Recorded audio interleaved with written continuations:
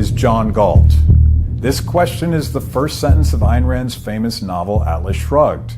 This book, published on October 10th, 1957, violence was when, again, our young black Most boys, crime committed by white people. our young black boys are not the violent ones in America, no matter how much they try to perpetrate it as that. Our young black men are moving forward. The majority of violent crimes that happen in America is 69% committed by white men. And see, so this whole idea that white people are safer than us is a lie, and is a fallacy that we got to stop. And this is a part of, for me, the black fatigue. Like literally, the FBI put out the stat. It's not me saying it. The FBI put out the stat. 69% of all violent crimes are done by white men. Yep. So and not only that, we got to stop allowing people to put the jacket on our young black men that all these YNs, black violence, when. I mean, we need training. Black people need to be trained and taught about economics. And we talk about investing, but doesn't investing, where does it start? What's the catalyst of 2053 being a thing, man? Can we change it or is it over? This is fantastic. I read up on it briefly. John Galt is right. It's over. It's over, man. I think he's right. I think it's over, man. Yeah. There's no pulling back from this because for every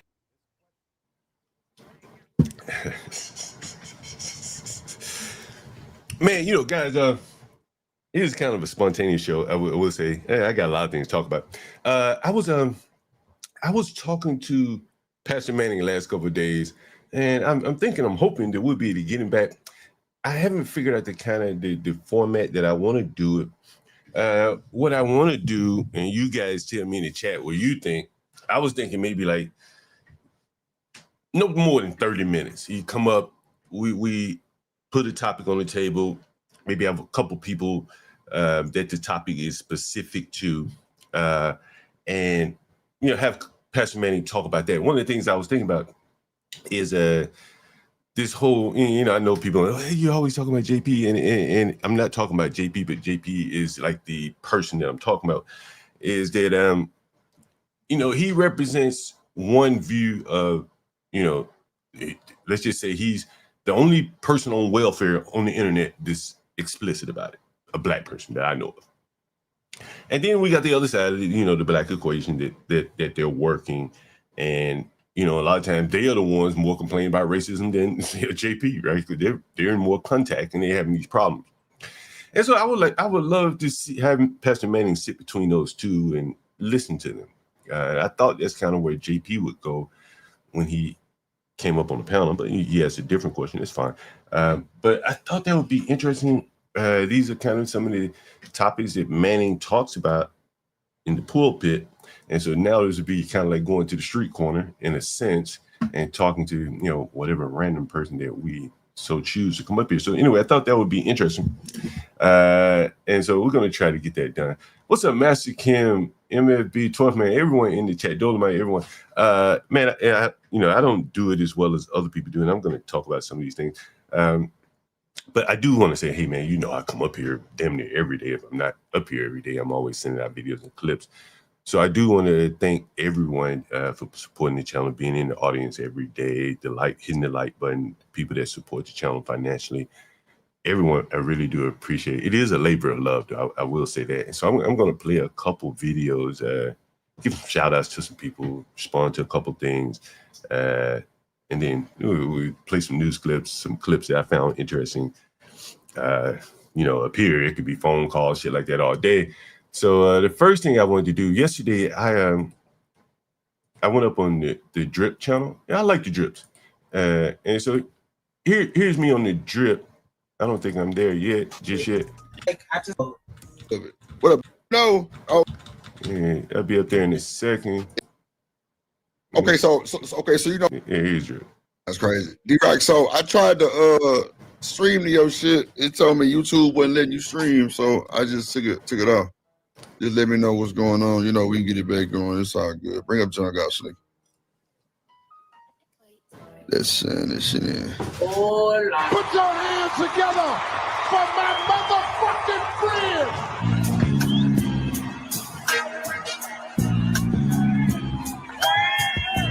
Hope you ain't give me copyright for that shit. Hey, how y'all doing? What's going on, John? Oh, not much, man. You know, I always like, I put that in the chat, man. I think I misspelled the word. But man, y'all are a good combo. I must say that. Nah, we be talking big shit. Yeah, but you know, it's good energy, you know what I'm saying? Not like y'all battling each other, you know what I'm saying? It's a real good energy, you know, I pick up on it. So I ain't gonna lie, John, like a lot of people say that, bro. A lot of people say that. I appreciate that for real. It's very natural, you know what I'm saying? Very natural synergy between you two. Did y'all know each other before y'all got started? Damn, okay. We met on another podcast. Oh yeah, okay, yeah. Man, I was listening to man, I didn't mean to derail y'all. No, go ahead. You got it. Man, I was listening to DJ Academics. I don't know if you listen to him. Oh yeah. Anyway, one night he was talking on his stream, and he was kind of comparing himself with like DJ Vlad and what's the other guy, Adam 22. Yeah. And he was like, man, Adam got Wack and whoever else he got over there, and then he was like, Vlad got Boosie and all these other guys. I guess Tekashi right now.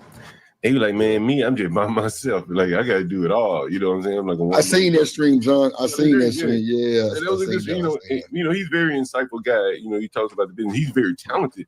So he can kind of, one man it. Yeah, because he was saying pretty much if he had Charleston White, he'll be a bad motherfucker. Yeah, right. I seen that shit. That was the later stream where he was behind the scenes at the NBA YoungBoy concert. He was with Charleston White, and he was kind of saying, man, if I had a Charleston White, but Charleston White kind of a solo artist himself, you know what I'm saying? And so they probably never would work together. But I did catch that what he was kind of yeah, I mean, everybody got that wing.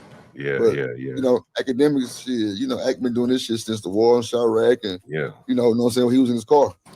Yeah, I think he is a very talented guy. Nah, very much so.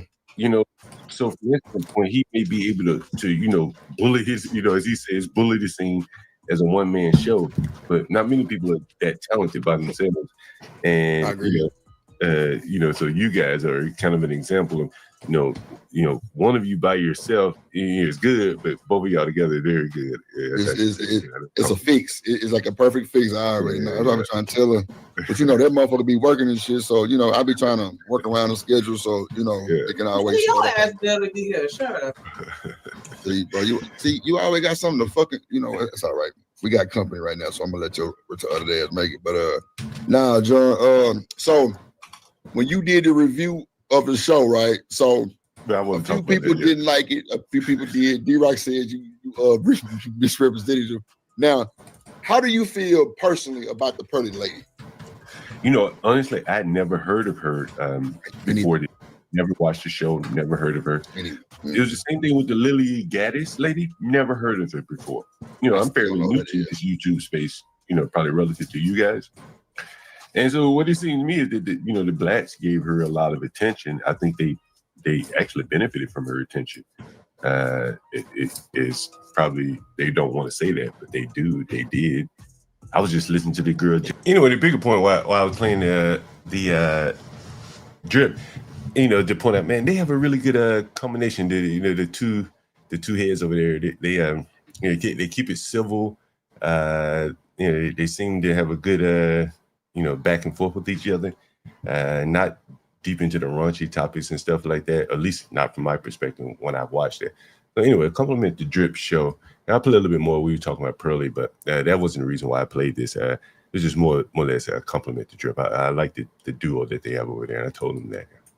Jazz, just a few minutes ago before I joined your stream, and she's still open to working with Pearly because she know Pearly will, help her make money. And I think that's the unfortunate part about black people is that it's the truth. They need a partner. Typically, that's going to be a white person. We don't work very well together. But it's hard. You ain't lying, though. It's hard to acknowledge that, bro. How do you acknowledge that shit, we don't work well together? Here's this white girl willing to work with me, and I got to do it. But we're going to be talking about some real uncomfortable topics. That's difficult. It's very, very difficult. You know what I mean? You know what though? So, with that being said, John, let me ask you this. You know you ruffle people's feathers when you say the blacks, right? See, that's what I wanted to hear right there. He just smirked and gave me a. But honestly, in fairness, I don't think it should ruffle black people's feathers to be called black. It wouldn't ruffle my feather if you call me black. Like he know what the fuck he doing. See, that's what I been trying to tell you folks, John. You gotta know how to sell the content, bro. You gotta know how to sell the content, bro. When, I'm a little different in that regard. I probably don't sell the content. I just go over here and give it, and hope it sell itself. But I don't disagree with what he's saying there. In general, you do have to sell your content. You got to know how to sell the content, bro. And just like how you like JP like that, and we know he crazy as fuck. But at the end of the day, he sells the fucking. He's a shock jock. When you say the blacks, you raise the roar of the goddamn stadium. Just. I got a video on my channel right now where I called a black man a black. And he I don't know if you saw that, but he responded like I called him the N-word. And this is my point. And I'm not doing this for shock. I've been doing this all my life. The video that I showed you, this was in my private business. Right. But I was surprised, and Free Zone Lou hit me to this. I think he's in your chat from time to time. Yeah. Man, when he told me that the angry man, the acronym BINO stood for blacks in name only, and I'm like, damn, right? Like, what is he saying? Did you know that? Yo, when Free Zone told me that, and then he was adamant about it because I ain't believe him. I'm like, man, I don't know, man. Then he went and pulled it up. I said, oh my God, it was an angry man post saying he black in name only. Man, what's worse than me? Like, I call you black, okay, the blacks. And blacks seem to get offended by that. And here's a man who's running away from it by saying he's black in name only. I couldn't even imagine me doing no shit like that. Nigga, I'm through and through black. You know what I mean? I'm black through and through. Nigga, I ain't running from that. And to see him run from that, the blacks got a real serious mental problem, bro. I didn't even know that was. I didn't know that meant that. That's crazy. Black in name only. Right. What a Riz. I ain't even know that. That's bro. Crazy work. Yeah, that's wild shit, bro. See, bro, Go ahead.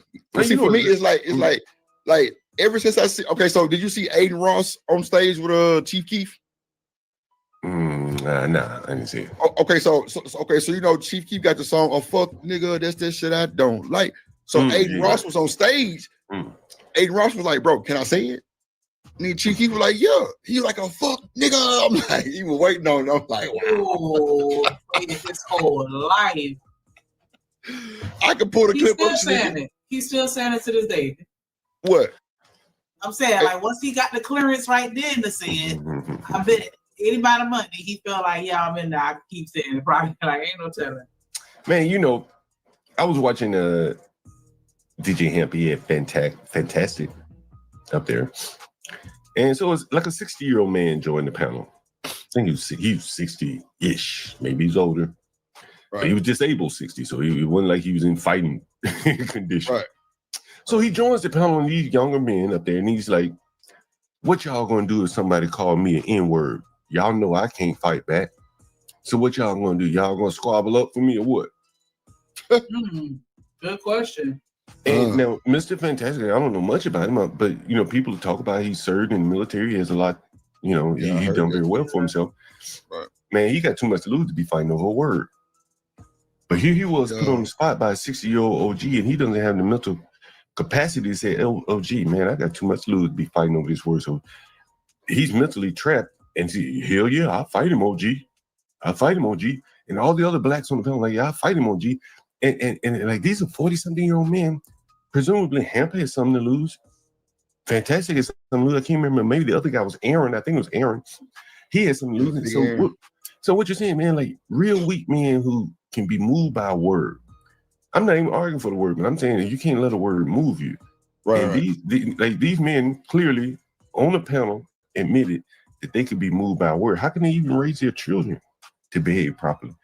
If these are grown ass men that can be moved by a word, shit. You know, and Nah, these are the things I call. So if I may ask, how would you respond if somebody called you the N-word? Shit, I can't respond to shit. I got too much to lose. I got too much to Don't lose. try to get them fired from their Yeah, job I don't or work. Shit, no type of retaliation. I don't work. You know what I'm saying? I mean, I don't even care. It's been like, like if you working for me, like I ain't gonna, like if you was my plumbers, I mean, you can call me the N-word. I wouldn't do that. But think about it, if you come out here to do some work for me, the odds of you doing that probably so slim to none. It's not even worth considering. If you work in a workplace, somebody do that to you, man, they're pretty much sentencing themselves to unemployment for the rest of their lives. So nah, for real, it's like a condition that the blacks are like dreaming up, but that in reality, it's probably never going to happen. You know what I mean? Hey, you know, one more thing before I get out of here, man. I saw you. I sniped your chat a little bit. It may have been misconstrued a little bit. One of the things that's interesting about these things is, to me, Clue Studio is a guy that's been very critical of me. I don't even know who the hell he is, and I don't think I ever talked to him, maybe once or twice. Yeah. But I noticed that he goes on one of Stanley's channels. Stanley's very critical of me. That's fine. I don't care. Right. And Stanley, you know, was married to a white woman. And from my understanding, Clue likes white women. Okay, go figure it out. That's why he was fetching for Pearly. Well, here's the bigger point that what I did not know, and when I saw the super chat, what I did not know, unbeknownst to me, was Clue works for Pearly. What? Yeah, okay. I work for Pearly. Wow. See, these niggers, like they run around here, they be very desirous of white women, white people, you know, they have to work for white people to make a living. But then he go over to Stanley channel and tap dance and talking shit about other blacks. But he makes his living, his bread gets buttered by Pearly. Partly by Pearly. And, you know, so here he is super chatting her while, you know, going back other places talking shit about blacks. But he went there talk that way about Pearly. I don't give a damn what she say. I'm still on her family. She call all kind of niggas. Wow. But it's right. He admitted it. Because I called him out, like, damn, you over here sending super chats to Pearly while talking shit about me? I can't believe it. Because all my women are black. I live in black neighborhoods. How dare you criticize me? And you know, but again, it just shows you, you know, blacks don't have much of an ecosystem. So here he is, you know, working for the devil that he hates in some ways. Wow. Because he was real adamant about Pearly being great. He worked for Pearly. Man, he was like, yeah, we can't talk about Pearly like that, and what y'all mad for? I'm like, oh shit. All right, I've been working for years, according to, I mean, I think he admitted it at his own mouth. He said, I work for Pearly. So he's a gatekeeping ass nigga. But you know, here's the other thing. You know, Pearly, she's doing her thing on Black Fatigue. I'm looking at the panel. You don't really have much juice as it relates to Black Fatigue. They're looking at it from the outside looking in. You know, none of those people probably live around blacks. If they do, begrudgingly, they're trying to get the hell away from the blacks. So they can't really talk about Black Fatigue in a way that is substantive. Clue, you know, a good employee of Pearly should have said, you know, Pearly, I got a guy that can really talk about Black Fatigue, even though what he's going to say will hurt my feelings, but it will be good for me since I'm going to continue working here. This would be good for content. Right, for the content. Yeah, gotcha. He's black. He can't do that. Right. And so that is why Clue kind of ends up being a gatekeeper to Pearly, but he has to keep it a secret to the other blacks. But he had to let it out with me because he had to justify that super chat. I put his black ass on the spot.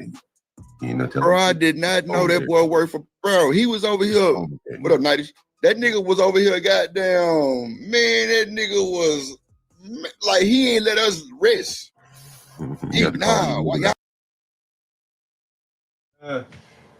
And I'm going to play this, but I can't find it, so I may not be able to play it. Where's my phone? If I can find it on my phone, I'm going to play it next. If I can't, I'll just tell you now. Yeah, I'll just keep playing this down, see if I can find it on my phone. Oh, shit, play the video. Go back to 10 days ago. Did she say something about black people? I'm like, bro, what the fuck is you talking about, bro? Like, chill. You see what I'm saying? Yeah. And then he fired off on you. He like, well, god damn it, you know, your ass in the chat, woo, woo, woo. And you know, about bam and all this other shit. Come on up here. I'm like, damn, Clue. He didn't want me up there. Trust me on that. Trust me on that. He did not want me up there. Because what being said up there probably hurts his feelings, bro. Yeah, but feeling, bro. Okay, so John, let me ask you this, bro. Let me ask you this real shit because I know you're a little bit older. Like when like what type of nigga is a nigga that he black all the way black? From the rooter to the tutor, from black family, black. Ain't no extra squatting eagle foot, chicken tall, none of that bullshit, right? So how does a man like that feel? You know what? Never mind. I already know the answer. Don't worry about it. Don't even worry about it. Because, bro, the fact that he really let that shit ride like that and be like really like fighting for this woman. I want how much she pay. I want how much she pay. I feel good. Well, I feel like I didn't made it because one of her workers over here. That's how I would take it. But you know, man, but you know the thing is, bro, like, you know, again, like he's an employee of hers. He has at this point, he has every incentive for her to do well because it benefits him, right? Clearly, right? And so in that sense, he can either try to gatekeep her, right? Because she is a big channel, or he can like, you know, look for, you know, people like that he finds panel that he finds interesting, maybe try to bridge a connection that may help your channel and be good for content for her channel. Right. Last night, she kind of needed some people and some more real people, authentic. The people that she had on there, I mean, YouTube would have been better than the people that she had up there. You know, a little bit more black authentic than the right. You know what I'm saying? Like, that's all I'm saying. You think somebody put a battery in her back to be just wild like this, or like, you know, has she? Well, I don't really know too much about her, but if she's always been like this, and I don't really think so, but cause bro, I was watching something. She was like, "See, I'm on this boring ass panel. These guys are so boring." It was who was up there? Fatty, Ali, and you know, like the whole Untouchables and shit. But bro, she was just like, "See." Then she said, "Anger Man can be bought. Let me just give him $75." I'm like, wow. Man, she ain't lying. Oh hell no, John. Come on, my not 75. Maybe not 75. She said, yeah, he can be bought. Let's bring him on the panel. I'm like, wow. See how lowly she think of these people? Yeah, what I'm saying. But see, like, bro, like any of you working in corporate America, you might work for yourself, but either of you two working in corporate America or ever worked? I have before, yeah, I have. Okay. So when Pearly was doing that little review where she was trying to give the girl some feedback on what topic, I think it was Jazz. What's that name? Jazz. Hey, give me 1 minute, guys. Got it. DoorDash. Yeah. Tell me name if you guys are interested. Anyway, so she's like going back and forth with her, and she's showing the conversation. So you know it ain't a lie. You know, she's showing it, assuming she's getting fabricated. And they're going back and forth on the conversation. And I guess Pearly just had a debate or whatever they call these things with Tilly, some lady named Tilly, whatever. Yeah, so anyway, so the Tilly lady, they'd had a successful debate in Pearly's eyes. So now she's going to do it with Jazz Noel, and Jazz can't come up with a topic. She's like, she's stuck. And so, okay, go ahead. Okay, go ahead. I'm gonna say this. From what I've seen of that person, I don't even know that person, but I don't really think that's gonna be a good one. What do you mean? Like, I don't think she can hang with Pearly. I don't know. I can't speak about it, but I know one thing for sure, that I looked at her, did a little react, and I ain't criticized. I'm just looking at like the debate style. It would be like a Greg Adams versus Andrew Wilson, like they're in two different lanes having a discussion, talking past each other more or less. But Pearly was trying her best to help her with a debate topic to come up with. Jasmine Noel couldn't do it. And so at some point she said, why don't we just do what we did last time? And I thought about like, if you said that in corporate America, like you'd be stuck doing the same old, just rote assignments. No one would ask you to do anything new, anything fresh. You wouldn't learn anything. And sooner or later, they just get rid of your position. And that's what Giles Noel did. And it was something that I seen, you know, among a lot of Black people, is just like the lack of creativity. You go from one panel to the next, it's the same topic, you know, splitting it, slicing it. And so that's kind of what, you know, what I saw in that back and forth between her and that Pearly girl. That I found that to be interesting. Yeah, like, and not to say she couldn't hang with her, meaning like, I meant like I just don't think it would be a good conversation because it'll be a lot of. Before these comments get too far off the screen, I got to address this right here.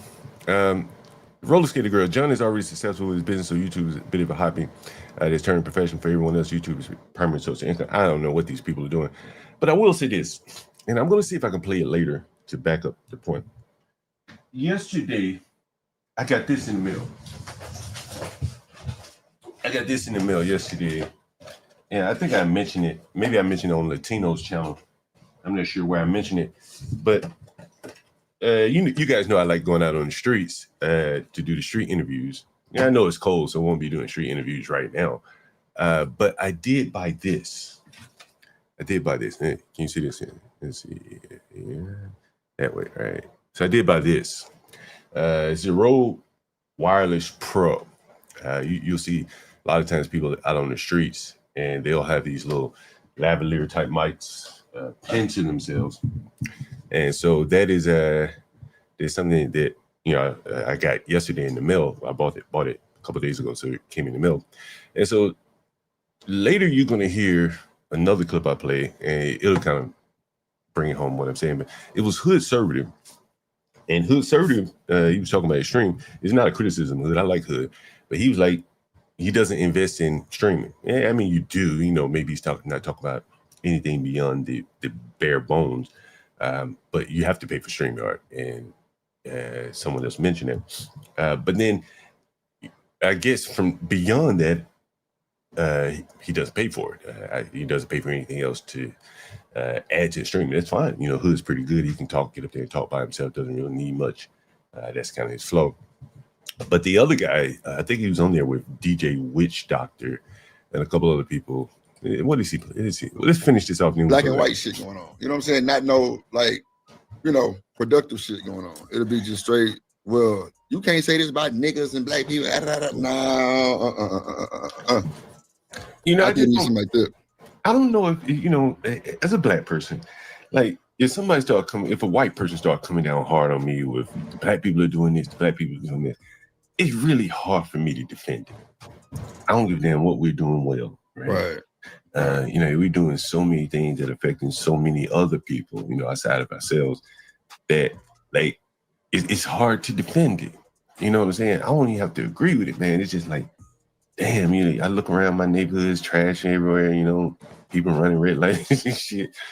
And it doesn't bother me as much, but I can see it bothering someone else. You know what I'm saying? So, two sides to the coin, I guess. But like, do you think that they could sit down and have like a real positive conversation without going to stats about black and white women? Man, to be honest with you, nah. I think, man, that's what I meant right there. That's exactly what I meant. Just like the question I asked is exactly what I was meaning. Like, not saying she couldn't hang with Purdy, but I just think it would be a whole black and white. And stats say that white people shoot up the club. Stats say black niggas give more babies than the babies. All kind of little wild shit. You know what I'm saying? It'll be like an argument like that. Like I don't really think it could be nothing positive. I think a lot of this shit comes down to like competition. I don't necessarily. I can't speak about you, but I don't see white men as my competition. We might be in competition for the same thing, but there's enough of it going around that like it's not feast or famine. Whereas with women, typically black women in particular, if you look at the numbers, it is what it is. Right. If Pearly walked down my street and Jazz Noel walked down my street, and I think Jazz Noel looks better than Pearly to me. Oh yeah. Let me say, she's more my type. I like black women. So, yeah, for sure. That's not to say that a white woman wouldn't be attracted to me, but Pearly's not more attractive to me than Jack from what I've seen. Yeah, I heard you, Hood. Yeah. No, and I didn't give you. I didn't put it in. It's coming back to me now. If you want to come up, man, I'll put the link in the chat. I would love to have this discussion with you. It wasn't a criticism at all, honestly. And you equated it, I want to say, to like drug dealers. Correct me if I'm wrong. I think you equated streaming to like you. Matter of fact, it's come back to me. It may not have been you, but you said something to the effect of it's more lucrative than drug dealers because you don't have to put as much into it. Something to that effect. But anyway, if you want to come up, clarify it for me. The links in. I think in my neighborhood, Pearl would run pretty damn tough with Jazz Noel in terms of getting attention. I do believe that. Well, you know probably why though. It's a bunch of narratives. You know, the Pearly throat might be longer than Jazz Noel throat. Whatever the case may be. But I do believe that, you know what I'm saying? Like I've seen some black guys give some white women, and you'd be like, damn. But you know, that if the white woman looked like that but black, I don't know if he would get with her. But you know, there seems to be an extra, you know, like a value on top, like a cherry on top. If the woman is white, they'll discount the looks a little bit.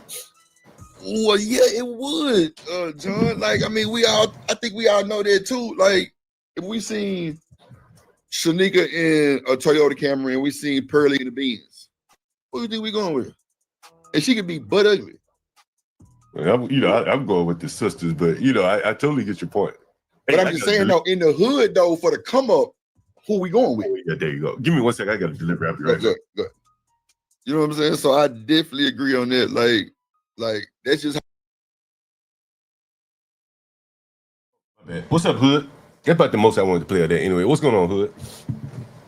Morning, John. You know what's so funny about YouTube? It's such a weird place. As soon as I click on the button, I hear people talking about me.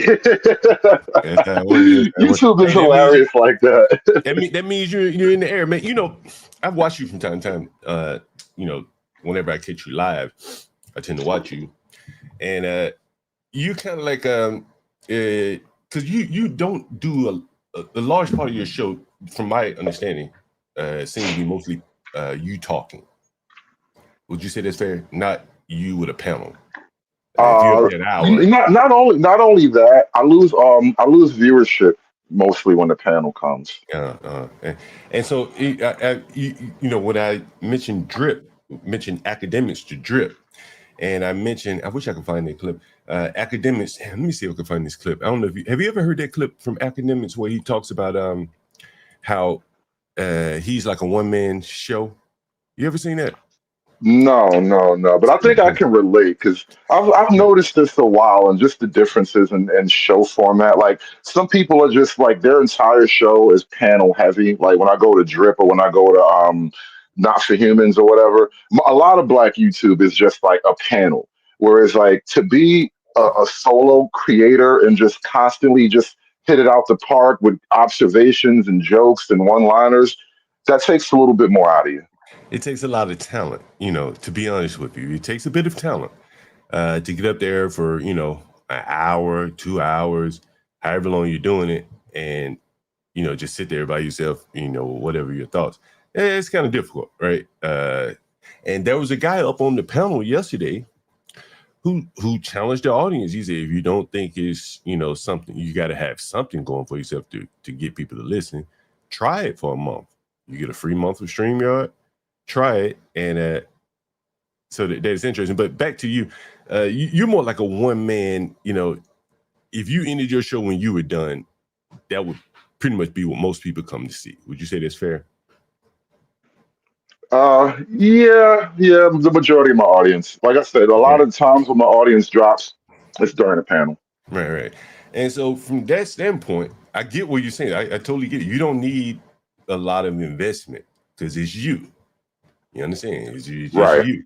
And but for other people who may not have that gift of gab, the voice, and the insight on things, they kind of have to go an extra step. You know, like you're like an academic. Vlad, he got to bring people on to make it work. He can't sit there and just talk by himself, right? So he has to invest a little bit more above and beyond you, above and beyond your stream. Would you say that's fair? I don't know. Maybe has to. I don't know if I'm in a position to say that, but now Vlad's got to have a studio. He's got to pay. You know how like you made a point to highlight how I'm intentionally low investment, right? Well, this is not like this is not a poverty thing. This is a strategy thing. Like I don't want to invest much in it because this is not a job. I have a regular job. Like I lost the channel the other day, so all of my years of Yeah. investment theoretically would have just been in the air. So I'm afraid of investing in this shit. Wait a minute, hold on. You say you lost your channel, but I'm looking at your channel. You have a channel. No, this is my OG channel that I had forever. I always use this channel to like get on platform. Like if I'm on somebody else's channel, I'll use this account. But my other channel that I was making money off of, like currently, my lucrative channel, it just poof went away because I got a little bit too spicy. I What was think. that? I wasn't familiar with all your Well, it was the Conservative 2, like the Conservative Live channel. Conservative 2. Okay, hold Right. on, let me look that up while Well, you can't look it up no more. It's all gone now.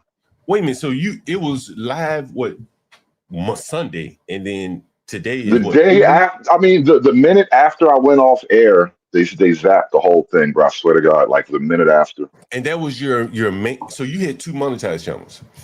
Well, yeah, this channel I'm on right now, it just got remonetized. It was demonetized for years. That's why I had to make a second one. So why did they demonetize your channel? Because I'm too risque, bro. Like this is why I'm afraid of investment. Because like I might say something that seems risque, or I mean, it might seem a little bit edgy, or just for comedic purposes or whatever. Like I'll say something, the next thing I know, I done pissed off transgender mutants in the Brazilian rainforest, and now I got a hate team on me. It's just a bunch of bull. Did YouTube even tell you why? They don't tell you exactly why. Like they'll never pinpoint the timestamp of what you said.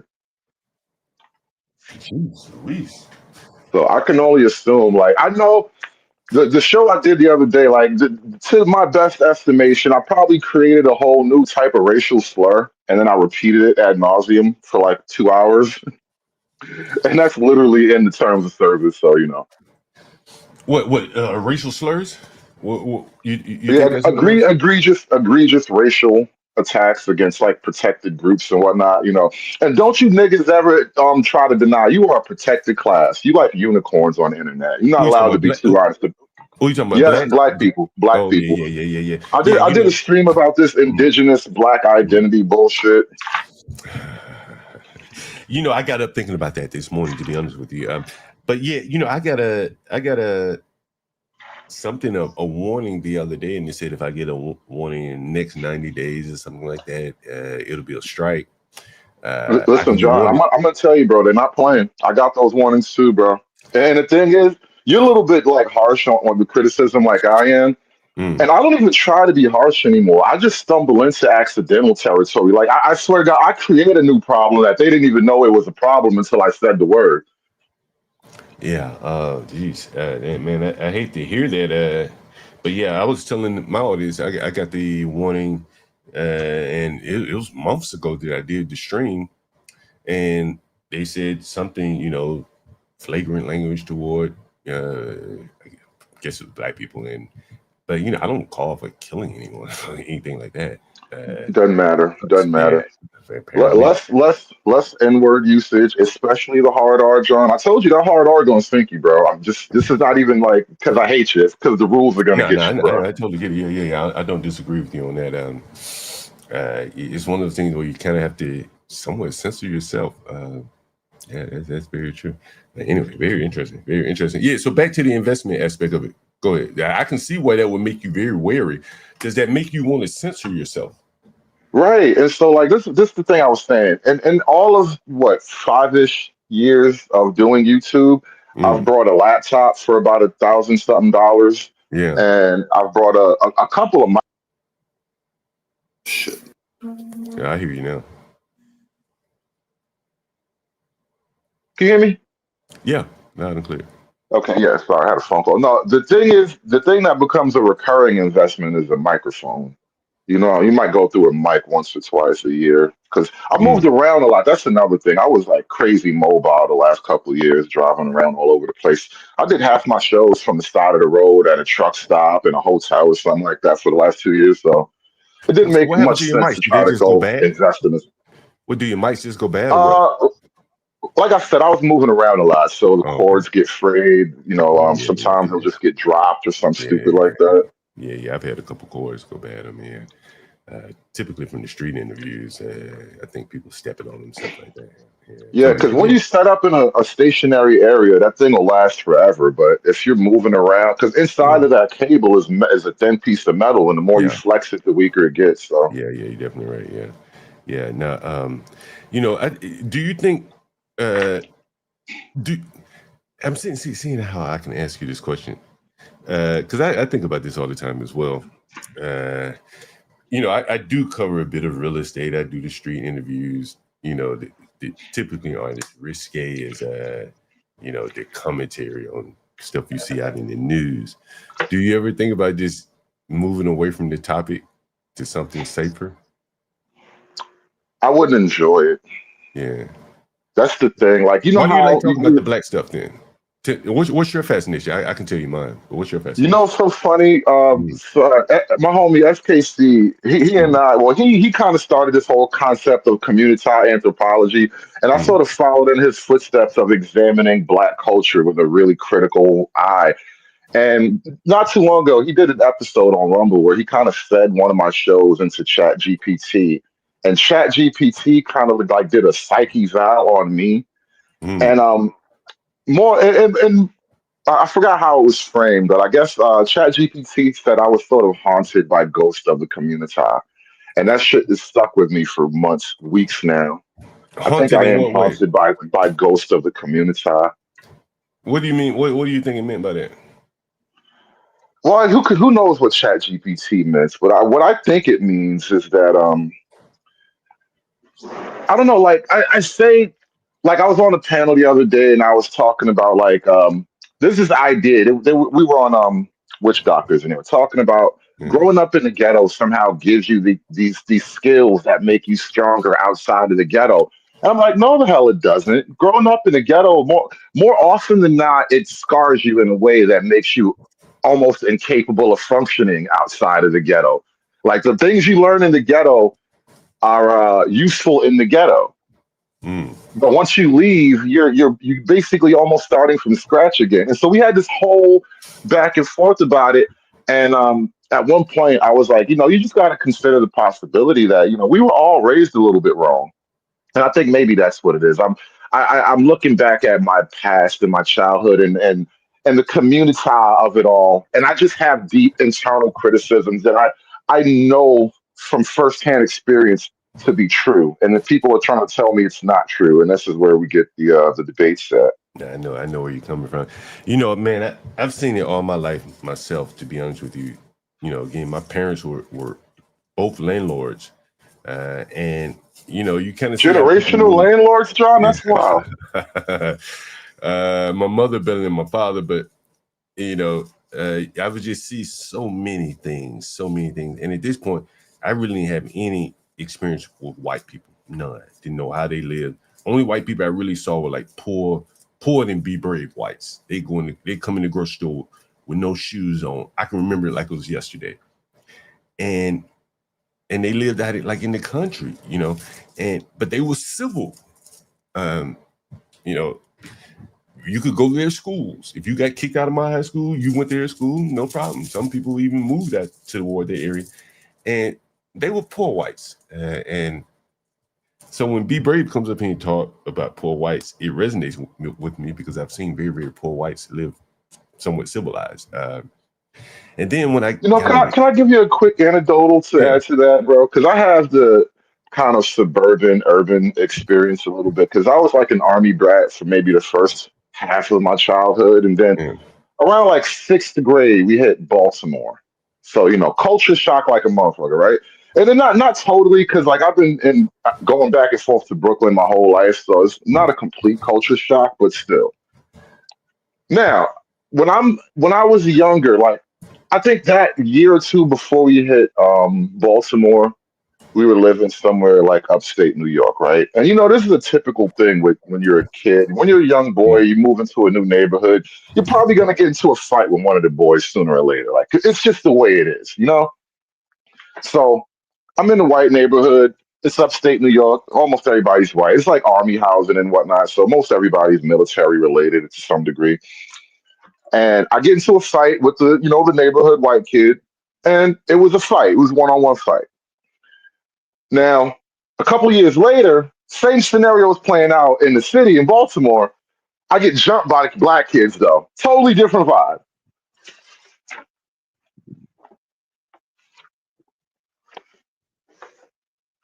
And then the irony to that though is at the same time, both kids, we all went on to be like friends because we were all living in the neighborhood together, like next door to each other. So whether or not it was the black kids or the white kids, the pattern was the same. Well, it was similar, but it wasn't the same. You know, there was a distinct air of more danger with the black kids, put it that way. Yeah, man. I've always been this way, very agitational toward the blacks, because I always knew something was wrong, man. Honestly, from a very early age, and I used to provoke them, fight them as a child. Of course, they jump on you, multiple blacks. But yeah, I could give you so many scenarios where I think that they have looked at it the wrong way, and I think there's a pattern that runs through it. When I was a young man, I guess you could say, like 14, 15 years old, I tried out for a quarterback position. I was a quarterback. So as you move it up in age, you go try out for quarterbacks. And the way that the blacks tried out quarterbacks, now this was 40 years ago now, 35 years ago. They lined us all up and they said, who can throw the ball the farthest? That would be the quarterback, right? Well, I was smaller in stature, probably smarter than all the other dumbass blacks out there. But I couldn't throw it as far as some of them brute force blacks could throw it. Hell, I'd never been trained how to throw a ball at this point, and there's some mechanics to it as well. Anyway, so that's 35 years ago. That's how blacks were choosing quarterbacks, brute force. Fast forward 35 years, look at the quarterbacks in the NFL now. More or less brute force quarterbacks, the black ones I'm talking about. They can throw the ball very far, but most passes in the NFL are 10, 15 yards. So the strength doesn't really matter. So all of the abilities and strengths that they had, that they bring to the quarterback position, aren't the most important, if that makes sense. Does that make sense? It does. Here's what I've kind of discovered over the years. Like, there's a kind of black pilling to what they call race realism. I think that's a field of study that terrifies the average black thinker. Because yesterday I did a whole show titled "Logic is Anti-Black." Yeah, I saw that. Yeah. And my initial premise was not to agree with her that logic is anti-black, as if black people can never access logic. But I agree with her in the sense that coming from the African continent, as we have done, like I said, I'm not with these Afro-indigenous. I take the general traditional narrative because we are basically extension.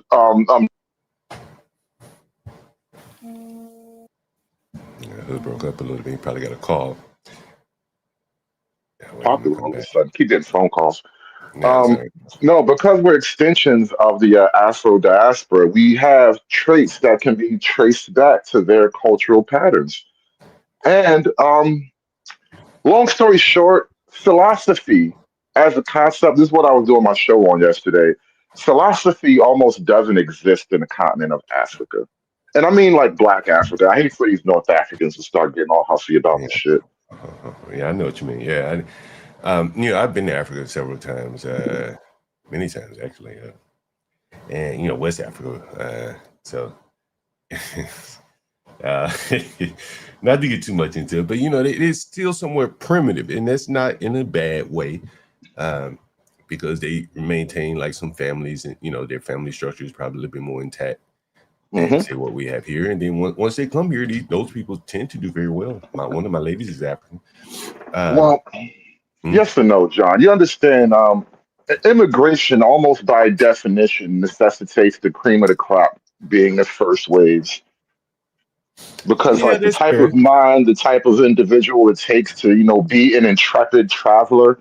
You're probably not a loser already in your home country, But you give it enough time, we're going to start bringing the losers too, and it'll be goat's meat everywhere. Well, I mean, they got that now.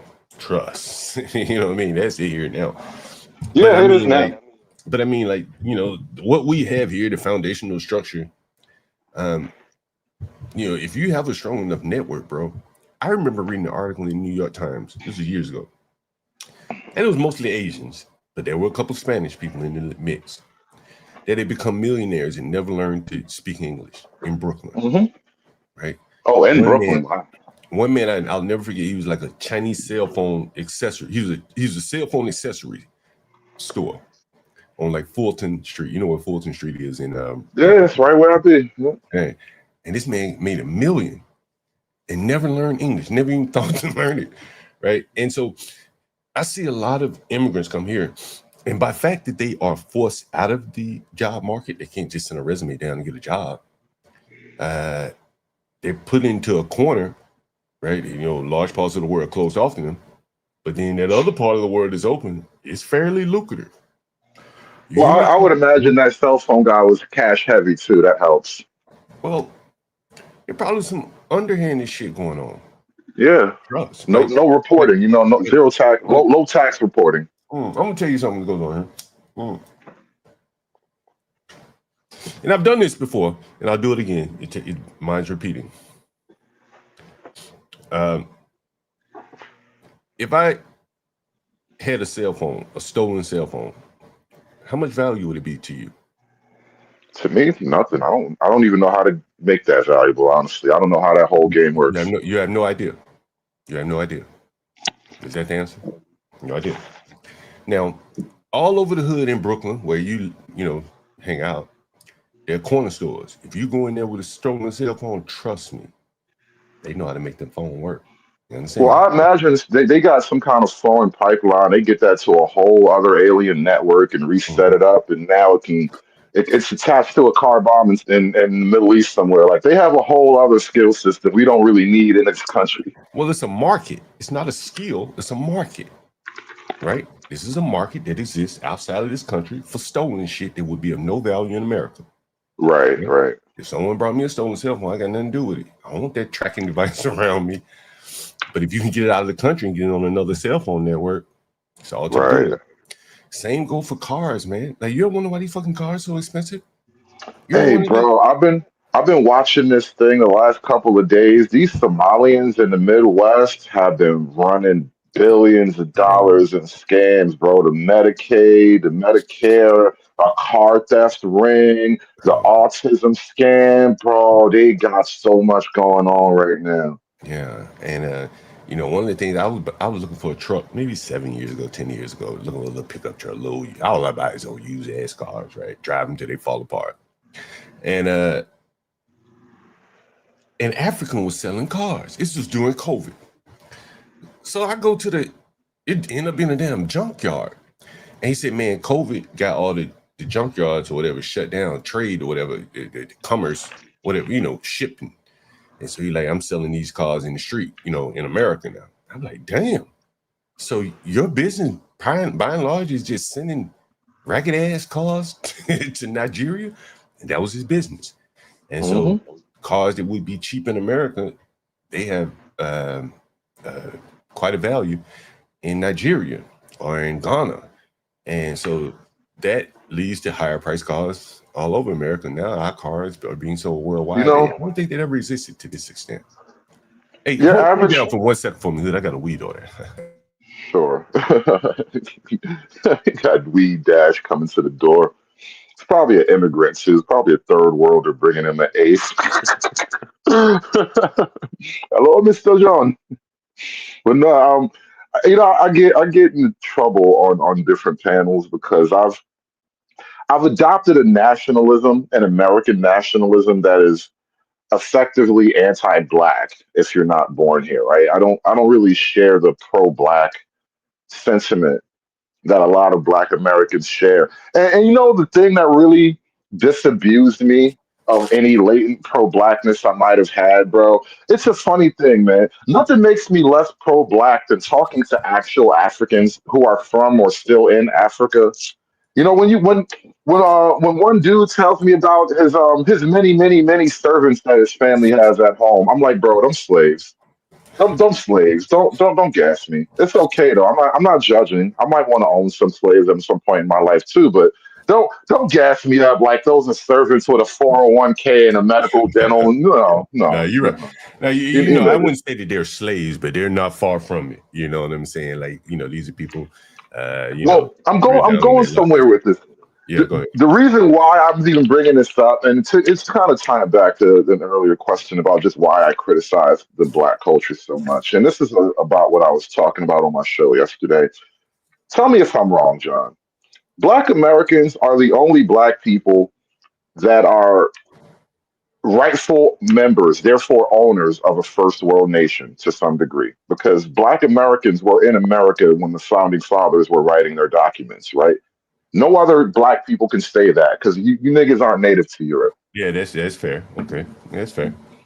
That makes us Yeah, that's a fair. Yeah, special. that's fair. We're a special black people in that sense, right? Because we're the only black people that were not born into the third world effectively. Like a lot of the black countries right now where a lot of these immigrants are coming from outside of the capital city, it's basically 400 years ago. So Yeah. like we by the sheer luck. I don't even want to call it luck because our slave ancestors paid it in blood for us to be what we are. But because that toll was paid for us, we get to be the only true first world black people. And one of the byproducts of pro blackness has been to totally forget and to separate yourself from this ownership of a first world nation because you can't be a Pan African and also a proud American. You see how that works? Yeah. And so people have chosen to be anti-American when I mean technically we are the product of America in a unique sense. Like no other black people are us. And genetically, we have more affinity for our white neighbors than we do for our African immigrant cousins that come off the boat today. And so I just look at it like, we really can't be African no more. And I really hate how blackness has just become the infinite anti-white. Like it doesn't even exist on its own in a lot of capacity.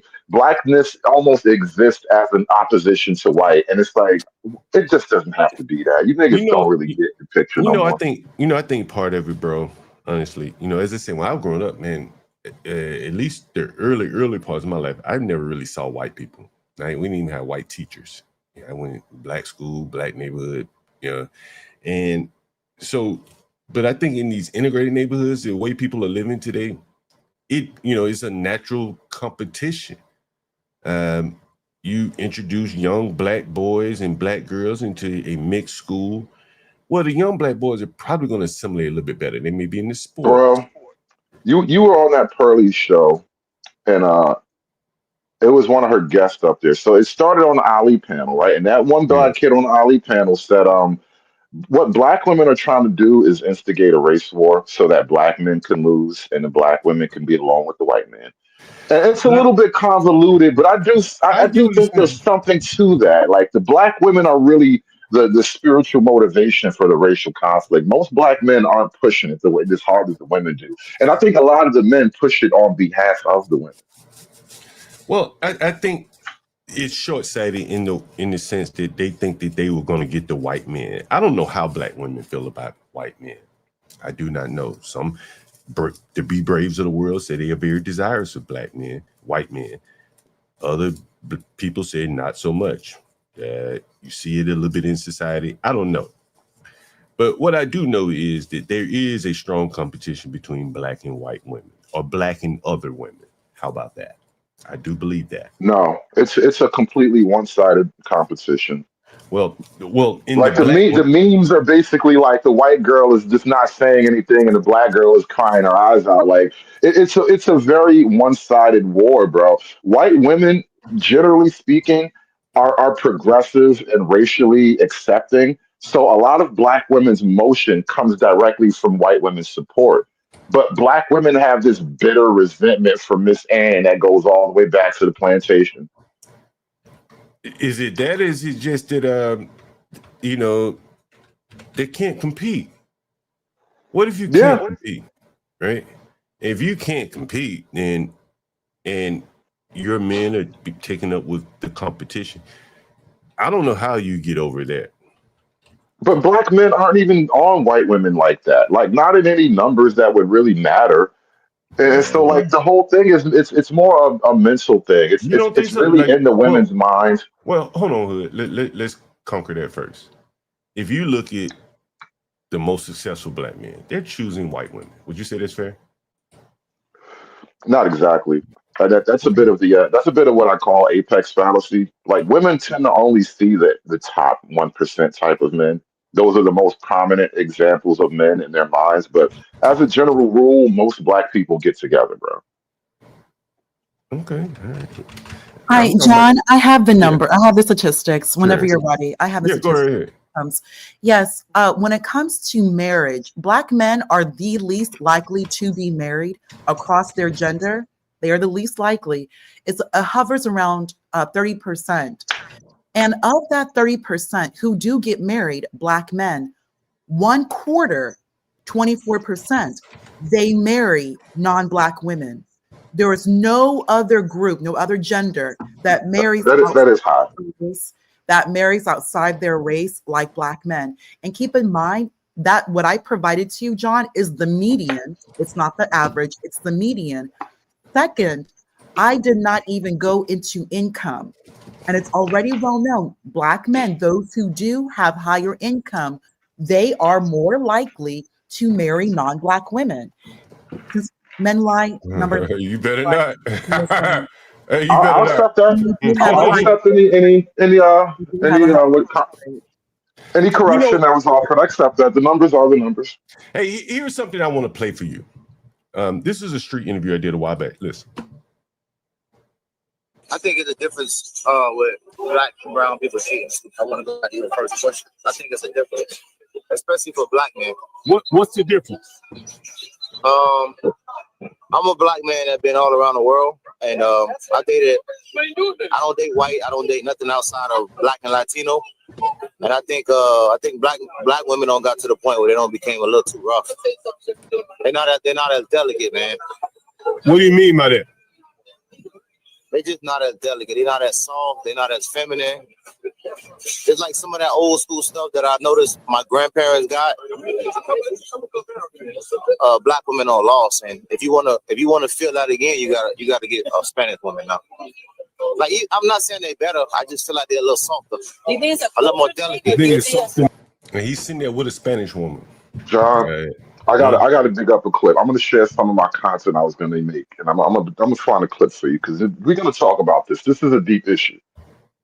Also, John, if I may share something with you, I think it was about 2 weeks ago, I sent you that clip with Tommy Sotomayor. I just want to bring something up.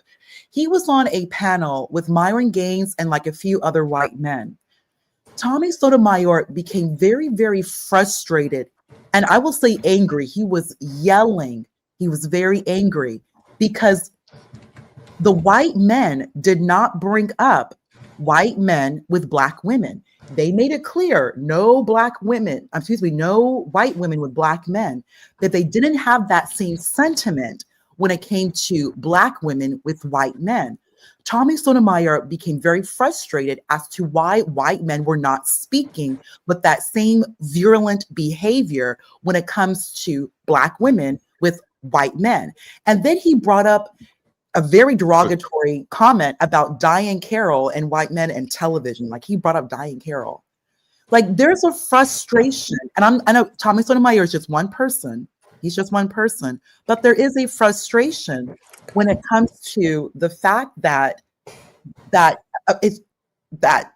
other groups are just not going to care about black women with non-black men. But of course, there is going to be pushback when it comes to white men and black men with white women. There just naturally is. That's just simply how it is.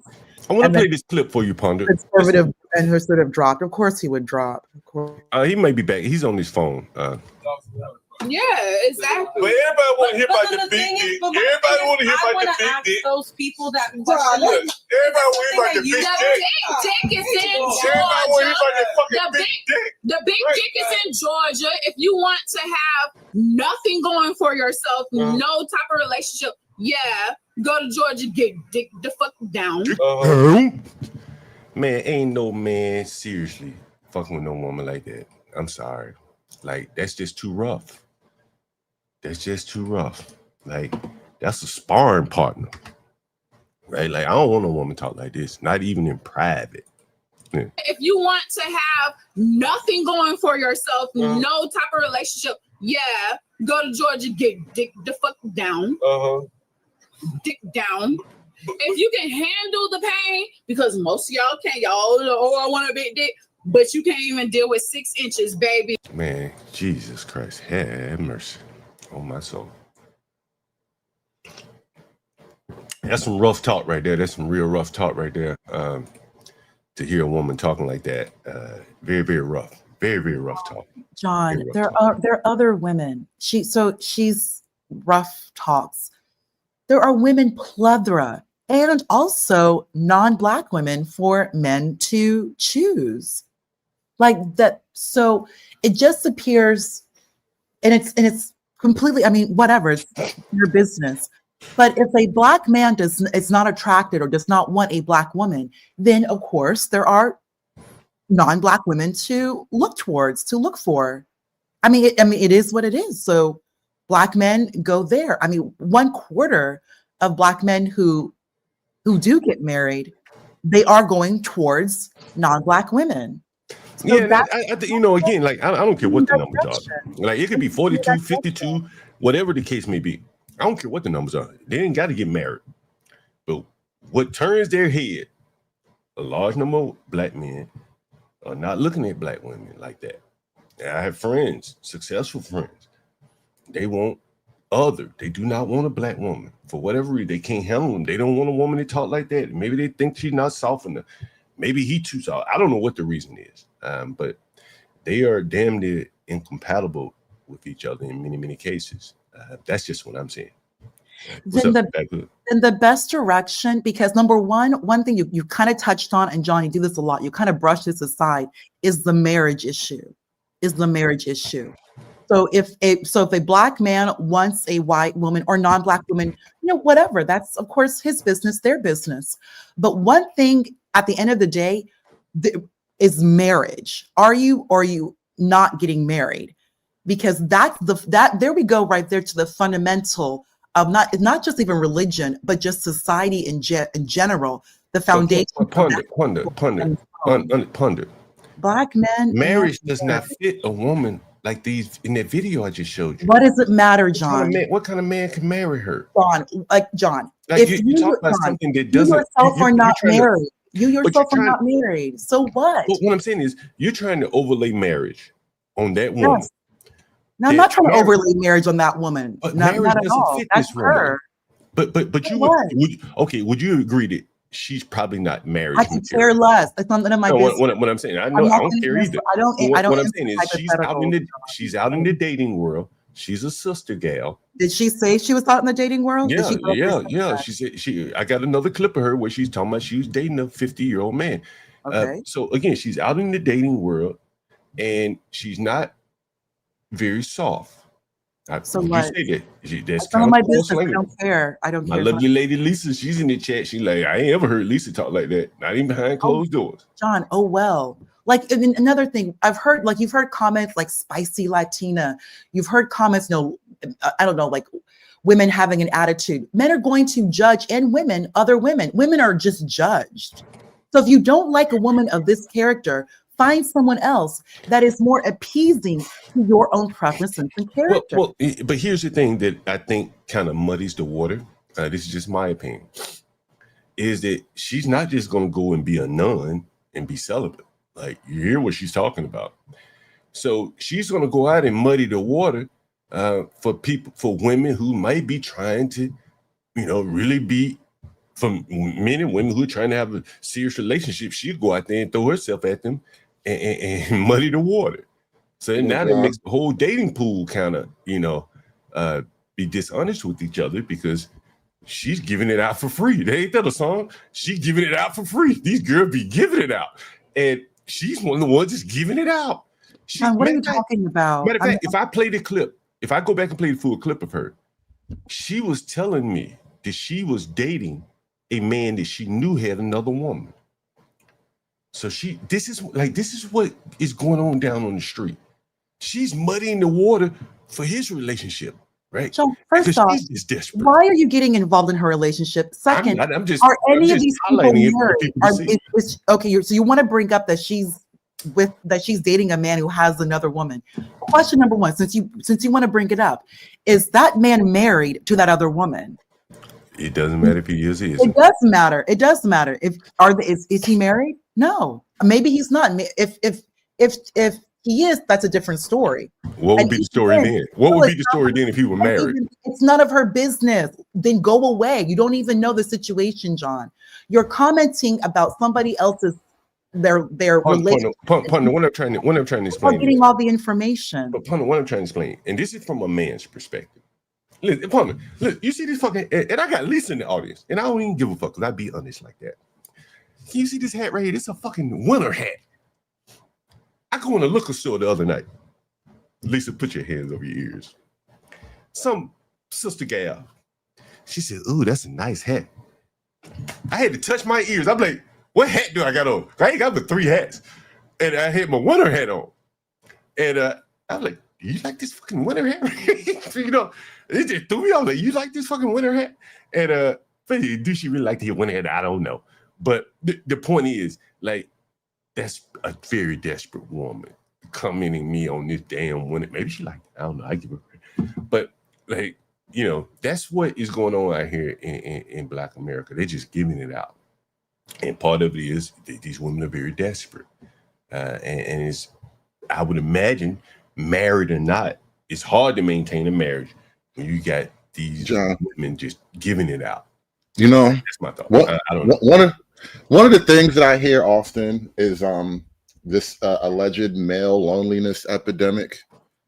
And I always wonder how these little social phenomenons apply when it just becomes Black America, right? Like the incel crisis. I don't really think there's a lot of incels in Black America. I mean, there may be some guys who just don't get laid, but I don't know if it's as pronounced as like the media would like to think. Because Black men, by and large, are kind of what's the word? Lustful. You know what I mean? Black men tend to be on the hunt. It's a cultural token in Black male life to be on the hunt. You know. Mm-hmm. And the hunt almost never ends either. Yeah, hell yeah. He ain't lying. And so he ain't lying. Like, I don't know that Black men are really incels and lonely. And as a general rule, I don't think men are lonely the way people try to describe it. But I have a clip pulled up here in the Black background, bro. Mm-hmm. The women are experiencing loneliness and solitude like women have never known before. And I think you're on to something where there are a lot of Black women in Black America who just don't get the love they want. I mean, some of it's for obvious reasons, some of it's for less obvious reasons. Damn, I fucking hate my life. I'm in the Amazon bathroom trying to be quiet about it, but one thing really made me really upset. I saw a girl and a dude playing around, flirting and stuff like that. And it's like, damn, do I look that motherfucking bad for me not to have nobody flirting with me? Damn. It's like half of it, I hate my fucking life. All the dudes flirt with the other girls. Dudes really don't flirt with me. Or am I? It doesn't happen. It doesn't happen. Jeez. I know. It's probably because the way I'm shaped. All types of stuff. But I had to go in the bathroom because I was literally about to cry. Nobody flirts with me. Now, John. Now, here's the kicker, though. Hey, hold on for 1 second before you say that. That's why we see all the fighting in these stores and shit. There you go. That's why if you fucking leave a ketchup out of the order, a pack of ketchup, she going into a rage, and it's inexplicable to the person, to the all seeing eye. You be like, what?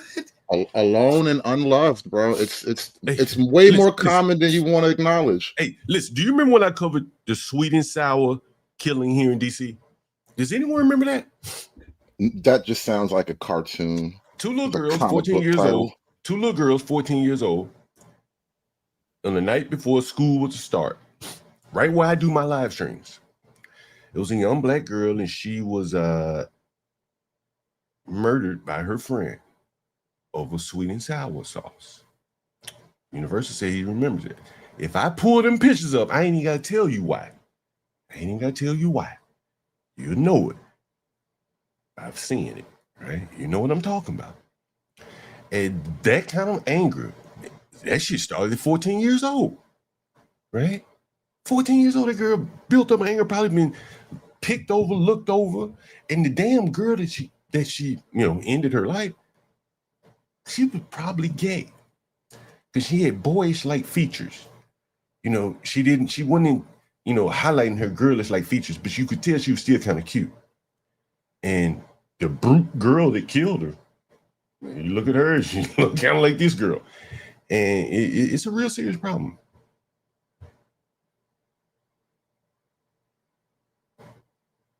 Go ahead, Ponder.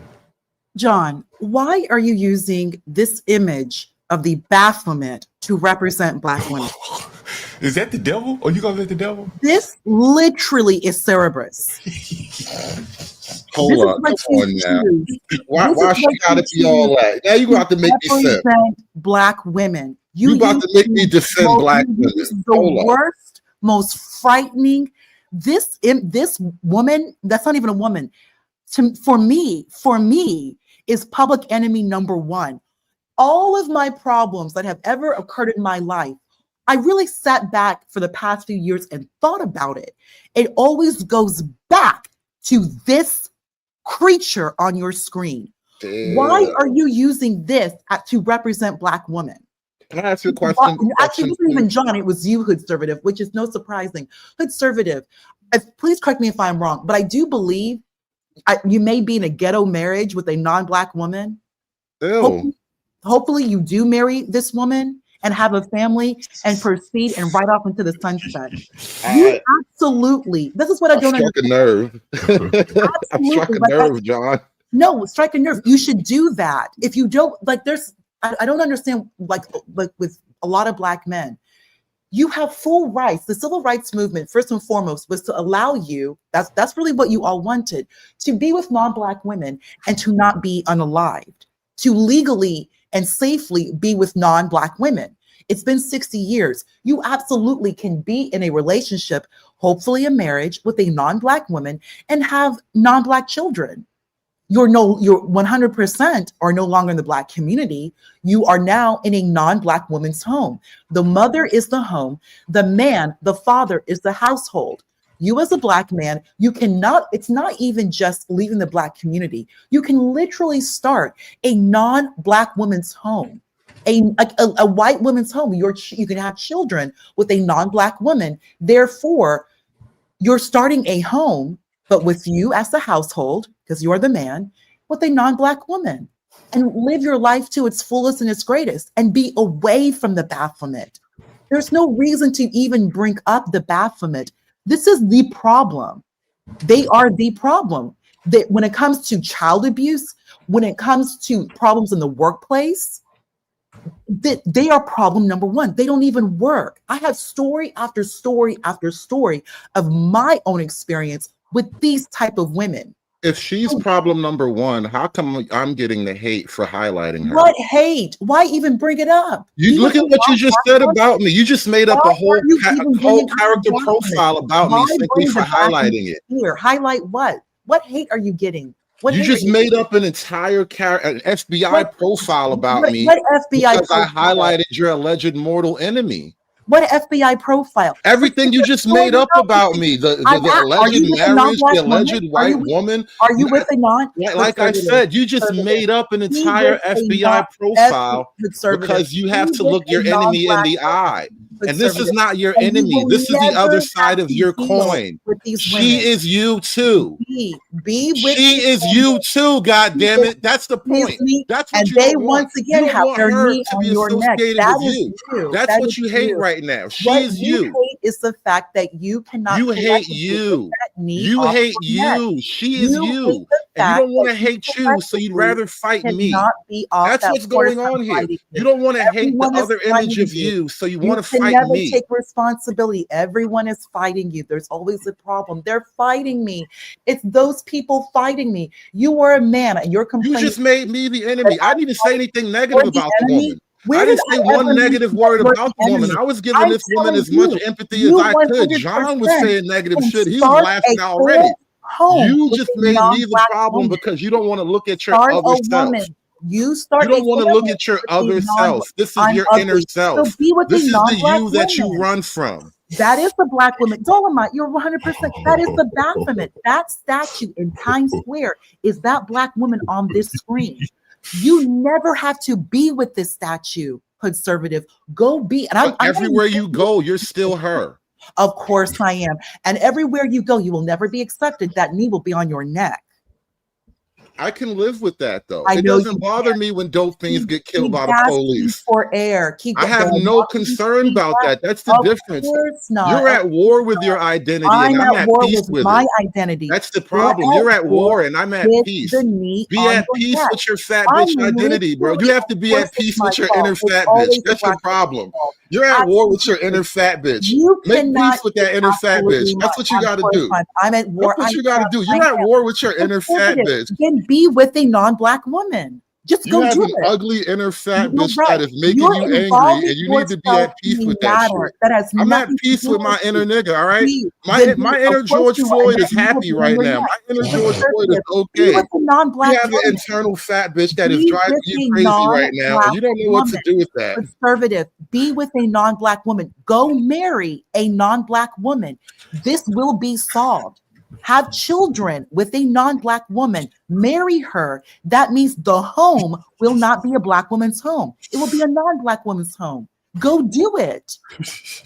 You absolutely can completely leave this lifestyle, completely leave black women. You can live a life where you will never even see not one black woman. Notice how I'm the problem, even though Oh, this is her you're a own problem. mortal What enemy. problem am I Not her saying own that statement, you are? this is her enemy, What but I'm somehow problem the am I problem. You saying see that what- you are? I'm giving you a solution.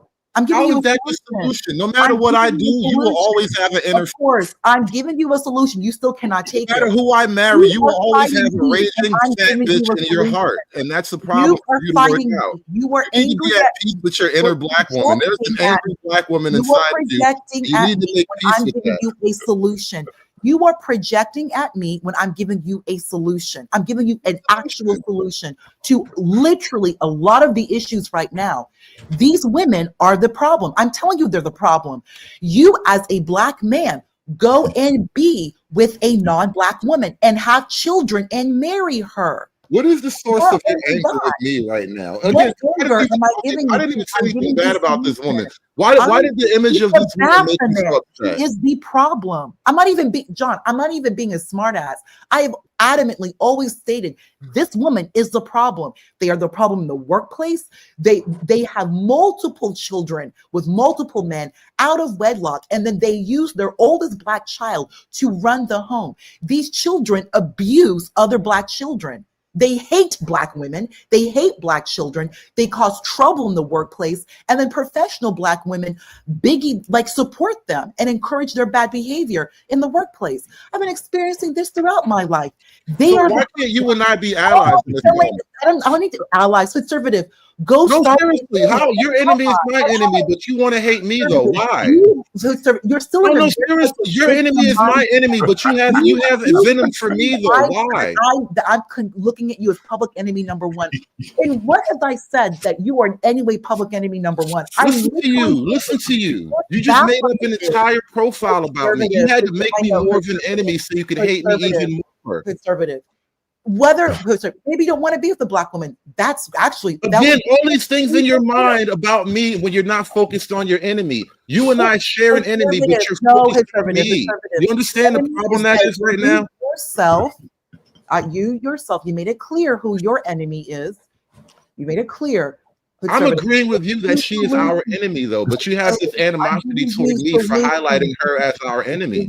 I'm giving you solutions. I'm literally stating solutions. And no, That is I'm not my solution, though. You don't. It is not on you to make a solution for my life. There is no how is reason it on you to make a solution for me when we have a shared enemy in common? Be with a non-black woman, How is relationship, that the marriage, solution for that? children. How is that the Oh, solution? it's not a solution. So you just want to How? spend your time complaining about the Baphomet as opposed to moving forward and forward towards a better life where you never have to deal with them. You're a man. At the end of the day, you're still a man. What's the What are they assumption gonna that do I'm having to deal with them? She just You at complained the that end of the day, nobody's you're dealing with still her. a man. But hold You on, at she the end just of the day complained that are nobody's you dealing with her. never Why is there an have to assumption deal that with I'm these dealing with women. her? You are. Why even bring her up? Why even bring her up? Because Why we were you- were why having bring a her up? conversation about the need Why that bring black it up? women have for attention Why and even love and bring up affection. black women? We It's were none of talking your about it already, business. weren't we? Why bring up black Weren't women? we already It's none talking of about it your already? business. We were literally It's talking none of about your this, right? business.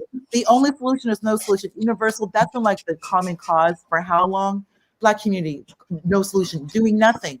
Conservative, leave them alone. Just leave them alone. You don't have to deal with them. Leave them Who alone. said I was dealing with them? Nobody's dealing with her. That was the Why? whole point I of her know, video. true. Did you not The watch the same thing video? with you. Did you not watch the Why video? are you all not with non-black women?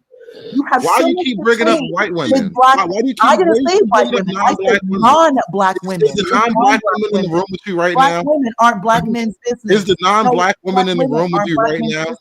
No, be with a Why do you non-black keep woman. bringing them up? Conservative, be with a non-black woman. This Stay is with a black others. on black discussion. You Why do you just keep said bringing up you have non-black women? an It's like there's a obsession. ghost. You have an Are you obsession. haunted by the ghost of You're not from non-black the third women? world. Stay away from tethers. Stay away from the Baphomet prophet.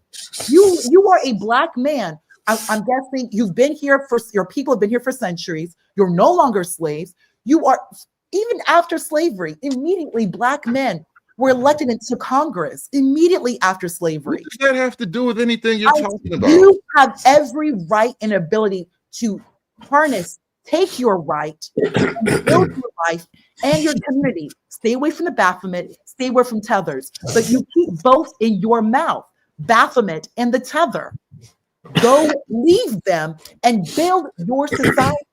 You're here in the United States. Your people have been here. This is 400 years now. There is no reason you should ever speak of the Baphomet and the tether when you already have the unique. This is just like the single black mother home. We Yes, cannot of talk course. about the You problems won't that do we it. have. You won't Don't do you it. ever You speak stay about the problems complaining. that you have, boy. All you do Don't is you tell complain. nobody what go on in this You house, boy. absolutely. Don't you go telling my business to them people, boy. Fighting. This is why black kids get abused. You know that, right? You could literally just. You know this is why black kids get abused, right? This is literally why black kids get abused, right? Literally Because stay you're not away supposed from to talk black about it. people. Stay away from the tethers. Just stay away from them. And then, of course, Why do stay you away from support Baphomet. black children But being you don't want to abused? do it. Questions. Why do you support can't black you child just abuse? do it? Why do you can't support just black do child it? abuse? You're still a black man. Why You are can't you supporting just child take abuse? Why do you do that? control of your destiny and stay away from these types of black women altogether? Or if it's your choice, stay away from black women as a complete whole and be with non-black women. Just be with them and have children and marry them, not just have children with them, marry non-black women and then have children with them and build a whole household where the non-black woman, she was the home, and then you have your household because you're still a man and you're completely away from all of this, all of it.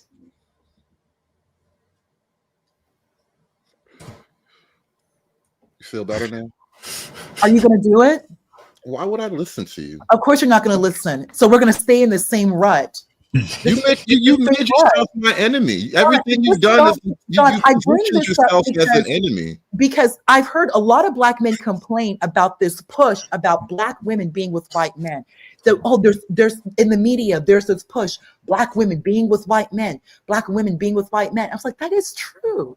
And then when I heard it again on Tommy Sotomayor, he's here screaming at white men. He's angry at white men because they don't show that same manifestation, that same behavior about white. About wait a minute. Okay, wait a minute. What is he? Wait a minute. What is he angry at? What was Tommy angry about? That the white men were not. He went off on like about what? About what though? Because that white men don't show that same fury of black women being with white men. That white men, they'll talk about no. Wait a minute, partner. I just want to get to the root of what he was angry about. So he was angry that white men were not more desirous of black women? No. He was angry that white men are not vocal about black women being with white men, that white men should be completely against like interracial, but that he doesn't see, this is Tommy Sotomayor, and I sent you the link. Pretty sure she's lying. I sent you the link, you can watch it yourself. Watch it yourself, conservative. Stop being lazy. Watch it yourself. He went off John Galt, and this was Tommy Sotomayor. He was on Myron's panel. Myron Gaines had a few other white guys on the panel. For some odd reason, Tommy brought this up that he didn't understand. He was he was angry. He was yelling back and forth with these white dudes. These white guys weren't even yelling back at him. How come that same type of fury, you all talk about black men with white women? How come you don't say the same thing about white men with black women? How come you don't like? And then one white guy's like, yeah, I mean, I don't think there should be any interracial, but nobody said anything else. Tommy just kept going off on it. And then he mentioned that the media keeps pushing black men with white women. And then Tommy mentioned Diane Carroll. He literally mentioned Diane Carroll. Who is that? That's some actress. The black actress, from like, I think the 80s. Notice we're on the white women again, right? That's a one-sided battle, bro. And then John, white women don't talk about you. Diane Carroll being like the F word by white men on television. Like Tommy brought this up. It's like, why are black men expecting white men to speak as much about the interracial engagement of black men with white women? It's like Tommy. Wait, hold on. Yes. From my understanding, and I haven't watched. I can bring the link right now. Okay, you can pull it up. But from my understanding, Tommy doesn't really like black women. He's probably more in line with hood. Is that right? No. He's more in line with hood, correct? Yes, he does not. Okay. Tommy's one of my. He's like one of the OGs when it comes to going off. Right. I got it. Right. So let me try to desire. So Tommy is more in line with hood, and he's mad at the white guys that they aren't what? Give me one sentence. That they are not showing that same fury of the interracial engagement of black women with white men as they do. Why do you? I get it. So why do you think that is? I'm just telling you that. Because I'm here stating to this other person on your panel, be with non-black women. I'm just do that because this bafflement on the screen right now is a problem. The best way to be rid of them, get away from them. Just get away. The more the rest of us get away from the bafflement, the better, so that they can group together in a collective and they'll be easier to expel. For some odd reason, conservatives, I don't know. So what you're saying is isolate them and expel them. Isolate this thing on the screen right here. Maybe earth open and swallow them, John. Yeah, I can see that. Y'all probably in agreement on that. My whole question is, why come at me with all these commands and all this attitude as if I'm her enemy? Oh God, I'm your enemy. Conservative, grow up. I don't know if that. Listen. I don't know if this is how you intend to be perceived, but I'm not getting friendly ally friendship vibes here. I'm not your friend. I'm not your ally. Conservative, be an adult. You're a man. Come on. Right, I am a man. So why would I take your advice? Why would I take advice from a woman who's coming at me with don't take it. Stop complaining. Who complained? All I did was play a video. He was complaining. Now we do the whole weird shame. You're right. It's all my fault. You're right. It's all my fault. There you go. Nothing is your fault. I'm trying to figure out why I know you always keep figuring things out. Everyone is hostile. Can we talk to each other for a minute? John, can I talk to John for a second? No, you don't have to. Go ahead, Hood. John, now this is another issue that needs to be highlighted. I was watching something from the Peef Network earlier, and they were talking about feminism and black relationships and all that. And I just think it has to be said that even among the so-called attractive, desirable? Because I'm assuming that Questions is not the what you call it, the Baphomet. Let's say she's the opposite of the image on the screen we just looked Yeah, at, right? I think that's more or less what she's saying. Yeah.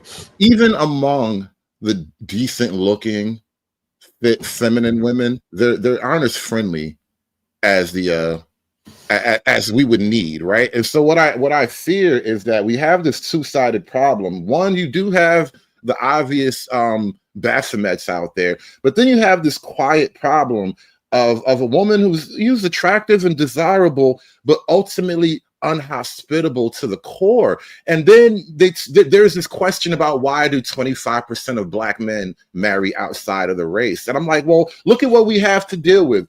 Baphomets and deceptive beauty. There's a maliciousness to this attraction here. Like, just because the women are attractive and they speak well, it doesn't mean they mean you well. Like, there's clearly an issue between the women. John, and I the men, literally and it has said nothing to do with angry marry fat women. non-Black women. I don't know why. Why am I repeating myself? I repeatedly have been stating marry non-Black women. No, you Why said your is that questions upon. such a I'll give you problem? credit for that. I don't Hey, your maybe mic maybe is bad. Hey, hold on. His mic is bad. His you mic need is to bad. pay your bill. Hey, Come your on, pay mic your is bad. bill. Hey, you might just Why been bad. is it? I'm literally stating, John, these men should be with non-Black women. Marry them. Not just have children with them. Marry them and have children with them. Build a home, non-Black women, and then you, of course, have your household. I've said this repeatedly. I don't know why. It's just interesting that he's coming at me with such a response when I'm literally stating, do it. You have 20 of very few Black men get married. They're the least likely to get married. It's about 30%. Of that 30%, 1/4 have married non-Black women. The questions upon it. And There Hey, we go. Mulata. Oh, hold on, Mulata. Your mic is terrible, bro. There we take the go. echo cancellation off. Oh, okay, yeah. Give me 1 second. You got that mulatto mic, bro. You need to pick a I side. can't even take it out, bro. Like, how is Maybe that? How is that bad? What I'm saying? I can't do it. You might have to do it How yourself. am I playing with them? Yeah. That's how am I playing? This reading comprehension has always been a little bit of a problem amongst Black men. I literally have been repeating myself for I think like over 20 minutes now. Did she say it's a reading problem in a conversation? Be with non-Black women. Just do it. Be with non-Black women. Just do it. Be with non-Black women. Marry them. Have children. And John, then is my mic any better? solution I'm sorry. Go ahead. away from the Baphomet. Oh, I'm talking big crowd. It's so interesting how all these Black men have so much to say about me, but I am literally repeating myself. Be with No, I non-Black actually women. came to agree with you. Questions upon the. Now There I we do give you go. credit. I do give you credit for suggesting that Black American women, pardon me, Black American men deal with non-Black American women. I respect you for that. Yes. And it's true that hood servitive booty claps for the whites. That is true. But it must also be noted that the Black American woman is a genocidal creature. If we look at the literal millions of Black American babies that the Black American woman has deleted, questions to ponder. With all due respect, you have to understand why the Black American woman receives criticism. Really, it's inevitable. And mulatto, as I stated, solutions. Be with someone else. Marry them. Have their children. Build this Yes. because it's at a point right now. It's at a What did you point right call now. him? What did you call him, Pam? What? What? I They never are heard that. Black American women are genocidal creatures. Literally, they are. With all due respect, but go ahead. Questions upon the because you making a good point. There is Hey, a I group. want to talk to you about that when you're done. Yes. When first, I'm not even going to the debate, the AB, Planned Parenthood debate. When I'm speaking of is the children she has here and the level of abuse. It's just too much and it's so sad. I don't know if you're familiar with that person, J Prince.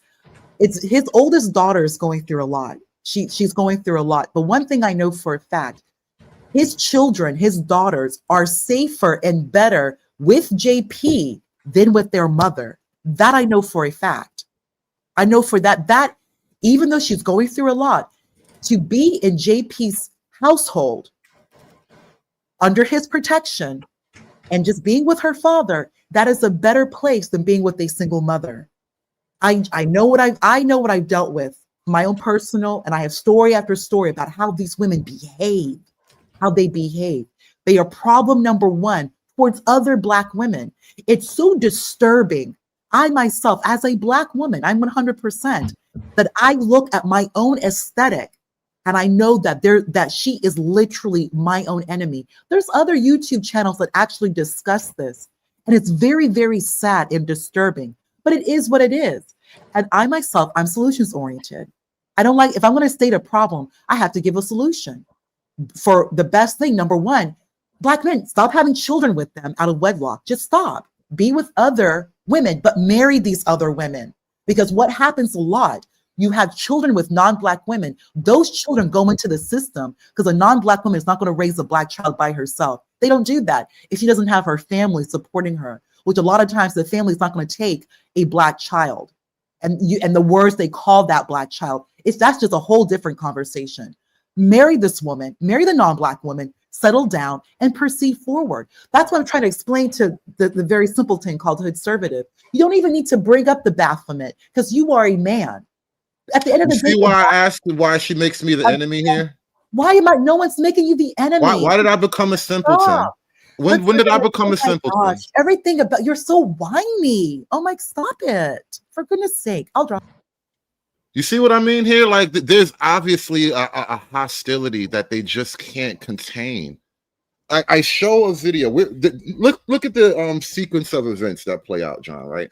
You and I are in the middle of a conversation about, the Black love stuff, and there's this video that gets played. I had to step away for a minute. You're playing this video about this woman, and you were talking about how the women just they own it. They're giving it up because, they desperate effectively is what you're saying. I pull up a video kind of buttressing your point. Yes, there is a loneliness epidemic with a lot of these women. And then somehow I become her enemy. Now she has to give me commands, even though she out of her own mouth will declare what that is her enemy. And somehow, because and this is what I said earlier, right? And I'm going to say this clearly. That is an image of herself that she just hates. And so by me holding this up, it's like holding up a mirror to a vampire or something like that. Like it just brings up a sort of internal hostility that you now have to pour out onto me as if I'm somehow the problem here. Listen, heal thyself. I am not your problem. You're right, conservative. You're right. I'm broken inside. Here's a solution for you. Marry a non-Black woman. How does that fit you, nigga? You know what? Look at you now using the N-word. You're broken inside. You are broken inside. What is your solution for you? I'm absolutely broken.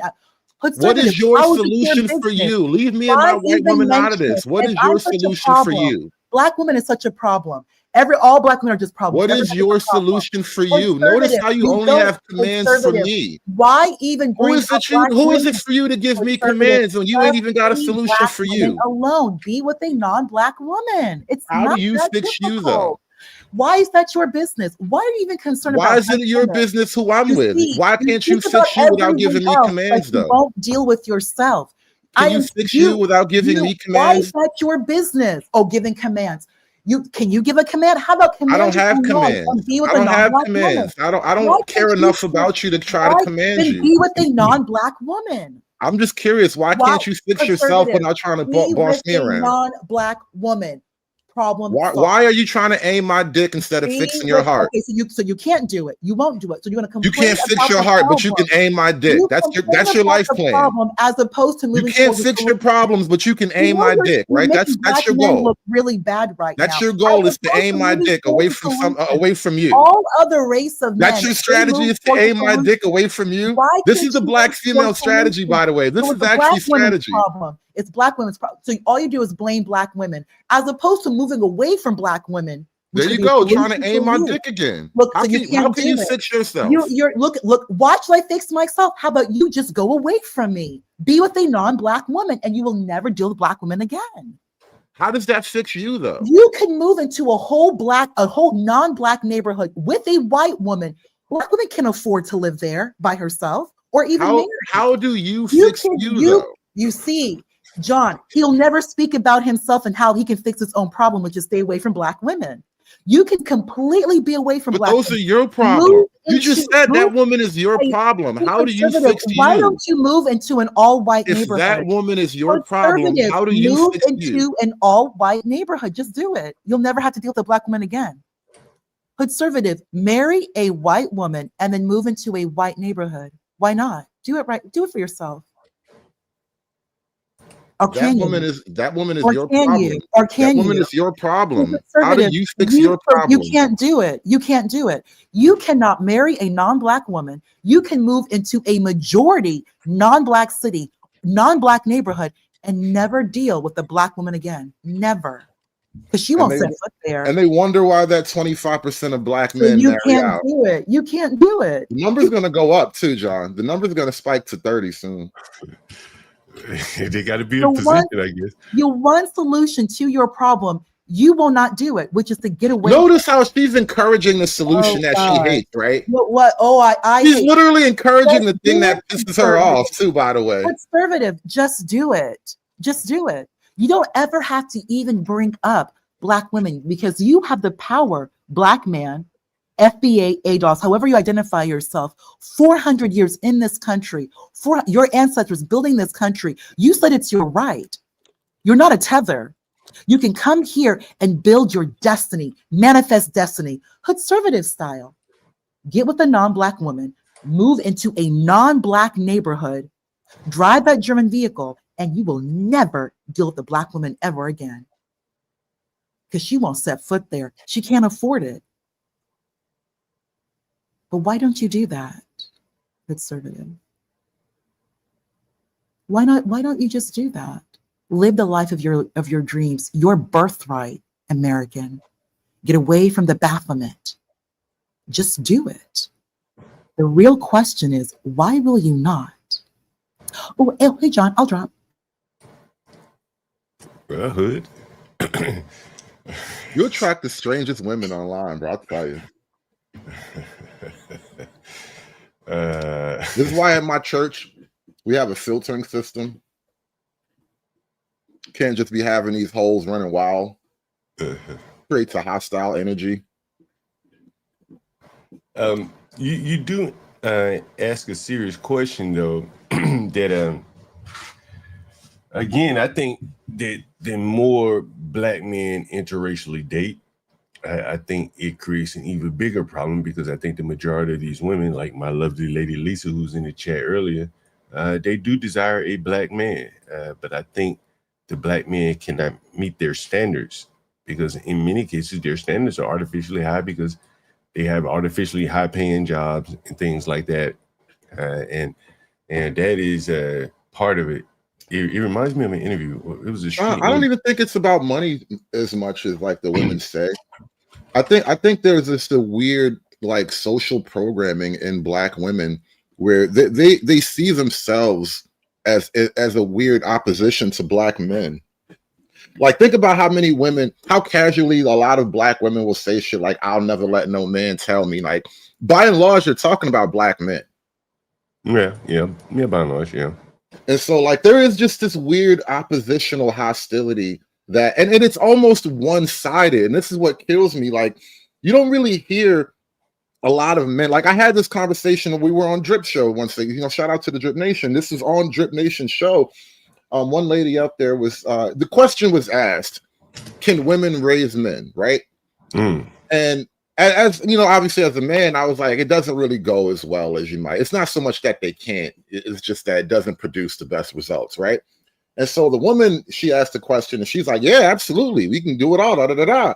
And then my response to her was that, when women talk like that, what we hear as men is that there's just no room for us in your life, right? Because if you can even raise the men without us, then what are we good for, right? Just dick and feelings. Like I'm just here to give you dick and make you feel good about your life.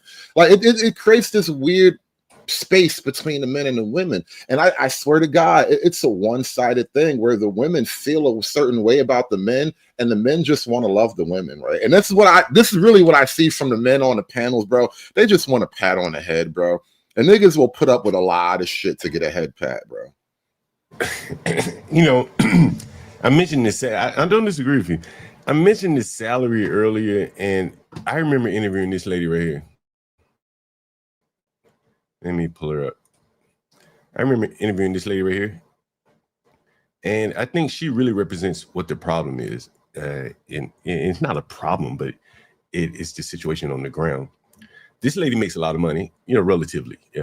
Probably makes above her, probably above what she should be making. Let's say she makes above average income. And let me see if I can find.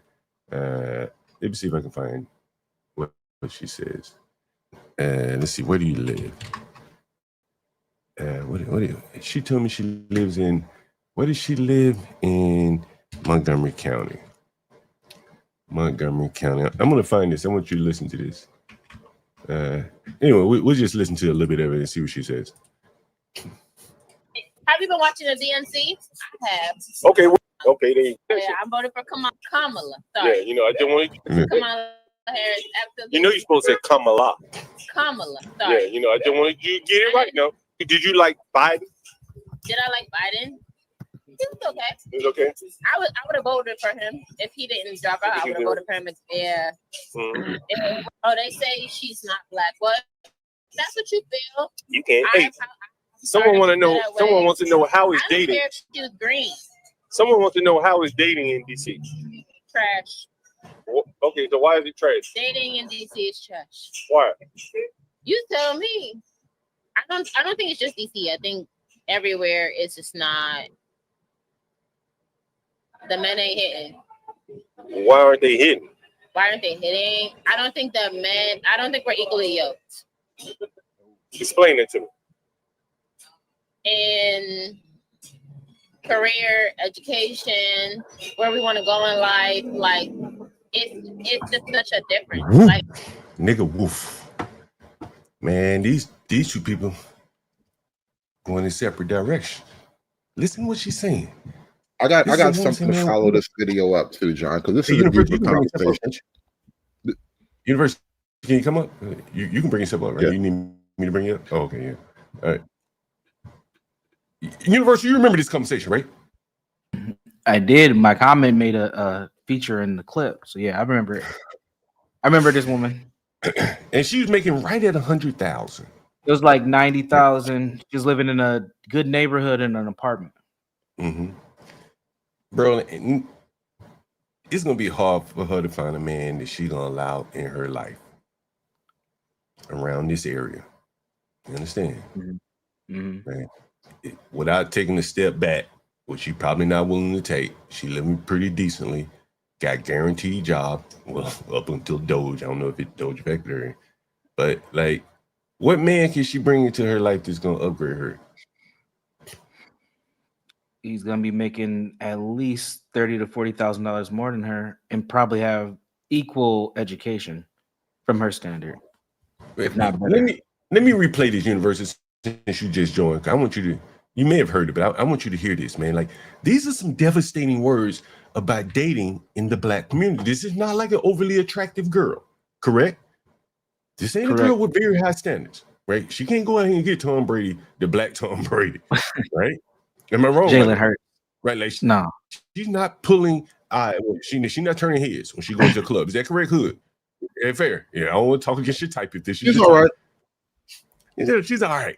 That's what I'm saying. She's just all right, right? Mm-hmm. Yeah. She ain't gonna put no pep in your step, right? She's not gonna put pep in your step. Is that fair? Correct. Is that fair? I just want to know where we all stand here. She got solid homemaker capabilities. So I'll put it that way. Well, you're gonna hear more. Maybe you change your mind. Oh, they say she's not black. Well, if that's what you feel, you can't. Hey, someone want to know. Someone wants to know how is dating. I don't care if she was green. Someone wants to know how is dating in DC. Trash. Okay, so why is it trash? Dating in DC is trash. Why? You tell me. I don't think it's just DC. I think everywhere it's just not. The men ain't hitting. The men ain't hitting. And then she goes on. Why aren't they hitting? Why aren't they hitting? I don't think we're equally yoked. Explain it to me. In career, education, where we want to go in life, like it's just such that's everything. Yeah, that's it. But the thing is, and I know people are gonna say this is an anecdotal experience. A lot of these women, and again, and I come up here, I say this shit every time. It's generational as well. This woman is I think she's under 35, if I remember correctly. Yeah, she was. This is the mentality that a lot of them have, and it's just gonna make it harder to get the guy that they want across races, honestly. But if we're talking specifically about black men, oof, good luck. Yeah, listen, that's the clip I got, bro. This is not even a black issue as much as we like to imagine. This is a Western culture, structural, social, political issue, man. Yeah. But I think, depends on where you are. You can kind of, look at Ryan. I think it depends on where you are. You can reach her standards. I think there's just very few black men that can reach her standards. If they can reach her standards, then she's not of their standard. That's the problem. Can you big screen the video? I want to see about it. I want to put a little bit more of it. Hopefully we get into her salary and shit like that. Come on, big screen here. Big screen. Is it? What the fuck is taking? Here we go. The difference. Like I feel like women. Did it stop? Sorry.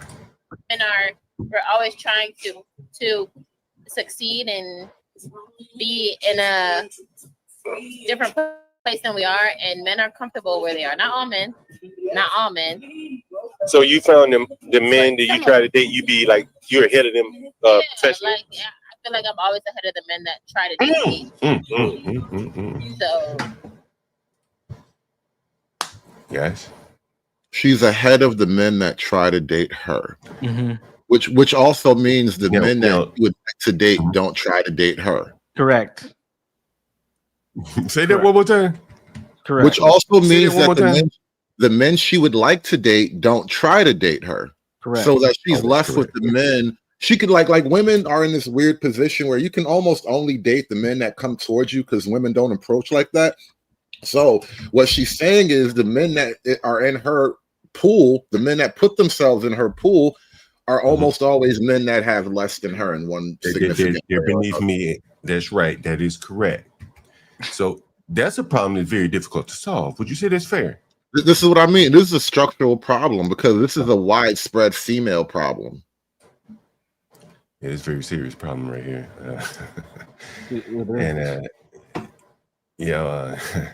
But the men that are above her, they might pick her up for a night or two, and she'd probably go along with it for the dream. Correct? Exactly. But they also have more options, so she might not get selected at all. I keep saying it. One of the two. Roll the clip. There are no good options there. But a lot of men are doing well here, though, right? I'm sorry you feel that way. I'm gonna turn the camera around because she over here driving the conversation. I'm reading the. No, that's cool. No, you go ahead and read it, sweetie, because it's all about you. You read it. These are the questions I'm for you. reading the messages. Hey, you can't read. You can't read it. You know, some of these people be a little real. Hold on. University. Now we done covered this. Lil Ross. I see the comment. Lil Ross must be new. Salute to the Razorbacks. You have to understand.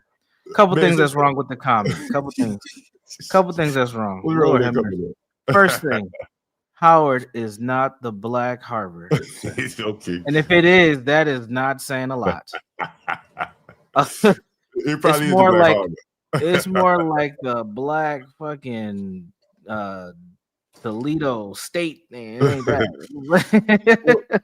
It ain't that. Standpoint, it is probably the Black Harvard. It turns he got more money. He has more money than all the other black schools. What was that college that the Revenge of the Nerds guys went to? The Lambda guys. It was a party school though. I don't even remember. The other problem that they do have on these elite black colleges is that there's not a lot of men there, so they're already forced to share that elite level. If we're gonna say their elite level of men, they're already struggling. So what ends up happening is they start messing around with the community dudes because they need to have access. That's and right. where are most black colleges? Yeah, that's probably why there was a shooting at Howard. Yeah, right? Remember not just at Howard. Damn near every HBCU has had a shooting over the last 2 years. Now, this is where like my deeper political vision kind of comes into play, and it gets me in trouble when I point this out. But this is a problem of promoting women. I mean, it almost always goes back to like the whole voting issue, whatever, because women are not going to vote in a way that corrects this problem. They would only vote in a way that gives them more of the thing that's pushing them away from men. And so now it just becomes like what do you call that thing? It's a feedback loop now, right? Because like how are they going to get out of this situation? The only way to get out of this situation is to stop promoting women. You know that sign with Myron Gaines where he says women deserve less? Like that's literally the solve, right? Because they have so much that the men around them just don't appear worth it in their mind. Like the algorithm for staying with a man just doesn't fit for them anymore. And so the only solution is for them to have less. If you had less, the men will look more appealing. Now, that's a really ugly way to put it, but that's how, I don't know how else you figure it out. Somebody mentioned Howard University. Because I've been having a discussion with some people. What's the ratio like at Howard Dental School for men versus women? The ratio, for the dental school, I think it's more female for sure, but like it's probably 60-40. 60-40? What's that, women to men or men to women? Women and men. Nigga, that's in the dental school.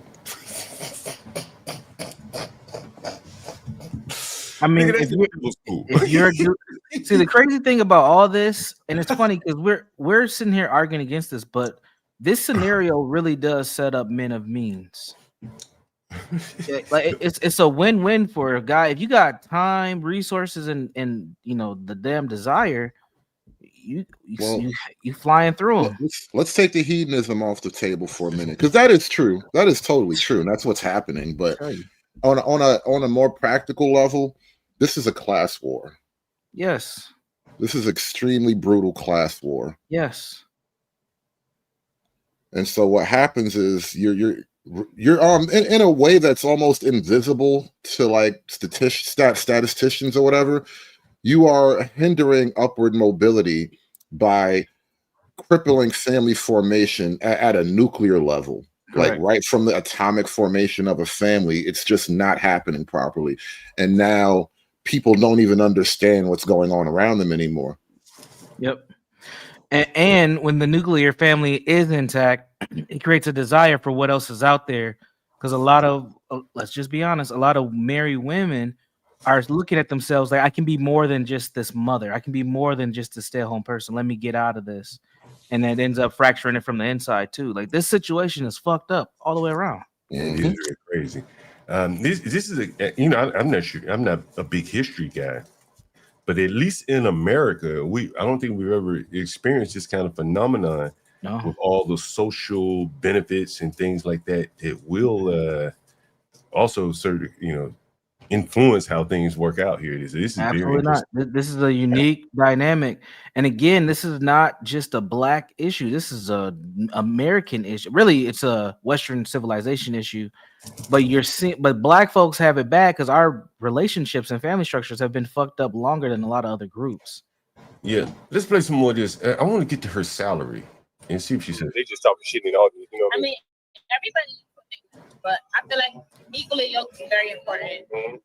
Spiritually, career-wise, emotionally, like mentally. So what has been the issue? The men don't make a lot of money for you? I mean, money is one thing, but it's also so like the last man you dated, tell us. And emotionally, it's a big thing. The last man you was dating, tell us about it. The what? The last guy you were dating, tell us about it. I don't even remember. Do I prefer race or ethnicity? No. I mean, yes. I can't even lie. Why you laughing? I would say no, but the answer is yes. So you prefer black men, I'm assuming. Yeah. I'm not gonna 100% discriminate, but you will 99% discriminate. Yeah, I like what I like. Mm-hmm. Ain't nothing wrong with that. Yeah, there's nothing wrong with that. And every now and then I see a white man that's like, oh, he's attractive, but you ever dated a white man before? No. How about Hispanic man? Asian. You dated Asian man? Very brief. Well, what was he? Was he Vietnamese or Korean or what? I don't remember. Let's say Indian. Yeah. It was a long time ago. But Hey John, ask her if she on any dating apps. something about knowing your people knowing you. Is it like that Muhammad Ali? You heard that? Y'all heard That that? was HB. Yeah, that was HB. Y'all heard that? What did she say? I didn't hear the dating app answer. I didn't hear what she said. Yeah, that wasn't the important question. She didn't answer the original question, by the way. No, about her Never like answered. last boyfriend. That was a weird dodge. She said, "I don't It's been a remember." while. She said it's been a while. No, she did. She That's said it's been maybe a what while. that means. It's been so long since she had a boyfriend. She don't really remember. Well, what was he? Was he Vietnamese or Korean? Or what? Hold on, let me back it up. And that's But you will 99% Korean. yeah, I like what I like. Mm-hmm. Ain't nothing wrong with that. Yeah, it's nothing wrong with that. And every now and then I see a white man that's like, oh, he's attractive, but You ever dated a white man before? no, How about Hispanic man? Asian, You dated Asian man? very briefly. Well, what was he? Was he Vietnamese or Korean or what? I don't remember. It was a long time ago. Yeah, okay. It was a long time ago. Hi, John. I found that clip ask her that I mentioned. Which clip are you talking about? Tommy Sotomayor complaining in regards to Okay. the. All right, we pull it right after this. Let me get this in. Dating apps. Something about knowing your people knowing you. Is it like that? Talking about dating black people. Listen to what she's saying. Here it is again. Listen. It was a long time ago. Oh, so this is her boyfriend. How about Hispanic man? Asian, You dated Asian man? very briefly. Well, what was he? Was he Vietnamese or Korean or what? I don't remember. It was a long time ago. Yeah, okay. It was a long time ago. But Hey John, ask her if she on any dating apps. something about knowing your people knowing you. Is it like that? That's why she's saying she dates black men. She says somebody knowing your people know you. Sure. And she goes on. Muhammad Ali. You ever seen that Muhammad Ali video? What video? It was back in about the 70s, where they asked him about. 70s. Well, they asked him about dating. Who's Would he like you to marry date? an unequally yoked man if he was madly in love with you? Now I don't think about marriage this. is the answer. Boom. Rewind it. We don't need to say nothing else, John. Shit. It's over. I didn't even remember this. It's over. Oh, that shit. was the final. Who's he like to date? Doesn't matter. It's all monetized. Let get out of shit. here. Here it is. Sister Where they asked him about. 70s. Well, they asked him about dating. Who's Would he like you to marry date? an unequally yoked man if he was madly in love with you? I don't think marriage is the answer. What do you mean by that? I don't think that's the only answer. I think that I can live my life. I think that I can do the things that I want to do without being married and still be accomplished and successful. And Do you have any? Somebody's looking for rock shoe. Who's that? He's just a chat guy. The guy that joins the chat. He's a member that joins all the time. Hey, do you have any children? Children? Yeah. No, I don't have any children. My co-host wants to know, what do you think is the drop dead date? What do I think is what? What do you think is the drop dead date, excluding health? Right. So a woman is healthy. There's no problem. What is the last date you think would be acceptable for her to get an abortion? Oh. Like 3 weeks, 3 months, 6 months. Oh wow! I don't But you know what a pregnant woman looks like, though, right? Came out of nowhere with that one. So what do you think? what's safe, but every pregnant woman looks different. Okay, like so. And I've never. But in 9 months they all about look the same. In 9 months they all about look the same. No, they don't look the same. Okay, do you? So now what you're seeing here, and we've gone off into a different discussion. They can't answer that question. Someone Why said would that you these people ask are such a question, John? There's context that's missing there. There were a series of abortion conversations that were happening during this day. That's why that question came up. Just for some And context. right around this time, a couple years ago, about 3 or 4 years ago, Lisa and I went to a party, and Lisa was pregnant. And I said, Lisa, we're gonna ask all these motherfuckers in here, and what is the drop dead date to have an abortion? It's gonna be a number of black people in there at a Christmas party. And there were 2 pregnant women. I mean, they were big and pregnant at this time. And we put them big pregnant women in the same room with them. And we said, what's the last point that you should be able to have an abortion? And the big pregnant women bellies sitting up there in the room. And you should hear some of the answers that the women were saying. And they were like 9 months, 7 months. And they had to act like they didn't know things because they know what 7 months looks like. If she's made it to make $100,000 in America and she don't know what 7 months pregnant look like, we got some real serious IQ problems here. But this is how these people have to tell lies to themselves and can't admit the truth. And this is some Izzy Bands type shit here. You think it would be okay to have an abortion? Yeah. Let us scoot over a little bit, right, girl? I think the cutoff is like 6 months or something. What do you think? Other way. 6 months. John. Nigga, that's you can have a baby at 6 months and might live. Hey, right? look, she not even the Baphomet. That's the crazy part. John, why would you ask something just like that? Because I'm trying to prove a point here. Yes. What point? You don't want to see it. No, I don't want to see it. To ask a woman something like that. What's wrong with it? At a Christmas question. party. She answered it. No, you see any problem with the question? She could have said, "I want to answer that." Ponder, are you talking about the Christmas party, or are you talking Just about asking this such young a lady right here? question in general to even bring up something like that? Wow, wow. It is kind of crazy for Chris Party. I will give you that. I don't think women can fight so hard for something and then on the other hand say nobody has the right to talk about it. What I'm trying to expose is like, honestly, again, go back to the Christmas party. I called Lisa up on the phone to further prove my point. And what point is that? A lot of these motherfuckers don't have any moral core. Doesn't, yeah. You understand what I'm saying? Like, this is part of the other issue why these people are having problems. I could go through clip after clip of women backdooring men and men backdooring women, and hell, the UAB player just killed. Like, did he kill his girlfriend?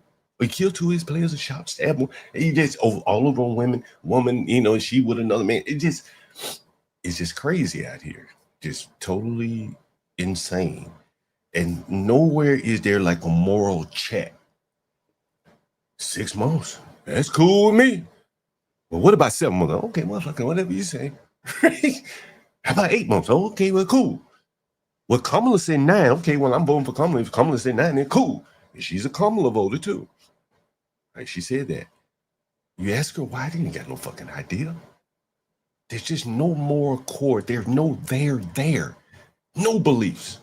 You can John, walk. you were asking a woman about something like that. How about ask men about getting married? But she's not on. There's no man there. There's no man there. But what I'm saying, She doesn't even believe in marriage either. But you will deflect against black men in the marriage who don't get married. Don't get married to these women. Hold on, Ponder. Before you. Hold on, Ponder. I could sit a 6 months pregnant woman right beside her, and she'd be like, "Yeah, it's cool if you just go ahead and abort that baby, ain't no problem." Nobody, a man like me is not gonna marry a woman that has no moral core. John, you don't get married at all. Black men don't get married. Date a woman Black without men a moral don't get married. core. But you can't date a woman without a moral core. A woman that just said 7 months is okay. You can't. How can a woman date a man who has no direction to ever get married? Of course, I'll nut in you if you get pregnant. That's your problem. These women don't want marriage. Don't even get married. They don't want marriage. Are the least likely to even be married, but they'll have children out of wedlock. And in the same breath, shame women who get abortion and ask them about abortion at a Christmas party. Hold on. Only one person. Wow. I laid the stream. Look, I laid the stream off. Wow. I laid the stream. Come on, Ponder, one at a time. I laid the stream off with me showing drip, and I want to get to the reason why I show drip, and I'm going to show you why. What is the drip? This is drip. It's very important again, and this is me talking to drip.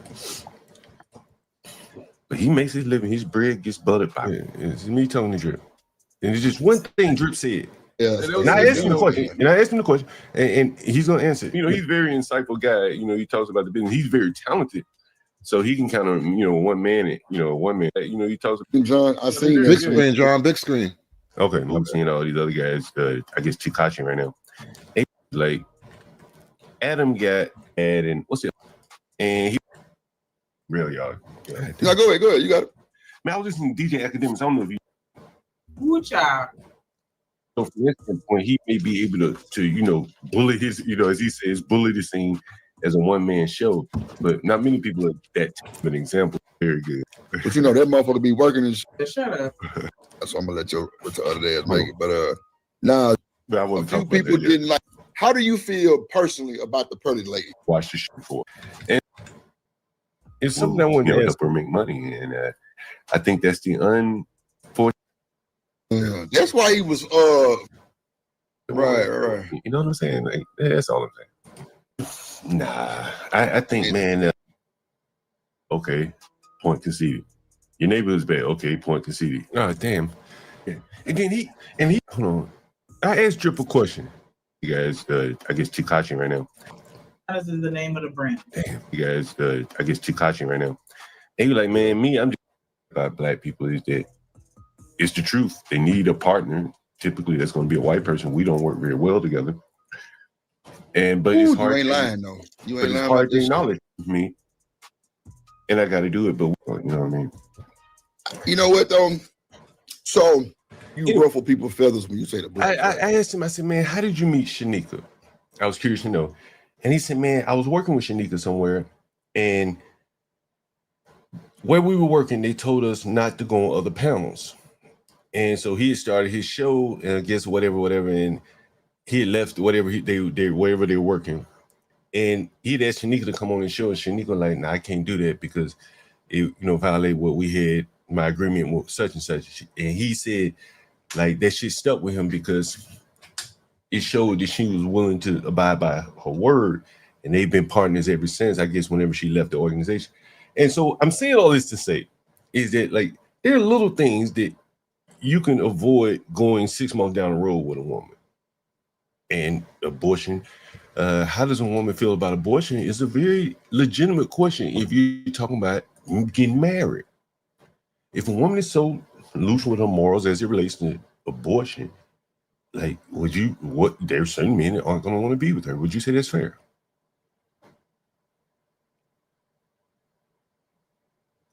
Yeah. I think that's fair. Yeah. And so, so with this woman, she's saying 6-7 months. Would they be for you guys? If you heard that, I know you don't like that I asked the question, but would that be a turn on or a turn off for you? Some men it might be a turn on. For me, I think that's too far down the road. And ultimately, I think the answer comes from making a choice. Do I want to keep my life moving forward? And I'm assuming this is her first child. Or do I want to make a family? And a lot of women are choosing to keep their life moving forward. I mean, she pretty much gave a prelude to this answer in her previous answer. I'd rather have the lifestyle that I have now than create a family or be married. And there's a lot of women in her position right now.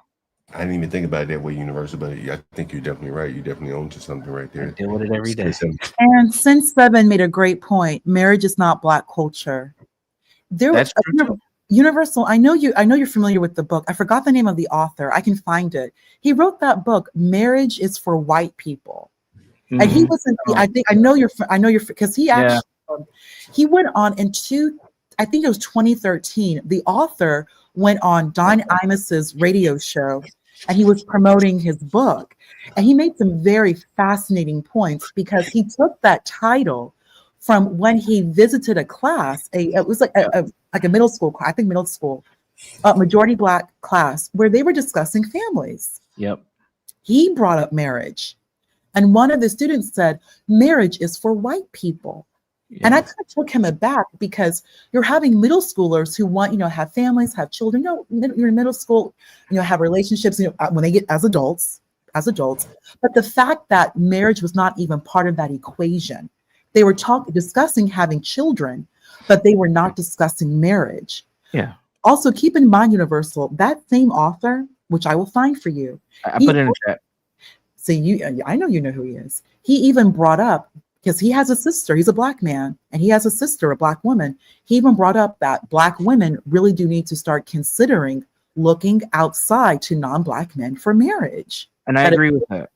That I do. Think universal. Like, and also to touch on what you said, as I mentioned earlier to John, I have that clip from Tony Sotomayor where he went off, and that was exactly his issue, which is why are white people not having that same heat about when it comes to interracial marriage? Why is the focus just Black men and white women? Why not white men with Black women? And he was angry because he's like, why are the white guys on this panel not bringing it up? Like, they're only discussing Black men with white women. Why aren't you? I have a theory about that. Yeah, I think there's an issue going on, and I'm not going to take your word on that entire clip. I want to judge it for myself, but I will say this about Got it right here.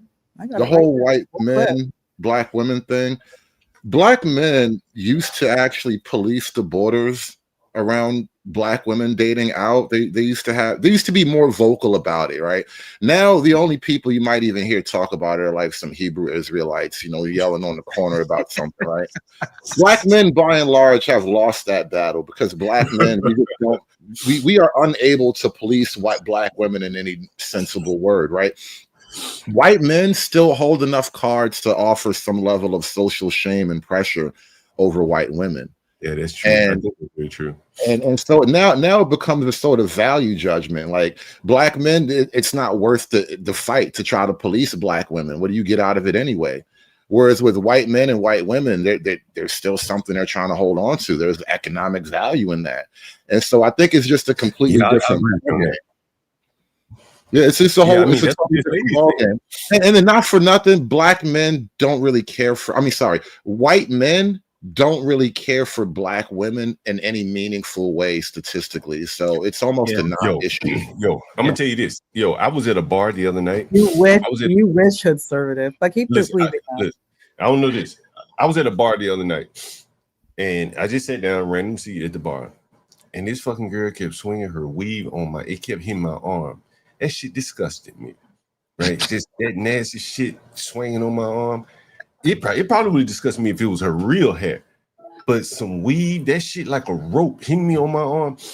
And I think a lot of and this clearly is not all of them, but that weave and all this stuff, I don't think that's appealing outside of the race. Honestly, it's just my opinion.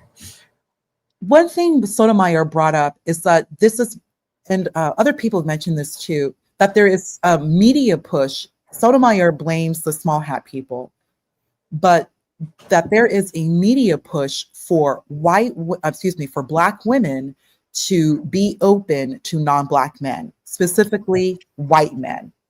You could pry them open with a crowbar. To keep trying. They still got mountains to climb there. Like that woman on there. Not only that, Black women complain about that. They want to be that figure next to the white man in the absolutely meeting. Not conservative. 100%. They absolutely do. They absolutely do. Not. Absolutely not. One thing, John, like, there's something Brave keeps mentioning Black women. One thing, Brave, especially at his age, you never have to deal with Black women. That's like, if you have such an issue with a group of women, stay away from them. You're a man. As we've heard from that person in the past, you are a man. You have power over marriage and relationship. If you don't want to be with a certain group of women, you don't have to be with that woman. So when you have a man consistently speaking about another group of women that is causing you so much trouble, you have to wonder, why are you speaking about them? And Brave keeps bringing up that Black women want white men and white men don't want them. Like, Brave, these women don't want you. They are making efforts. There are efforts for Black women to be more open to non-Black men. They just don't want it. But Pundit, I agree with you. Black women, by and large, want Black men. Listen to this they woman. do. Lisa was in the chat, said she doesn't even like straight blonde hair. She don't even like men with curly hair. But among their own men, as this woman is saying, these women are equal. These women and men in many cases, they're not equally yoked. That's what she said. Economically, emotionally, financially, what else she said? Educationally. I mean, if you're not equally yoked with your men on education, which will lead to further unequally being yoked financially, you're talking about a 20-year problem to resolve. To get these men up to speed, and you damn near need to slow society down because society is running so fast that they're gonna have to double up their speed just to catch up if they're already behind. Hell, and what she's saying, if you really want to put it into context, she's saying, look, we're at the bottom, sister gals, and the black men are below us. That means they about like in 7th place in America. You start charting people out. She's saying that the black men are down like 5th or 6th place here, and presumably they need to leapfrog the black women to make themselves viable for hell, even a relationship. They don't want to be, looking eye to eye with each other. It's a hard problem to solve there. And I don't know if the marriage solved them. Many in this chat think Brave is right. You all seriously believe that black women want white men? No, I don't believe it. I like some of that. Brave is right. They're saying that in the chat, that Brave is right, that black women want white men. I don't think Why is there a whole group called divestors? Why was there a pink pill swirl movement? Like they've created entire waves around. There are efforts to encourage women to be with non-black men. Like there are definite. No. Black women going after white men in particular. They created movements. Do not want white men. These women do not. There was a whole video. There was a video that went viral recently. Black women on a Clubhouse panel begging a white man to use force against these black men. You got to solve this problem. Like the thing is crazy with black women and what does that have to do with black women having getting married with being with white men? Like what you're not they desire white men so much that they would beg a strange white man to use one have to do with the other conservative black men. Their desire for white men knows no bounds. Right. White men don't want us, you know what? Good, because most black women want black men. Right, good. That's good. White men don't want y'all. That's fantastic. I don't even know that's what their expectation should be. Black women want black men. Yeah, I believe that. I believe we understand that. White men don't want y'all. Well, let me ask you a question. Black women don't want white men. To prove that black women want black men. A white man has to borderline look like Brad Pitt, 1995, for her to even consider him. These women do not want white men. And you just saw this woman right here on your screen. Oh, no. I haven't been with white men because they don't want them. The cope is real. I'm telling you. They don't. Wait a minute. Hold on. One at a time here. Hold on. So for some odd reason, you want Brad Pitt is fine. Back in the 90s, he didn't look good. Hold on. One at a time so I can clarify what's being said here. Hood, you're saying that black women want white men. Is that a good correct? percentage of black women have expressed open desire for white men. Not all. And then not only that, the same black women who express that desire will then criticize black men. Hold on. I just want to clarify what's that just now. You're saying that there are groups of black women that are desirous of white men, and then that would lead you to assume that there is also a group that don't want white men, right? Of course, the majority of every people in their group maintains stays within their group. I'm just saying black women do want white men to a greater degree. Now here's my question. Here's my question to you, right? Of those black women that are desirous of white men, how viable are they as candidates? Do you think they are? Oh, overwhelmingly, most are not. Okay. Now ponder. You think that most black women want other black men, correct? Correct. But you will agree that there's a group of black women that want white men. Would you say that's fair? Yeah, yes. Now, of that group of black women that want white men, how many of them do you think, what percentage would you say are viable for the white men of their ilk, as you would say? I don't know. I just know that there is a faction of black women, divestors and others, who are encouraging and promoting black women to be with non-black men. Right. So this is what I'm going to get to, right? So here's the issue. If I wanted a Japanese woman and I got in a group that was promoting niggas getting with Japanese women, Mm-hmm. we wouldn't have much success. We might have a large group of niggas like, yeah. We want to get us a Asahi queen, but we probably would have a hard time attracting Japanese women.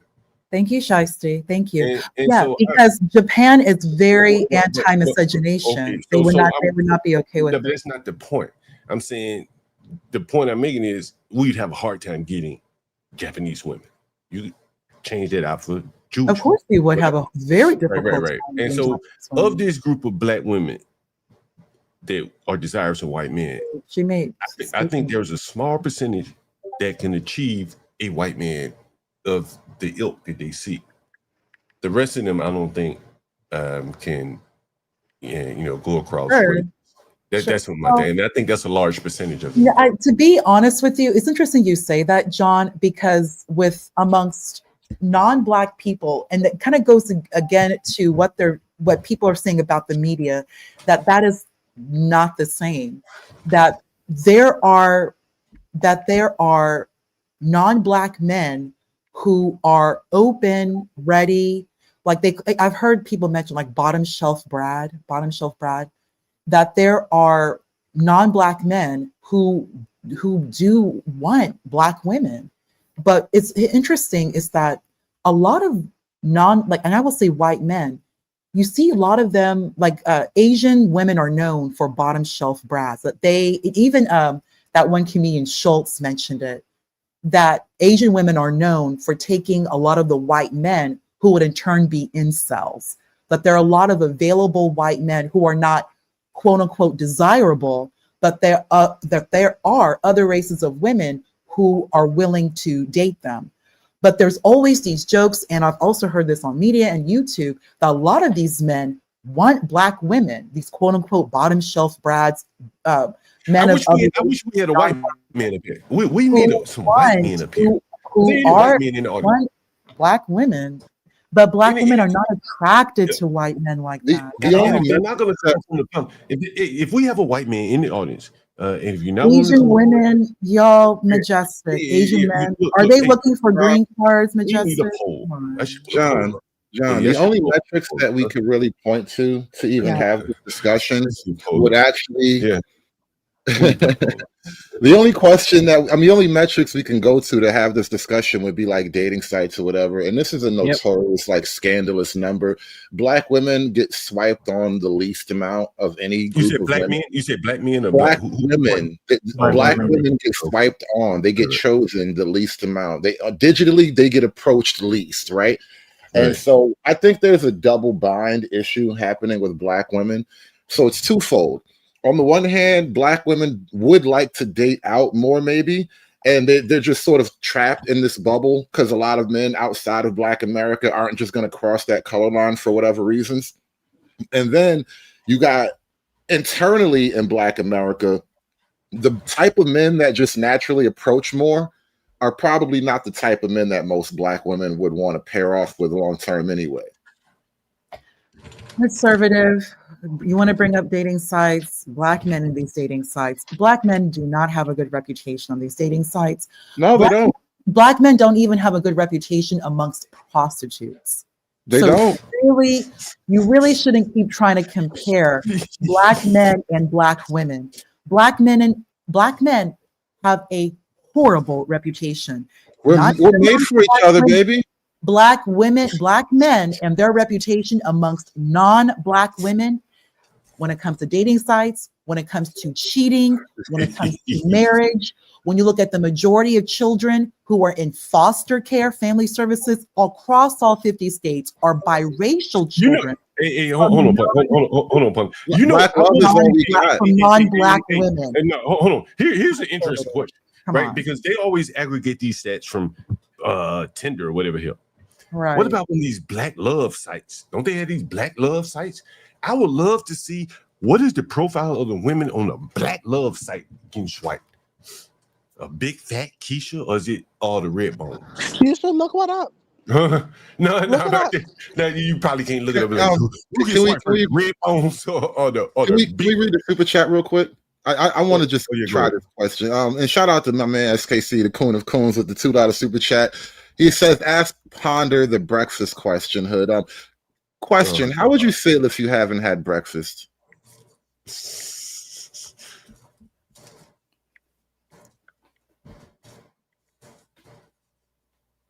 Question, love. Are you there, sweetie?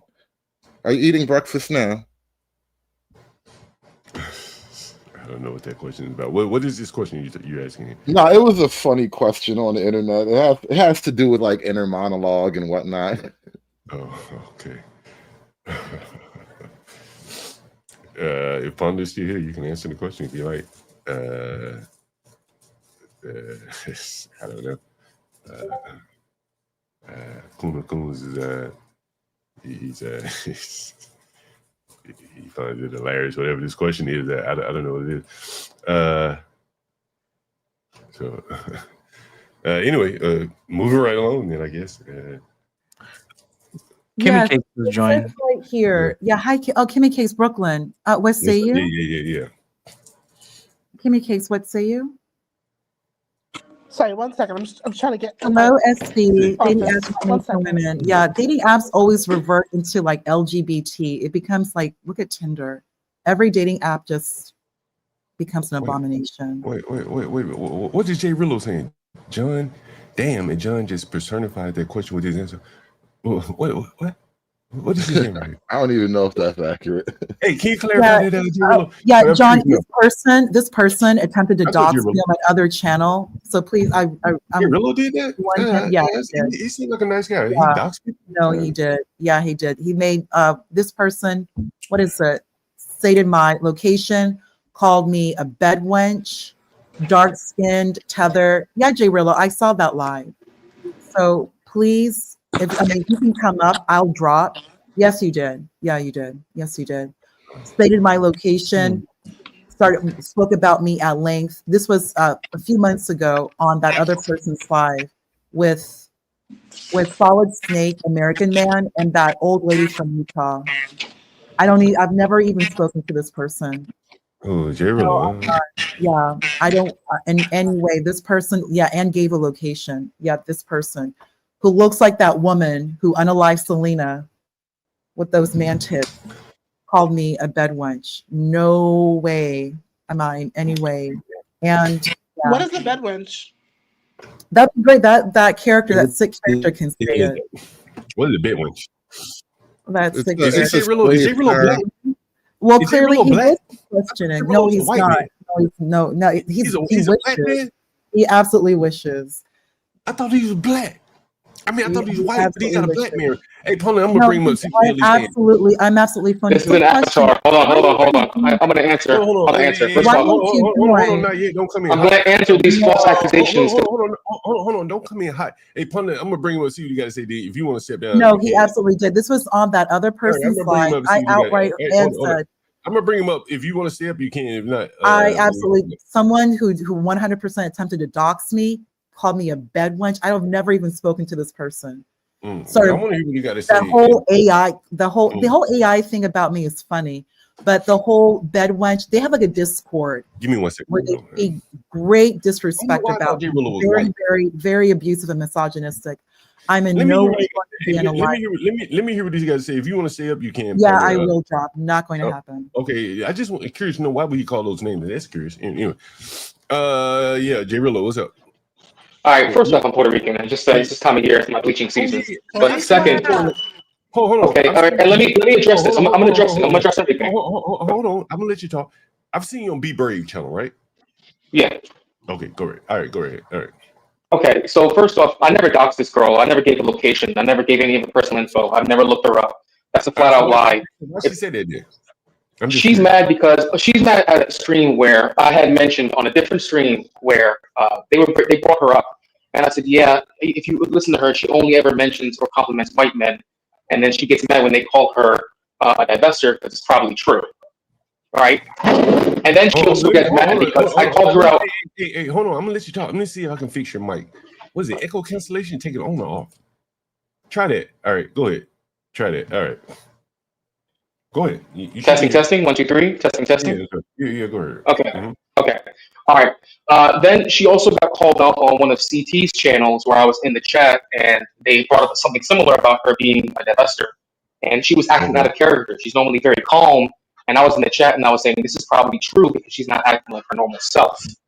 I've never doxed this girl. I don't even know her. We've only had an interaction once, and it was in the chat. Then she accused me of going on other channels talking about her, trying to spread her info. The only channels that I have talked about her were on CT's and this one, and that is it. I've never mentioned her on any of the channels, and she can't. And notice how if I ask what the other channels were, she'll say that, oh, well, you've done it in these other channels. She won't bring up any names. She can't mention any times. She can't give you any time frames. She's giving you all vague answers. I don't know what her beef against me is other than I called it right, and her response is reflective of that. She doesn't act this way, which Why you means call that that lady a bed? Why you call that lady a bed wench? And what does it mean? I don't remember calling. I honestly, I don't remember calling her a bedouin. She claims that I did. I don't remember calling her that. If someone has the tape on this, then I would admit it, but I don't remember ever calling her this. Yes, they So I did. don't know why she's bringing it up. John, I absolutely will. It was on Bob's channel. It was on a Saturday, either Saturday or Sunday, around the 6-hour mark. Can you pull the clip? That woman, what I think the one from Utah, she pulled up hot onto Bob's channel that stupid questions to ponder. She's the one who started this. She said my name. He was right there. It was 4 people on that panel. It was himself, this character, who at that time he was given the keys to the StreamYard. American Man was also on that panel, and so was Solid Snake. Solid Snake said nothing. It was that Utah woman. Okay. Okay, I remember the stream she's talking about now. Yeah, I remember the stream she's talking about now. All right. Let him respond. Hey, pundit. You got to let him respond. I'm just giving the. I got it. But you jog his memory. I remember the stream she's talking about now. I remember because it was a late night stream, and I was given the keys that stream. I think it was either a Saturday or a Sunday. It was on a weekend. I don't remember calling her a bed wench. If I did, then by all means pull the clip up, and I'll admit that I was wrong. Number 2, I never gave any personal info out, nor did I try to dox you. I don't know where you got that from, because I've had to face that on these YouTube streets before. I've never doxed you. Absolutely did, John. He's saying. What was the info? Then you should be able to pull the information. You should have a receipt. If you're gonna, then it's bullshit. If you're going to make a claim like that, which is very bold, then you need to have receipts because it never happened. The reason why you can't pull any clips is because it never happened. The reason why you can't pull receipts is because it never happened. I never doxed you. That is a false accusation. And honestly, it goes to show why you are unmarried. Because you have a problem with men. I don't know why you have a problem with men, but for some reason you do. Listen. You just made a lie about me, and I never talked about you. You just made a lie that I doxed you. That is a flat out lie. But you should have proof. He was not the one who started it. He's the one. Don't put him down, pundit. Come on. No, I'm not gonna. I'm just gonna state my piece. Hey, he's the one who went up there. She was the one who went up there. She said that stupid questions to ponder. She called me a tether. She called me dark skin. This is Blue Jay out of nowhere because of something that happened in your chat prior. He's the one, this person, when it had mentioned the location, started bringing up the whole AI thing, called me a divester and a bed wench. I understand why some people say that she's AI. He started this, and he actually said an actual city and location. This guy did. American Man then responded, calling me a mammy, that I got upset about something with art. American Man then responded. Solid Snake, who was the 4th person, just sat back there and said nothing. That's why. I don't know who this person is. I've never even spoken to this other man, whatever this is.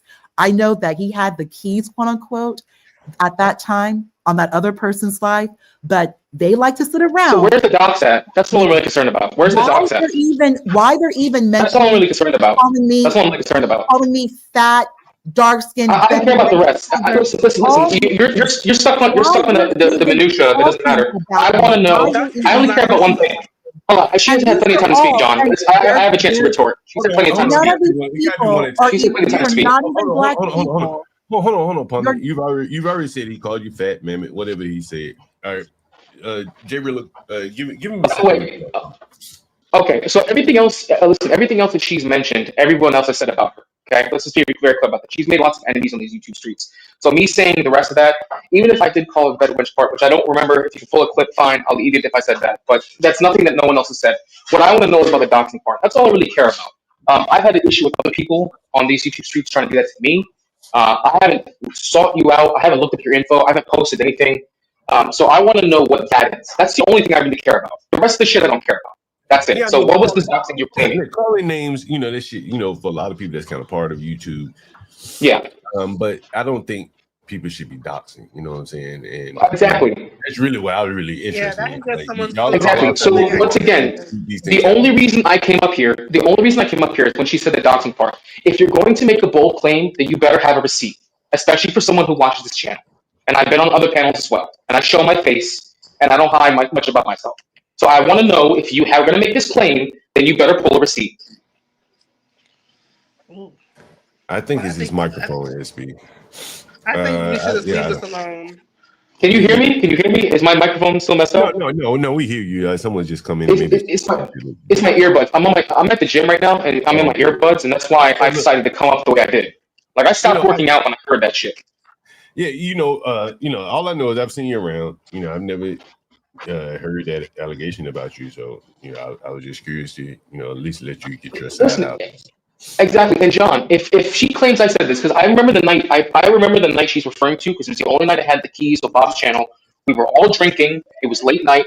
So if I said that, and like I said, if she pulls a clip of me saying that about her, then guess what? I'll even formally apologize on this channel. I'll even apologize for saying. Let me ask you this question. What I did not do, let me finish. What I did not do was dox her. What I did not do was dox her. Go ahead. Well, let me ask you: do you know where she is located? That's a yes, no. Don't say yeah. I know where she. Don't say yes, she's here. But do you know where she's located? Approximately, but that's because she's mentioned on CTs before. I know her city, but she's mentioned that on CT. Oh, and if you've talked to her, she's mentioned it to her as well. You can't dox her if she's disclosed her own. Right, exactly. She disclosed her city. She disclosed her city. That's all I know. That's all I know. She disclosed that. A roundabout way. Have you heard her mention her city as opposed? I just told you on CT's channel. On CT's channel, she mentioned it.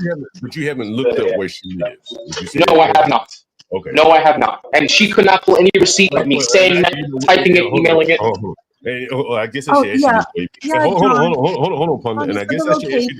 Hold on. No one talk right now. Let me ask him one more question just to be clear, because people will say, well, you didn't ask him this question, then that could have been the answer. You didn't pay anyone to look up any information on her, did you? I did not. Okay, all right. There you go. All right, fair enough. Go ahead.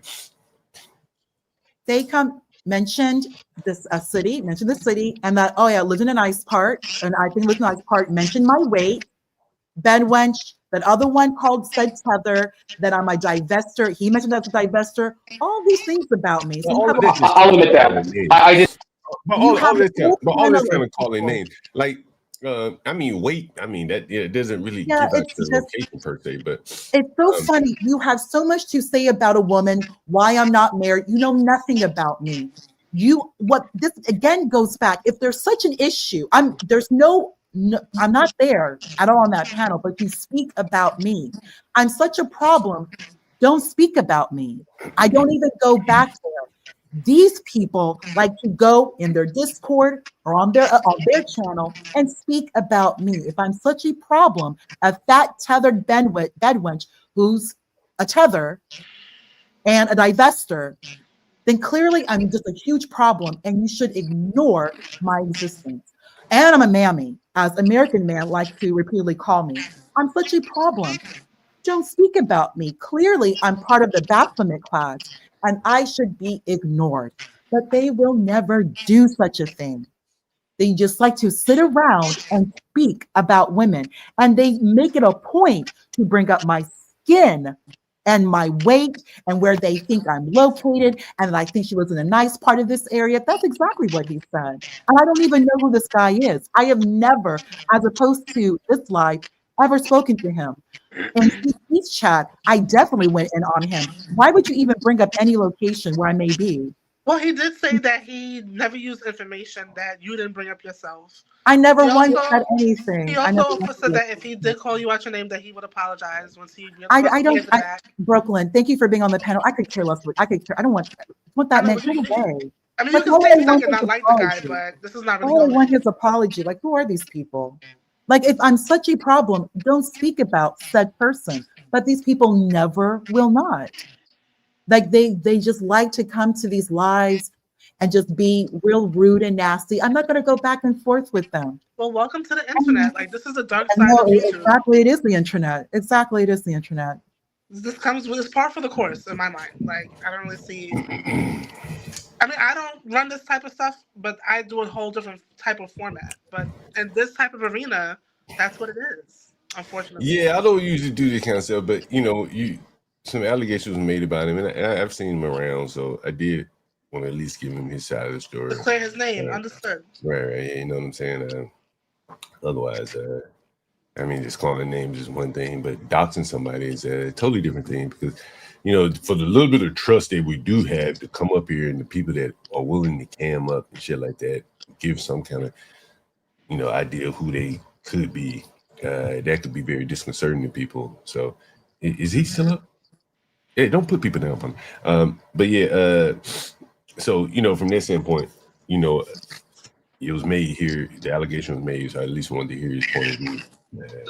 If I may, yes, I did say. Okay, so what I did say was that the Lester part, that's true, but I'm not the only person who said that. So that I do remember. But as far as the information is concerned, yeah, but that's the same calling. People say horrendous things to each other on the internet. That's part and parcel. You can't handle that. Get off the internet. Number two, she keeps on saying that I made these claims about where she lives at. Unless you have something, unless it was your address, where you work at, familial information. Doxing means that comes with information that someone's gone out of the way to look up or to use to service something. Hey, you got some background noise, man. I know you need. I know. I'm getting out of the sauna.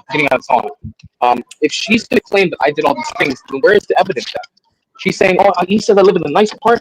If you guys remember correctly, she herself has mentioned that she is Six Sigma certified and that she works in IT and that she's a very elite person when it comes to her field. These are things she's mentioned not only on TT's channel, but also on yours, John. She's talked about this about herself multiple times. She's gloated about what she does in the field. She's gloated about how elite she is in society, the places that she can afford to eat at, the places she can afford to stay at. This is everything, all the information I'm telling you right now is what she has said herself. This is not something I made up or looked up. So, and part of the reason why she has as many issues as she does when she goes on these panels, mostly, is because whenever she gets on there, she has this need, this insatiable need to want to challenge men, and not only challenge men, but also come at them for their masculinity. She's done this multiple times at the panels. That's the reason why so many of these men have an issue with her. That's the reason why she'll speak on their relationships, she'll come at them about who they are as men, but how can you sit here and get mad at people insulting you when you literally come at a man for what a man is meant to be? That's hypocrisy. And if you can't handle that, then guess what? Shut up. If you're gonna speak up, then cam up. And if you can't cam up, shut the fuck up. It's really that better now, Rillo. You got your feelings out. You feel better. All right, yeah. And see, this is what I'm talking. Understand that response right there is part and parcel of what I'm talking about. Her response right there is exactly what we're talking about. Well, I hope you feel better now. You got your words out. You feel better. Like if you're a man, find another woman. If a woman makes you feel so inadequate, so insecure, find someone else. Yeah, I might have a real life relationship. There's nothing you can say to me. I don't think it's the woman versus man thing, though. I think he's just they bring up why I'm not married. I don't know where they get that from. Call me a divester. Where did you get that from? Or dead one. I'm not talking about other women, Brooklyn. I'm not talking about other women. I'm speaking about myself. Yeah. I'm speaking only about myself right now. You have an issue with me. That's on you. You want to keep bringing up all these other personal. That's on you. It's none of my business. It's very odd how you revert to that direction, but that just goes back to the insecurities and the inadequacies. Again, that's not my problem. And I don't need to speak for all women. I'm speaking specifically about myself. I don't know why he decided to bring up a location and where he said I live. That's what he did. I never did that. But then again, that's what, I'm not going to say men, that's of your ilk would do. Oh, well. Once again, she claimed I brought up where she lived at. Where did I do this at? You should have a receipt if you were saying this. You should have a receipt. If you have a receipt, then show it. Yeah. If you have a receipt, then show it. You just described the lie. That's the lie where you did it. If you have a receipt, then show it. If you have a receipt, but you know what though? I didn't make any bold accusations about you that would require needing a receipt. Hey, listen, I'll let you speak uninterrupted. You should at least be able to impulse control, please. Anyway, okay, if you're going to make an impulse control, please. Sure, whatever. If you have a receipt that you're going to impulse control, please, right now. I understand. Impulse control, please. Impulse control, please. One at a time. Impulse control, please. Yeah, you were allowed to speak uninterrupted. Once again, I'm going to go back to this again. Okay, you made a bold claim. You should be able to back it up. Okay, I haven't come at you personally. The only time I came at you is when you decided to come at me on some bullshit. Actually, the first time you I came at me don't even was when know you. you see what I'm saying? You see what I'm saying? I let her You speak make uninterrupted. comments about me. I let her speak uninterrupted. This is right here. If she had any man in her life, she would not be doing this kind of shit. This is exactly why. This is the telltale sign of a woman who not only doesn't have a man in her life, but probably didn't have a father growing up, because she should not going around to other panels and taking out her frustrations on people she doesn't know. And she does this with men repeatedly. And the reason why you see the same exact pattern on other panels is because you engage in the same pattern. And then she's going to say it's racist somehow. It's pattern recognition. All right? Listen, I'm going to say this again. I'm going to say this again. If you keep on making bold claims, then you should have receipts. And the whole reason why you even started with me to begin with, I'm giving you like the origin story. I'm giving you the origin story. I'm going back in time. There's an origin story, John. Oh, it's The entire reason why she even started with me to begin with was because I was having an argument in chat with somebody on TT's panel named Sir. Okay, this is black dude that served in the military. The conversation got heated, it got a little racy, as it does on TT's channel.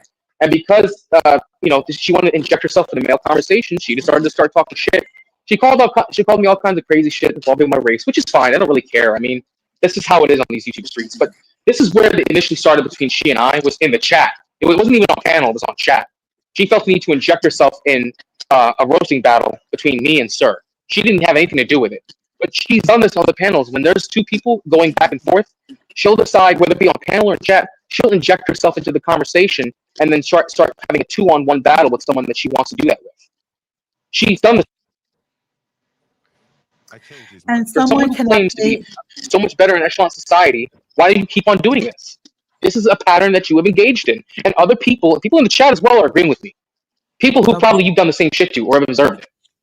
I absolutely deserve it. You have a picture of observed. I didn't say deserve. I said observed. I said observed, not deserved. You have observed. some picture of Putin, whatever that is, whatever. That's African Putin. For people, for the people who are saying that I'm trying to fake being black, this is just African Putin. This is from a geopolitics group. They said whatever.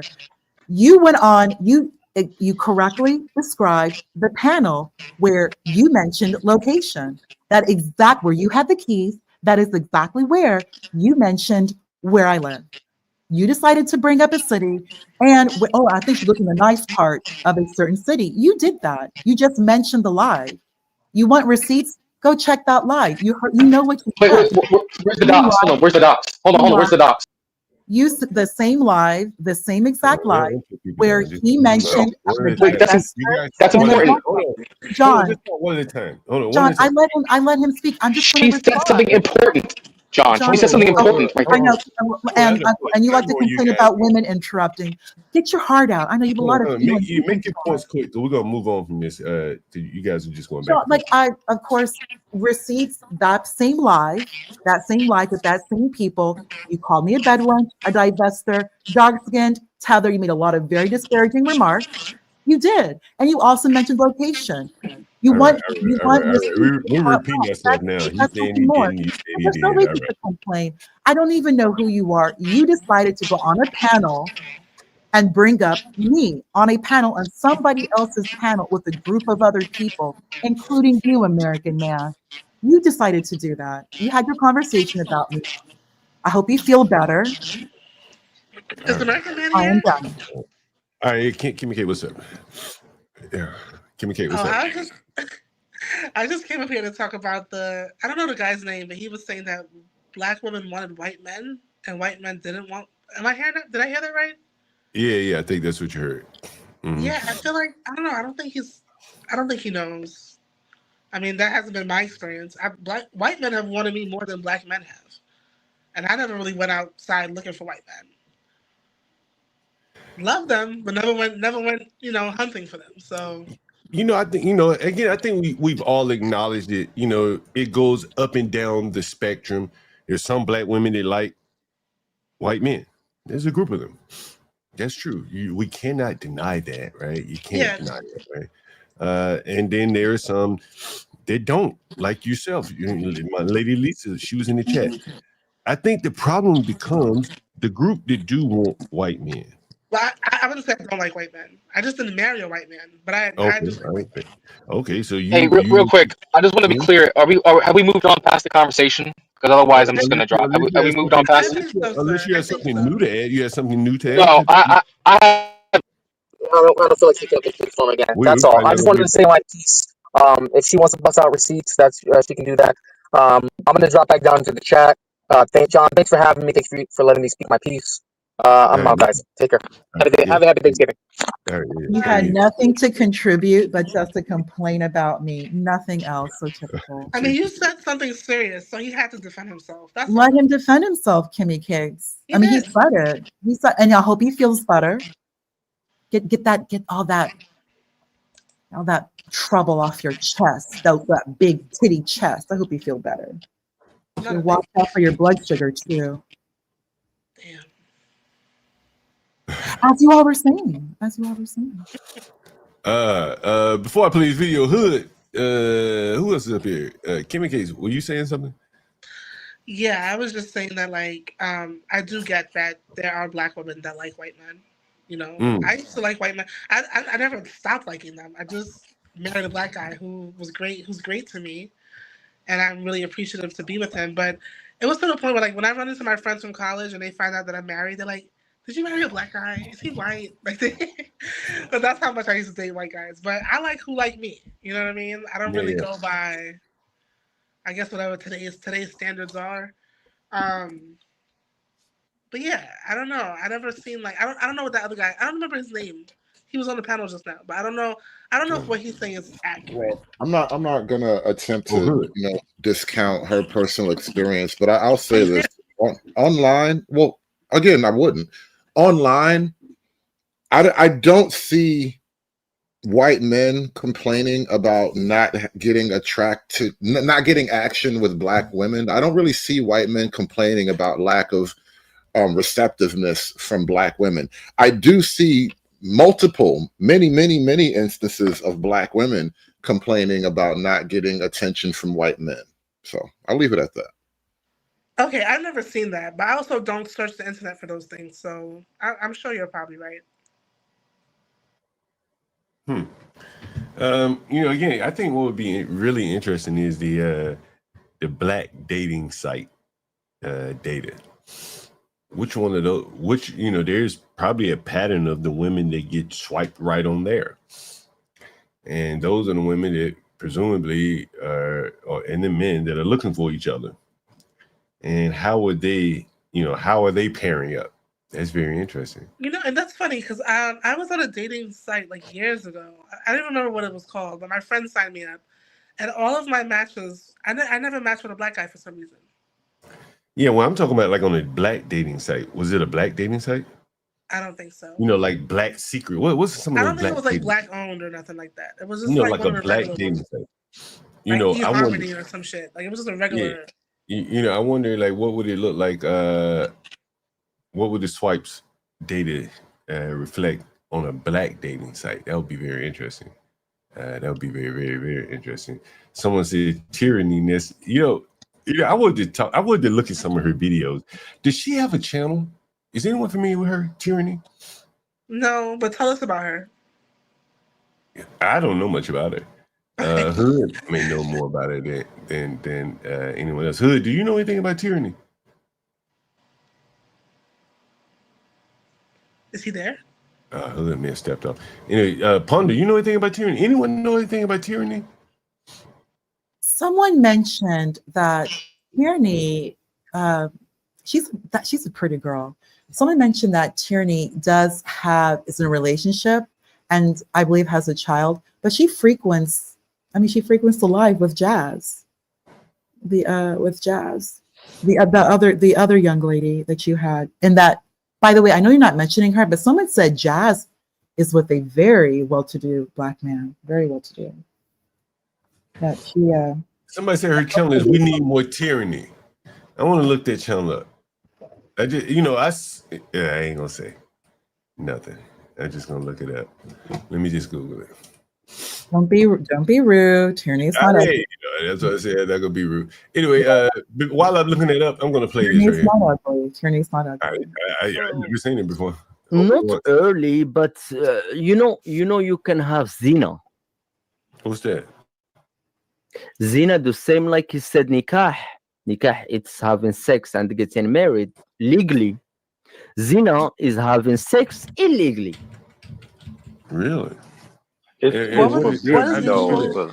The same, like I said, there is 30% of bad girls. You can just find a bad girl, and maybe pay her, maybe not, and have sex with her. They're mostly prostitutes. Yes, that's what I'm saying. So that's zina. It's kind of haram. It's kind of bad.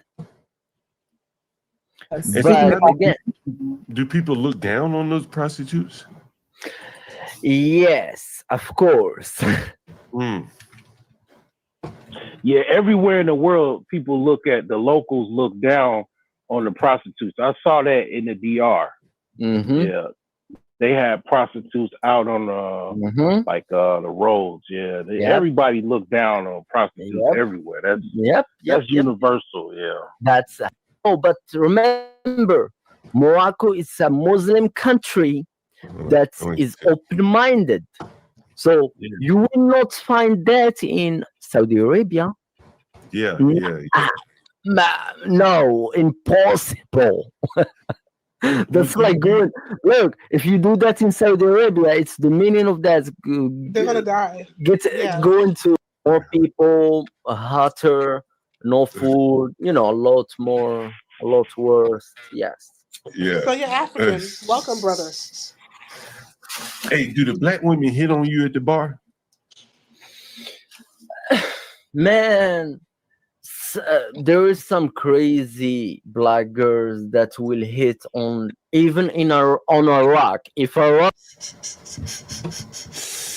you heard that?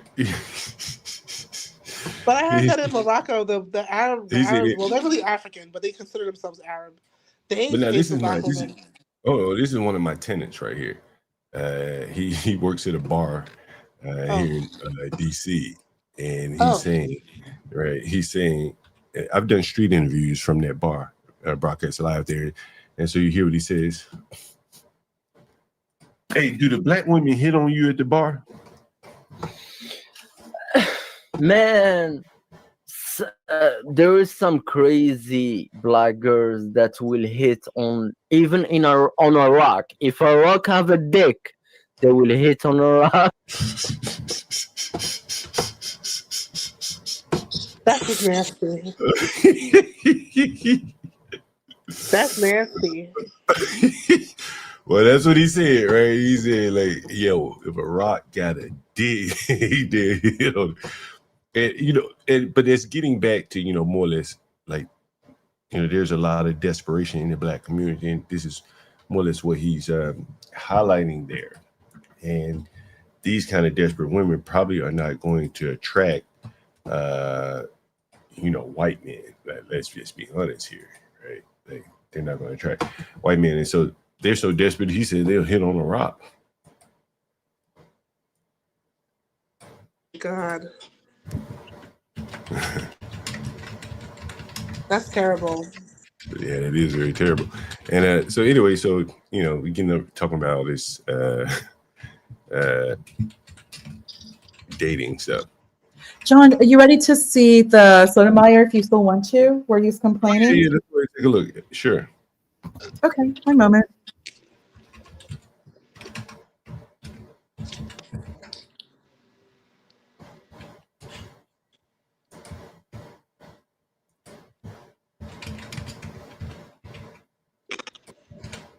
Imagine someone doing that to you, claiming they want to have an alliance with you, and insult you every 5 seconds.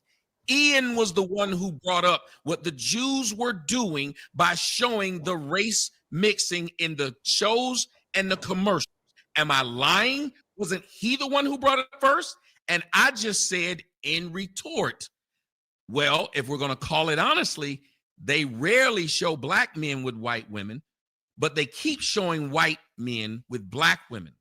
So I'm trying to ask the question, why are they doing that? Even if you're saying the Jews are doing it, why aren't the whites complaining? Whites should be the first ones to say, we don't want to see our white men with black women. But y'all don't. Long as the white guy gets the fuck the hot Tommy, I don't black want to chick. see either of them. No, I'm saying that's what needs to be said. Come out and say that. Not when I see Diane Carroll getting fucked by the white guy on a show, then it's okay. And then the truth come in and said, well, there we go, talking about celebrities. Ian brought up the damn celebrities. So every time I was responding to what they said, somebody would say, why are we talking about that? Take a deep breath, Tommy. No, don't do it. Ian, don't do it. This is how I fucking talk. I'm a nigga. Let me be that. Just like you on Jurassic Park. Just like you This on clip Jurassic isn't Park. about black women and white really men. Are.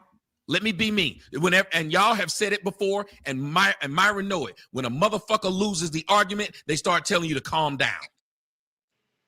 I haven't done I'm shit. just doing it as a favor voice, to you, to be I don't need perfectly to honest. take a breath. You don't care if I breathe or not. Don't tell me to take a breath. Tell me I'm wrong. If you ain't gonna tell me I'm wrong, shut the fuck up and let me keep speaking. Because I ain't disrespecting I'm just saying you sound you unhinged, Tommy. Just take a deep breath. No, I just told you don't tell me take a breath again. This the sarcasm of these white fuckers. He gonna keep saying it now. That's why you hidden, motherfucker, because somebody whooped your ass. You couldn't talk to nobody like that in their face. You ain't a man. Tommy, I post a lot about black violence and impulse control, and you're really doing a great job of showcasing my point. Bitch, I'm gonna get heated. Now shut the fuck up like I do when you talk. I don't tell you exactly anything why when they you get in trouble talk with the unless you're police. wrong. This behavior. You just told me to shut up. What are you talking? No. I'm gonna go on mute and just let you go. That's Tommy. right. Go the fuck on mute. Go back to Jurassic Park. Hey, pause it for a second there, Pundit. You know, I think, honestly, when I was a little bit younger, I could watch Tommy. But as I've gotten older, I can't take that screaming and shit like that. And and no disrespect to Tommy, he's successful at what he's doing. But I think what I'm seeing here, and this is not on the topic, what he's talking about, but I pointed this out with Tommy, Fugazi. It's another one that does this shit. And you see a lot on the black space. What's that nigga name? Sell your soul, sell your light, sell you light. Like in the black spirit, when Tommy's talking to blacks, I think he does very well. At one point, he was the king dog of talking to blacks and about blacks. But I think once he tries to transition to talking to whites, like talking like this in mixed crowd is not acceptable. You can only go so far with this screaming and hollering and cursing and stuff like that. If you're trying to go into the white section, that seems like what he's trying to do. And all this screaming is just, he's too old for that now. Go right ahead, though, Punk.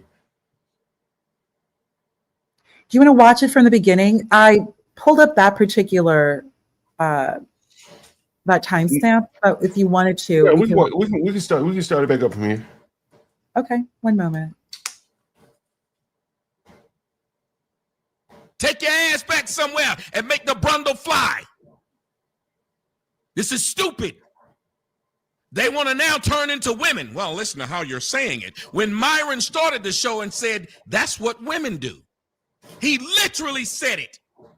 Tommy, he says that women are emotional and you have lost your mind and you're embarrassing yourself. I promise you this will be clipped and people will make fun of you for it, Tommy. Sir, I'm trying to help I don't give a fuck if you don't make fun of me, motherfucker. I guarantee I live better than you. How about that? Why are they making fun of me? I guarantee I live better than you. And you white, so that ought to make you feel like shit. Hey, pause it again. Pause it again right there, Pundit. Black ass got a bigger house and a bigger car. And see, therein again, I think, lies the problem between the blacks and the whites. He's immediately goes to money, to material. The money. You know what I'm saying? Like, yes. But you put those white guys in the same room, be brave. He might be poor. They may be, wealthy. Again, and they can kind of get along. Let me point something out to you, please. There is a black male insecurity about black women dating white men, perhaps. And Tommy seems way more bothered by this than white guys do. Black men in general are way more bothered in a weird way. I don't think white guys are as concerned about it. I think in terms of like the interracial dating thing, like I said, white men generally aren't on black women to the degree that it really means anything. And it's mostly a media push. I think like black men and white men aren't even like meeting halfway on this issue. Like it's almost a one-sided thing. Black people think about this way more than I think white people care about it. Because I think for the white guys, like they're having sex with a lot of black women and then they'll just marry white women and that's the end of that. Yeah, I think they're willing to, more or less envelop themselves into the, the white world as it may see fit. It's probably harder for a black woman to do that. I want to address this comment here. Someone said, "So you." I think that might be in America because, like, in the UK and like other parts of the world, there's a lot, especially like in Scotland. There's like a lot of interracial couples, and they don't have our history. That's true. Yeah. They very could be history and stuff like black that. women and white men, and a lot of these black women are like straight up from Africa, and even now, there's a lot of African women marrying Chinese men. Well, again, they can become an empty slate, right? Like, if you want to put it in brass tacks, hell, if you're African, you done ran up out of Africa, and you get to Ireland, shit, why not just leave everything behind? Culture, whatever the hell you leave, you done left your fucking country. Why you dragging that shit around, right? Like, well, you still want fufu? You're in Ireland now. Eat, whatever the hell they eat, Ireland eat, right? You left your country. Why drag your culture with you? The white men, they love Caribbean food and African food. You like what you like, whatever you figure out what you like. Mm-hmm. But hell, so yeah, I could see why black people going somewhere, be willing to date and maybe these other people. Shit, they'll leave everything. They're blank slate, making them what you will. Cellulite podcast. I mentioned him earlier, and I think he very well could change. Who knows? But I heard him say something, and I said, "Damn." He's he talks politics, and he talks politics from a black Republican angle. And he talks about how people have shunned him because of his politics. Now, he's not in politics. I don't think he's elected, but he, has opinions about politics, and he expresses those opinions, and they don't tend to jibe with most black people. But I was listening to him, and he said he had a conversation with a Mexican man or a Hispanic man. And Cellulite says that they had a strong disagreement over the Black National Anthem. What? What's the disagreement? The lyrics? The lyrics? Cellulite believes that blacks should have their own national anthem.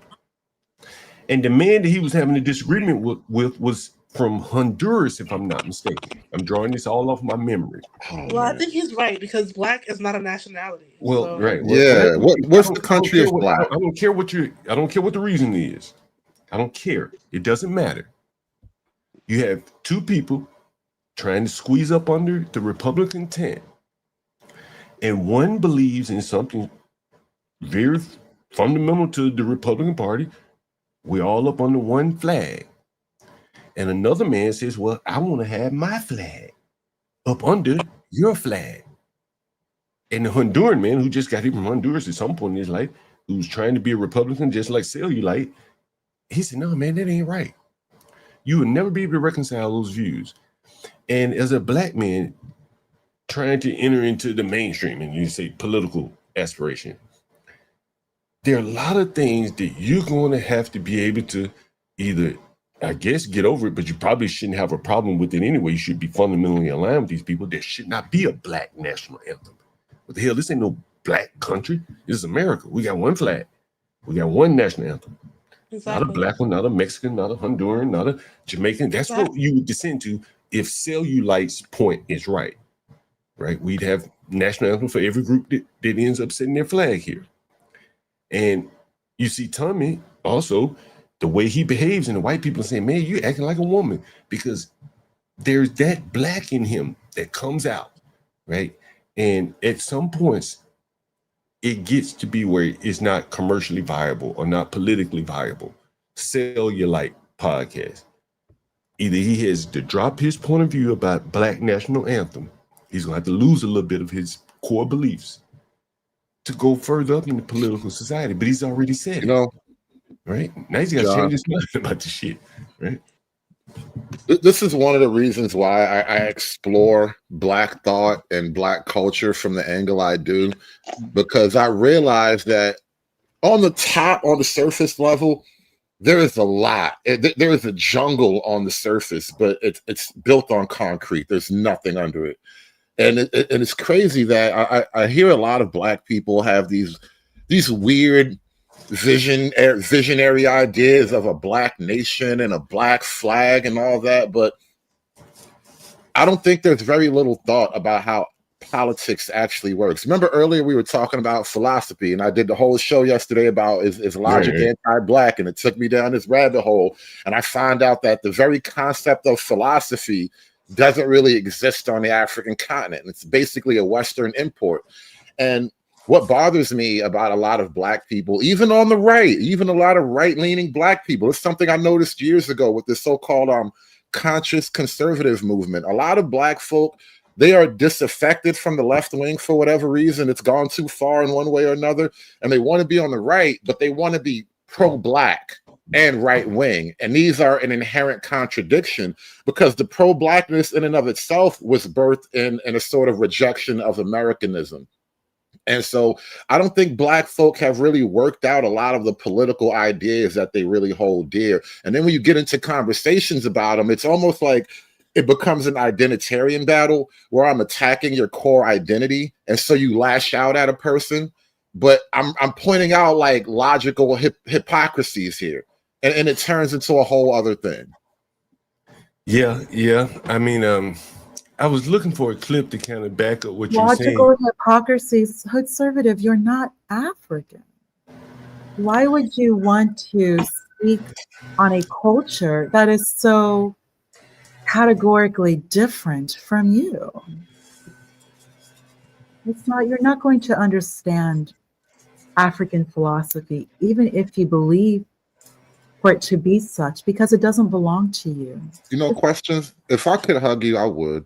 No, I don't need to. You need it, and I would help you. I would hug you. No, that's okay. No, thank you.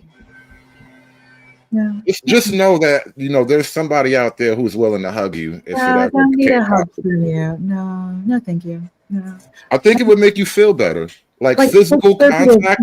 Physical contact is actually nourishing. You speak a lot about other people and wanting to do for other people and speak about other cultures. I just like to give, baby. Come on, can I be a giver? Speak about yourself. I want to be a healer. Did you know I was a holy man? I started a church and everything. I'm a holy man now. Then speak about your church. I'm a holy man now. I try to actually heal. I want to give, baby. About you, conservative. The first person, conservative. Speak about yourself. Let me play this clip, Hunter, and then we're going to get back to Tommy. I wanted to point this out. It's a very short clip, about 40 seconds. Then we get right back to this Tommy, because, again, I think Tommy is going to, the point that he's going to make, whatever about relationships, I think he's also making another point. Again, Tommy can't go work in corporate America with this kind of behavior, this kind of screaming, emotional, not talking to this audience. I can do this shit over here. Like, people expect a nigga to be like me. Shit, the title, the description of this show is that nigga, but he's talking to white people and he's trying to put himself off as educated, but then it comes out. And that's fine if he was on DJ Hams or over on YouTube talking to, the people that like to see it mixed up. But I think right here, he's gotten out of character for what they came for. And so I want to show this to you. I've talked about it earlier, and this is it's 57 seconds. We only have to play the whole thing. Punter, let me put my screen up for 1 second. I'm gonna bring down Tommy. Yeah, just for 40 seconds, and then we're gonna put him back up here. 1 second. And this is what the cellulite people, the Tommy Sotomayor's, and on goes. This is the problem that they have once they want to transition or into the greater society here. To me, like, a white man can walk in a room and call us all niggas, and nothing. Would you tuck him first, or would I get to him first? What are you saying? So who would beat him up first, or who would do something to him physically for saying the N-word? White man came into the room with all four of us and called us niggas. Would you jump first? before my crippled ass. Yo, this is amazing. Yeah, it would definitely be a very bad situation for him if he said it to me. Yes, I've never had a white man bold enough to do that in my adulthood. It was just one old crippled dude, but I was in a car and he was old and he hobbled off. And everybody, if that old crippled dude hadn't hobbled off, Fantastic would have got on that ass. Everybody kept me from but yeah. So again, this is why I say now we back to this thing of where my blackness is being questioned. Beating up old people is blackness is just even that night when we had to me like a white man can walk in a room and call us all niggas and nothing. And all these blacks up on that panel agreed that they would whoop a man's ass, and all of those blacks up there got something to lose. And they were willing to lose it, or at least they were willing to say they would lose everything to this old crippled black. And that is the problem that the cellulites, the fugazes of the world have. They can't be straight honest, or they got to be a nigger and whoop a man's ass for calling them a word and just throw it all away. I mean, on the other hand, you just see him beat a nigger. But go ahead. No, I know you like to pick on Izzy and everything, and it was this one day. I just had to go in on your boy Izzy because they kept talking about the white man's doing this and gonna press him, and it just occurred to me, like, bro, this sounds like a sexual fantasy. You know how like that Handmaid's Tale thing where like women desire to be oppressed even though they secretly they march against oppression, but half these liberal women, they watch great fantasy stuff and they read novels about being attacked by some type of tentacle monster or whatever. Like they have the weirdest sexual perversions and go all from the chandeliers. I My bad, Hood. Go ahead. Where do you find these people? No, I'm just saying, like, after a certain point, it occurred to me that a lot of black folk, especially the men, constantly like imagining some scenario where the white man is out to oppress them. It almost comes off as like some type of pseudo-sexual fantasy. It's like, do you really secretly desire to be oppressed? Does like the oppression do something for you? Does it connect your negative and positive in a way that nothing else can just get your battery jumped? Like it's a weird thing that niggas can't ever escape. Man, listen, I know we're gonna get back to Tommy, I promise you. But this shit is near and dear to my heart. I ain't gonna lie to you, man. I ain't gonna lie to you. Like, yeah, let me play this. What's going on, fam? Yo, what's good, fam? That's the thing about this dude, right? I knew you were. Now he talking about me. He just got on the panel. He immediately turns his eye to me. Now listen what I say to him. And he sits there, he dogs out black Americans all day, every day. But he said, I dog out black people every day. That's what he said. Well, he sits there and beg them for money every day. Well, I sitting up on YouTube now. He makes mad excuses for daggone black Africans. Makes absolutely no sense. Yeah, no sense. And this is this dude's program. Right? So he said, I make excuses for black Africans. I'm just calling it what it is, Greg. Now, listen what I know it's pathetic. what the hell I gotta Let me put this shit on the screen. I want you to see this shit. You gotta see it. This is what I'm talking about. You gotta see this shit. Look if I may ask, what excuse does he mean that you make for like Afrodamas, Black Africans? I don't know. We'll get to that later. Listen. He makes mad excuses for daggone black Africans. Makes absolutely no sense. Yeah, no sense. And this is this dude's program. Right? So he said, I make excuses for black Africans. I'm just calling it what it is, Brave. Now listen what I say. I know it's pathetic. What the hell I gotta? Why would I make excuses for Africans? That's why I say, John. It's this whole 40 million black Americans, 30 million of them are out of their fucking mind. So before I play anymore, Brave, how many hats do you have? I have 2 hats, and they're both the same. And that's because if you go outside in an old age and that bald head will get sunburned, you don't want that. Now this is a poor white man. He said he got 2 hats. So I You know, want you to John, listen I to just these realized blacks. Hold something. on. Right. You see, I talk about blacks like you that go around about 35 hats, right? Yeah. I got Black more than like 35 hats. So he's saying, nigga, I got more than 35 hats. You heard that? That's the difference between blacks and whites right there. They can't get that shit out of them. That nigga said, nigga, don't you undercut me? I got more than 35 hats. What the fuck you mean? Huh? Listen. John, I've been trying to figure out how to do a better job. So he's say what? I said I've been trying to figure out lately. I've been trying to, what is it? What is it to be black? The elements of the pillars of blackness. And it just occurred to me, bro. I don't own any hats, bro. I only buy hats in the wintertime. Like I buy me a $5-10 Scully or whatever because it's cold. But I don't generally wear hats. And I just realized I think I need to buy hats. I'm doing it all wrong, bro. He said I got more than 35. I don't have any, bro. Hood. I gotta take you down through it. I want to show you this with you. Oh, I want to show this with you, Hood. I hope I can find it. Oh, because I've been documenting what's under these hats. What's under these hats is empty ass heads. Empty heads. That's what all hat hats for, bro. So you can look at this. Look at this. So I've been on these hats, right, Hood. Look, and look what's happening here. I was in Angry Man chat one night, and look what somebody wrote in the chat. Can you afford 30 hats? Some nigga named Revolver wrote it. You see this? Let's see. 30 hats, roughly 25 to let's give it a $30 average per hat. Nigga, I got it better. I got it better than that. I got it on recording. Let's see where I got it. Let's see. Where is it at? Is this? Look, I got the number for you. Hat math. I got the number for you, Hood. I got the number. Let's see. There was an episode I did. We were working out some Jordan math. I forgot how we were doing it, but like X amount of Jordans equates to. Hold on, Hood. Let me let you listen to this. Roll clip 1. So on paper, it's half. Not literally a half kid. Just shorthand for me maybe expecting. The reality is, as black people, we would be able to afford it if you have a black man and a black woman. We would be able to afford 5 kids if we wasn't so damn flashy.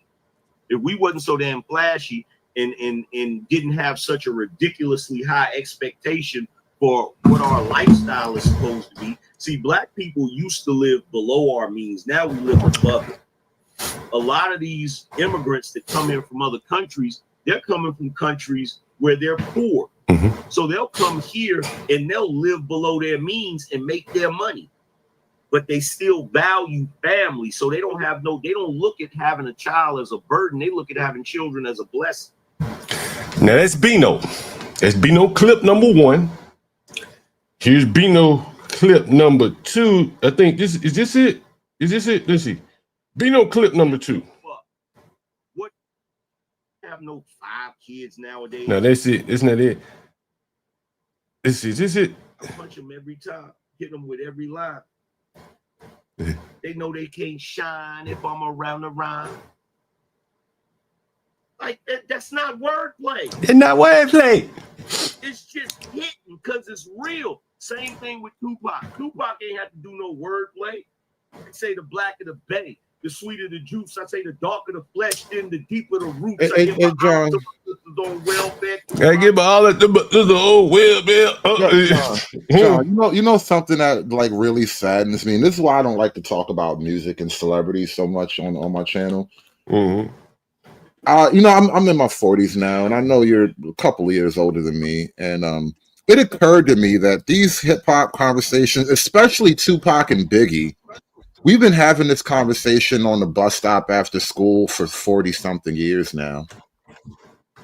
Don't it get old? Don't it get old though? Don't we feel old? Like niggas is in their 40s talking about rap beefs and who got the better bling and who stole who bitch after the awards show, and like don't you feel tired about having this conversation after 30-some, 40-some years, man? Yeah, I gotta agree with you on that one, Hood. And I gotta show you something because I want to finish up this point before we get back to that video we were playing, Tommy. Damn, if I can't find it, it is let me see. I gotta find this. I gotta bring it all home for you. I gotta bring it all home for you, so you can see what the hell I'm saying here. John. Huh? John. Hey, is Universal in the audience? Hold on. Don't let me forget my thought. Is Universal in the audience? Is Universal in the audience? Is Universal in the audience? Because damn, I may just have to tell this story. Fuck. Let me see. I sent the text message to. Shit. I gotta play this. Let's see. Universal. What did I send him? Punda, do you remember that video I sent you about Sell You Light with Angry Man? Does anyone remember that video? Did I send it to you? Master Kim, if he's in the audience, I may have sent it to Master Kim. Latino. Anybody in the audience, did I send you that video of it was of Angry Man. I was on the Sell You Light stream. Is this it? Is it what? Damn, I might just tell you the story. Master Kim, maybe it's in there. If I can't find it right here, then I'm moving on. All right. So I'm on the Sell You Light stream, and I saw him on Sharon Bracey. And that's when he told the story about the Nigerian national anthem. And so, is this it? No, that's not it. And so, that's what made me watch this channel. So I watched this channel. And so I go up on this panel. And I may have to pull this shit up. So I go up on this panel, and I'm giving him the business in a nice way. You know, I'm asking him some questions, you know, about his politics, so on and so forth. Sell You Light. It's Sell You Light. And as I'm getting into him, now this is 3 in the morning. 3, 4 in the morning. Angry Man jumps on the panel hood. And him and Angry Man, like, he's beneath Angry Man. Angry Man's like King Big Hat. You understand? He King Big Hat. He the Big Hat King. He the biggest one. And so Angry Man, King Big Hat, see John Galt on Sell You Light stream. He swooped into the rescue like Stanley did here for the tea. Yes, he did. And he knowing that Sell You Light will get me off the phone for King Big Hat, because he's the King Big Hat. And so Sell You Light takes phone calls. You don't get up on his panel. So King Big Hat, you know, was King Big Hat, so he had to drop me from the stream to put Big Hat up there. And Big Hat, and I'm going to find the clip, justified having 50 caps. He said, what's 50 caps cost, man? He's like, $35 cap. He's like, they ain't number $1,700. Now you think about the contradiction. On one hand, he said, we could have 5 kids if we weren't so flashy. On the other hand, he's justifying having 50 ball caps. That's a contradiction that will never intersect. You understand? Right? That's a contradiction that will never intersect. And that mindset of having 50 ball caps, when you go over into the white sector and try to talk that shit, they're going to start looking at you like you're stupid. And that's why, what's that girl name? Pearly thing? What did she say? She said, I can buy Angry Man for $75. That's what she said. Because she know that nigga he got a cap budget. I looked at him one day, man, this nigga had on 2 rings, a watch, probably a bracelet, gold chain, a sweatshirt with cocaine and caviar on it, a ball cap, sunglasses. He probably had on $1,000 worth of accessories. These are all the accoutrements of black success, man. How else are you supposed to know that he's a successful, wealthy black man who rose up above oppression and white supremacy if he doesn't have on bling and you know? Budget.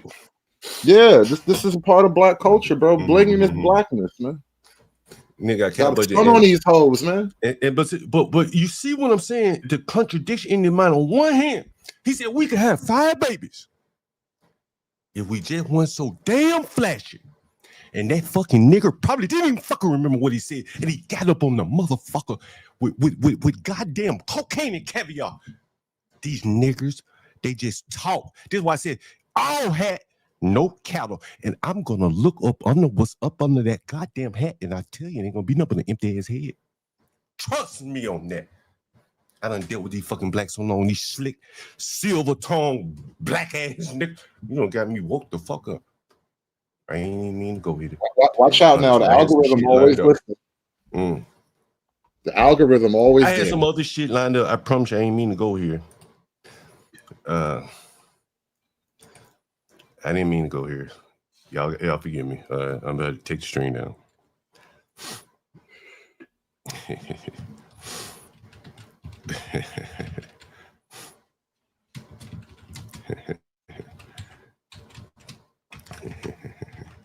Anyway, go ahead. Sorry about that. I went on a rant here. Sorry about that. I don't know where you was going. Hey, you know, I had a video queued up. We were kind of all over the place today. Let's go back to Tommy. Let's get back to Tommy. My bad. All right, Let me get back to Tommy.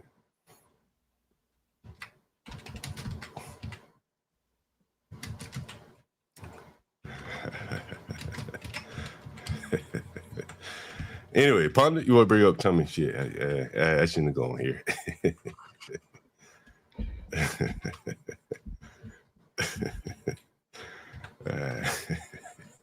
I couldn't resist. Yeah, how about that?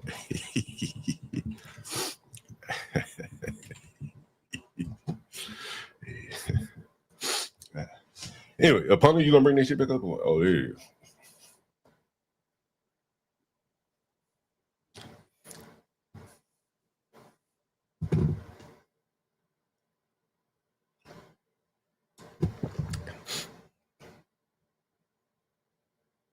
Is it playing? I don't hear shit. On a bigger dick than you, so everything you say don't stop bother this me, shit. nigga. Stop They it right there. entertained by me, Stop not it right your there. Stop pompous it right there. fake ass. Stop right there. I ain't counting nobody's shit. If you got niggers out here justifying 30 motherfucking ball cap, 50 ball cap, we got, listen. 3 niggers got 100 hats between them. That's a goddamn house. That's a down payment on a business somewhere. Between these niggas, caps that they can't only wear one at a time. Now, niggers might be wearing 2 caps at a time, one in the front, one to the back. I can see some niggas doing stupid shit like that. Now, you think I'm stupid and think these niggas ain't got 30 shoes to go with them 35 ball caps. Now you got the shoes, add in the shoes. How much the hood? How much the sneakers cost? Huh? We done got past the sneakers. $200. You know they got that. And they have to keep them shits fresh. They don't last as long as the shoes, as the hats, correct? Cause they walk, them bitches hit the ground, right? So they can't wrinkle them up and shit, right? They can't be crinkled in the front. So they have, as soon as the shoe get crinkled in the front, they can't wear that, right? And how much you think? Hold on, have mercy, nigga. I ain't even gotta ask you no questions. I ain't gonna ask you shit.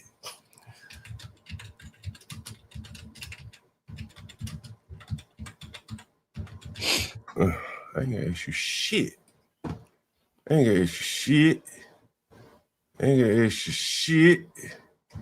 Let's see. That cocaine caviar. Let's pull that shit up. Let's see what that shit costs. Let's see what cocaine. Let me pull this up on it. Cocaine and caviar. Cocaine. What's up, Master Kim? Cocaine and caviar. Hey, everyone. Unless he own this shit about maybe he own cocaine and caviar. We're gonna give him the benefit of the doubt. Say he owns cocaine and caviar. These are $100 sweatshirts, cannabis and cognac. And this is what they spend their money on. So $100 sweatshirt, give or take. That's not the most. $200 you see on the shoes, correct? $200 on You the shoes. remember, John? You remember back in like the '90s, early 2000s, they had a brand called Iceberg Slim. I don't remember that shit. Yeah, bro. That was when it was getting crazy.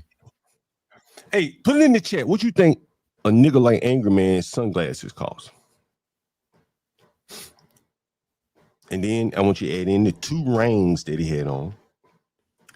Let's just throw in a bracelet, throw in a watch, throw in the ball cap, throw in the Cuban link gold chains he wear. And this is what these niggas do every day. Every day. Extrapolate that shit time 1 million niggas. And then go back to what the black girl said, man. Their values are not in alignment with mine. Understand? I get up here like, nigga, this how I really go around. Now, hold on now. Live, nigga. Hold on now. I ain't got no I'm not fucking gonna let that gold rings woman and off the hook that easy though, because those values that we she's get back to talking her. about, those men are attracting her with those same clothes and Jordans and hats. Well, there's a problem there too. But again, that because they have to lead with that. They got to lead with that. Trust me, nigga. I was on my fucking bike the other day with this fucking hat on and she was a fairly attractive woman. And then I know she don't like this fucking ragged ass hat. It's a nice hat. It's a winter hat. But it's a nice hat you got, Mr. John. And she didn't give a fuck about this hat. She probably flirting with me. And I wasn't dressed nice shit. I'd probably come from clean up a house or something on a bike. These people are leading with all this bullshit, cocaine and caviar, gold rings and shit like that. They got to keep it up. And that's the pressure that JP talks about. Nigga, I ain't got to keep this shit up, nigga. When I first came up here on stream, I talked about Jim Brown. Anyone remember what I talked about Jim Brown? You remember that, Master Kim? Yes. Do you remember that hood? No, I wasn't on it. It bears worth playing. Oh, fucking true. Bears worth playing. What's up, Master Kim? Hey, what's up, Conservative? Man, I love your channel, man. Thank you. Always What's high going on, in the bro? chat. Real quick, I wanted to kind of comment earlier when Ponder and Kimmy Cakes was up. One thing that's important, this is just my perspective, having unfortunately lived on West 7 Mile in Detroit all the way until my freshman year of high school, is that the white dudes that I think hook up with black women have got a little bit of the hood in them. They got to be down, and they got to be a little bit like 10% thuggy. Otherwise, because that shows that they understand black culture. If they don't have that in them, I can't see a black woman on this planet having any interest in a white dude.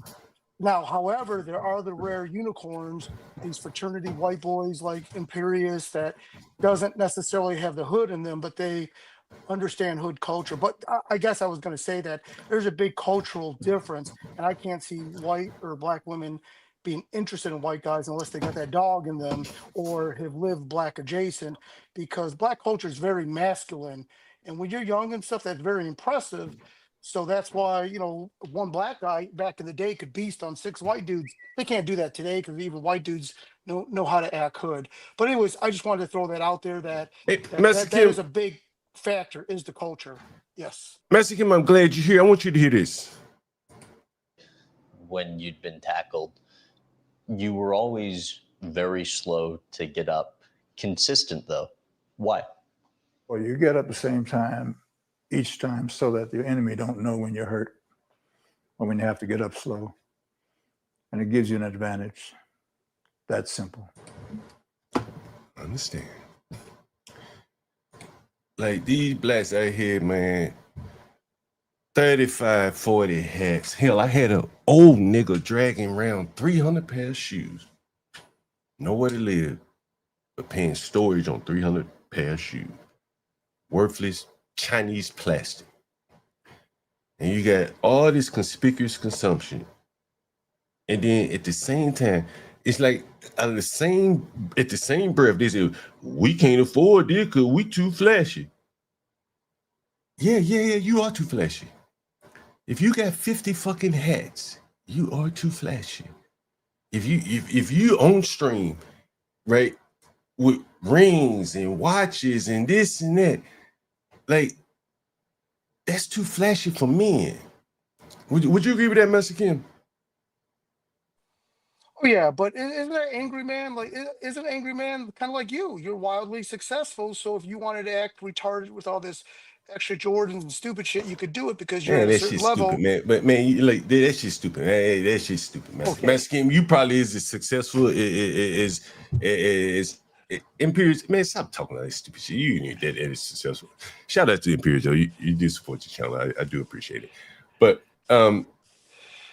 Master, I just think that you can't have a culture man with 50 hats. The Well, successful.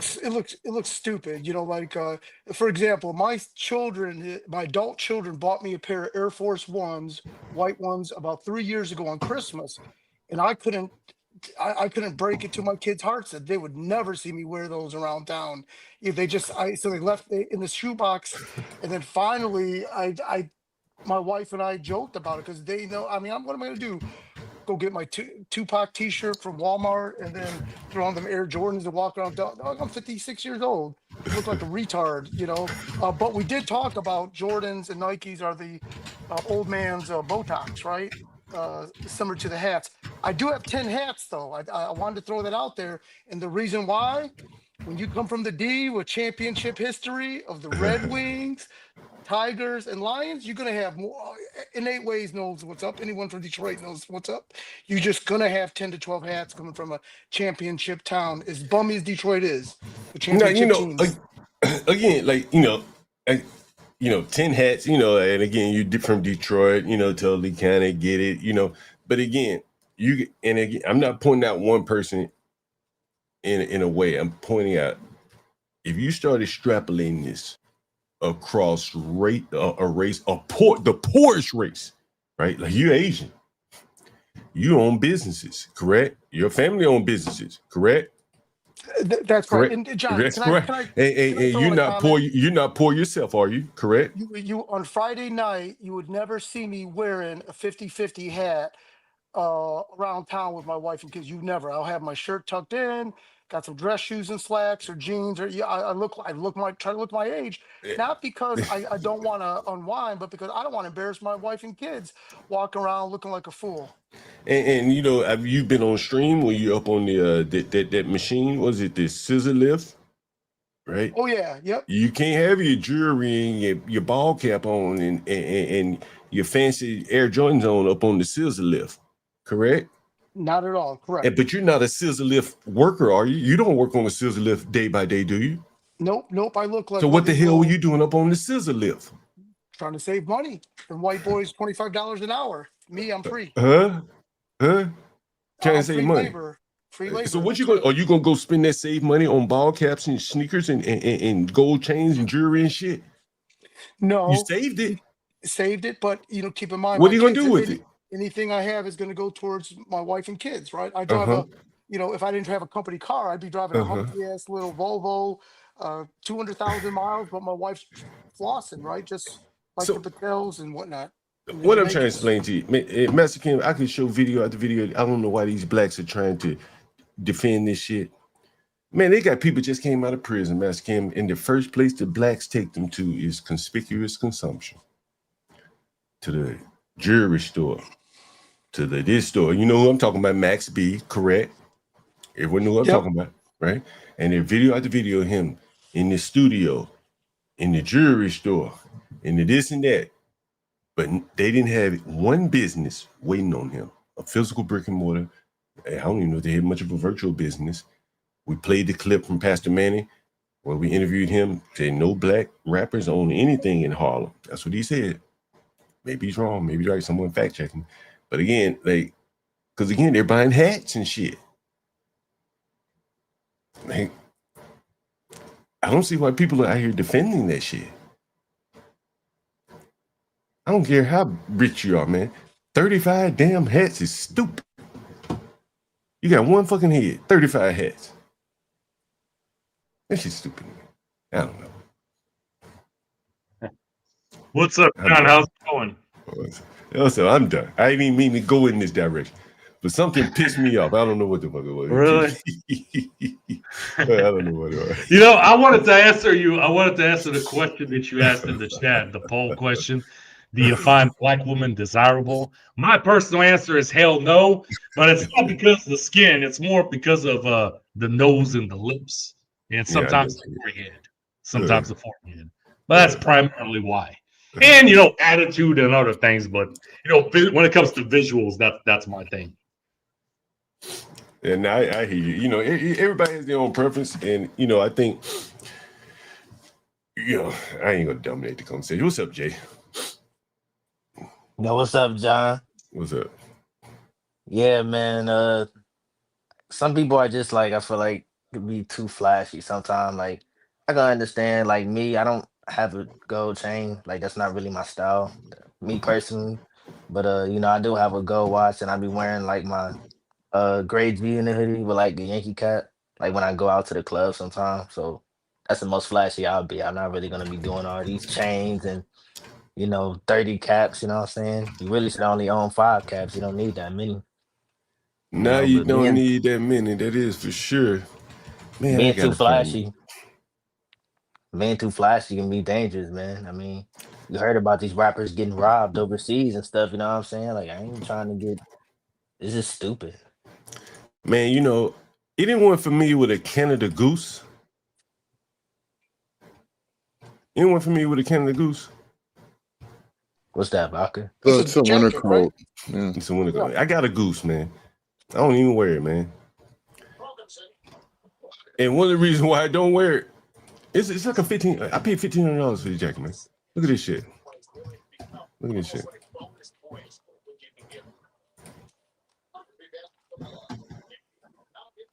Oh shit, you can't see it, my bad. Dude, I wasn't.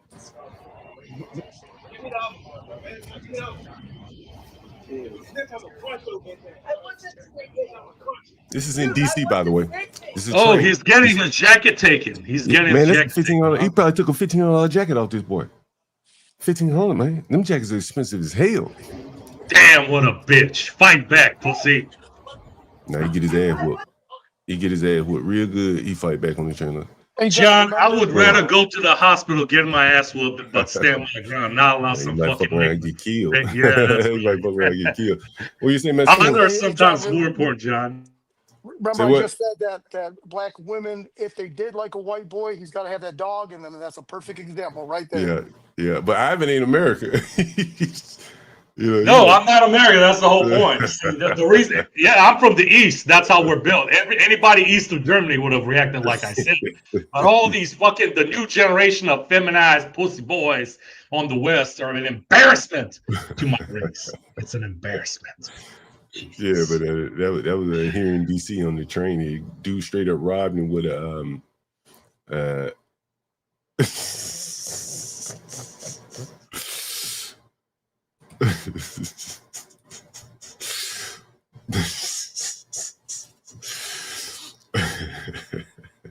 Man, I gotta find that clip again. I'm up on Cellulites stream, and I don't even remember what we were talking about. And Angry Man, it's just like 3 or 4 in the morning, bro. Angry Man came in like Superman and had to disrupt the stream. And he said, I don't know what that man talking about me. And he said, man, he said 50 hats ain't numbered by $1,700. I got it somewhere. At some point I played it today or tomorrow, whatever I find it. And again, it's that kind of conspicuous consumption. Multiply that shit, extrapolate it across a group of people. I mean, you're gonna be in a lot of trouble, and you're not gonna be able to meet the standards of that woman that we showed on the video there. Anyway, go ahead.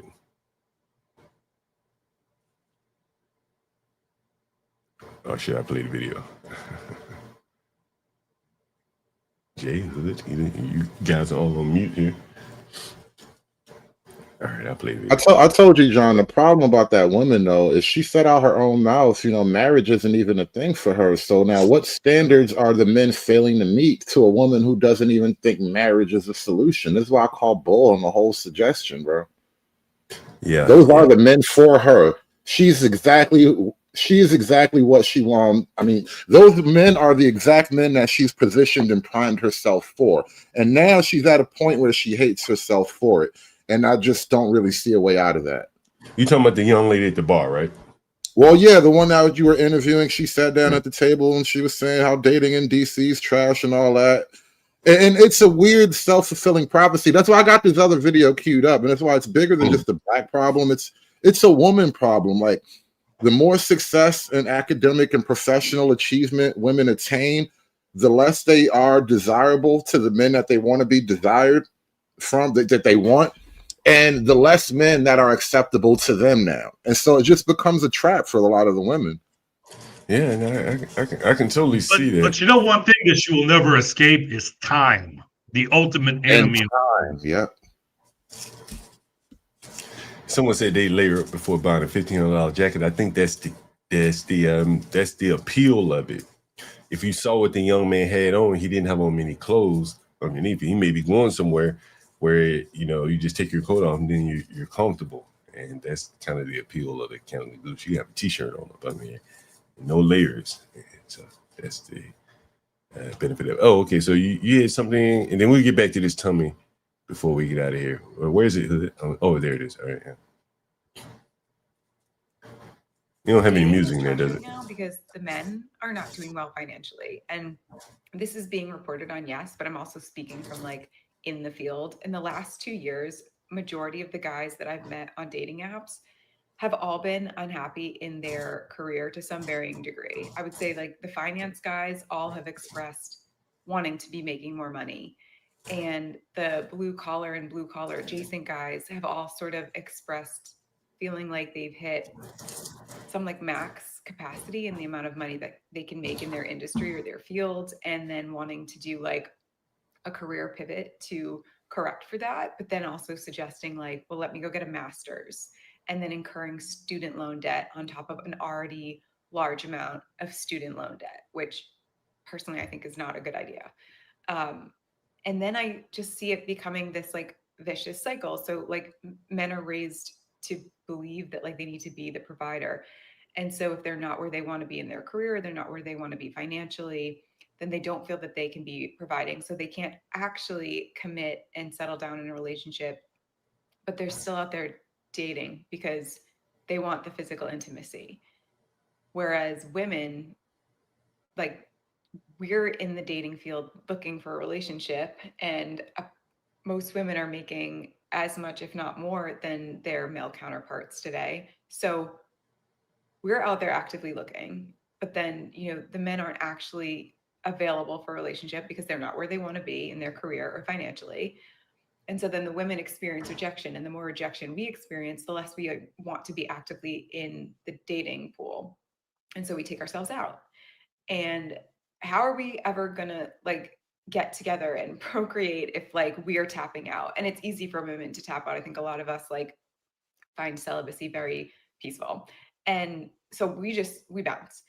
But then like I'm out here, and it's like the more I feel rejection and the more I get discouraged, and I'm like, okay, like I'm really not meeting anybody who's on my level, or I'm not meeting somebody who's like a good match for me, the more I get into the mindset of like, well, I'm a single person with a single income household. Like I need to do whatever I can to like set myself up financially to live in this world as a single person. And so then I work really hard on having my finances in order. And the more that I've got my finances in order and I've got my shit together, the harder it gets for me to find somebody who's on my level. Cause now I'm just like continuing to outpace the guys that are in my age range. And so it's becoming this like impossible loop that I don't know how to get out of. Cause I'm also not really willing to like, I can tell you how. lower my standards or accept like disrespect or just like weird behavior. Like I don't have time for that, nor do I care to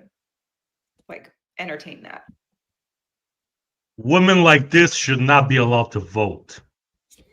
Well, most women should not be allowed to vote. I don't even know if women like this even matters. It's women in general should not be allowed to vote. And I would extend it to a lot of men don't need to be voting too. You niggas don't know what you're doing. That's how you let women get involved anyway. I'm being generous. You see, I'm not trying to be an asshole, but women like this should not be allowed to vote.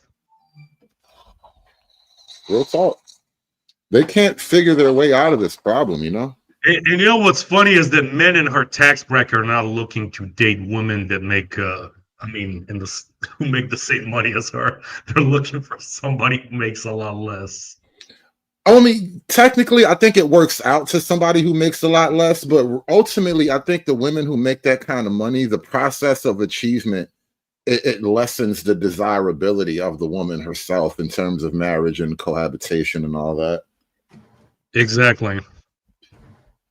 Nigga, I found this shit. Oh, this is gonna be hood. You gotta see this right here. I showed you guys this was Stanley. Y'all remember what I showed you this was Stanley? With Here for the Tea and Dinner with 777. Anyone remember that? Does anyone remember that? Hood, do you remember that? I wasn't here. I'm gonna give you a recap. Stanley was streaming on his channel. Here for the Tea was talking about her marriage with Dinner with 77. Stanley's streaming the shit live while he's live, right? While Dinner with 77 live streaming a conversation with T, Stanley was live restreaming their shit. Got it? Right? You got where I'm going here, right? You see the setup, right? So T was talking about her marriage in ways that made Stanley feel uncomfortable because Stanley holds marriage to a high regard, and T, being this light-skinned queen, in his mind, he holds her to that high standard. Understand? He said before that T could be his daughter. He I remember you talking about this. Yeah, right. Talk about your half T, and when he saw T exposing, the problems with marriage, the issues that people have with marriage, but she talking it out loud on the internet stream to Dinner for 777, who Stanley considers to be a degenerate.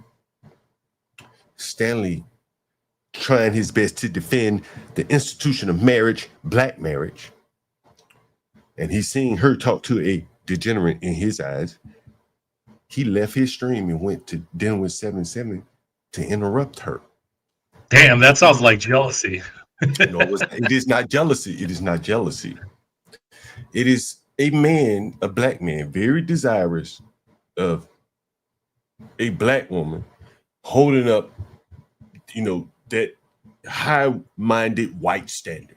She's a married woman of 2 children. This is what he has in his head of her, right? Yeah, it's just like you see a nice, pretty woman walking down the street, and then you see her the next day, and she with Tyrone, some ghetto nigga. You be like, damn, she look like such a nice woman. And then you see her with Tyrone, and like fucks up your whole thought about what you saw her, right? When you first saw her.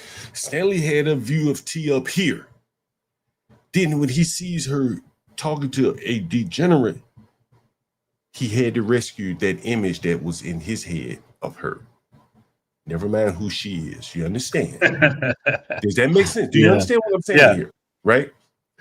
So what I'm about to show you is me on the stream with Cellulite. Now, this is 4 a.m. That nigga John God don't sleep. And what you're going to hear and see is Angry Man come flying through the window like Stanley did with Dinner in 777 and T. And you're going to hear this nigger justify spending all this money on the hats. I'm going to prove it to you. No, I ain't lying. So here we go. Angry Man, Big Hat. Huh? Mr. Big Hat. Big Hat Stepper. Here we go. This is John Gall. 50 hats. Oh, yeah. Wait. 300 something. I had a black man to call me. He was 50. Was he 60? He was 50 something. He had 300 pair of sneakers. 300. Izzy got 50 hats. Probably got 35 shoes. Look at what these blacks are spending their money on. And I'm saying it to this nigga why he got a hat on. Understand, I don't give a fuck. I'm going up under that hat and see what's in their empty ass heads. And I'm going to expose to you what these blacks spend their money on. Why they get up here and talking this conservative bullshit. They're not conservative at the core to match these white people. They can't act the part like Tommy. They can't act the part like Tommy. Be Brave is more conservative in mind than Tommy will ever be able to go talk to those white people. The same for this black man who thinks that there should be a black national anthem. While, and listen to him. Listen. Materialism, which is bad. Right. Now, you say materialism is bad. I bet he won't tell King Big Hat that. Watch King Big Hat come up. Now, you heard him say, what did he say? What did he say? Blacks are spending their money on. Materialism, which is bad. Okay. Document that. Everybody got it documented. Materialism is bad, correct? I bet he won't tell King Big Hat that. Listen. Right. Chinese plastic shoes and big oversized ball caps. Many of them, 30, 40 hats. And when I got on Angry Man panel and I mentioned that Negro had 35 hats, other people, other black men on the panel say, ain't nothing wrong with that. So now we got a panel full of black men that have all spent thousands of dollars on hats for one head. The problem is he's one of them. He can't call out the behavior, but John Gall can. But you know, John, I think you're playing chess and these niggas are playing checkers. Yeah. Uno, spades. They playing spades. Watch this. Watch King Big Hat. Woke up out of his sleep. He was probably deep in the REM sleep. King Big Hat to the rescue. All hats. But that don't mean that those black men on that panel don't have money management skills. Yeah, he got to go to defend them hats. See, this is why he can't be conservative. Conservatism does not jive with 35 fucking New York Yankees oversized hats. Snapbacks. Conservatism does not, it don't jive with that. You know, John, I was thinking about this kind of thing yesterday, talking about like logic and all that. And I think there is just a sort of raw logic to certain things. And then, you know, there's your emotions. And a lot of people, they get stuck separating the two. Like logically, the argument is totally sound. There's nowhere to go with the argument. But emotionally, I'm black. That's right. That's right. And see, they need to fall back, nigga. I did a stream like, it's so much money in these ghettos, man, that a nigga like him who's smart enough, probably big enough, could muscle around in here. Look at me. Look how small a frame I am. Nobody puts their fucking hands on me. A big old nigga like that, he can run a liquor store. Or that they do have money management skills. Multiply. Listen, that was 4 of the 5 or 6 black men on the panel. I got about 15 different hats. Good. Okay. So he fits the criteria. Or that they do have money management skills. So he's defending himself and not arguing objectively on the point. Don't fucking talk to the video. Don't talk to the video. Give me 1 second, because I want everybody to hear this shit. Don't have money management skills, or that they do have money management skills. Multiply. Listen, that was 4 of the 5 or 6 black men on the panel. I got about 15 different hats. Good. Okay, so now we got another one. Now we got another nigga. That makes 5 of you niggas. Full house. All big hats. No cattle. Angry Man, Superman is suiting up on his way. Another what? You heard it. You heard black man. With, you know. You say, well, another what? What you calling me? Nigga, I judge you by your actions. Listen what he says. Listen, he about to get offended at that word, like what that man did on DJ Hamp's panel. What if somebody come in here and call me a nigga? We got another one. Another what? Another what? Have money management skills, or that they do have money management skills. Multiply. Listen, that was 4 of the 5 or 6 black men on the panel. I got about 15 different hats. Good. Okay, so now we got another one. Another what? Another black man with, a lot. And maybe you can afford him. I'm not casting this person. No, I can definitely afford him, and that's how I'm gonna buy him. My thing is this. Wait, hold on. Wait. Let's not divulge for a second. I can afford the lifestyle that I live. Mm-hmm. Not only can I afford the lifestyle that I live, I have a wife. We both bring in money. So when we talk about how when you go buy all them accessories for your head, your wife don't say nothing? Nigga, I call Lisa right now. And if I told Lisa I had 35 fucking hats or shoes, she'd be like, well, nigga, what the fuck you spending them kind of money on for? You could have given it to me. Is that we live our life. Though we can all make assumptions. The problem with assumptions is you make an ass out of you and me.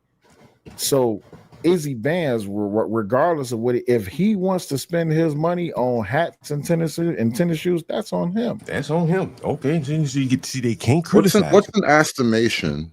I don't know. I don't fucking know. I ain't trying to figure out what these motherfucking words they speaking, but I do know this: that he can't criticize a man who probably can't afford to spend money on hats and shoes. He can't criticize him. You understand? Because in reality, I don't care if you can't afford to spend. And most, there probably ain't but a handful of blacks in this world, and most of them are athletes and entertainers that can afford to spend that kind of money on shoes and hats and belts and all the other accessories. And we ain't even got the pants and shirts yet, right? And sweaters and jackets and socks and underwear and light bill and water. Ain't no way in the hell I don't meet that many blacks that can just go out and afford to buy 15 hats. And if they can, then what the hell is wrong with Black America? We got all these people that can afford to buy all this kind of bullshit, and they won't buy they won't invest in one damn business. Are they just consumers? Is that what they are? When they get a salary that allows them to buy bullshit, Chinese sneakers and shit, is that what they go do? Go buy Chinese plastic instead of investing? Unlike all the other groups of people, look, if that's what you want to say, if that's the assumption that we're gonna go on from this point forward, let's just do that and be honest. Right? Because the fact that you can afford something, nigga, I could afford something right now, but I choose not to buy it. I could better spend my money here and there, right? Even though I can afford both, I could say, well, fuck it, I save some money here and then just buy what I need, right? See, these blacks just buy whatever the fuck they want, and this is what he's talking about. But he thinks he's going to be some kind of conservative political commentator. It's not going to work like that. His mind is black. Come on, angry man. I'm not here to... Okay. Let me ask you this. The 50-year-old black man that called me to rent a room for me, and he's dragging around 300 pairs of shoes. Mm-hmm. That okay for him to do it too? If that's what he want to do, that's his life. See, they cannot call it out because they all engage in the same behavior, right? See, I'm a nigga. You ever heard me say, man, y'all need to start smoking reefer? No, I'm a nigga. No. Now, if you can't afford it, you know what that sounds to me like? That sounds like Arrested Development syndrome. They couldn't afford to buy that shit when they were kids, so now they're trying to compensate as adults. It don't fucking matter if they could afford it, if they had it when they were children, they just buy more of it because they lead with their personal, their appearance. This is why they wear them big ass beards. This is why when they fucking hair don't grow on their face, they'll go get an implant on their face. Nigga, I take my head off right now. I ain't cut my hair in 2 or 3 weeks. I don't give a fuck what it looks like, nigga. My woman don't give a fuck what my hair look like. Now, if we going out somewhere and she wants me to look presentable, but I ain't got to come in here every day manicure for her. And I don't demand that of her. I couldn't even imagine getting up every day. Let me put on all my bracelets, my watches, my rings. Do they sleep in them shit? Maybe they sleep in them. My Cuban link. Baby, what should I wear today? What shoe? Well, I got more of the closet than she got because I got these big ass size 12 shoes all over the house. Is this how they live? His closet big as hers? Is this how it works? Somebody asked me, any of you niggas got women? Your closet big as hers? When y'all get up in the morning, you look, walk out of the house, both of y'all dressed and smell good and shit. I wonder if these niggas, when the last time one of them fucking niggas ever got dirty? I was cleaning up shit the other day. Any of these niggas ever got dirty? I don't need no fucking swag, nigga. See that? What the fuck is swag, nigga? Before they ever created that word, I was still doing what I did, right? While y'all were fucking creating words, whatever the fuck y'all think y'all out here doing, putting on all that bullshit, that ain't your swag. And none of you niggas are wearing none of the shit you make yourself. Empty men. Putting on other people's clothes, thinking they somebody. Life. I don't have a cell to put him in nor want to take him out of. Okay, cool. So let's extrapolate that across Black America. Take your time. And let's say that there are a lot of Black Americans who have a lot of their money invested in shoes and hats. Is that a good or bad thing? Wait, you said invested. Nah, if I'm investing into a hat company. Now this nigga's being stupid. See, they always got to try to parse and be stupid. He know what I'm saying. But now he has to try to act halfway intelligent and use the word parse. as opposed you spent it. No, what you really meant to say, John, is instead of actually investing into something valuable, they're spending their money on I should have stupid just used the shit. word spent. I should have just used the fucking word spent. Yeah, Right? spend. Yeah, it's too complicated for them to No, understand. hold on. But now he knows what I meant. See, this is what I'm saying. These smarty-arty ass blacks try to get up here and parse every little word to appear intelligent, where they can't, and they do it to the point where they can't have a conversation because he knew what I meant, right?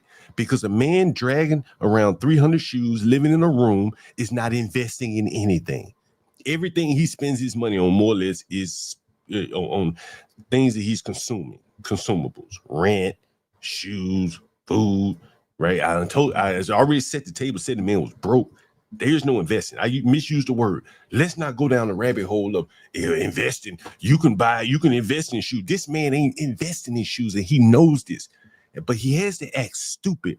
Like these, and man, listen, if you're investing in shoes, you really fucked up.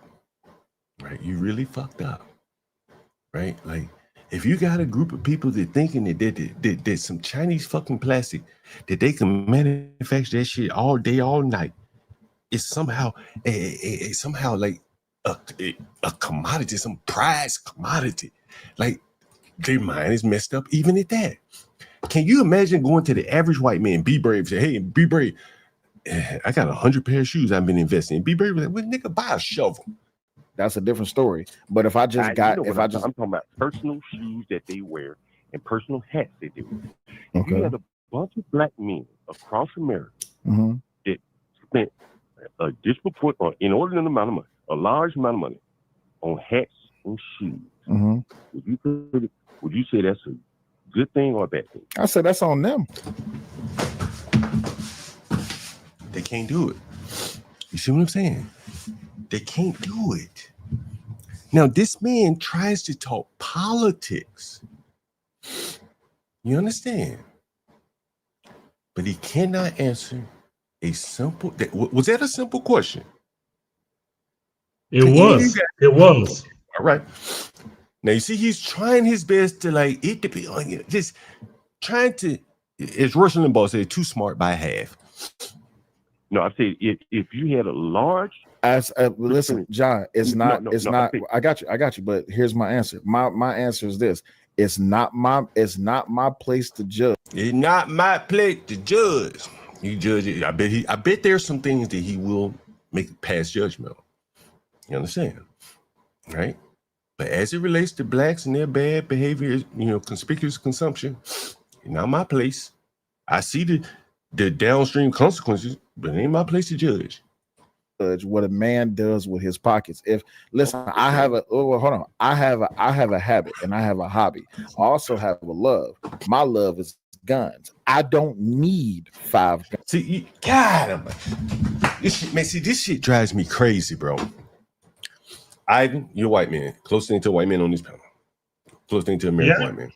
Yeah. What's the difference between the investment in a gun and a pair of Chinese plastic that you wrap around your feet? What's the difference between those two?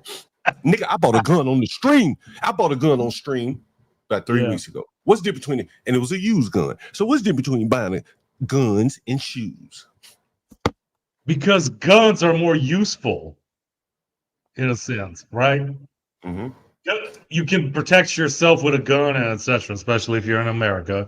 And if you fall down on your luck, can you sell the gun? Does it kind of hold its value? Yes. How about You the can. sneakers? Yes. No, you will make more money selling the gun than the shoes. And so when someone says practicality, you understand? Yeah. And so he just mentioned something that's practical. Guns. Okay, gotcha. Right? But he's justifying, well, what if some people don't like guns and they go buy shoes? That's just the same. He's equating them. You understand?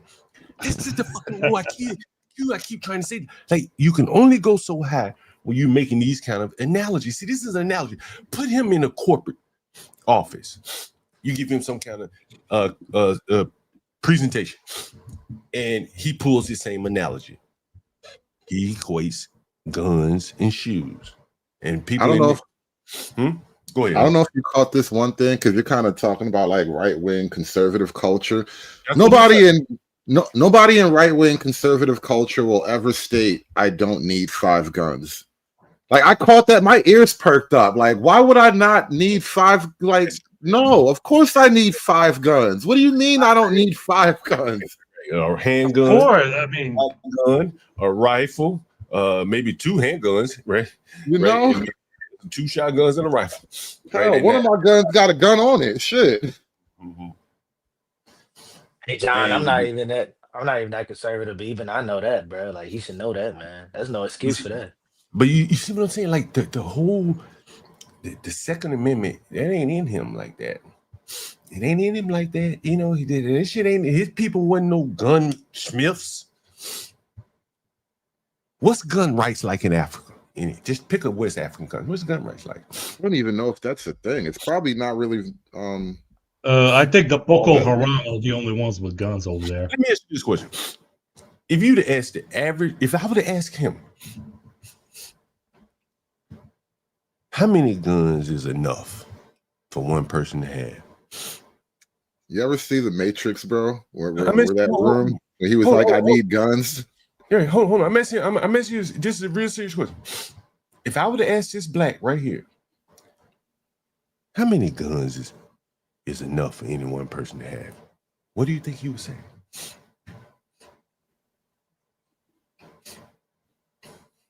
What do you think he would say? Yeah, here we go with these abstract concepts again. I'm asking you a question. What do you think he would say? You think he would put a number on it? I think he would put a number on it. Okay. Jay, you think he'd put a number on it? Hey, I'm not sure. You're Maybe. not sure? Okay. All right, Ponder is Ponder. You got to answer. Hood, you got to answer. What you say? You think he'd put a number on it? I don't know. Well, if you had to bet your last dollar, do you think he'd put a number on it? I think he would say something negative, as if you don't really need X amount of guns. I think he would say something in that all right, I direction. got you. Okay, now how does that fit with conservatism? Like I said, that was my whole point. There's no such thing as too many guns. Right, understand, right? And so you see where he would have some issues there. You get it, right? Instinctively, blacks look at guns. It's like if we had less guns, we'd have less crime, right? Not all blacks, but a large number of them. Correct? Well, Which is John, not how it works. Guns are like white male coded. That's a part of it. Like certain things just code, you know, to ethnicities. Like Jordan's code to black men. You know what I mean? Guns code to white men. That's correct. Right? White people do not see guns as any kind of cause of problems in their community. Right? Right? I'm not saying he's not pro-gun. I'm sure he is very pro-gun. Right? Probably to a limit. Right? Maybe not. Maybe I'm wrong on that. But you can see that he is not willing to criticize a key part of the black behavior that's causing big problems. Conspicuous consumption of shoes and hats. He would not say, yeah, well, if you got people spending money like that, that's kind of stupid. He can't say it because he has to be able to go back to King Big Hat. Hell, he's part of the King Big Hat crew because he has 15 hats and he has a lot of shoes. And if he doesn't, he can't criticize that behavior because the King over there has a lot of hats. And you're going to see King come in and defend his behavior. And this Negro is not going to say anything. He can't. Because he needs access to King Big Hat. Because he doesn't have as many subscribers as King Big Hat. See? 35.8. King Big Hat has what? How many does King Big Hat have? 800? Right? Correct? I don't know. He got a lot. Thinking, yeah, he got more than 30 guns. Right. So here we go. But I'm guarantee you I'm pricing out a 6. You see what I'm saying? But the thing is, when we talking about materialism is one thing that has always been the downfall of the black community. But that's only because we've been taught to spend every dollar that he just acknowledged that materialism is the downfall of the black community while saying I got 15 fucking big ass hats on my head. I wear them all at the same time. I needed all 15. An angry man needed his 50. And Izzy needed his 50. And the other people on the panel, they got 50. They needed the 52. that we got on the thing that's shiny and glittering and gold. But that doesn't mean that all people think that way. I just noticed he has shades on too. I don't think that I would be willing to bet those are probably not prescription Glasses? I know consciously I want a 6 gun, but when I'm able to afford the money and Again, or if he's comparing guns to shoes. afford to spend the money when I want that 6 gun, I go do it because I might got other things I need to focus on. But that's me. I'm not going to sit here and say I'm just going to use you because John, you're on the phone, so don't take no offense.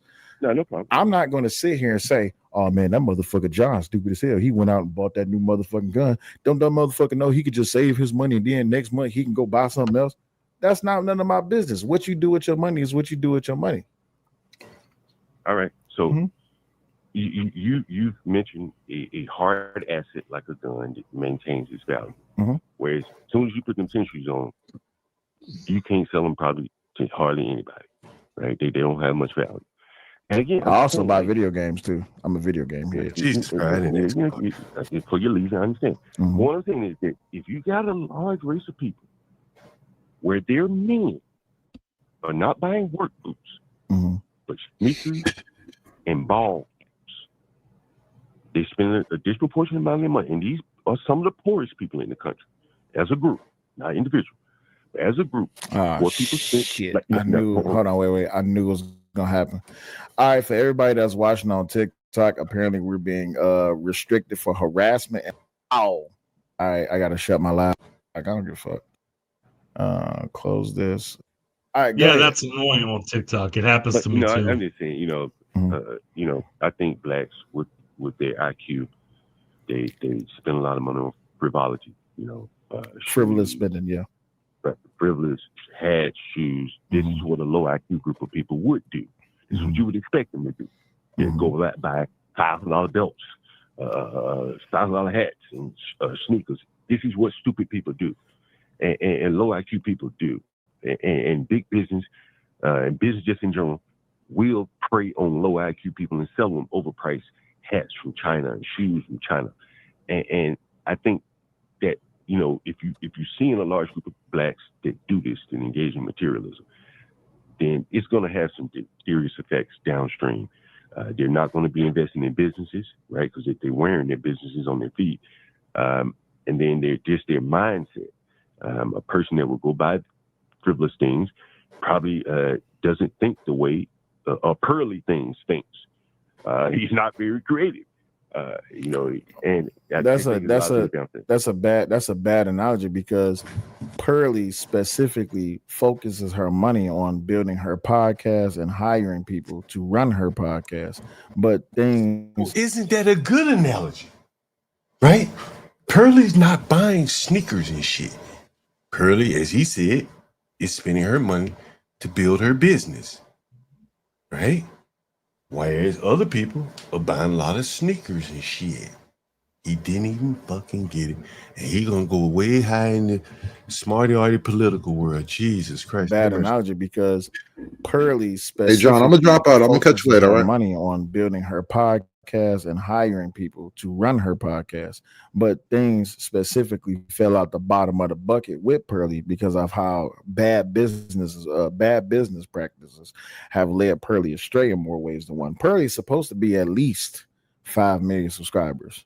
But because of bad business practices on her own behalf and how she was managing her money and her business acuity and her ethics, she stifled her own growth. But does that mean that she's better than the average black person just because they buy hats and shoes? That don't mean that she's better. She's just smarter. She has a better business acumen when it comes to running a podcast.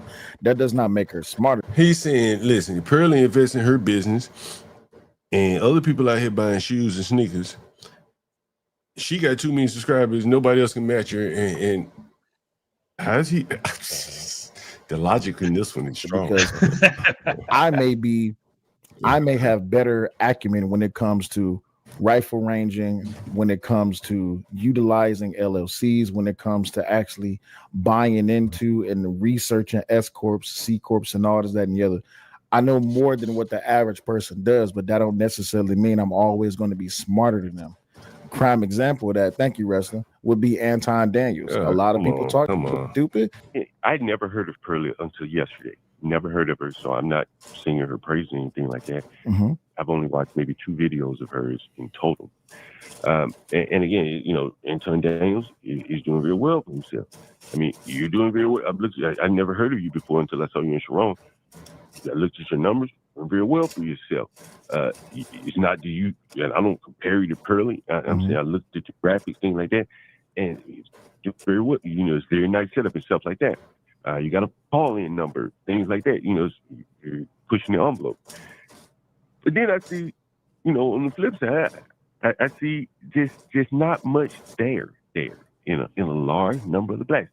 And now this is YouTube. You can be kind of a solo rapper and go your own thing, do your own thing. But down on the street where you kind of need some cooperation to make things happen, right? If I want to open up a liquor store, I need to convince my cousin, my uncle, my mama, somebody, my other buddies to work there with me. I can't work a liquor store by myself. Blacks don't have that. Sure, they can do YouTube because one smart black can go a long way on YouTube, right? Look at yourself as an example. But down on the street where the physical goods are being sold, you need another helping hand, and the blacks cannot work together. And that's partly due to their low IQ. Low IQ people cannot cooperate and collaborate. See the same thing in software on the vertical world. You don't see blacks writing much software. I didn't. And I think that's an IQ thing as well, because software is very collaborative. Twitter, Twitch, Kick, and StreamYard all play well together. And all those people had to get together, put their heads together, and make these things work. And blacks aren't keen for that type of collaboration, in my opinion. I get where you're coming from. Black people have the propensity to be able to work together, but John, I'm only going to assume that you're older than me. But I'm also a big manga and a big anime. It's called Afro Samurai. Black man who hired the number, and I'm the only one. I got to where we don't have to recognize the headband system. But here's the thing: we also would then have to acknowledge that there is a hierarchy system within the black community. But that I'm finally starting to get your point. I think if it was presented in a different way, I would have caught on to it faster. It's a lot of things you say I disagree with. It's a lot of things you say I can agree with. That's what he worried about. This is what he worried about right here. John, did you notice how you brought up my rhetoric? What do you say? What do you say, opponent? Notice how you brought up software engineering. You mentioned software engineering, and yes, you did. You did give your side, detailing there are serious collaboration issues with Black people in the industry, and you specifically mentioned software engineering. This person that you are speaking to, he decides to bring up Black manga and anime. I don't even know what the hell it is. Oh, is that anime? Oh, okay. That type of stuff. No, isn't that? It's just interesting. You bring up software engineering. His response are cartoons. I didn't even know what the fuck it was. I'm like, what yeah, you manga? I'm like, I don't know what the hell that is. Manga, the Japanese thing. I've never read that shit, but like I said before, John, this sounds to me like Arrested Development. You're talking to a grown ass man, and I assume he's in his 40s, and he's got the mindset of a teenager. Earlier, he said, "Yeah, I spent a lot of money on video games too." Yeah. Right? You know, I let the video shit slide. But you know, it's a fair point, man, because I don't play video games. I ain't played video games in a very long time. So, you know, but I let that one slide, you know. But I let it slide up there. But I do agree with you. Yeah. No, it's important to note, because what both of you are discussing, that common denominator is time. You use your time, John, engineering, your job, your work. Also, as you understand, John, software engineering really is not a 9 to 5. You are constantly working off the clock just to better your skills. Never mind the fact that you also have, like you understand in the industry, a release. Yo, how old is this guy? Does anyone know how old this guy is? Is he in his 40s? We may be criticizing. He may be 30 years old. You need to give him a little That's still too old, John. That's still too old. Past it. He's 30. You got too using, old, man. he's using his time. How old is He's Did a grown anyone know man. how old he is? John, People he's did. grown. I'm trying to give him. I'm trying my best to give him the benefit of the doubt. Someone It, said, it, that- we know he's not a teenager. It's just He this. way he way older than me. You well, have wait a someone. minute. Wait a minute. Hold on. How old are you, conservative Jay? Somebody say easily 40s. I'm 20. I'm 24. Oh yeah. You're young. So Okay. you have someone who's a millennial, or at least like maybe older Gen Z, who would be someone born in the late 90s. They're discussing that they use their time, their precious time, where we only have 24 hours in a day, and a lot of that time is also sleeping and eating. Let me get to this video because you really the They're point of this. using that time for video games. Yeah, And I that's know that's all crazy. you have to talk about. Let me get to this point because I want you to see what happened. This is very interesting because you're gonna see angry man fly through the window at 4 a.m. like Superman, the same way Stanley did on Dinner with 777 to stop T. Watch It's just different from yours. That's fine. But what you said though, seemingly can work together. Watch this. Prop there. You people. Go ahead. No, she had another one. I'll come back to this. Was missing in space. I'm just about to jump to the angry man coming through the We window. had this Angry thing man. called COVID happen. I want to get your answer on this really quick. My perspective is that the best way to solve this problem is to strengthen the Black family unit and to get us back to where it is that. All right. All right. I appreciate you calling. All right, so he's done with me. Status. Mm-hmm. Now watch this. You could date it all the way back to This is the the next caller Aztecs and after everything. me. I mean, it has nothing to do with race. It's a status. So look. Now this is probably a white man calling in to more or less bring him back into line with what's acceptable conservative talk. I'm not saying this was staged, but I'm saying this is a white man listening to him getting conservative talking points, and he's coming up talking to conservative talking points. Listen. And I have no idea what he's talking about with race, because it's a human status. I mean, you could date it all the way back to the Aztecs and everything. So we all humans, right?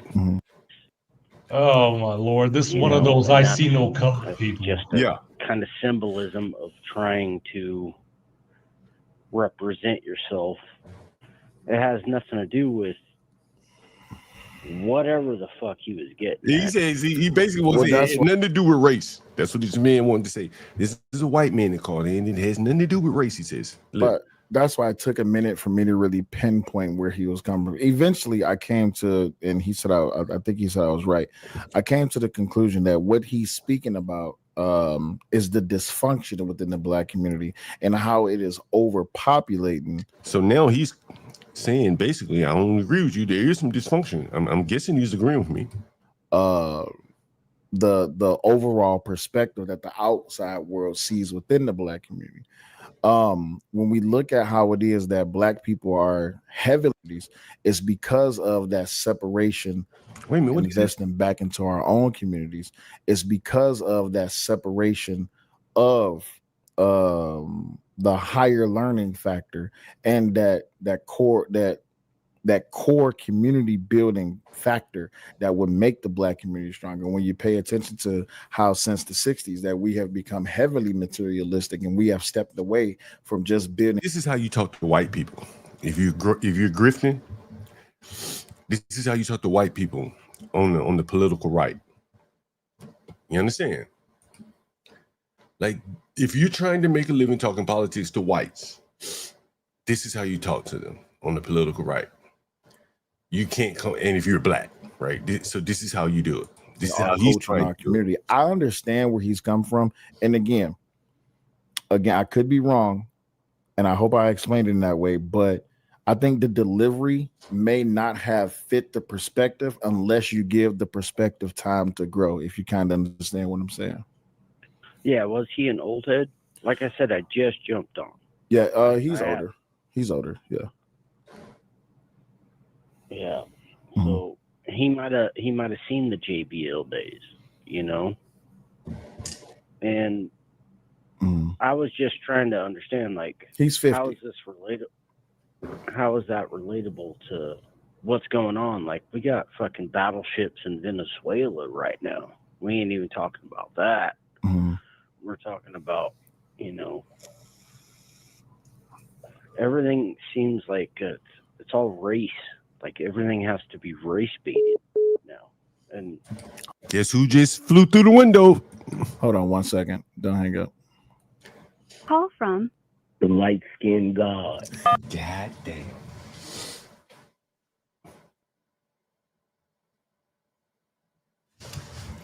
Let that sink in. Is that what he calls himself? Don't hang up. Call from the light-skinned god.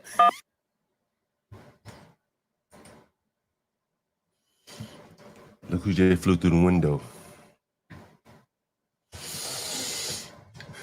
Look who just flew through the window.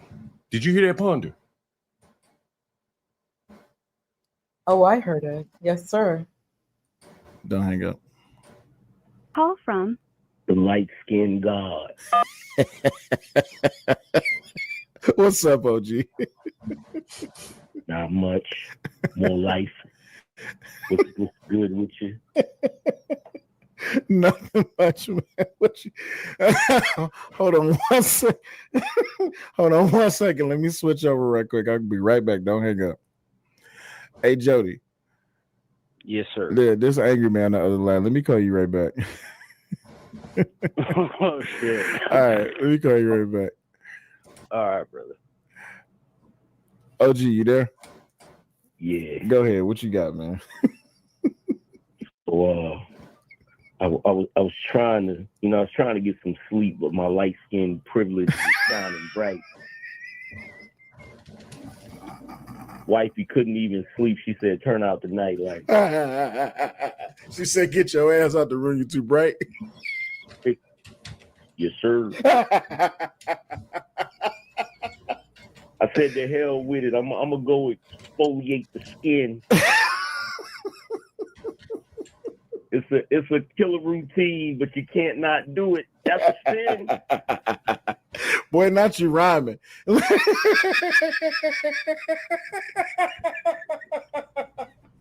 Hey, we don't use the washcloths. We use the loofah. Stop. That's a one piece. You feel me? So wait, you mean to tell me that when it comes to the light skin, y'all too good for a face cloth? Y'all got to use a loofah? Hey, bro, that's look. Check this out. We use the loofah for the skin. You feel me? We gotta exfoliate. You understand? We trying to get business deals. I was in the CVS getting 50% off beauty products. You know? Yo, my man. Sir, light skins don't shop at CVS. Y'all go to Bath and Body Works. Damn straight. Hey, I tell you what though, we going to Barbados. We gonna rent jet skis and not even ride them. Hey, yo, my man. And just have them sit there in the water and just float. More life.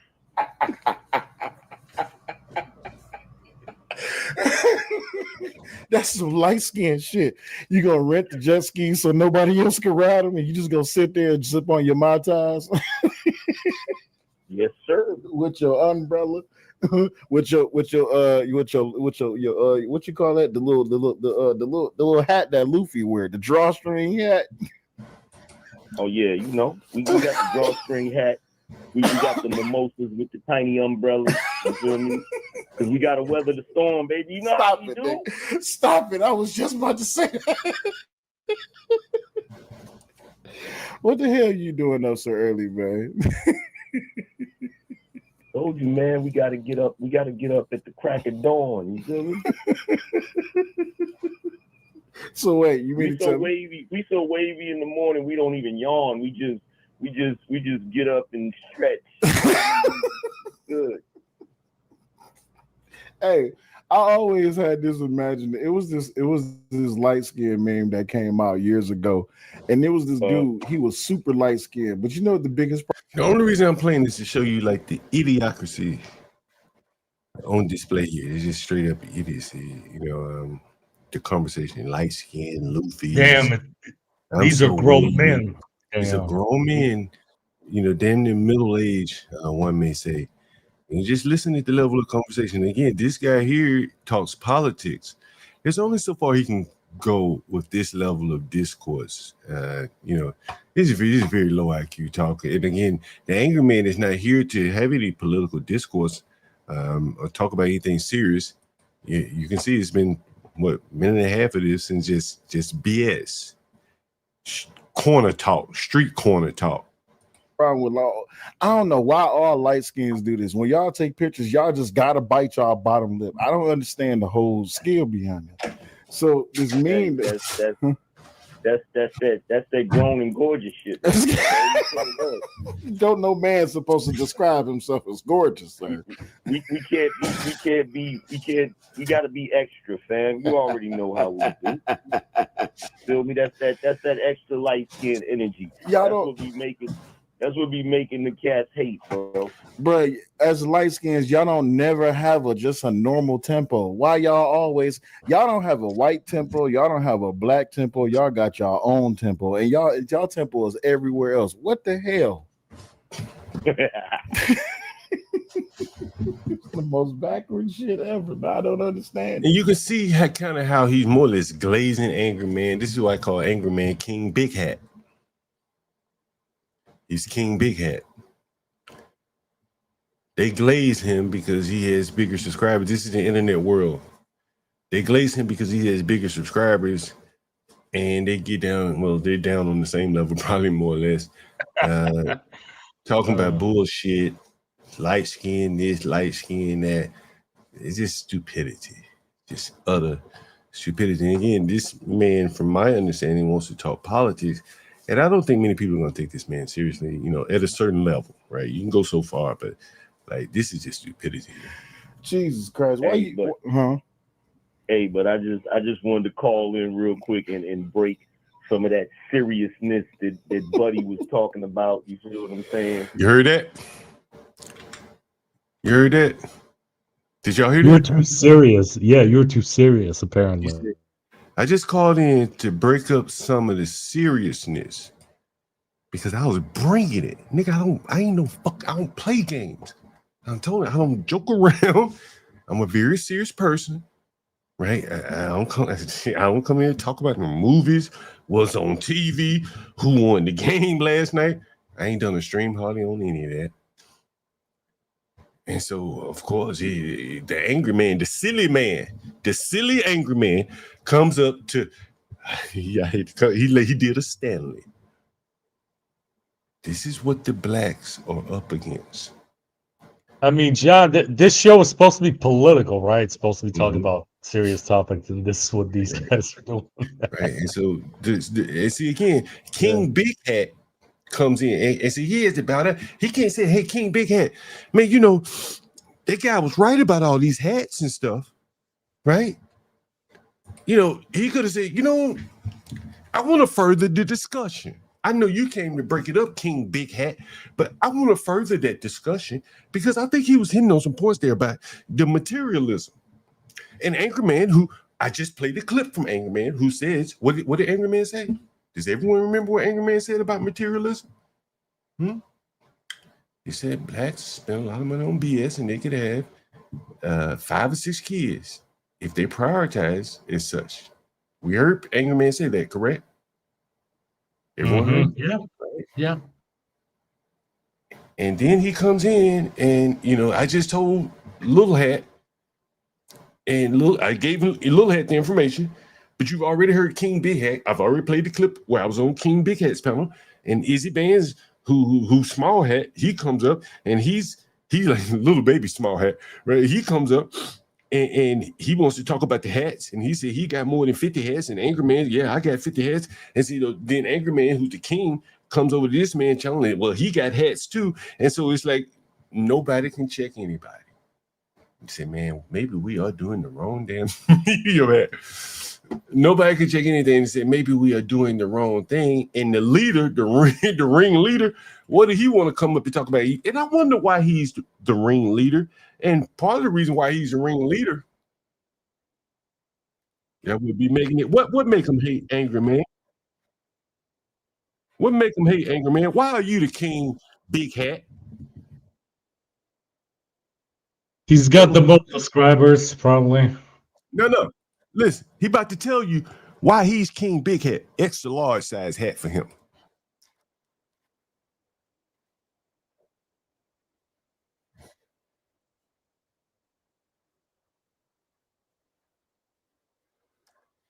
Hey, goddamn. I thought we had banned King Shinar, but this nigga is pulling a Carmelo fucking Anthony over here. I thought we banned that nigga. Jesus Christ, he fucking Carmelo Anthony's of the world. Jay, how old? You say you're 24, Jay? See, here's another I'm thing. 24. Here's another thing about blacks. And I'm gonna tell you, bro. You're a young man. This is some advice you're gonna take with you, and you're gonna one day say, "Damn, that nigga John Gall told me this." Like, I'm gonna tell you this, and I'm getting way off subject. We've already do we want to see or hear more of that the light skinned God? Do we need to see more of the light skinned God? Or have I made my point? Yeah, Have you I made my your point. I just was like confused. What is he saying? Like I was just confused. Now I've shown this twice now. In a matter of months. I've shown it twice. The light-skinned God and the old soldier boy Stanley. They both felt the need to come in and intervene when they saw the narrative being exposed. We've all seen it here now. John Gall showed it to you. I am that nigga. Right? And there's something about the blacks, right? Where they are very desirous to put forth an image to white America because many of them have moved away from black America.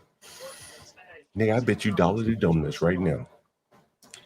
The cellulite does not live around blacks. Trust me. Anybody want to put it all on there? Huh? You think he live in a majority black neighborhood, majority black run town? You think he do any of that? Huh? Anybody want to put $1 to donuts on that? Anybody want to put $1 to donuts? Huh? How about King Big Hat? Does King Big Hat live around YNs?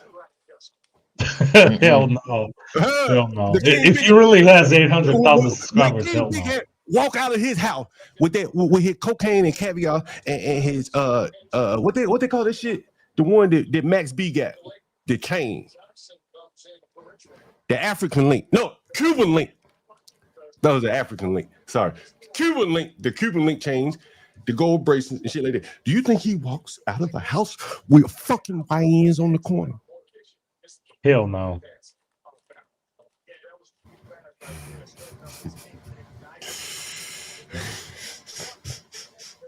King Big Hat. Small hats in the house. Small hats in the house. I am that fucking nigga. I don't give a fuck about none of these goddamn niggas. These fucking niggas up here. Can't even call it out. Can't call it for what it is. I don't give a fuck if I had 1 subscriber. I'm gonna call it out because I see it every day. Right? I think I made my goddamn case. Cellulite. Tommy Sotomayor. Like, is it? Like, you know the nigga. You probably know the nigga because King Big Hat know the nigga because King Big Hat just. I'm gonna put it back on. I'm gonna show Izzy. You just joined. So I'm gonna show you how blacks have to come in like Superman when a nigga like John Gall show up on the scene.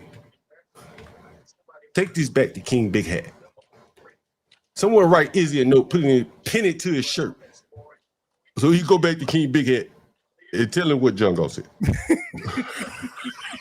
Told you, man, we gotta get up. We gotta get up at the crack of dawn. You feel me? So wait, you mean we so wavy in the morning? We don't even yawn. We just get up and stretch. Good. Hey, I always had this imagined. It was this light skinned meme that came out years ago, and it was this dude. He was super light skinned, but you know what the biggest problem with all? I don't know why all light skins do this. When y'all take pictures, y'all just gotta bite y'all bottom lip. I don't understand the whole skill. Is it? Damn, I fucked up. Sharon. Damn, you know, is I fucked up. Let me get back. My bad. I fucked this up. That's what be making. Easy, you know what? I know Angry Man ain't thinking about me. He probably thinking about another hat, watches and shit. That's it. That's exactly my point.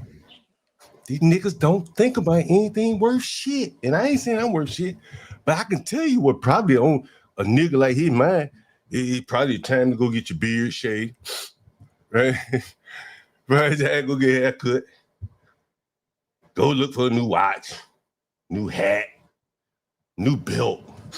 Maybe go shopping with your wife. Y'all go get y'all a new outfit and shit. I just had my lady in the channel, nigga. I called my motherfucking woman right now, nigga. And she said, if you came home with all them fucking hats and shoes, nigga, I'd throw you and the motherfuckers out. I'm a different nigga. I don't go shopping like that, nigga. If I do, I buy work clothes. Not no big ass hats and brag, get on the internet like this fucking big hat nigga talking about he bathed with a Luffy, nigga. God. Who that called? What's up, OG? Who called? Skin God. Who? Don't hang up. Who called? Call from the light skinned Have God. mercy. Oh my soul. Light skin Jesus. The light skin Jesus just called. The light skin Jesus. The light skin God. The light skin God just called. Light skin Jesus. And this fucking nigga, he the light skin God right here. King Big Hat. Bow down to King Big Hat, light skin God. I wouldn't even take no fucking name. Nigga, you better call back with your real fucking name. The who? The what?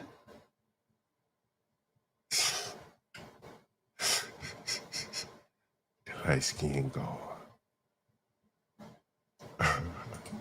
I mean, what do you really expect, John, from a bunch of niggas who watch anime, still play video games at 45 years old or whatever, collecting shoes and shit? Whatever. Can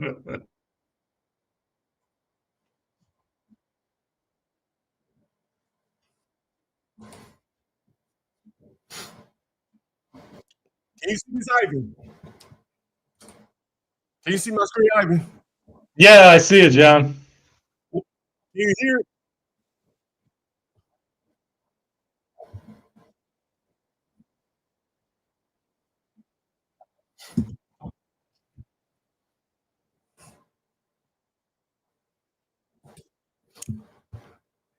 At hat number 35.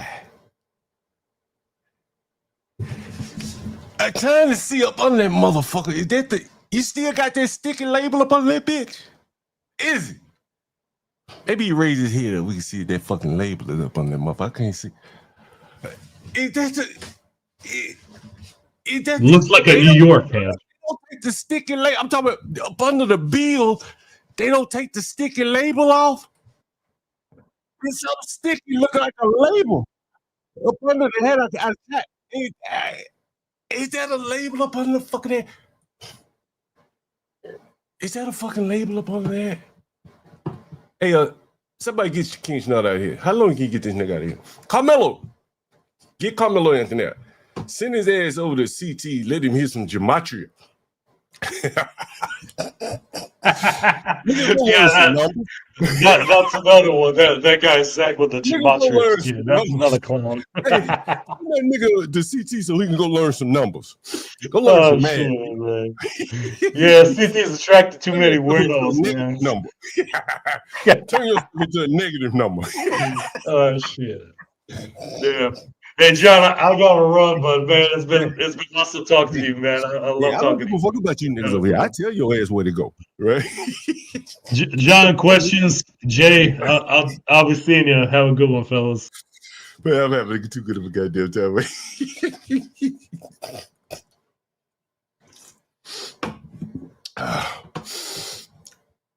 Mr. Number 5 trying to see the sticker. Do y'all know what I'm talking about? The stickers up on the head. Do y'all know what I'm talking about? Because y'all don't. I have to explain to you. Do y'all know what I'm talking about? Anybody know? Jay, you know what I'm talking about? You young enough to know what I'm talking about, right? Jay, you here? Jay, are you there? We might have to start with just getting the niggas to take the stickers out from up on the bill of their head. Can we start there? John, there must be a reason for that. Because leave the stickers on their hat. Oh, or if you think about it, maybe they'll try to return it. Hey, can we start? I think it's to prove that it's authentic. Maybe that's what it is. Can we start with getting the stickers? I'm gonna work my way up.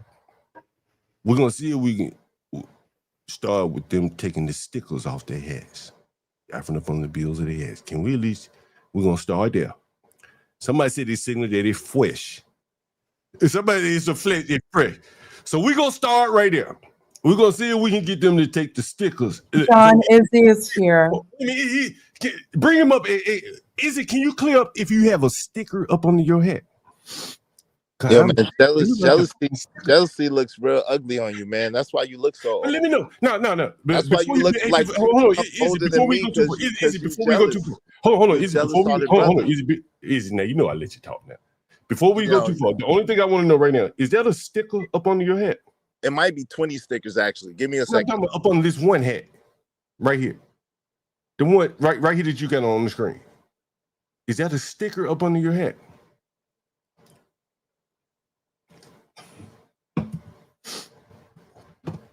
Just let me know. Is that a sticker up on the head?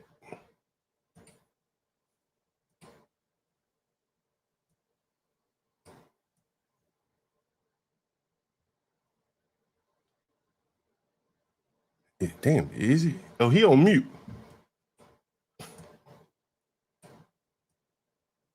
Izzy, you on mute?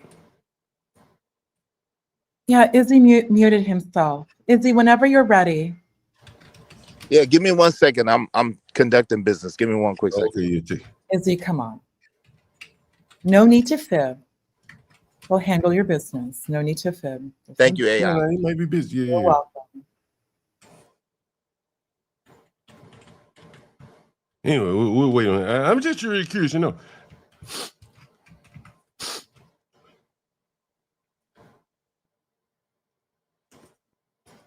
John, do you want to see the rest of Tommy?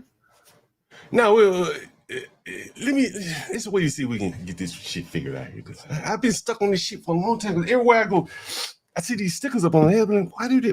Is there some reason? Because the next question, I'm like, well, why don't they? Why don't they take them off? I'm just curious. Izzy, why would you join the channel if you're not ready? Why would you join the channel? He might have got a call or something.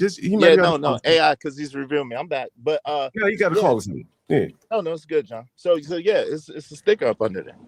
And you get a free $1 million. You get a free $1 million for every sticker that you have under your hat. You didn't know that? I didn't.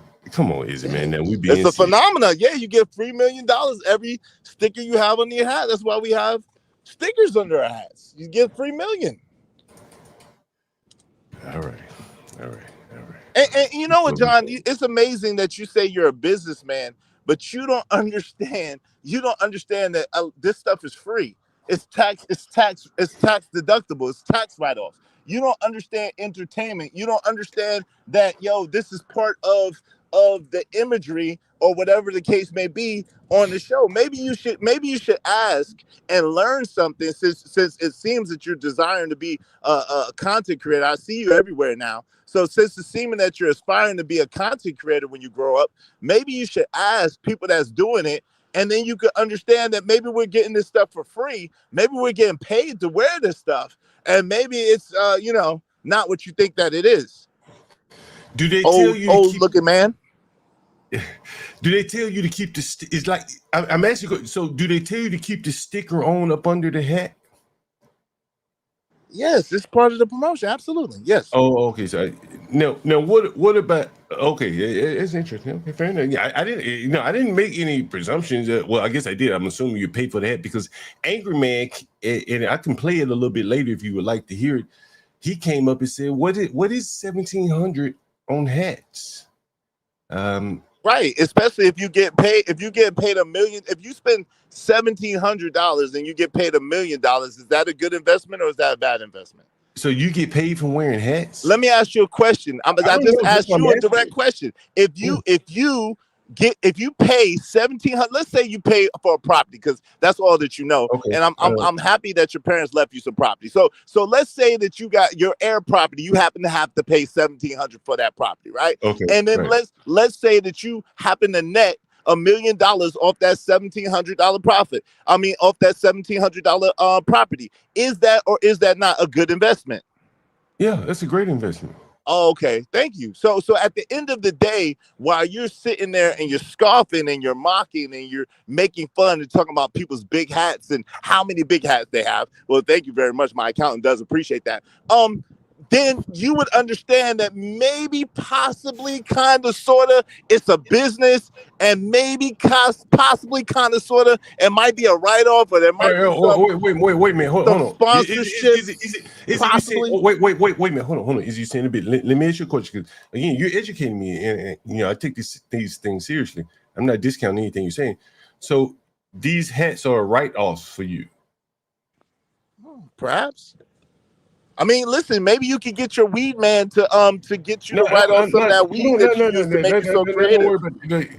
I'm asking Some you a of them question. drugs that you take, maybe you spend your money on drugs, right? That's fair. You spend your money on drugs, right? That's a legitimate. It's a legitimate I criticism. buy hats and you buy drugs. So who's really the degenerate? We buy a lot of things, but right, so, you buy a lot of drugs, right? And a lot of beer and a lot of cigarettes and a lot of roll-ups. I don't smoke cigarettes. 1.5. I know you smoke reefers. 1.5s, reefer papers. You gotta spend all your money on that, right? You buy a lot of wine and alcohol and roll-up papers and crack, right? Listen. Yes. You see me smoke weed here. I don't hide it, right?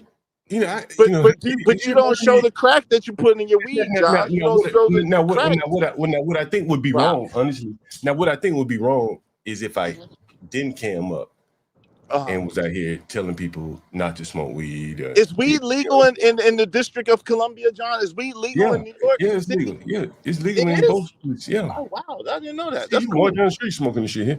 Okay, it's legal. Yeah, they got delivery service and everything. Oh wow, yeah. So you get your weed. So you got to pay extra for that weed delivery, huh? Man, I am the landlord now. Is it? Come on. Huh? So you do got to pay extra for the weed delivery, right? You are the landlord. Are you trading houses for weed? Hold on. Is it right? Look, hey, let me say something. Is it? See, you probably don't watch me enough. Right? I haven't. Honestly, you probably. I haven't. I could just do some shit just off the whim, right? Just to make some content, right? Look, you see this camera where I am right here? I could pan this camera. I could cut my other camera. Hold on, you have to listen while I'm talking. And I could pan this camera just a little bit, and I can knock on this door right here. It's a basement door. And I could tell this motherfucker bring me up a quarter pound right now, and I wouldn't give that motherfucker 1 penny. Right? And then I can go out to drink later at the bar that he works and drink to my fucking heart's content, and I have pay him a penny. Right? I'm the fucking landlord. I am that nigga. Right? Did you hear Pastor Manning did you see my interview with Pastor Manning, by the way? No, I don't even know who that is. No. You never heard of Pastor Manning? No. Let me play something for you. You never heard is he like TD Jakes? Or like Bishop Eddie Long?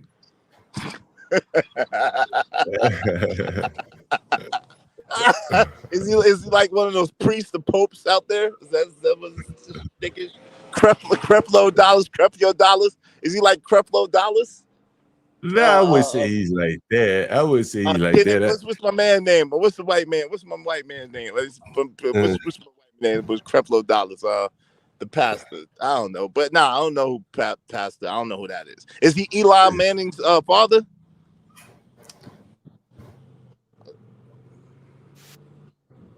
I don't know who that is.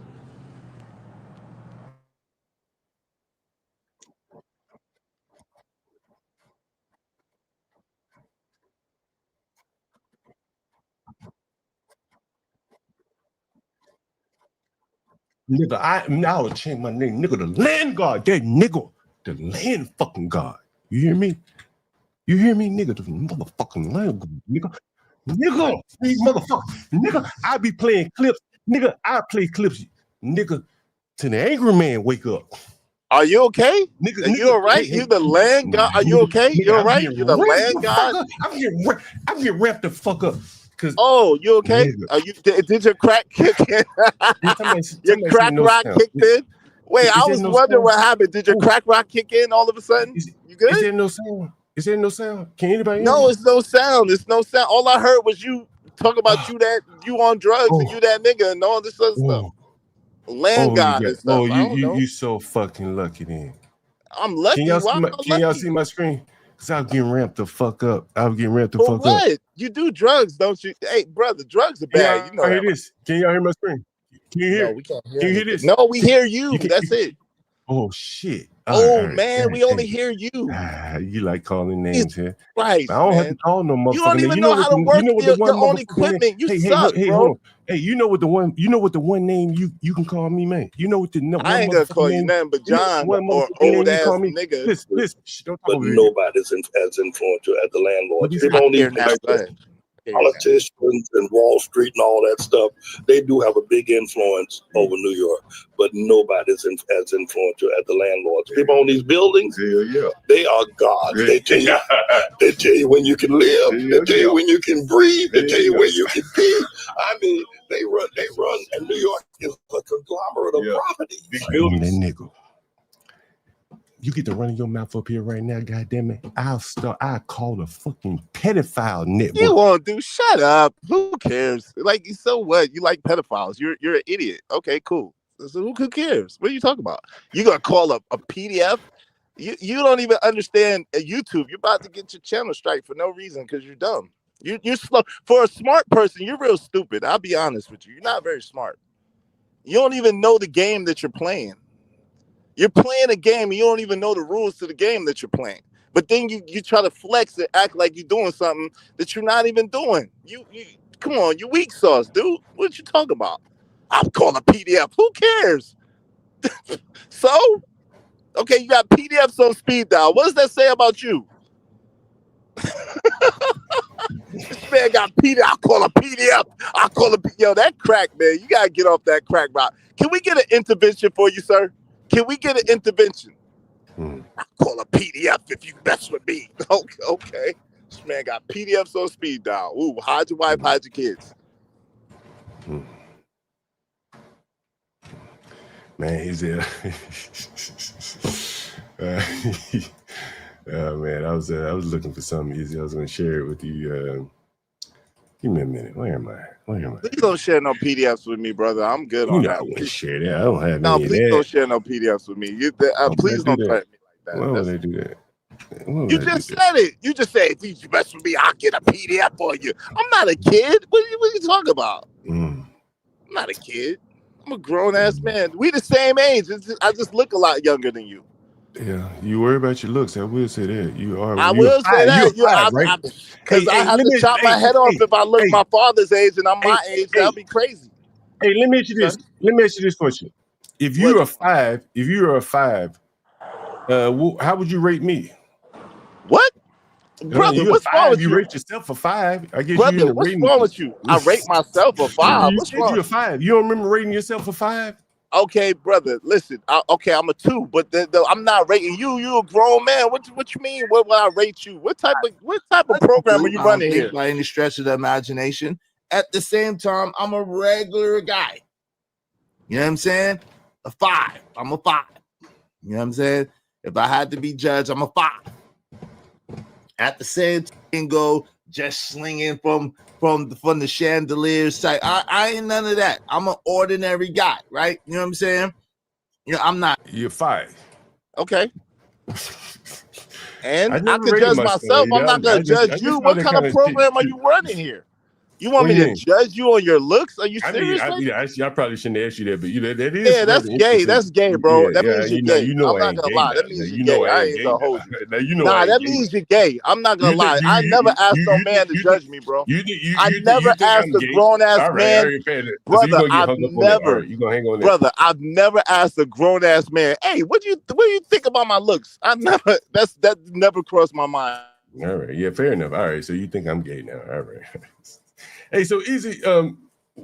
I guess you came up here to discuss something. I'm rolling up a joint, so Ask me that. I'll let you take over for a little bit. Go right Is ahead. it the crack just kicking in? Why would you ask me? What Now, would I Izzy, rate? now, I'm a come on. Now, grown ass man, dog. Izzy, hold on, Izzy. We're gonna do this the right way now. Now, you know I don't smoke crack. I smoke what I smoke right on stream. I don't smoke crack, right? I don't do that. You sure there ain't no crack rock in that mixture? Yep, I'm telling you now, ain't no crack. I've never I'll smoked take crack. your word. So we're not gonna repeat that again, right? Okay, All I right. won't repeat that. That's fair, right? Okay. All right, let's go. Okay, that's All fair. right, Let me ask you a question. Why? Okay, sure. so let me ask you another question. Sure, Why sure. would you ask me, a grown ass man, what do I rate you on the scale of? Well, why would you ask All me? right, I said retract that question, but I just That's again mad I found it. disrespectful. Why would you ask me that, I'm bro? gonna answer the question. I just found it interesting, honestly, that you would rate yourself. Because Like, it was in the I've context. never rated Hold on, myself before. family. That's my answer. Hold on, So go right family. ahead.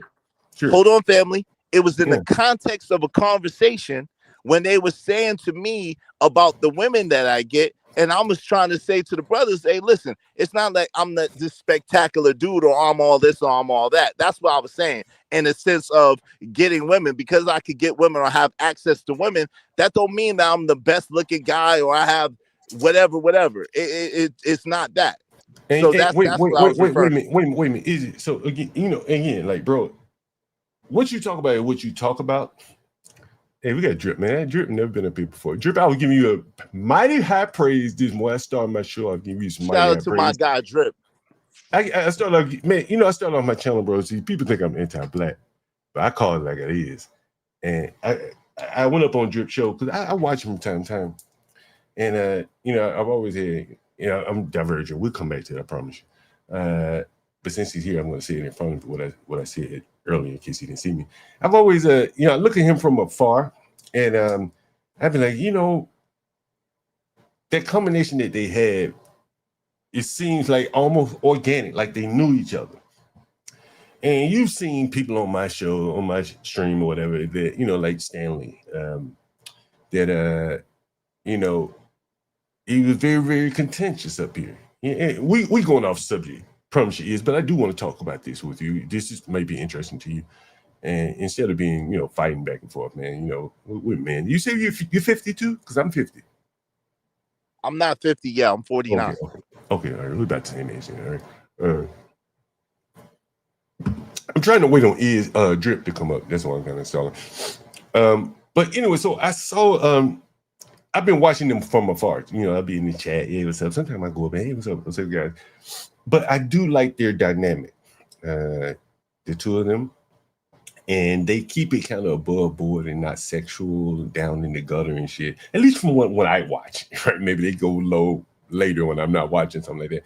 So I've always kind of appreciated it from afar. So today I started my stream off saying, I went up there and that's what I told them. Like, I really like the way y'all work together. It seems very Drip genuine. is dope, man. Shout out to I Drip. hope he comes up. Yeah. I dropped the link for him. I hope he comes up there. He's a talented young brother. Oh, I didn't drop the link. Damn, my bad. I didn't drop the link for you. Yeah, my bad. I didn't drop the link for you. But anyway, man, I don't want to argue with you just yet in case Drip come up. Then we have to interrupt. So we have a little light banter, and then if Drip doesn't come up in the next couple of minutes, then we'll go back at it because I'm wondering. Let me ask you a question, a lighter question. Why are you so obsessed with how many hats a next man has? That's a little light. We'll start there. Why are you so obsessed? I think the hats are like the and again, the hats are like the an example of what I think is conspicuous consumption of Black people. I could point to a lot of different people, but no one knows who they are.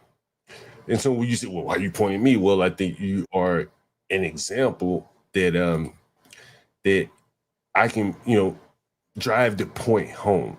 And again, it's not about you per se. You may be rich enough to afford 1 million hats, but the fact that a lot of blacks are spending a lot of money on accessories, right? I don't think women like it either. I don't think women are looking for a man that's Gucci'd and down just as much as she is. I don't think women like that. Well, I've never had a problem getting women, and I've always had multiple women all my Can I life. ask you a question? And I never dressed up.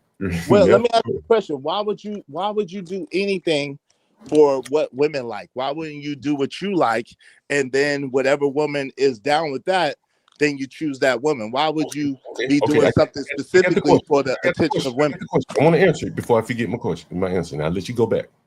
I think, again, if men, and I think it is a problem in the black community, they're more style than substance. And I don't think women like that. Maybe on the first couple of dates to go out with, have a little fun with, but no woman is gonna settle down with a nigga that's as accessorized as she is. I don't believe that. You're wrong, but see, first of all, you're mistaken about that. But that has nothing to do with the question that I asked you. What I asked you is, why would you be concerned about, number one, about another man and what he has on? I'm about to switch from my phone to my computer. Give me one moment. Is the link in the chat still? I'll put it right there right now. Yeah. Why would you be concerned, number one, about what a man has? Yeah, I'm not concerned about it. Hold on. And then number two, why would you charge me up with what women like? Women like me. So, I mean, at the end of the day, you're not the only person have never had no problem getting women or being around women or women enjoying or whatever the case may be. So it's like, if it's good for you, cool. And if it's good for me, cool, right? Yeah. I ain't denying I that. don't care what your AI says. Your AI, but the not the AI. Lord, yeah. You know, she has a beautiful voice. You talking about Ponder? Oh, you talking about Ponder? Yeah, his young lady that he has, she has a beautiful voice. It's like AI, but she said, "Izzy," and John wore the same stuff, so it's weird. But she's like, "Izzy, why do you dress like you're from the '90s?" And I was like, "Yo, bitch." Oh shit. Like, bitch. Easy. Man, why don't you cam up and let us see the monstrosity that is the beautiful voice? Like, get out of here with that. Who gives a flying? Man, I try my best not to go at women, man. I just think, honestly, it's beneath men to be going at women unless they get themselves. And I guess you could say she's involved in the battlefield there, so. She started with me, John. Don't do it. You tell me. You I never said a crossword to her. She came up there when I was up on your stream, and she tried to attack me like I really care what she thinks. Bro, you ain't got to defend yourself to me. You didn't hear me. No, it's no defense. I'm telling you, I don't you only have to make your point to me because I didn't tell you to stop. Right? Like, shit. If I tell you to stop, then now you can make your point. But I didn't tell you to stop. I let you make your point. Whatever you had to say about it, I let you say it because you guys and gals were engaged in that level of discourse. So no, we wasn't. She came and thought that she had a right to say something about me and what I wear. Like I care what she thinks. I don't want to know the particulars, man. Right. It was on your show. That's not y'all engaged. See, this is the old nigga shit that you do, right? Y'all old niggas, right? And I'm talking about. Right, we're the same age, but you got an old nigga mentality, and this is the problem, right? You old niggas, no, you're not defending me. You can't, right? No, listen. Let me let me give you 1 second. Izzy, a lot of people would cut you off for criticizing her. A lot of men would have said, "No, don't talk about her like that." You said, "Cam up, you'd be a monstrosity." Did I correct you on that? Did I? Did I say don't talk about her like that? I didn't say that. It went uncorrected, and you kept rolling. You engaged in the battlefield. I let you have at it. You know what I'm saying? Until it goes too far. But go ahead. Go ahead. What's our drip? Go ahead. I'm eating, man. Go ahead. You got it. But anyway, but I let you have at it, Eddie. So you ought to give me credit for that. What's up, drip, man? I don't know if you heard about it. I mean, you probably, if you heard my show this morning, it's really nothing more than what I told you on repeat yesterday, man. I like the way you and Shanika work together. No, I appreciate it. Appreciate it. That's kind of what I told my audience. I think, I talk to Latino. I see Latinos in the audience, and I talk about these things all the time. That unless you're just an A1 mic, guy, you're probably gonna need some kind of support somewhere, and being able to work with other people will get you a lot farther than trying to just do it all solo by yourself. That's kind of. I mean, but Izzy got a host though. Izzy got a host. He got a co-host. I'm not talking about Izzy in this particular. I was just talking about you. Okay. Example. Yeah, no, I wouldn't. Hey, Drip. I wouldn't talk about Izzy at all. Hey, Drip. Hey, John is obsessed with hats. How many hats do you have, Drip? How many hats do you have? I don't know. Is this there we go. More than 30, more than 30, Drip. More than 30. Now, Drip. Hold on. What he doesn't know is how many. Hold on. How many businesses do you have offline, Drip? A few. A few. Yeah, two. Right, Two. and do the hats that you have, do they enhance your business as far as the presentation of your business and what you do? Yeah, people always say you a Rockets fan, you a Texas fan, types. It always like help the conversation go quicker. It always help the sale go quicker. Just like I used to pick up deposits, you know what I'm saying, because I got a party bus company, and like people always used to look, damn, bro, that's a mean hat. I ain't seen that one before. You know what I'm saying? Like it was always a throwback or exclusive Michelin nest. You know how it go back in the day. You know what I'm saying? And now it's just. People just like, man, like I ain't never seen that hat before because I always try to get ones that, I ain't even seen before. So it actually does because people always compliment it. Right. And so and enhances your business. And what's wrong with hats? It goes along with the this man seems to think that he could buy all the beer that he wants, all the weed that he wants, all the drugs that he wants, and that's not a finance killer or a money killer. Hey, let me see. Hold on. Let me finish, Oh, man. you making you going on soliloquy. Hold on, no, but us buying hats, and us buying shoes is somehow taken away from our wealth when he doesn't even understand the game. Now, in the shoe resale game, Drip, which I know that you know about shoe, what would I'm gonna let you tell this non-knowing anything, dude. What would dudes do that with sneakerheads? What would they do in the shoe resale game to get their shoes for free? How does that work, Drip? Break it down. Well, for me, I would sell shoes for extra. I would at least probably put like 60 on top each shoe, and then mine would be free. Or either if I bought so many from my plug, like he would just throw mine in there. Type ish. Oh, okay. So in that sense, you have a bunch of shoes, but you basically got them for free, huh? Yeah. For the most part, a lot of them was probably I might have spent $20, $30 on a pair of $200 Jordans. That's a fact. Oh, okay, because what? You was making your liabilities an asset through selling stuff to be able to pay for the liability, huh? John God, I was a big shoe plug in the city of Houston, bro. Before I'm talking about, I'm at V Live every night, not every night, every weekend with a new pair of Jordans, and bro. I just sold to Kevin Hart in the club, bro. A lot of people just do it like a third party. Hey man, Kevin Hart over there, he wants the new J's in the size 9. You got them, Drake. Like what's the dude from the Breakfast Club? Wait a minute. Charlamagne or Envy? No, Envy. I just sold them to Envy, but bro, I put $150 on their tag. You know I'd be smoking, man. Go ahead. We want to ask you a question before. My bad. Go ahead. My bad. John. I'll be there. Forgot the motherfucking question. So wait a minute. So you're in the club and Kevin Hart say, "I need a size 9 right now." See what it is, DJ Eric. Shout out to my nigga DJ Eric. That's Drake DJ, right? And V Live. He would be like, "Oh shit, Southern Souls," because that was my little brand name, Southern Souls, but the Souls SOLES. You know what I'm saying? Oh man, yeah. Boy, Southern Souls in the building. Y'all better get y'all shoes. And I come in there with at least 6 pair, 3 under each arm, and bro. And Kevin, see if he got the new J's, and he'll put them on right there. DJ Envy, Sauce Walker them.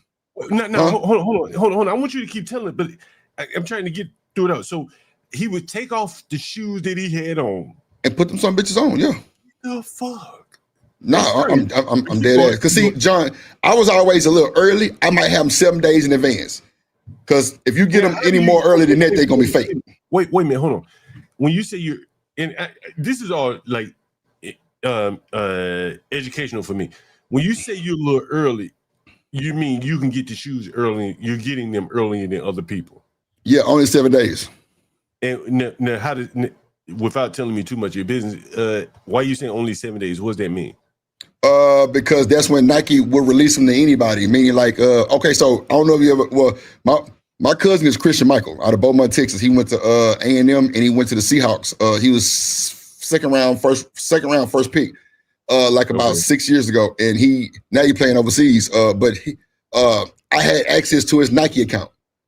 Okay. To where I could order shoes. You know what I'm saying? So that was kind of advantage. But I had guys that worked in like Foot Locker and Finish Line that would sell me in bulk, but I had to pay them a tab. Okay. So when you say sell them in bulk, you still have that 7-day advantage. Is that right? Yes, sir. So now, and I'm going to let you finish telling the story, but this is very interesting to me because what you're saying is that although these shoes are a commodity, you know what a commodity is? Basically, an apple or something. All right. What else, Nick? You have the, I guess, the incremental or the added value of time that other people do not have. Okay. That's the business.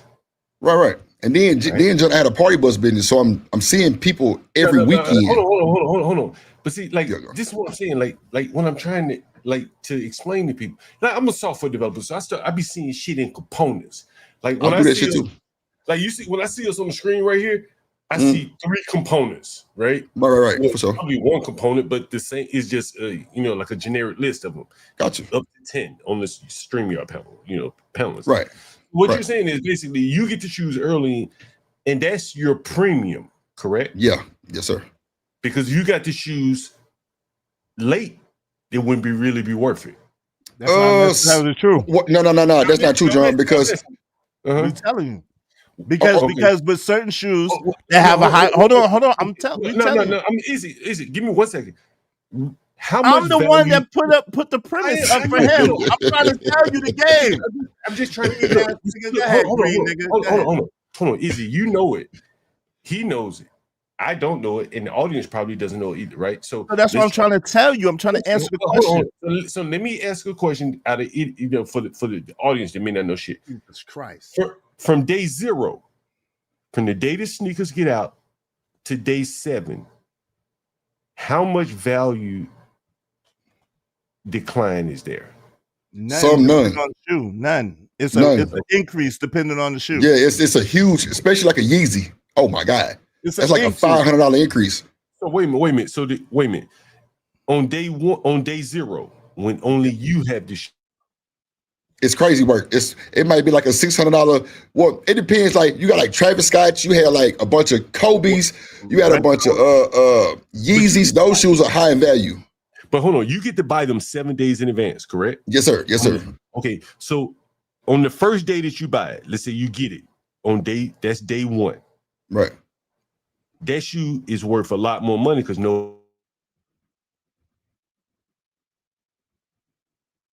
Damn, we froze. John, you froze. Damn, son. Man, how you freezing? You don't. You run the We're show. gonna call you not so freezing.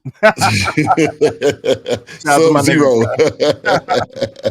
You know what's crazy though, Drip? This Green dude, the dude Green to the game, and I'm trying to put him on game. He laughing at us. He don't know that we know shit that he don't know, that he got no idea about.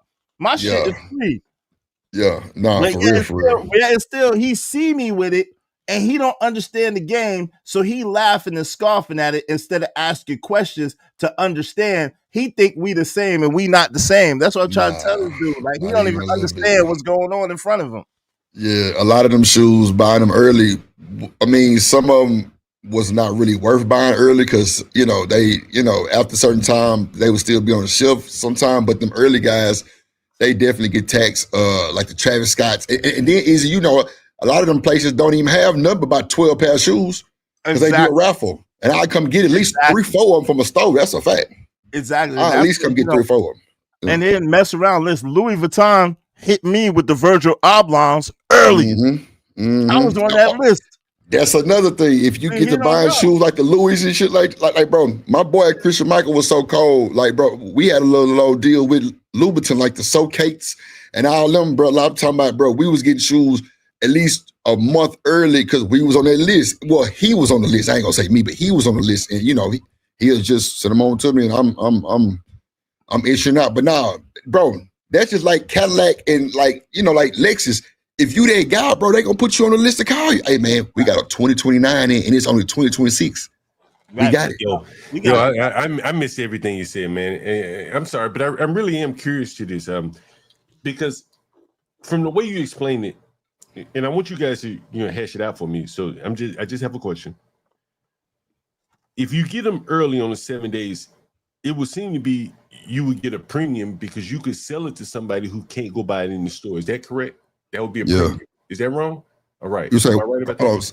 Say it again now. You say what now? Okay. So you get to buy the shoes 7 days earlier than anyone else, correct? Right. So on those 7 days where you have the shoe and no one else has it, that shoe would be of high value to anyone that wants to shoot. Correct? Yeah. Right? Yeah. So it's worth more during those first 7 days, correct? A whole hell of a lot more, probably triple. Right. That would make sense, right? But no, go ahead, Izzy. This is the part that you're missing, and I hear that you're missing. But depending on the shoe, it don't matter because they're limited release shoes anyway. So if you get your hands on them, even if they came out let's just say they came out today at 2 p.m. At 2:30 p.m., them shoes are worth 3 to 4 times as much because there's a whole bunch of people that wanted those shoes that couldn't get them because there was limited release. So even the 7 day early, So the 7 day early is a premium, but also right before, you know what I'm saying? Right, the day of is a super premium too, because if you was in one of the raffles and you was in the mall, you got people standing outside. Wait a minute, hold on, stop for 1 second. So on the day of the release, they're not releasing mass 100 million sneakers. That's No. That's why people in line. Okay, right? Yeah, I understand. And so you got people in line waiting for people to come out and say, "Yo, what size you got? I'll give you 300 over what you pay for it right now. I'll give you 250 more than you pay for it right now." So John that's Galt, hold on. well, watch this. Is they don't even know some of the best selling shoes are the kids' shoes. Right. They sell the most because people want their kids to have them. I promise you. Like it was this guy that I used to talk to. Wait a minute, hold on. You talking about Air Jordans and shit? Yeah, kids. But he laughing. But Drip, don't put him onto that because he's silly, right? Hold on real quick, John. Hold on real quick, because this is the problem with you. This is the problem I have personally with you, right? Because I didn't have a problem with you until you laugh on things that you don't understand, which shows your ignorance, right? You think that just because you're in real estate and you're in software development, that's the only way to get to a bag. You see us, and you class. Yo, let me finish. Hold on. Izzy, I get everybody to drop. Hold on. Drip me and Drum will drop, bro. I just got to hear that one more time, and then I'm we'll gonna let you all drop, bro. Let me finish. Izzy, I'm gonna let you talk. Promise. I just want to hear it one more time. Me off then? No, because I got to hear it one more time. Drip, you bullshitting us, John. Man, you trying to play in our face, bro. You trying to gaslight me, bro. Let me finish saying what I'm saying. Go ahead. The problem that I have with you is the fact that you don't understand that there's more than one way to get a bag. You don't understand that some of us, because we like certain things, we understand profit margins and we understand getting money in the place where you spend money. And so you laugh at us, you scoff at us, and you think that we're spending money frivolously on niggotry things, and you talk shit. Hold on, bro. Jesus Christ. I'm not even spending a long time. Just let me finish. And you talk shit, and you don't know what you're talking about. You just expose your own ignorance. Izzy, I just wanted to get Drip to repeat it. You said there's a big market for children joining. See, exactly. See, nah, Drip, don't even give him that. That's what I'm saying. You trying to gas. Yeah, he trying to gas. Say it one more time, because I was amazed. Wait, I was amazed. He got a one-track mind, bro. No, honestly, I am really amazed because I have children and I've never bought them a pair of Air. I couldn't even fathom that. Because they grow out of them so fast, and so you're telling me that there's a market for Air Jordan for children? Have mercy. And Jordan period is a market, bro. For premium shoes is a market period. I'm talking about for like, how old are these children? Man, I I've really sold. Hold on, John. I've sold foam posit Yeezys in a 1C. That's an infant, fresh out the pee, for like $250. That's a fact. Fresh out of the womb, 1C. That's the first size you get to, 1C. That's a soft bottom shoe. That's a soft bottom. Drip, don't give this dude ammunition because he's not All listening. Instead of him understanding, I'm trying to let this fool.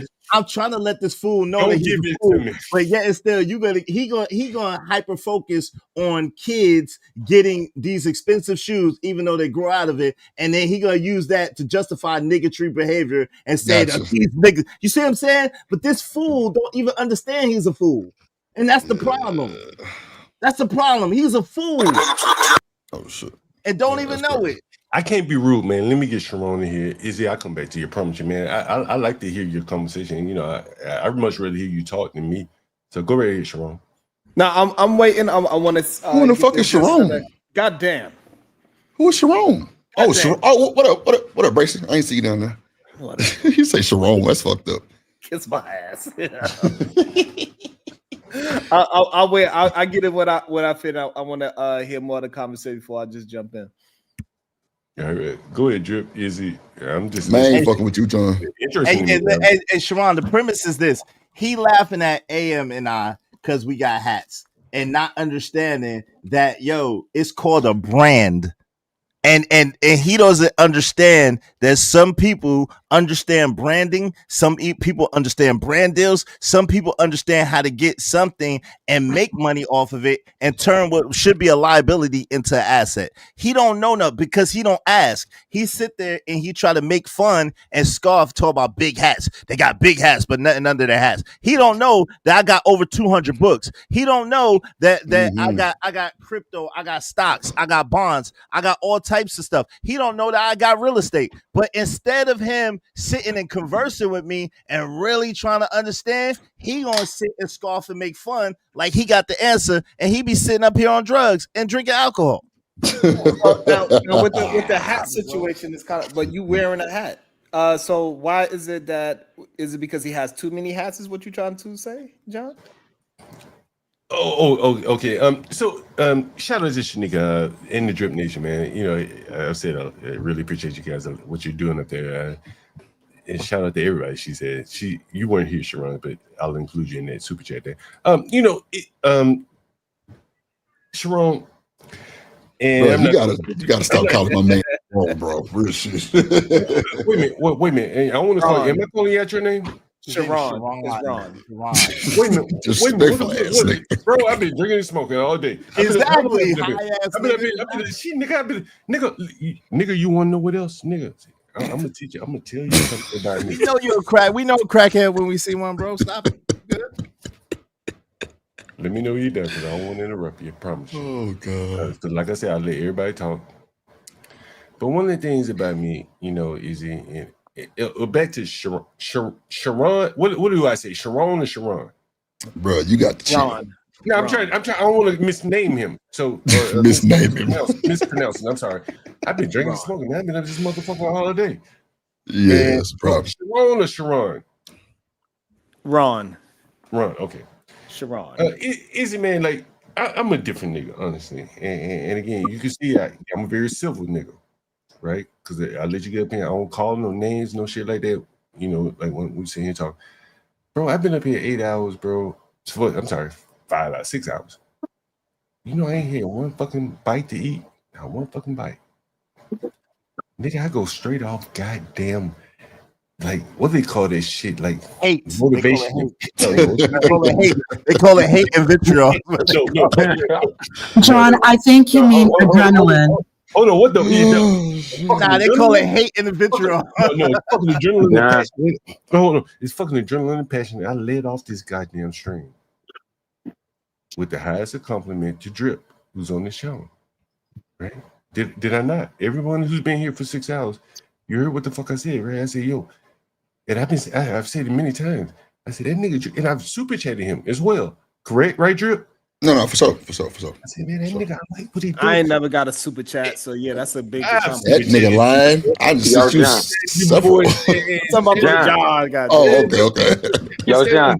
But Stanley been on my stream here. He super chatted you, so shit, you can take that from me too. But man, Sharon, you know what? I go to you, Sharon, like because I am happy you're up here, bro. Like Sharon, and you know, bro, this is my someone left pumping it. All right, Sharon, bro, like I don't know if I should say it. We go off on a tangent, but you do. I will say this.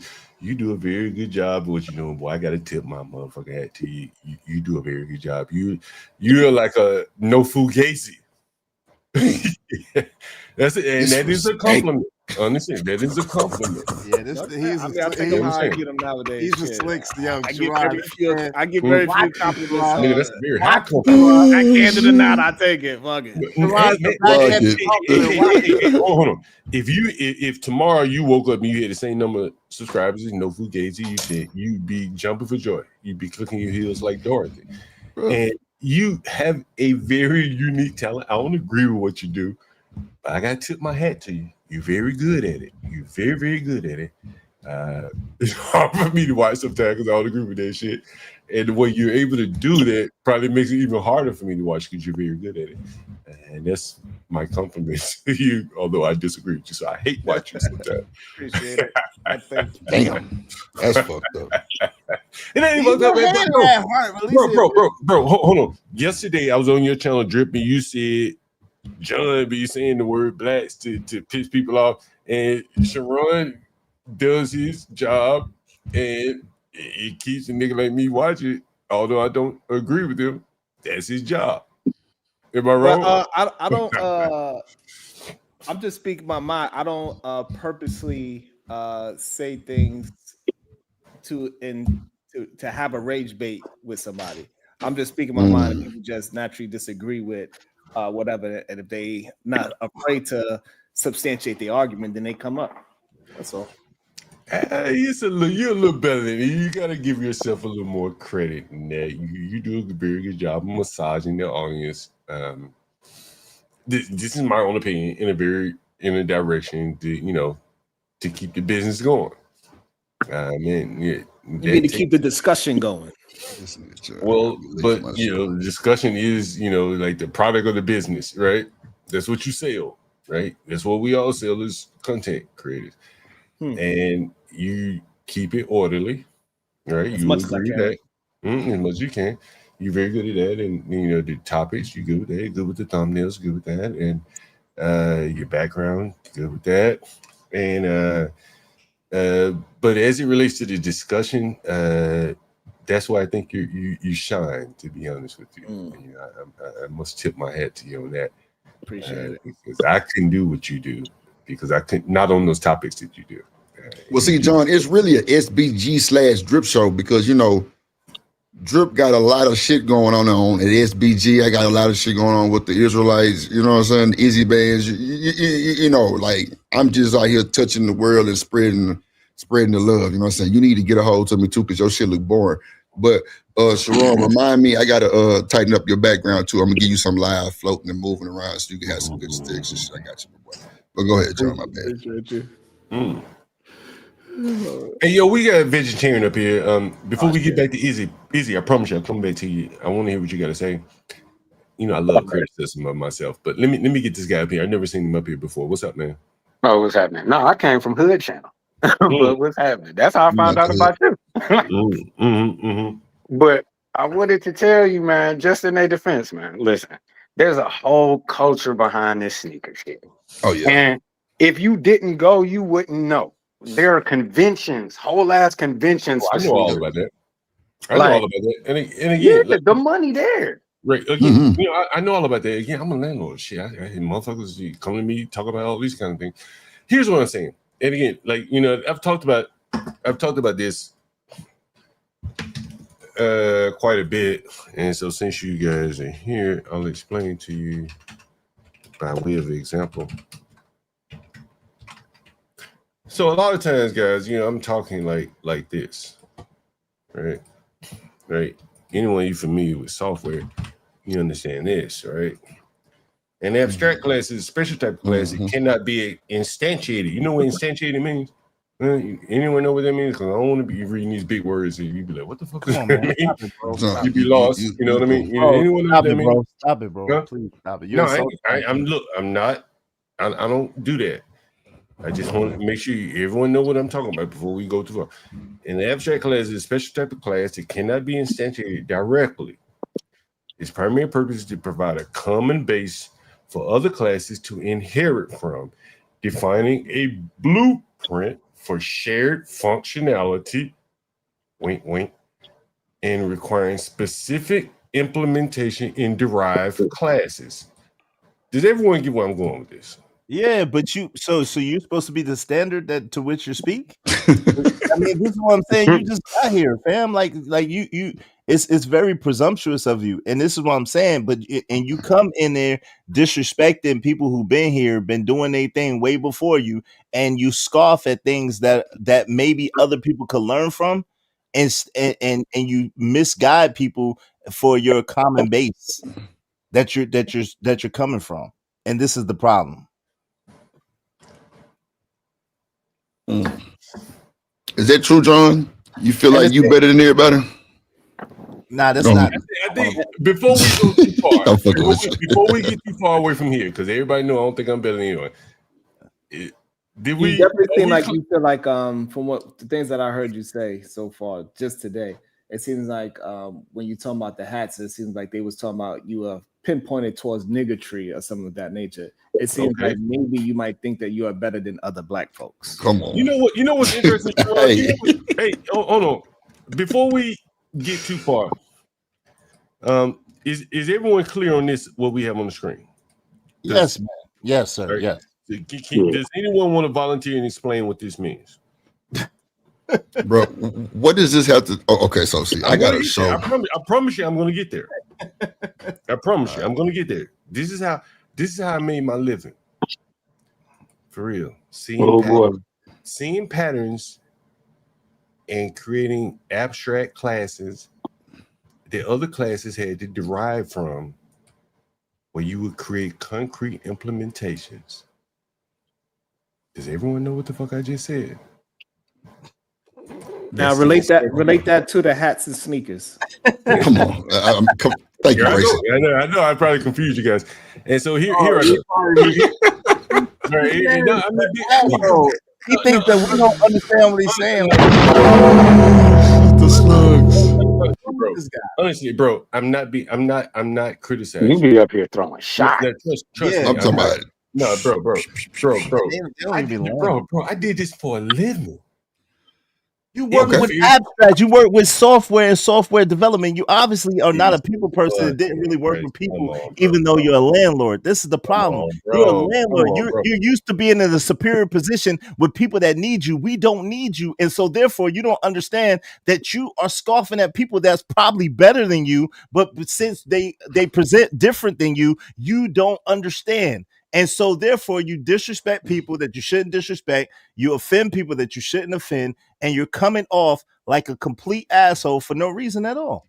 You are mad condescending, bro. He failed a drug test. That's why he's a landlord, I think. He might have failed a drug test at the software company. Man, so anyway, back to my point, right? So where you grab that gas from? I need some. Give me 3.5. 3.5.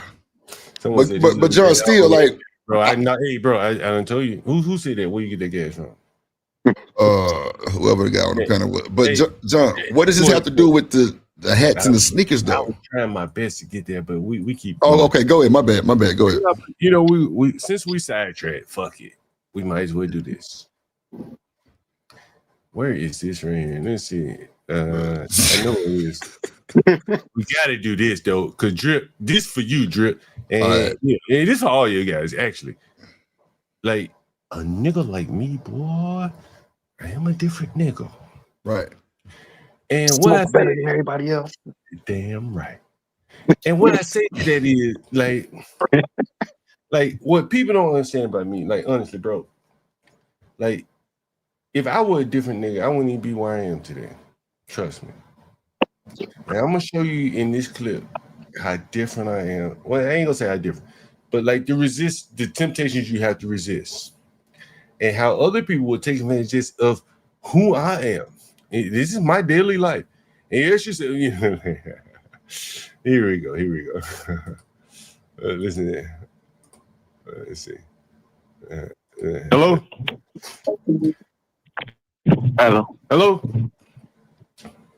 Hello? Yeah. Who is this? Yeah, good afternoon. Who is this? Jerry. Airbnb, Jerry. Guest from Airbnb. Man, you know you slept with that woman the last time and told that woman you worked for me or something last time you You remember that shit? You slept with that, you remember you slept with that fucking woman in my house and told that woman, that fat woman, you she thought you worked for me or something. You remember that shit? Oh, that crazy woman? Yeah. Oh, okay. Nigga, you hear that crazy ass woman asking me for a free night, thinking that man, my lady, she wrote an Airbnb message or something, talking about she done fucked somebody in the house. And my lady was like, who she fucked? She thinking she fucked me. And I had to figure this shit out. Like, you fucked her ass. She wrote an Airbnb message? Oh my God. Yeah. Yeah, she was like, yeah, you know, I get a free night because I fucked this nigga. And I'm like, what nigga you fucked? My lady was like, what nigga she fucked? And nigga, that was you fucked him. Oh my God. Man, I've been resisting that temptation now for, I don't know, maybe 20-something years. Like, that's why women aren't even a fucking topic on this channel. You go back and stream, you search for women on this channel, and there's no need even me even talking about them. And so when What I see was this comment saying? I don't understand. I don't know. I didn't put it up, so I didn't even read it. Who put it up? So when I'm Somebody talking about put it up. when I'm talking about abstract reasoning and shit like that, again, you know, I may not necessarily be talking specifically about you. I may point that out as an example. You may not fit the example, but in the abstract, and what we've just talked about here, we have black women spending how much money on a pair of shoes for a baby fresh out the pee? As you said, Drip, $250. We got other black. No, wait, John. Stop the gaslighting, right? So regular retail price is about $60, but the fact that they were Yeezy foam posit baby shoes, yes, they were $250. $250. So all I'm saying is how much they paid. I don't care what they are, what brand they are, what they are, the foam posit or whatever. You got black women, poor people, spending $250 for a baby who gonna grow out little shoes within 3 weeks or so.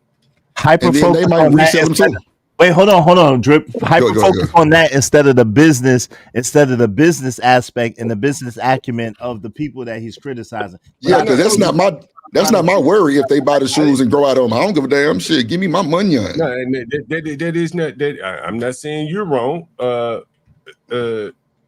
I'm not saying you're wrong. See, that's where, you know, again, as I've said all along, people like you are very valuable in the black community because someone is going to take advantage of this stupidity. I'm glad you're doing it. Far better you than some Korean and Asian coming into the ghetto selling $300 shoes, and then you never spend another dollar in the ghetto.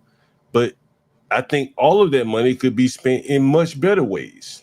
When you agree, right? When you saw that woman spending $250 on her child's shoes, you're like, damn, that's kind of, you know, that's not a good look. Do you have children? No, but I don't even when I do transactions, John, a lot of them, some of them be shipped, some of them are not even in Texas. Like some can be anywhere. Like I might just ship them to them because, you know, I had the IG going, and you know, people would come to my IG and be like, yeah, you got this size. You know, they'll send me a deposit, I send a shoe. What do you think about spending $250 on a pair of shoes for a newborn? Just I wouldn't dare. You wouldn't do it? Dare. No. What do you think, Izzy?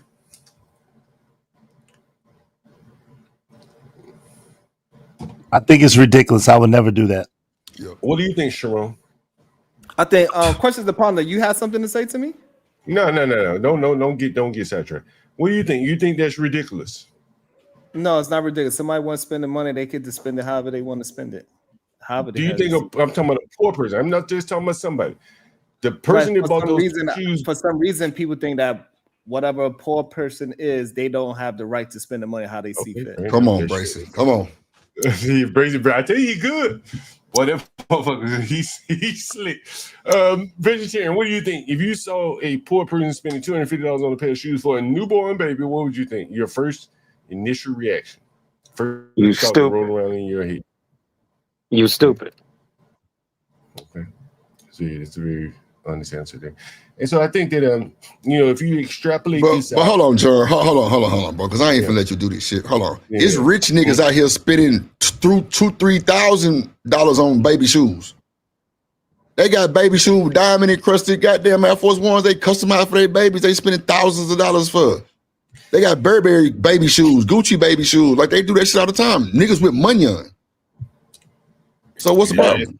The last part is the most fitting part. They have money. So why you think they ain't got money? Why you think everybody poor? But again, but I'm saying, I'm talking about poor people. I would say, if you're spending that kind of money on a child's shoe, more than likely you're a poor man. I don't give a damn how much money. So watch this. Let me tell you something, John. Let me tell you something. When I went to the strip club, bro, with the shoes, a lot of them strippers wasn't even buying their own shoes. It was the niggas there who picked the money up. It was the niggas there who probably worked the dough. It was niggas there who actually come bring you the money, bring you the ones and shit. They were buying them whole shoes. All right, let's retry. Let's try this. The average poor white man, what do you think? How many pair of shoes do you think he had? It doesn't matter, but the average poor white man spends his money on meth. The average poor white man spends his money on beer. The average poor white man spends his money on crack. The average poor white man spends his money on heroin. that type of The shit. average poor white man spends his money on opioids. It doesn't freaking matter. And see, this is the point that you fail to understand or to realize.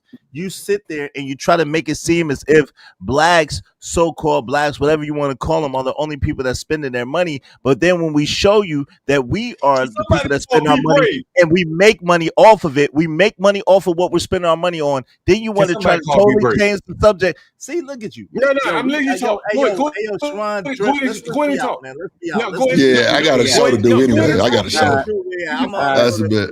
I got a show. All right, man. All right, go ahead. I'm listening to you talk. All right, anyway.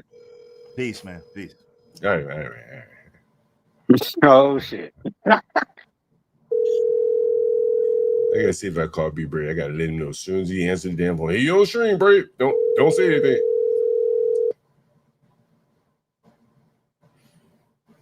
I'm sorry, the person you were trying to reach has a voice. He may call me right back. Man, this is what I'm saying. Like, no disrespect to either of those guys.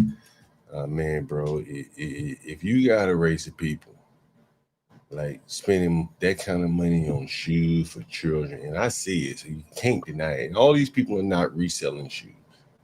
When I walk through the ghetto, I look down at their feet. Trust. Man, let me show you this video right here. And man, this is what I'm saying. Like to be black and to try to go up in the world of of crossing the borderlines. I think you have to depend on an element of political correctness from other races. Can I ask you a question? Yeah, sure. All right. Now, I'm one of those people who honestly believes, like, in my mind, I really don't care what white people do. I don't like to play that, the equal game, where it's like, oh, white people do it too. Like, nah, I'd prefer to do what I just do. Or look at black people and be like, okay, you could definitely do this for our advantage, as opposed to doing something that is to your detriment. Just because someone else does it too. So that way you can share in dysfunction so you don't feel bad. You get what I'm saying? Yeah. The whole thing with the hood and jazz, like my parents didn't raise me that way, really. I mean, when I got my first job, I was on the whole sneaker tip, but I didn't really get onto it heavy until I could resell them. But I don't expect the community to change. Let me see. I was trying my best. Like I didn't want to, and you see how they all left in the group. Not Drip, but the other two. Because and this is what I'm saying, man. Like let me show you this, and I'm gonna put you. Do you work, young man? How old are you? Pardon me. I'm 34. I'm 34. 34. You glitched a little bit during part of that I'm question. gonna tell you a story one time. I'm gonna tell you a crazy story. I was going to work somewhere, or I had an interview. Jesus Christ, who was it with? It was with the company in Chicago. And the man's name was distinct. Maybe it was Italian or something. I couldn't remember the man's name. And so the interview, let's say the interview was scheduled for, what's today? The interview was scheduled for Monday, right? Next Monday, coming up. And a lady was beaten up badly in Chicago. I read all the ghetto newspapers, Chicago, DC, New York. And I recognize the name of the lady. You understand? The name of the lady was the same name as the name of the man who's supposed to be interviewing me on Monday. The interview happened to get canceled. Never rescheduled again. And I said, damn, I wonder was that motherfucker related, because it was in Chicago. He was in Chicago. I think I was supposed to fly out. I can't remember. No more interviews. Somebody beat up a lady with the same last name as him, and it was a very distinct last name in Chicago. What's the odds of they not being related? Probably slim to none. Yeah. No, I can believe that. Like Sharon Brazy. The blacks like Sharon Brazy, the Izzy Bands want to look away from this shit and like this shit don't exist. Again, I'm telling you, bro.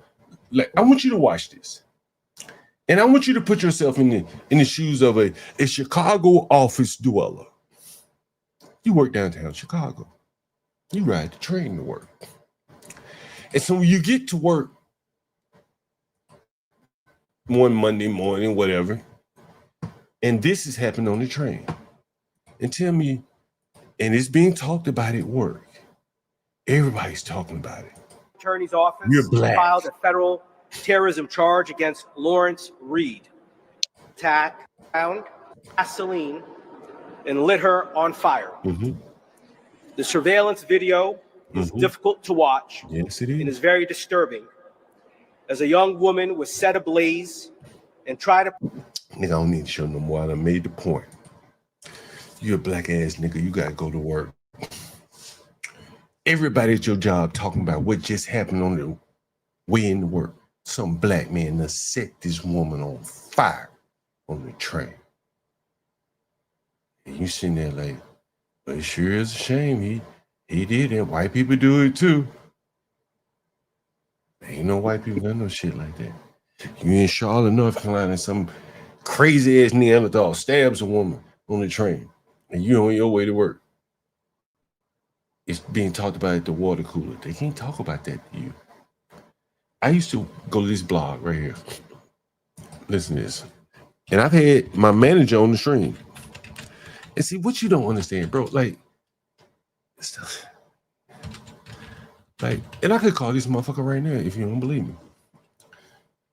Because, see, unlike them other niggas, I ain't trying to get no license deal, wearing no bullshit, telling you no fucking lies, ain't got to avoid the truth.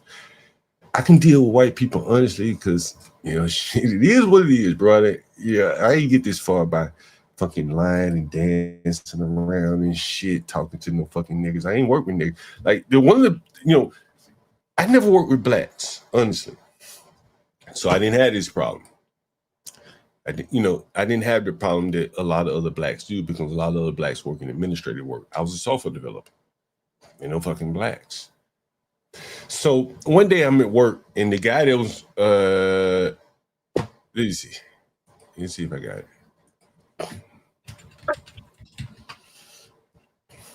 Yeah. Y'all got it? Damn. Boy, I am good.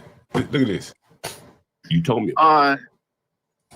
She was attacked, and it's not. There are not a lot of black people there. Manager. This nigga had to fire me.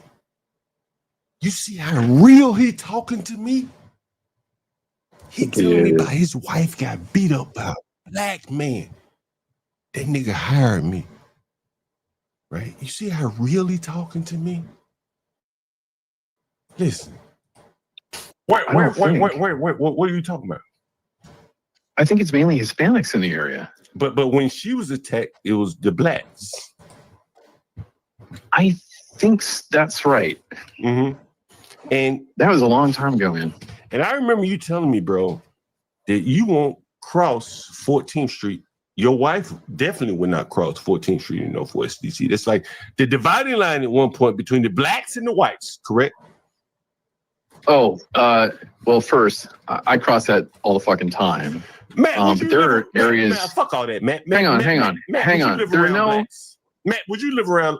Would you live in Southeast GC around a bunch of blacks? I got blacks on each side, dude. I got backs, front, you side, behind. Brave, you want to talk this? He's a white apologist, Brave. He's a white apologist.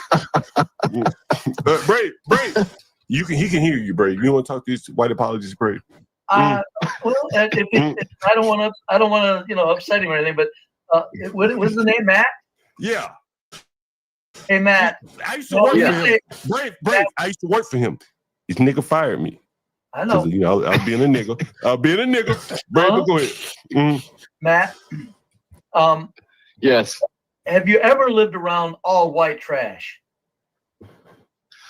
Oh no, you don't associate with white trash. Why would you? No, okay, then you've never lived around them. Okay. And I've been poor, but I've never been that poor. Well, how poor are you? White trash? I'm talking white trash is just poor trash. Poor. Brave, he's from California. He ain't never been around no poor white trash. Keep moving. Oh, there's poor white trash all over it. In other words, not even California. You ain't been around no poor white trash, right, Matt? No, like rednecks, right? Nothing like that. In California, I don't even know where to go to find the people like that. So if you say people are just people, you got to live around one or the other group with your family. You're gonna live around white trash, or you're gonna live around black trash, Matt. Who attacked your wife? No, I wanted to know who you thought. You said people are people. Who would you live around, Matt, with your family if you had to? White trash or all black trash? I don't know, man. Oh, yes, you do. Because I know. Yes, you do. Well, first of all, all right, hold on. First of all, I don't know any white trash. That's wild. Okay, that's a little wild. And it goes on though. Here's this right here. Let's see. Yeah. Listen to this. I did not fire you. Yes, you did. No, I did not. Remember when I got caught with that gun and shit, and I can't. Oh, yeah. You fired my ass, huh? Dude, I can't hear you. You keep cutting out. What? But remember, I got caught with that gun and shit, and you brought me. I do remember. And you brought me. Big problem if you're trying to be employed by the government. And you brought me into your office, and you were like, John, I gotta fire your ass, right? You remember that? No, I do not remember that at all. Nigga, I remember like yesterday. You don't remember firing me, bro? You don't remember firing me, bro? No, sorry. Damn, I remember like it's been that long ago. I ain't even take any offense to it. It was like whatever, right? It wasn't up to me, dude. It wasn't up. That's what I'm saying. Yeah. I knew it wasn't up to you, so I was like, fuck it, like. It's out of your hand. You just gotta do what you gotta do, right? Well, you're gonna lose, because you're gonna lose your clearance and all the rest. Right? They were like, fuck it, right? Like, you remember we developed that app to put all them police on the street. Remember that shit? Yeah. Obama. Remember Obama? I want to hire 100,000 police officers. No, that was Clinton, my friend. I thought it was Obama.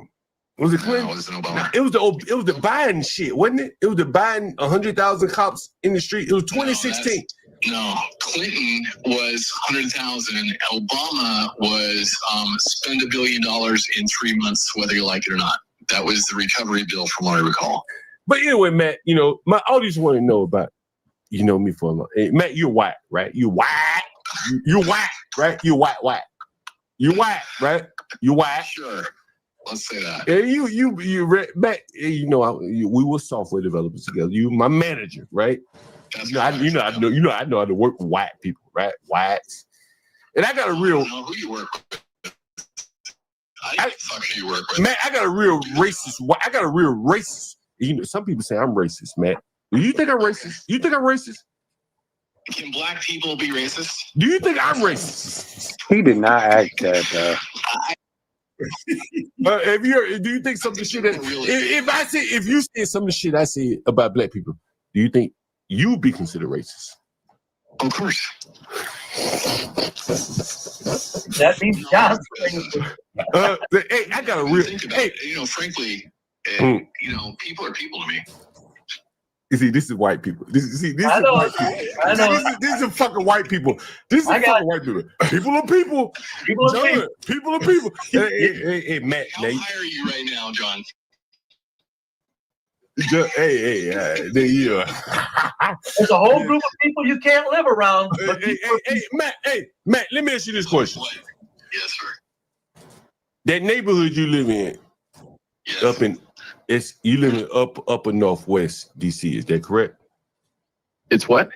You live in upper northwest DC, correct? Yeah, but that's as far as we're getting, right? No, I ain't gonna try to dox you like that. We got to keep all this. No, I understand.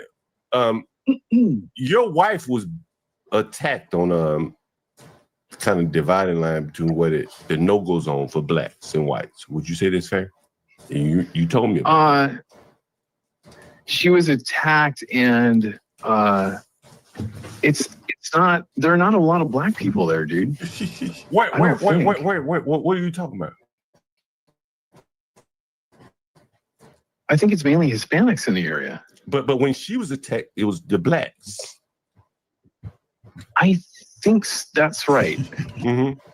And that was a long time ago, man. And I remember you telling me, bro, that you won't cross 14th Street. Your wife definitely would not cross 14th Street in Northwest DC. That's like the dividing line at one point between the blacks and the whites, correct? Oh, well, first, I cross that all the fucking time. Matt, but there are areas. Matt, fuck all that, Matt. Hang on. There are no. Blacks? Matt, would you live? Anyway, so the bigger point I'm trying to make here is that was my manager. And one day he comes over to my desk, but he knew what kind of nigga I was. Because you can see the kind of honest conversation that we had with each other. And he put this on my desk. It was this website right here. It actually wasn't this website. It was because this website was later absorbed by this website, the UNS Review. But it was this website, SPDL. You see it? Barely. This StreamYard stuff kind of small. And what that sense was, yeah, no problem. But he came over and he had a sticky note and he put it on my desk because, we talked honestly outside of the office. And SPDL stands for Stuff Black People Don't Like. And it was a website that just would talk crazy shit about black people, and Stuff Black People Don't Like was the name of the blog. And you can see the title here of their latest article, November 24th. Since 2018, in 33% white Chicago, only 6% of shootings have led to an arrest. And that's Stuff Black People Don't Like. It's under the Ameren. Is it? No, this uns.com. I think it's .com. Uns. But to get back to my point, the people like the Easy Bands, Sharon Bracy's, who's the other guy? Cellulite. Big head nigga, angry man. They cannot dare ever. Daily Snowman, that's my man Andrew England there. But no, this was the website that the guy Matt told me about here. And so this is it. And so imagine again, you coming to work and one of your wife, the wife to your manager has been beaten up by a black person, bro. That's rough sledding, right? Gotta be a little awkward for a day. Give me 1 second, I'll bring it back. Good.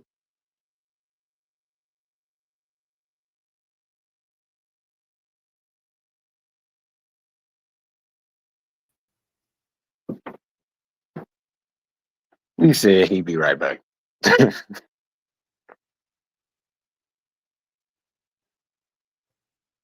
Ryan, what crack does is calculus. Start with the basics, talk to the bank, and ask about CDs, money market funds. It is interesting how John was attempting to discuss object-oriented program with a panel full of people, including Tyrium, and nobody wanted to listen. Nobody knew what he was speaking about. But people will complain about tethers, immigrants, and H-1B. Trump literally said everyone is stupid and we have to use H-1B. But when you have someone who's been in the industry like John for over 20 years and he just wants to make a comment, everybody starts getting in their feelings and attitude. Yeah, I think Pundit, come back. Did I put you down, Pundit? I'm sorry. Did I put you down, Pundit? My I'm bad. not here, Oh, sorry. Well, I think I was fair to those guys, right? I was fair to everyone, right? I don't know what I did. Shit. You were very fair. It's just like John. I had a similar experience on Bracey's show. I was discussing machine learning and some work I was trying to do, and one of those men who is very similar to like hood conservative, like no one wants to have an honest conversation about these men. No one wants to have a very honest conversation. These are men who want to live particular lives with non-Black women. They cannot do it, so they just resort to complaining about Black women indefinitely. But Yeah, I don't know.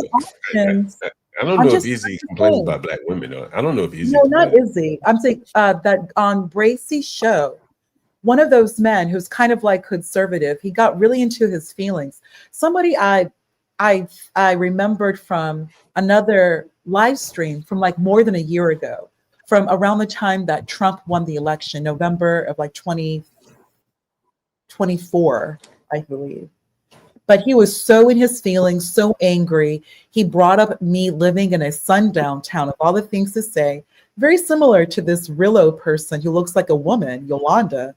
They bring up, oh, you think you're elite. Oh, you live in a sundown town. They say these very interesting comments about me, but it always resorts to about me or they start talking about Black women. Yeah, let's not make it personal. That's just how these men move. But when you bring up something like software, object-oriented programming, machine learning, then oh no, we can't talk about hey, guys in the chat, if you're in the chat and when I put up the definition, and I start getting cracking on this, I don't know if they really understood what was on the screen. I'm not sure if they really understood that. No, they did not. Are you serious? I'm not quite sure. Do you really believe? And if they understood that, and if they understood that, they definitely did not. Because it is a software thing, and to translate that into the real world, that's why I put the emphasis on functionality, shared functionality. Did anyone catch that? Did anyone catch that when I say shared functionality? Did anyone, Universal, man, can you come up, Pundit? Did you catch that when I say shared functionality? I know get cracked, guys. Yes, I did. Hey, get cracked. In an abstract class, any class that inherits from it must implement those methods. That's part of the contract. That's very true.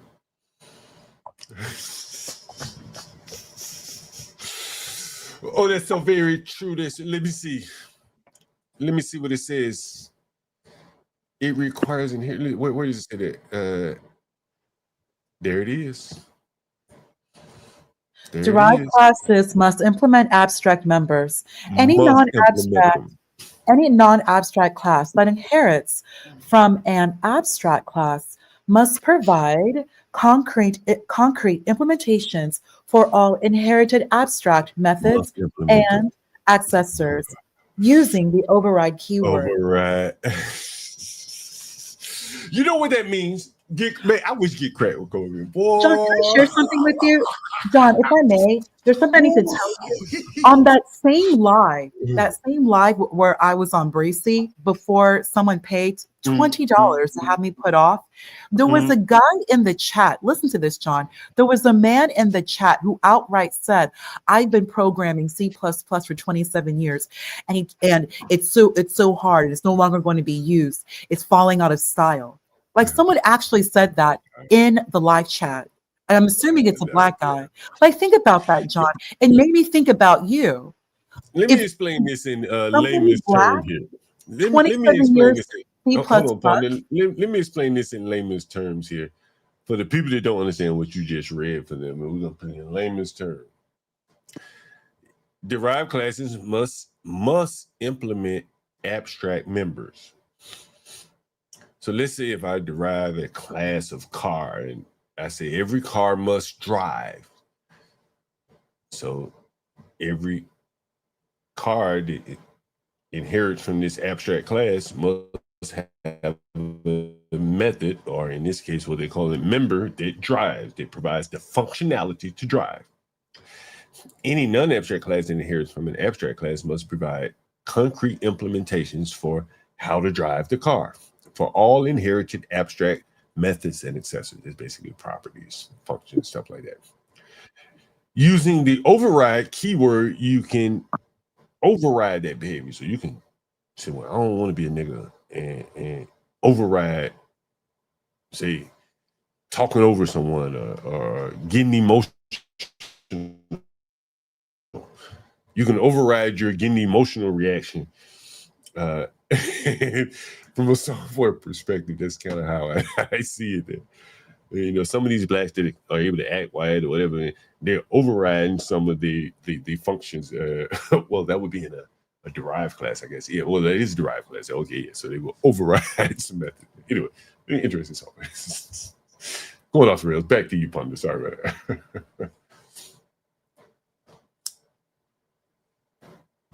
John, when you bring up low IQ, there really does need to be a very honest conversation, because you see this low IQ time and time again on these lives. You cannot just have, you tried it again, John, and Crack was cracking up in the live chat. Crack was cracking up, but you cannot just have a decent conversation about anything that does not have to do with Black women, hair, shoes, hats, or just complaining about the community. You know what was interesting though? Again, Ponder. And these fake intellectuals. So this is this is interesting.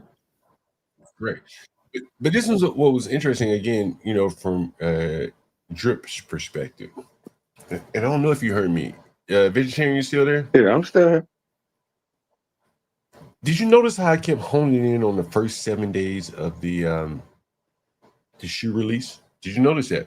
Yes. Yeah. Yes. Do you know why that is? Because he looks it up and he checks for it. That's when he sells his shoes. Okay. That's probably when they get it's so close they can make their most money. Well, I got to be real. That's not true. After a couple months, depending on what it is, you actually can make a lot more. Let me ask you this question. What's the definition of a commodity? Isn't a commodity like a good? Okay, a lot of things are goods. What is the definition of a commodity? Is it something that's rare to come by? Like a rare to come by good? Oh, that nigga didn't see the fucking Asian. You see, like you see the fucking Asian. I already know put his big ass brain to their small-minded business, and now he over here done created a product off the damn shoes. A financial product. This is the Asian done. While they haul around a sacks of shoes like hobos, the Asian in the audience, he done created a damn option market. See, y'all niggas don't understand. That's what Get Crack is in the audience saying. See, do you understand what I'm saying? Do you see what he's saying? Wait a minute. Wait a minute. Where's Cracks coming? Where's Cracks coming? Where is it? Right here, John trying to 7-day drops to option. Ooh, man, hey. And y'all probably still don't get it. So I'm gonna start with commodities. Again, you know what? Anybody know what commodity is? While I grab another beer, I'll let you guys stumble over what a commodity is in the chat. Chat, tell me what a commodity is. Put an example of a commodity in the audience in the chat while I. An example of commodity: sugar, coffee, banana, citrus, items that can be bought and sold. Avocado, just items that can be bought and sold in the market. I was gonna try to get to that with these stupid ass fucking niggas, but they ran there. You notice how they ran off in groups? Hey, Latino, Latino's up. A commodity is something of value. Oh, listen.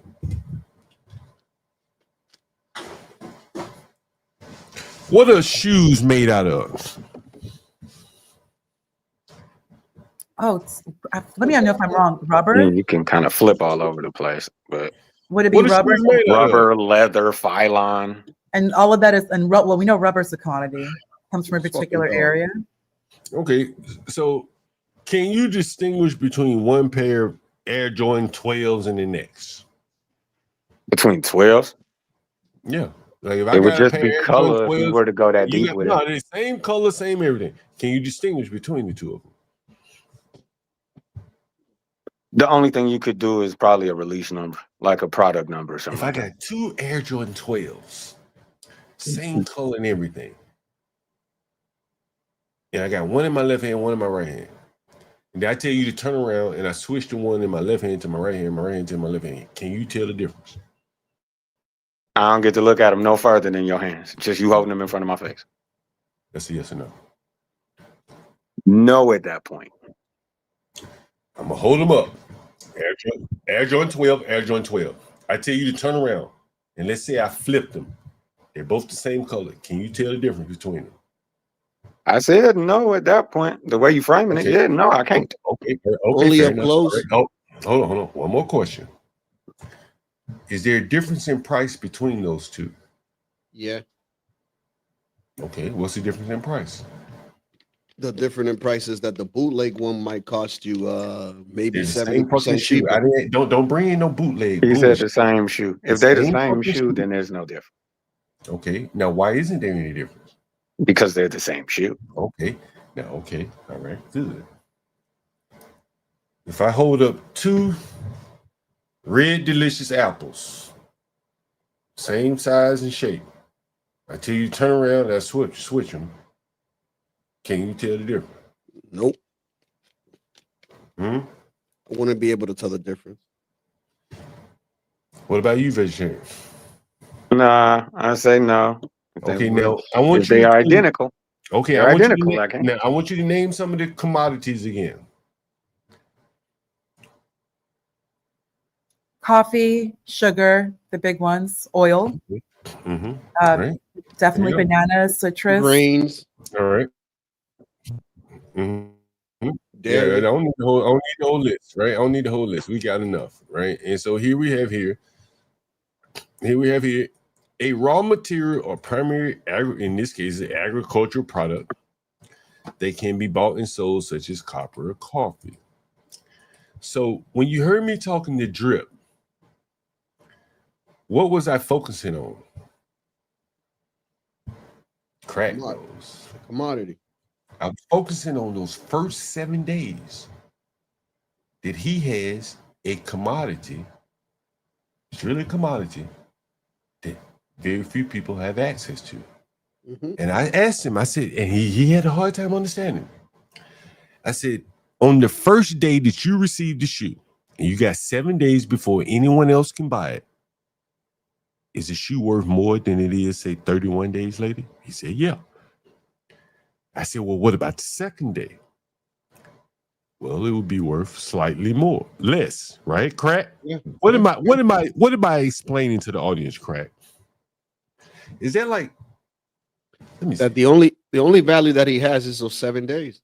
The 7 fucking days, then it becomes a pumpkin, a commodity, right? Is that? And this is what I said in the chat. It only depends. Is it? Let me see. Is this right? Oh lordy! Those shoes would be man. of Nigga, I done told value. y'all motherfuckers. But like I was telling you, those shoes would be of value if there was only a certain amount out. But if there's so many out, then there's no point. But you can't trust that the shoe company will re-release them, motherfucker. You think they're gonna let you be out here selling $7? Oh, of course not, man. They're gonna re-release these. Well, we're gonna re-release them, right? You never know. Like, what the fuck? And so what It's you're money. seeing here is cracking the audience. It's get cracking the audience. I can't go on. It's get cracking the audience. See, like I told these fucking niggas, like, nigga, I see shit down in the components. Y'all niggas see that big ass size 12 shoe.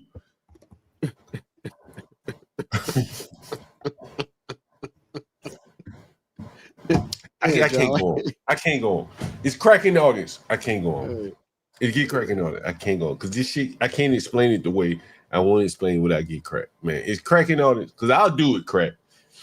Because I did pass the first 2 levels of Chartered Financial Analyst exam. I failed the 3rd one. I'm a real nigga. The 3rd one is the hardest one, John. Don't beat yourself up. It's the hardest one. The CFA to pass the first 2, John, that's a big deal. Oh, crack. Can you come up here?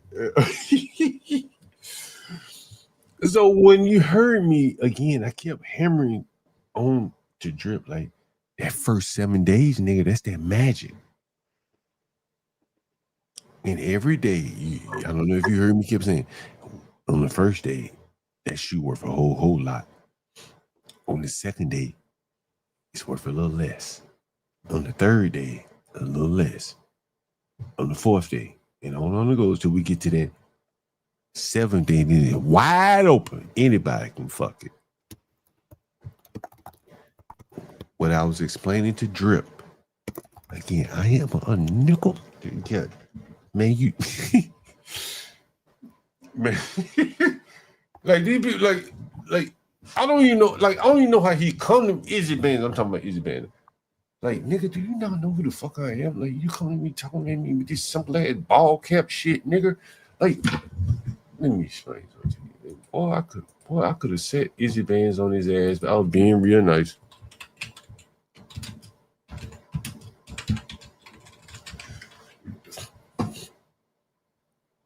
Yeah, I was surprised. I bet most people in here never even heard of this shit. Huh? Well, go ahead, Weave. I said Latino. No, I said I was surprised they were even up here, man.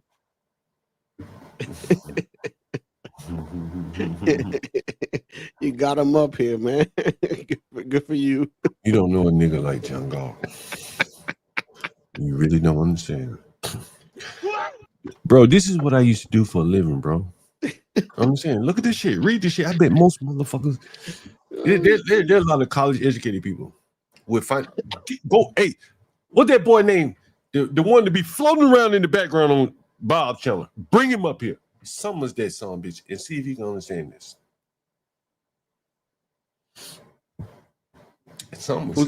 Who you talking about?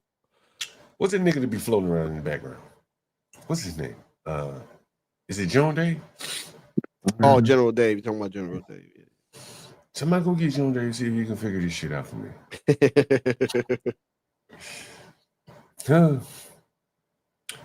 Somebody go get John Dave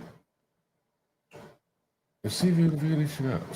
And then when you're done with that, we're gonna do this. Yo, I couldn't have sworn, man. I kept saying this in the chat, but Izzy kind of sounds like Willie that be going on CTs. Yeah, kind of sound the same, man. And then we're gonna do this, man. I don't even leaps. That's a product, right? Commercial product, retail product. Look, man, like, bro, listen, look at this.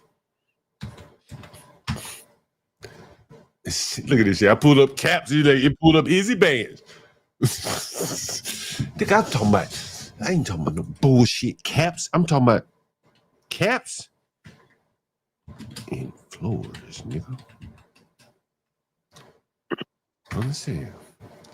I ain't talking about easy bands. I'm talking about caps and floors. That's wild.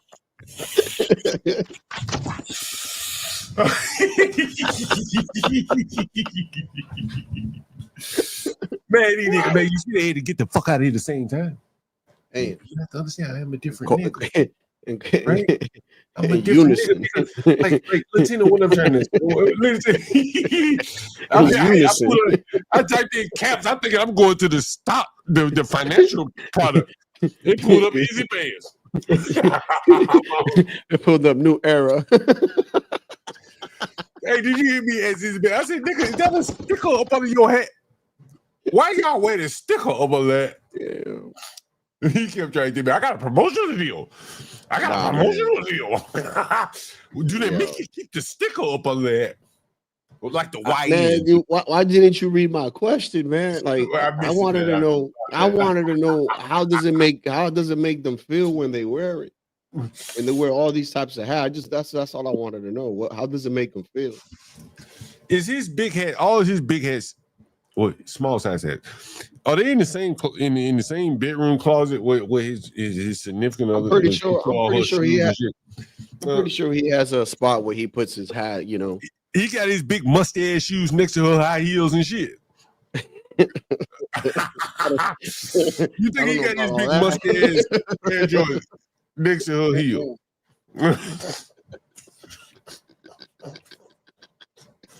Damn, John. Does he have? I'm really asking. Look, before I get there, I'm gonna ask it again. I started out with abstract, bro. Listen, where's Ponder? Damn, we need. Craig, damn. The reason why goddamn, I left you in the back, Craig. Go ahead. What the heck you need me for? What's this? We summoned caps and floors. Craig, did you see where I was going when I asked that nigga about them first 7 days when them shoes dropped? Yeah, I know where you were going, but he ain't get it, did it? He ain't get it, did it? None of them are care about that. He didn't get it though, did he? He didn't get that first 7 days, right? He didn't get where I was going. Yeah, I mean, he could have monitored. You kind of breaking up, bro. Well, yeah, you breaking up, Craig. Release shoes. Craig, you in Vietnam, Craig? I'll give you the chance to get it, and that. You got to repeat that. You was bored and through now. Craig, I'm trying to explain these fucking people, man. Bro, I've been a software developer so long. That white dude that called on the phone earlier, God is my witness, man. Like, I'm a very honest person. I remember going up to him in his office one time, and I'm black. I said, man, I'm having a hard time seeing patterns. And he couldn't explain it to me. So you just got to be able to see it. And I had to practice and study and read. Well, it just was somewhat intuitive to him. I'm a real nigga. I can be honest. You understand? And so when I see like the cellulite and all these other blacks trying to transcend into politics, Curly said she buy Angry Man for $75 because she know Angry Man there's a floor or a cap. You understand what a cap is, right? You understand these things, correct? And I had it up on the stream. Caps and floors. And just the same way as Izzy Bands did not understand, it was a drip. No hate on drip, I'm just being honest. He did not see the component value of the shoe. Do you understand? You understand, but the audience may not understand. And if I were sitting down, I would draw it out for you. And I was trying to draw it out for him. Did you see? You saw how I was trying to draw it out for him, correct? Yeah, but I mean, it doesn't matter, man. I was trying to draw it out for him like this, right? Option decay. Yeah, John, I know. You were trying to talk about data. I know. It's like it doesn't matter. You understand? But that is the component of the shoe that comprises the value, correct? Yes. You got that correct? You would you agree with that? Yeah, I mean, but you're talking about like a market that. I mean, the thing is, the market's manipulated anyway. The company controls the supply. You see what he said later? It's like if it's limited release. If it's limited release, it doesn't really matter how early you get it because there's a fixed supply. It's manipulated. Well, It's not an open market, right? But that even furthers my point that you want to get off the dope as quick as possible if you get it as fast as Yeah, but the possible. thing is, they know that it's limited, and they're like they don't care, right? If it's limited, it's limited. So, but if they know, like they don't have know the what the leverage. future is, then they will be like, "I'll get that option." If they know what the future is, they don't care about the option. Do they know what the future is? Do they determine the releases of shoes? No, they don't. I don't know nothing about the shoe market, man. Right, I but have no clue. okay. If you knew I wouldn't care. If you knew the production release of shoes, then you could properly price the option of those 7 days that you get them before everyone else. Yeah, right? you're right. Yes, But without correct. that You can information, properly price. Without the information, what is it then? because they could re-release that shoe a week later. Yeah. Right? Correct. You don't control production. Nope. That's true. That is the point that I'm making here. Without you controlling production of a commodity product, and the shoe is a commodity product, then the value lies in that first 7 days. That's where all of the value lies. When you have at this point, it's not a commodity; it's a premium product because you have it before everyone else. I mean, yeah, we could extrapolate this more than just shoes because this is another manipulated market, like Funko Pops. Funko Pops that's is a good another one. So nerds have their own stupid lid market, shoe market. It's called Funko Pops. If you look at the Funko Pop like stock, I try to figure out if Funko Pop has like monetized a way to suck out the money off of these nerds buying stupid plastic Funko Pops. It's just like ridiculous, right? That's how you would do it. They're trying to extract all this value off of something that's worth nothing. Well, because a piece of plastic is still a piece of plastic. Why does that piece of plastic is worth more? Let me ask you. Right? That's right. The plastic it's like Nana Boo Boo. Hey, hold on. Let me ask you this question. I'm not sure if plastic is a commodity, but it's damn near a commodity or based off of commodity, right? Right. It's oil. Yeah. It's oil. Okay, so it's made out of oil. It is a byproduct of a commodity, correct? Correct. Right. And so it seems to me, and I don't know a lot about the sneaker market. It seems to me that the unpredictability of the release of the shoes serves to capture some of this market, that this pre-release market. Mm-hmm. Does that make sense? What I'm saying? So basically, you're describing a pump and dump. That's what they do in crypto all the time, anyway. Like they have a insider where people get coins early, and then they just pump it in the market, right? That's not what I'm saying. Like, all right, let me give you this example. Let's say that I was going to release 100 pair of shoes for simplicity,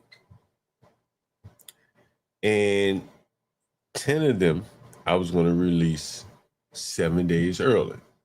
Okay, yeah. Right? Now, the aftermarket I don't capture. Right? I only capture the pre-market and the regular market. Correct? Mm-hmm. And if I never produce any more of those shoes,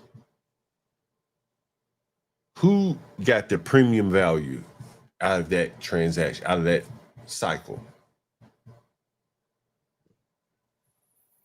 I mean, in theory, the guy who got it early.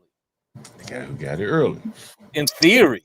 In theory and in application.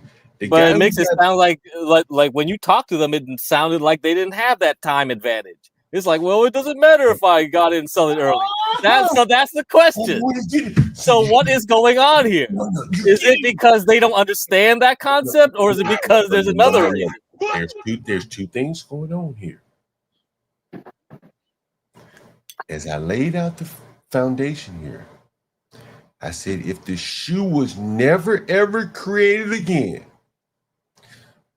the bulk of the premium, right? You know how you say where's the premium? The premium is here. The shoe was only cost you $3 in Chinese plastic. Yep. You're gonna sell it for $100. Okay, so there's $100, right? And so $3 $100. So here's your premium right here, right here. Yeah. Now you add in another market that you don't have entree to. That's the pre-market. That's Drip and all these other people. They get 7 days premium. They get 7 days premium, correct? Now that only works in like what they call it, a pure market, if you knew that the manufacturer would never redistribute this shoe again. You understand? I guess the other problem too is like what we hold alluded to. on. And I got one question right here. Hold on. And there's one more thing. Hold on. There's one more thing. I'll let you get to the question. The manufacturers of this shoe is also creating other shoes all day, every day. So the people that's going to buy this shoe, they're also in the market to buy this shoe, this shoe, this shoe, this shoe. So that premium that's here has been diluted because this shoe can be reproduced at any given time. There is no contract between Drip and Nike to never re-release this shoe again. The consumers know this, or they can get a close alternative. So by the fact that they get a close alternative, the premium that we're here now comes down a bit because there are alternatives, and alternatives affect the price of any product. If I like iced potatoes or regular potatoes, and I get a sweet potato, and the price of the sweet potato goes too high, I go to the other potatoes, so on and so forth. Same thing with a shoe, right?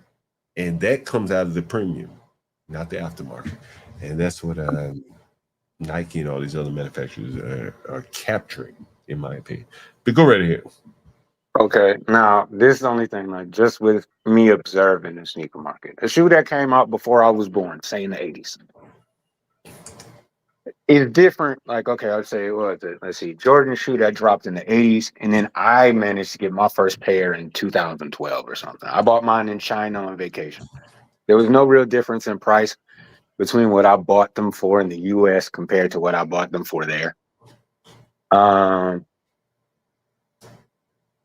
They don't see, that's the thing. Like when they each release, they're not even the same joint, which is odd. All right, I'm breaking it down. Materials change. Hold on. Let me stop you right there. Certain things.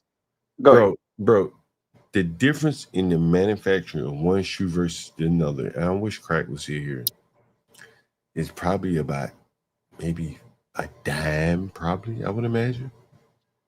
If you're on the assembly line and they said, damn, it's Christmas time, niggas is ordering Air Force Ones, it probably cost them a dime. Oh, bro, I'm talking being facetious.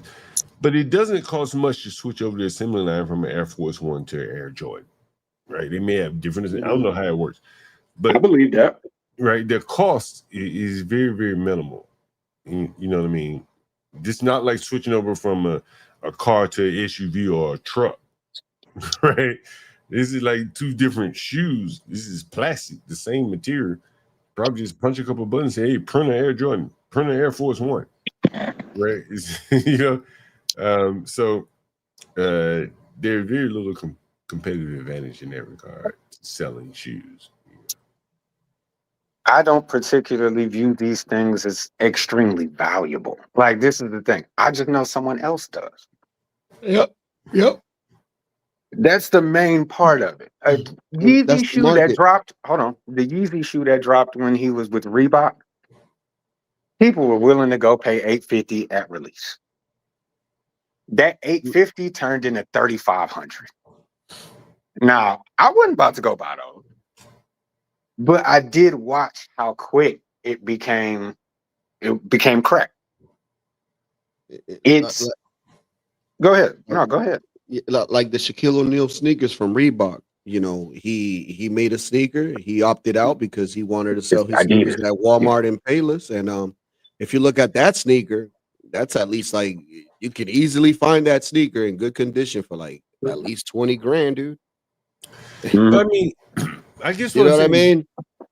It's an odd game. The thing is, you got to have an eye for what you buying because you can But I kind of gauge what's not gonna come back out. But I A guess what I'm rapper saying- shoe is but like I the guess- rapper burger. But I guess what I'm saying is, like, guys, you have to understand the raw materials.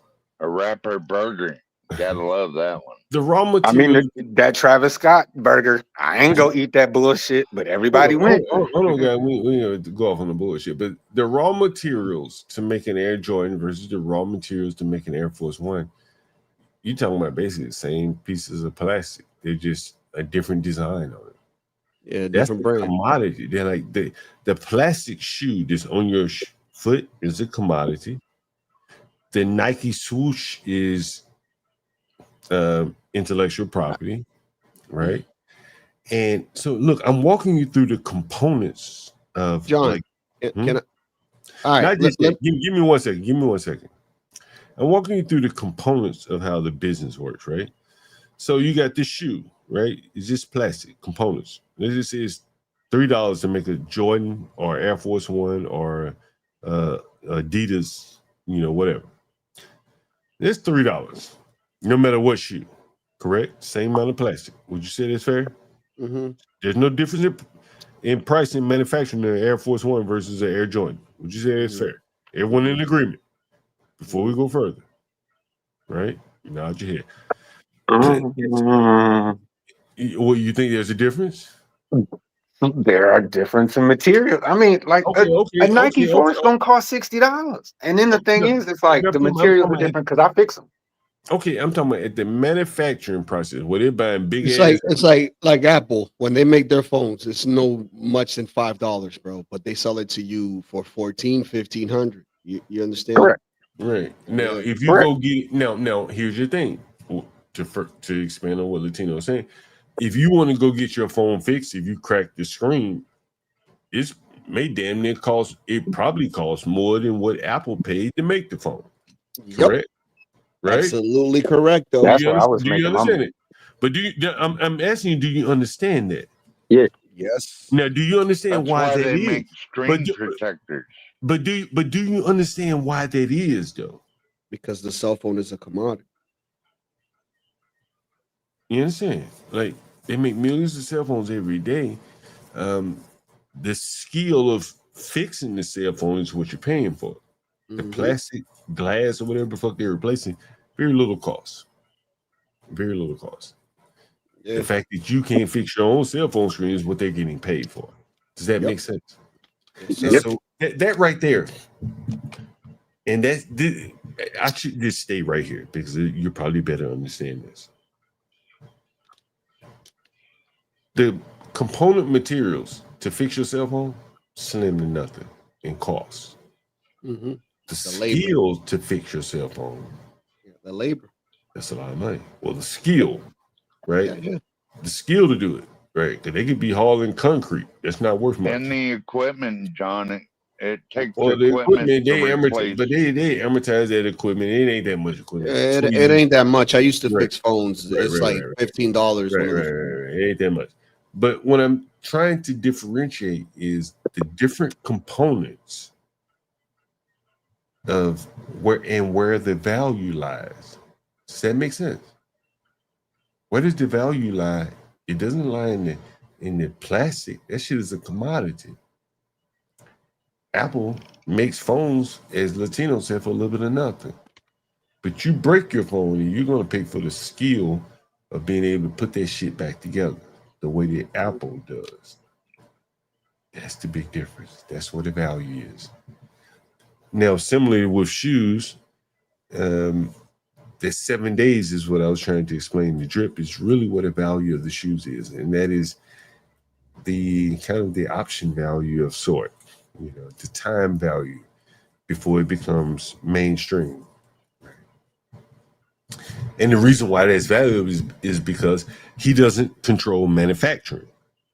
So the company, Nike, could re-release that same shoe that he just bought a week later, and it won't be this prized commodity anymore. So there you go. Anyway, that's a rare occurrence. Like that's very rare, and it was only because, like I say, in like certain instances, the people, like the companies, Nike, whatever, who makes the shoe, they realized that they made a lot of money by because of how quick they went out. So it's like, okay, so you say someone who sells shoes on the resellers, they'll buy them. They'll have a bunch of dead stock. The dead stock, they'll sit on some of them. They'll sell a few pairs, and then sell the other pairs.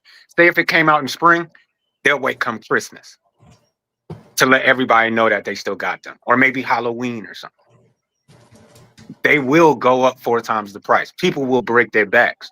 Not pay money. I mean, I had to pay. I mean, this was back in my day, not now, but I really wanted those sneakers, the champagne reds, and I paid an extra $100 for it, man.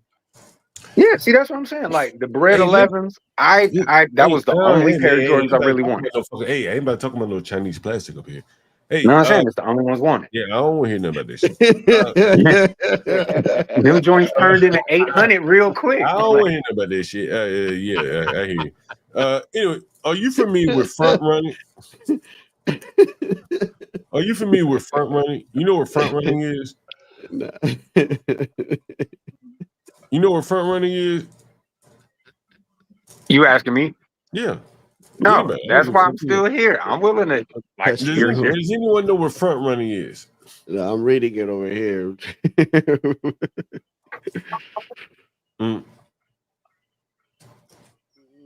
So front running is in stocks. Since many of you guys are very familiar with stocks and get cracked maybe in the audience. This is why I don't play around with stock market.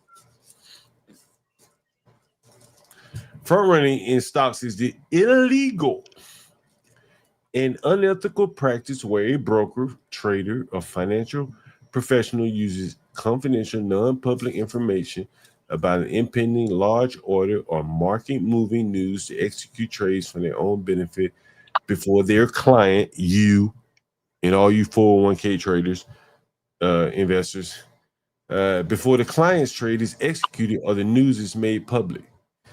I want to ask you guys a question. How many of you have ever heard of front running before? I'm just curious to know. First time today. Bro. Never. Did you see my?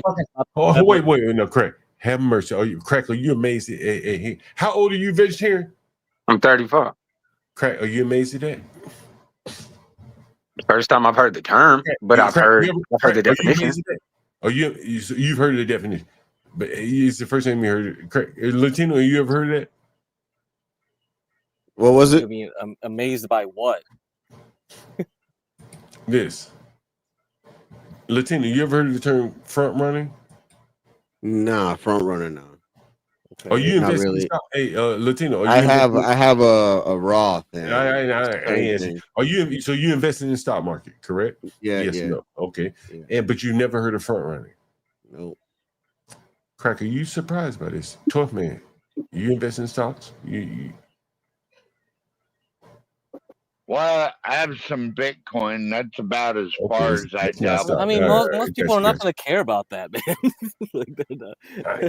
I'm just very surprised. Well, man. this whole sneaker conversation is like, it's no different than any other commodity. Like, I deal in 12-volt diesel heaters from time to time. It's not. There's a big difference. So vegetarian basically hit. That's what I was gonna say when I left. It was like, and he already was saying that stuff. It's like, what's a Veblen good? That's why I put in the chat, John. Yeah, what is that, Craig? No. Look it up. That's like a Nana Boo Boo. It's like that doll. It had its time and it passed. Like it's this, like Pokemon cards. This is it had its time. This is what's the problem with trying to do options market on this thing. Like a stock, like yeah, you could have an event where people FOMO into a stock. Like they would overpay for a stock and they'll keep overpaying because there's like nothing else that would move up. They'll just keep chasing it, like the 1999 bubble. Like every .com company went up in price because any company with .com on it just jumped because they were chasing the hype. And like that was like probably the last time we ever saw a big Veblen moment in the stock market. So it's like you are buying something that's not going down in price. It's going up in price. And the more it goes up in price, you want it more. That goes against any real psychology. And that's why this shoe shit, it's like we don't know, because it's like someone's psychology. They could be like, oh, that rapper is like really big, so it's gonna go up in price. But maybe there was like another shoe with another rapper's name or another sports star's name. That's nothing. It goes nowhere. And if that rapper dies, oh, you best believe it goes up. Oh, see, that's why it has no sense. That goes against, like, how do you options market that out? So if somebody does like 7 days ahead, well, maybe it's better I just keep it, because I don't know if that rapper dies if I got insider information that rapper has cancer or some shit. Yeah. And you know what I mean? That's insider information. And I front run it. Another thing. There's rich people that collect cars. They don't even drive them just because they. That's true too. That's a Veblen product. That's what it is. I mean, Mayweather does this. Jay Leno just collects cars. So it goes against like everything. So that's why economics. I'm like, you got to know psychology too. But how do you take that into account? But the he's completely right about that. The psychology of it. But the there's a scarcity on the shoes that drop. But the driving psychology, a mindset for it. But the driving psychology, right, behind business, and the man that controls production, right. The last thing he wants to lose is, and I forget the term I was going to use now. What's that? Like the scarcity premium. Yeah, I get that. Yeah, right. You understand it, right? And here's the term I was going to use. It's like premium capture. I think it'll be how you. Yeah, right. But I think what I'm trying, or like Venture, is like there's another variable into this.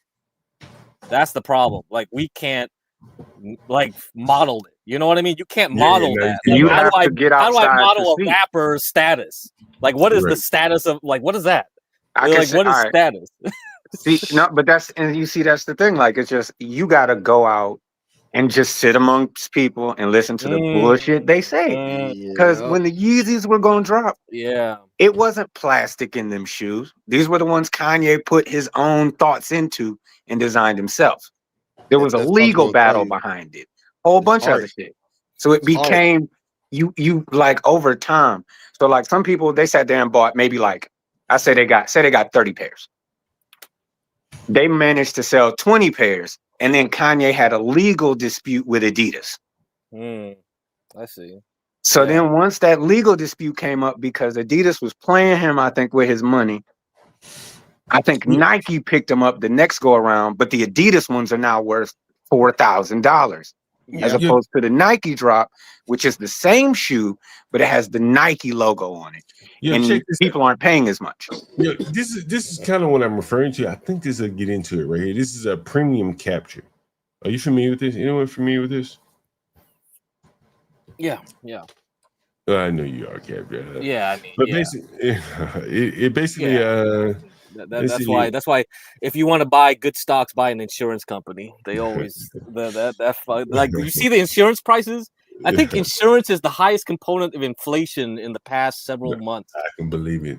Yeah, and you know, Crack, when you say the word component, and I'm going to stop right here. Right. When you say the word component. Actually, hey, can you just make a company that insures these crazy goods that make no sense and why they go up? Yeah, you could do that. I'm going to see if I give these guys options are a form of insurance, right? So let me see if I give these guys when you say component, Crack, as a software developer, this is what I think. And so now you guys can kind of get it inside kind of view of what I think. Whenever someone says component, functionality, this is it, right? This is what I think. It's like immediately like I'm so wired as a software developer. Like, this is what I think. Look. You see this? Independent reusable modules that perform specific functions within a larger application. And this, as an example, for those of you that are here on StreamYard, you look at the screen, you see your picture, my picture, Crack, and Latino or whoever. Those I see those as like little components. You know what I'm talking about, right, Craig? You get it, Yeah, right? correct. You No, know? they're all You know, you can Mhm. open up the script right now in your browser Yeah. and you can see all this code running right now. And That is actually, correct. that's how they run Bitcoin mining on people's computers. Like your boomer parents probably go on some website that's freaking malware and be like, "What the fuck? Why is my computer so slow?" Right. Your It's fucking not shit like, is like running Ethereum mining and like when I shitcoin look at mining right now. like when I look at the chat, right, from StreamYard, I Mm. see like a generic list. Yeah. Right, that keeps getting populated with asynchronous calls to a Oh server. my God! Don't go there. Holy shit! To read the Asynchronous comments, calls. then Jesus populate the Christ. list, and then update the chat, and then now we see a new comment on the screen. That's how it works. That's kind of how I see it. You know what I Right. mean? Okay. I've been doing it so Yeah. long. You can't help but see it that way. Yeah. I mean, yeah. You know For what you, I'm saying? you're looking at this shit like the Matrix. You're like, Mm. okay, this is how this works. Like, Mm. but you're trying to apply it to shoes and all this other stuff. It's Well, like you know what? more the black man's thoughts. Well, there's. He is the one. But you would agree, Yeah. though, Craig, you're Vietnamese. Okay. Do large numbers of Vietnamese like spend their money on hats, jewelry, shoes? How many hats you got, Craig? How many hats you got? Yeah, I already answered this. Like basically nothing. Yeah. You don't have any hats? No, Oh, you I'm not a do. hat guy. Yeah. Hey, you I live already in said California. You can just save your money on That's hats. right. Yeah. That's right. You live in California. Yeah. The weather. What do you do? Yeah, So not a what do you do problem. with the money you save on hats? Trick it off. You be out here tricking. I mean, is it that cheap now? You I be mean, tricking like, the money off. I Man, think. you know, I'm like, hey, Crack. Hey, listen. I ain't get a chance. How much you can trick off some hats, man? For what Angry Man say he spent on hats, bro? Listen. But how much do you spend every day, though? Like, He or about every to tell week, you. every Not month? much. More life. What's good with you? Nothing much, man. What you... God. Hold on one second. Hey. Let me switch over right quick. I'll be right back. Don't hang He up. gonna tell you how much you pay for hats. In a Hey, minute. Jody. Yes, sir. Yeah, this angry man on the other line. Let me call you right back. Oh shit! All right, let me call you right back. All right, brother. OG, you there? Yeah. Go ahead. What you got? Hey, y'all think King Big Hat sent his two minions over here? Cause them niggas came and left at the same damn time. You think he sent his minions over here? King Big Hat? I feel like that's a stretch. Damn, they sure did. They sure did get on the same horse and left together. That's true, but that's because they friends anyway. I think if you gonna call him Big Hat, because I ain't gonna do that shit. But nigga, like for real, like don't nobody like nobody on Chevron channel like that. Nigga, like do y'all like that? I ain't never seen him send hits out.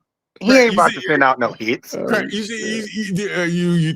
think they put their small heads together and say we're gonna go up on Joe. We're gonna take our small low IQ together and go fuck with Joe. All because the name Bino don't mean he's sending hits. He ain't looking for hats. Bino. Bino ain't looking for hats though. You need a bigger Discord, John. You need to go find people to run around Discord and find out. Man. And you know what's so crazy is that, like no one else knows these things. These niggas are real feeble-minded, some low IQ motherfuckers. And I think they got fucked up when a nigga like me came. I don't give a fuck about nothing. Oh, I saw him. That's why I showed up. I was waiting. I knew one day I'd end up there. Man, I remember, and I got. Hold on, Craig. Don't leave yet, Craig. I gotta finish playing this. I want you to. Well, I was trying to, get some sleep, but my light skin privilege is shining bright. See, this nigga, I woke his black ass up. he had to get up out of his bed, and he gonna tell you, I had to come interrupt the show because John Galt was whipping your ass. That's a friend. Wifey couldn't even sleep. She said, "Turn out the night light."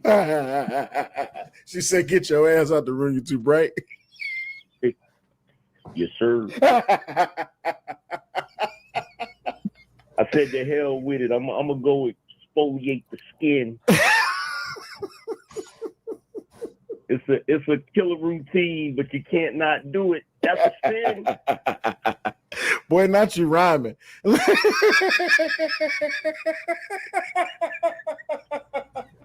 Silly ass black. I'm a very we don't use the washcloths. We use the loofy. Stop. These are like 50-year-old men, you feel me? 40-year-old men.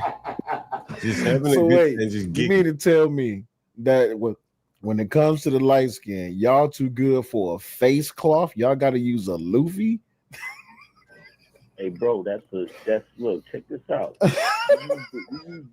We use the loofy for the skin. You feel me? We gotta exfoliate. You understand? We trying to get business deals. I was in the CVS getting 50% off beauty products. You know? Yo, my man. Man, these people so silly, man.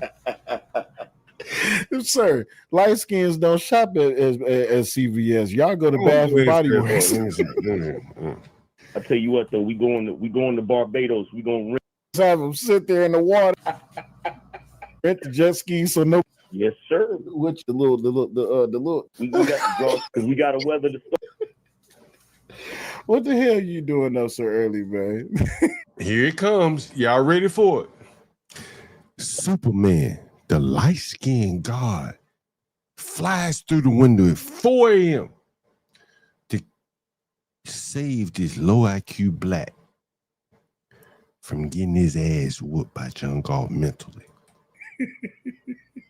Told you, man, we gotta get up. We gotta get up at the crack of dawn. You feel me?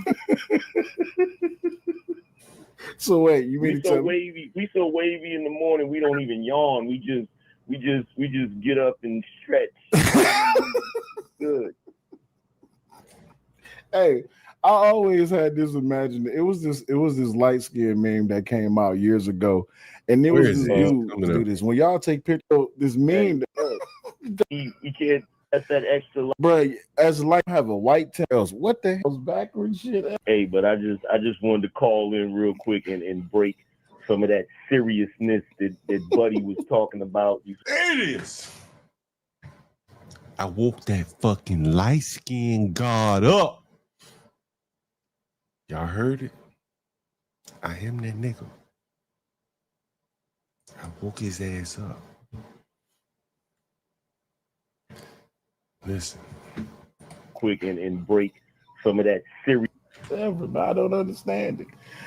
Jesus Christ. Why Hey, but I just wanted to call in real quick and break some of that seriousness that Buddy was talking about. You feel what I'm saying? Yeah, I was lost. But I'm gonna get out here, man. Hey, look, I'm gonna get up out of here because I gotta go make me a You better not.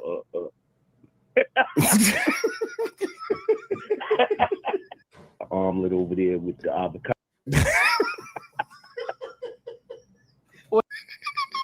Yeah, no antibiotics. You feel me? And so this is a medium-sized hat. Gotta laugh at extra large size hats. Any joke he make, medium-sized hat got just ball over. Yeah, ooh, that's the funniest shit I ever heard in my life. You got to make sure them little chickadees is being fed proper feed. You feel me? Wait, what's the name of that extra expensive ass grocery store? It's like only rich people shop. It's like they got a $38 a bottle of water. I think that's where all light skins shop at. Oh, $38? That's a deal. That's a bargain. That's not a bargain. I don't know what's going on. I don't know what's going on with your man. Your man. I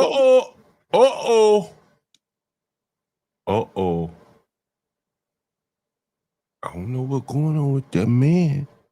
That nigga. A real nigga. Don't give a fuck about nothing. I talk about all these fucking stupid niggas. and you see that they tuck their tail and run off together like women. And here he goes, the light-skinned god. I mean, get your I ass don't know what's going on. I don't know what's going on with your man. Your man talking about 35 hats, bro. 35 hats at 50 a pop. That's $17.50, bro.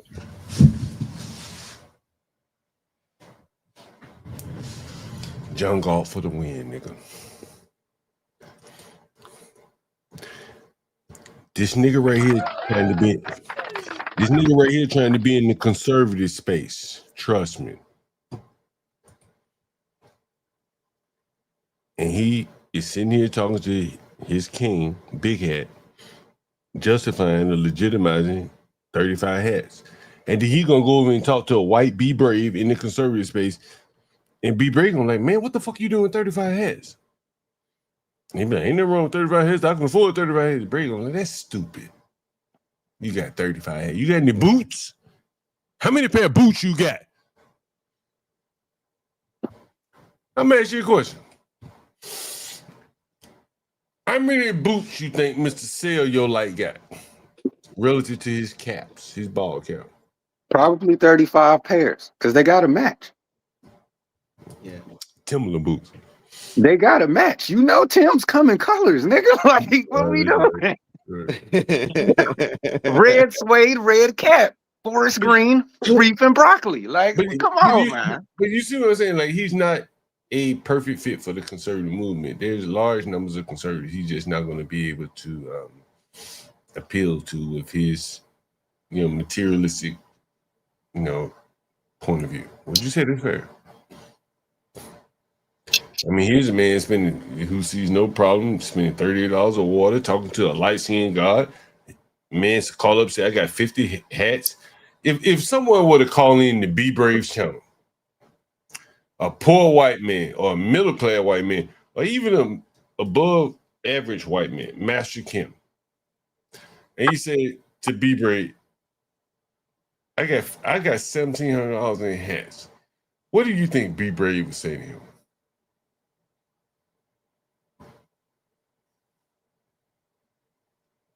Even no answer. Everybody quiet. Everybody in the chat like going radio silent. What do you think? Who Be Brave is? Oh, you don't know Be Brave. Latino, what do you think Be Brave would say to even a white man?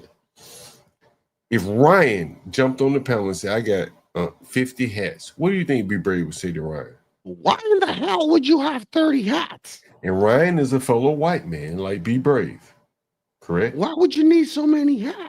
And Ryan can afford 50 hats because Ryan is fairly well to do. Ryan's wife makes probably much more money than Sell You Light makes money, right? Ryan's wife makes a lot of money. I know where she works. I have a very good idea. So he's a more well-to-do couple than Sell You Light and his wife. They're both conservative, but you put them in the same room, their values are different, where they spend their money, right? And that's really your highest value. Where you spend your money is your highest value. Would you say that's fair? No? Nobody? Yeah, they can contribute to what you got going on. Correct. Would you say that's fair? I mean, I don't know. I mean, because this conversation is kind of like, well, you can go at women for like why you buy hella shoes. That's always been my complaint. Fuck, just wear some ugly ass shoes. I don't give a fuck. Stop wasting my goddamn money. Well, the women don't buy the shoes. The women, large numbers of women are buying shoes paid for by men. Women buy shoes from Rainbow for $15 to $20. And you know that was the argument. That was the argument you heard earlier. It's like the strippers get the simp money to pay for everything. Hold on. See, that was that argument again. Like Izzy Bangers wanted to come up here and want to argue. Man, I wear hats. They're an investment. Okay. I never resold hats. I've never seen. I could argue that a young, pretty girl getting her hair done and getting nice clothes and heels, if she had her mind right, is an investment. I could argue for that. Well, I mean, but you heard them. They sounded like that's what they were doing. They had to have an appearance to sell their next level. Appearance matters. Look, that's very correct. And look, I wanted to show you something. Now that you mentioned this, you're right. You heard me say what's under the big hats. You all heard me say that. What's under the big hats? I'm curious to know. Well, okay. But you also heard me talk about Stanley. And what did I say about Stanley? I said he's an empty man. You know what? Remember I said that he's an empty man. And so I think what we're seeing here with Izzy and all these guys is, well, short of ideas, they got to dress themselves up. It's like shining up a turd. But I mean, like, if you were talking about like object-oriented programming, like let's look at it just this way. Like, if you do the object-oriented programming, how come humans like the males don't need to dress up? Like, if you look at the other ones, they dress up, man. Right? You fucked up, John. You fucked up, man. Y'all like that? He put a hat on the turd. Hell, man. Jesus. Hey, Crack, let me show you this. Let me show you what I'm talking about, Crack. I don't disagree with you. You ever heard white people say you can't polish a turd? Let me show you this, Crack. Look at this shit, Crack. Okay. Look at this motherfucker right here. Look at Rob North. You know whatever Rob North. Look at this motherfucker. Like, nope. Look at this white fucking. Only heard about him because of like whatever Raging Tomato, whatever. Yeah. But look at this fucking white boy. Man, this white boy ain't got shit on. Look, old fucking beat up cap. Yeah. Oh damn, I was on this show. Damn. Yeah, you were on the show. You don't remember? That's because he wasn't wearing good shit. If he was wearing good shit, you would remember. See, that's why you gotta wear good shit. That's the problem. Now you're just an ordinary white guy. But anyway, my point is that them super chats roll in for that guy, and he's not all dressed all up. If I would have drilled down, right, and this is what I asked him. I said, "Look, if you start wearing my suit." Like, bro, like he's dressing up. Izzy Band. Let's say Izzy Band dressing up. But black people by and large don't have a lot of money. And I think, and this is just my own personal opinion, right? Like, you'd be far better to try to reach them with real shit versus a superficial big hat, sunglasses, Cuban link chain, But the problem is, like, what do they value, though? That's the thing. Well, I think it's just like you assign a price to this. I assign a price to that. Maybe I don't assign any price to having a lot of hats, but someone else does. And if you cater to that audience that cares about that, you have to do it. Well, right? I don't disagree. So how do you change their psychology then? You have to change their psychology. The audience it's easier to, if I'm gonna grift, I am gonna grift. And somebody in chat mentioned that, right? If that guy came on here, Izzy Bands or whatever, came on here and said hats ain't worth shit, he kills his own market. Mm-hmm. Yep. Why would he do that? That's suicide. That's what I've been explaining. It's like, it's like I've been saying that he is smart enough to grift off of an even lower IQ group of people. Damn, man. Well, I'm telling you, right? Like if you listen to what sell, you're like, bro. I put out a whole fucking cartoon on it. I said, man, like basically you got like everybody, like crack is business. You understand business, right?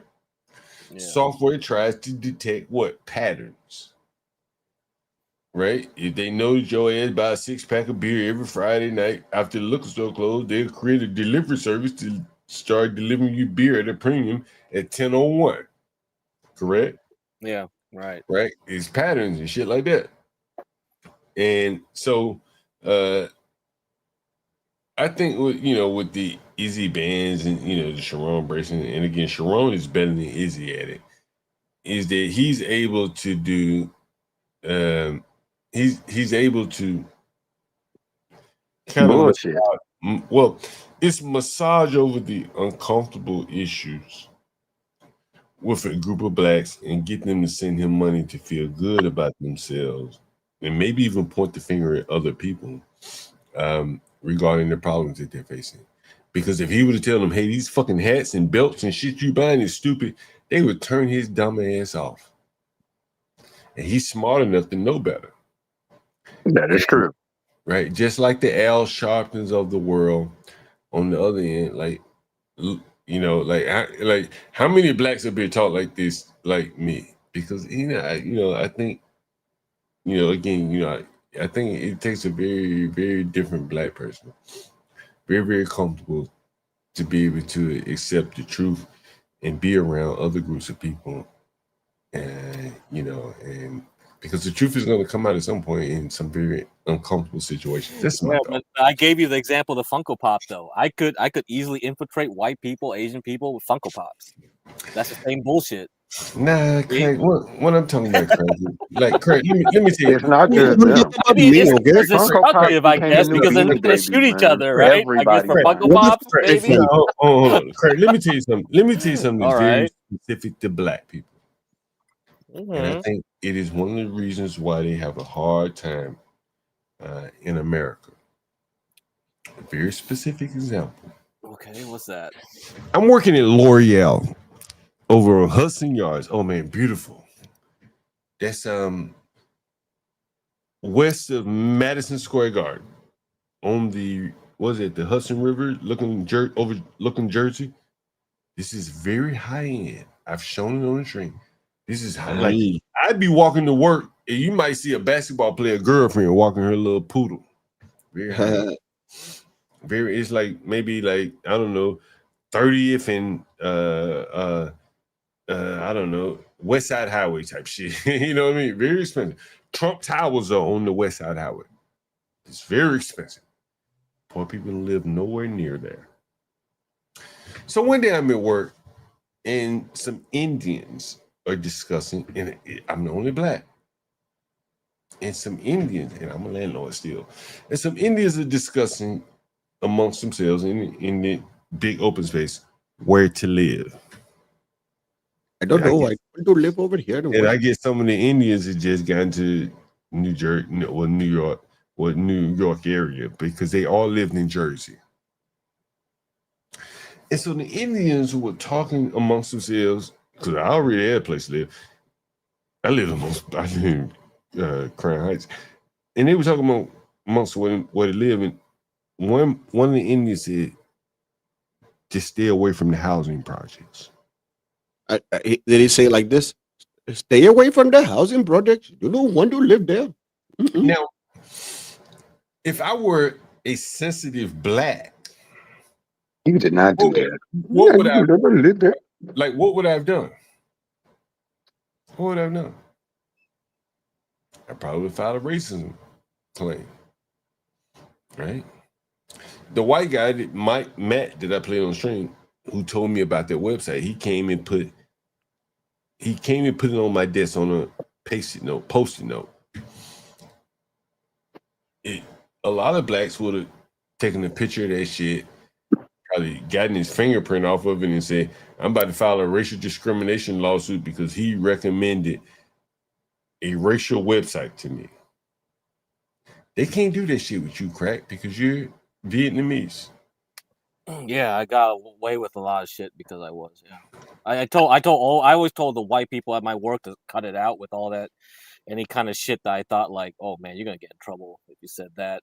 Now, like, yeah, like people would just be making. I'm like, man, be careful, bro. I don't care, but someone else might hear your ass, and they would care, and that's like, fuck. But I think in the workplace, white people do not have to tap dance around Asians of your descent.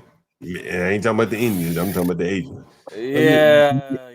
I mean, I don't know nowadays. Like that's a big question because like I think they're getting hip to it. You know, they're getting hip. Like if they want to off like a white dude off of work because like they're getting away of somebody's promotion, yeah, they'll do it. Yeah, I can see that. They probably nowadays they would. Yeah, America's getting hyper use that card. Now. Yeah, America's getting hyper competitive now. and especially when you got all the H-1Bs in, like they know everything. It's just like I told you, sir, man. Like that. Hey, yo, Crack. Did I tell you, sir? Damn. Let me see if I call him. Crack. I'm gonna see if he answers the phone. If he doesn't, I want you to hear this story. It's a California story, just for you, Crack. NVIDIA. You want to hear this? It's about NVIDIA. Okay. Yeah, I want to hear that. It's about NVIDIA, and it's another company. I can't remember the name of it. Hopefully, he'll tell me. Yo, I bought a duck. What? This is a duck. Duck. Yeah, I bought a duck for Thanksgiving, man. I'm out of my next door neighbor fried for me. Anyway, it's too fatty, man. Duck's too fatty. I don't really. Do you think it's too fatty to fry? Yeah, I'm no. I just say like I don't. It doesn't appeal to me, even though like duck is like but it's like. Man, I hope this guy can answer the phone. I want you to listen to what he has to say about his interview at NVIDIA. No, that'll be interesting. For you blacks in the audience, an interview. For you blacks in the audience that are all for this immigration shit, this shit gonna blow your mind.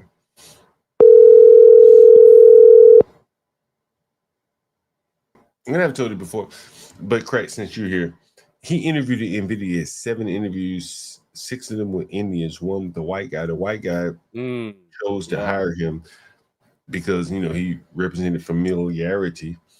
The Indians, I guess, they chose no, so he didn't get the job. Yeah. And then he went on to work at another AI, or got an offer from another AI developer company, and it was pretty much all white and Asian, but not Indian Asian. It was Vietnamese, Korean type Asians. Yeah. I mean, if you had Chinese, you probably would have the same problem. Yeah, Chinese or Indian. Yeah, you're gonna. Right. They'll be cliquish, and you're gonna get a problem. And so what he was saying to me, what the picture that he painted was that the whites created a company that was very white centric or American centric, I should really say. So they wanted to work in an environment that was comfortable to them. This is how he painted the environment. He got the job, and he took the job. He didn't get the job with NVIDIA, and he didn't get the job with it was on one other company. It was all Indians.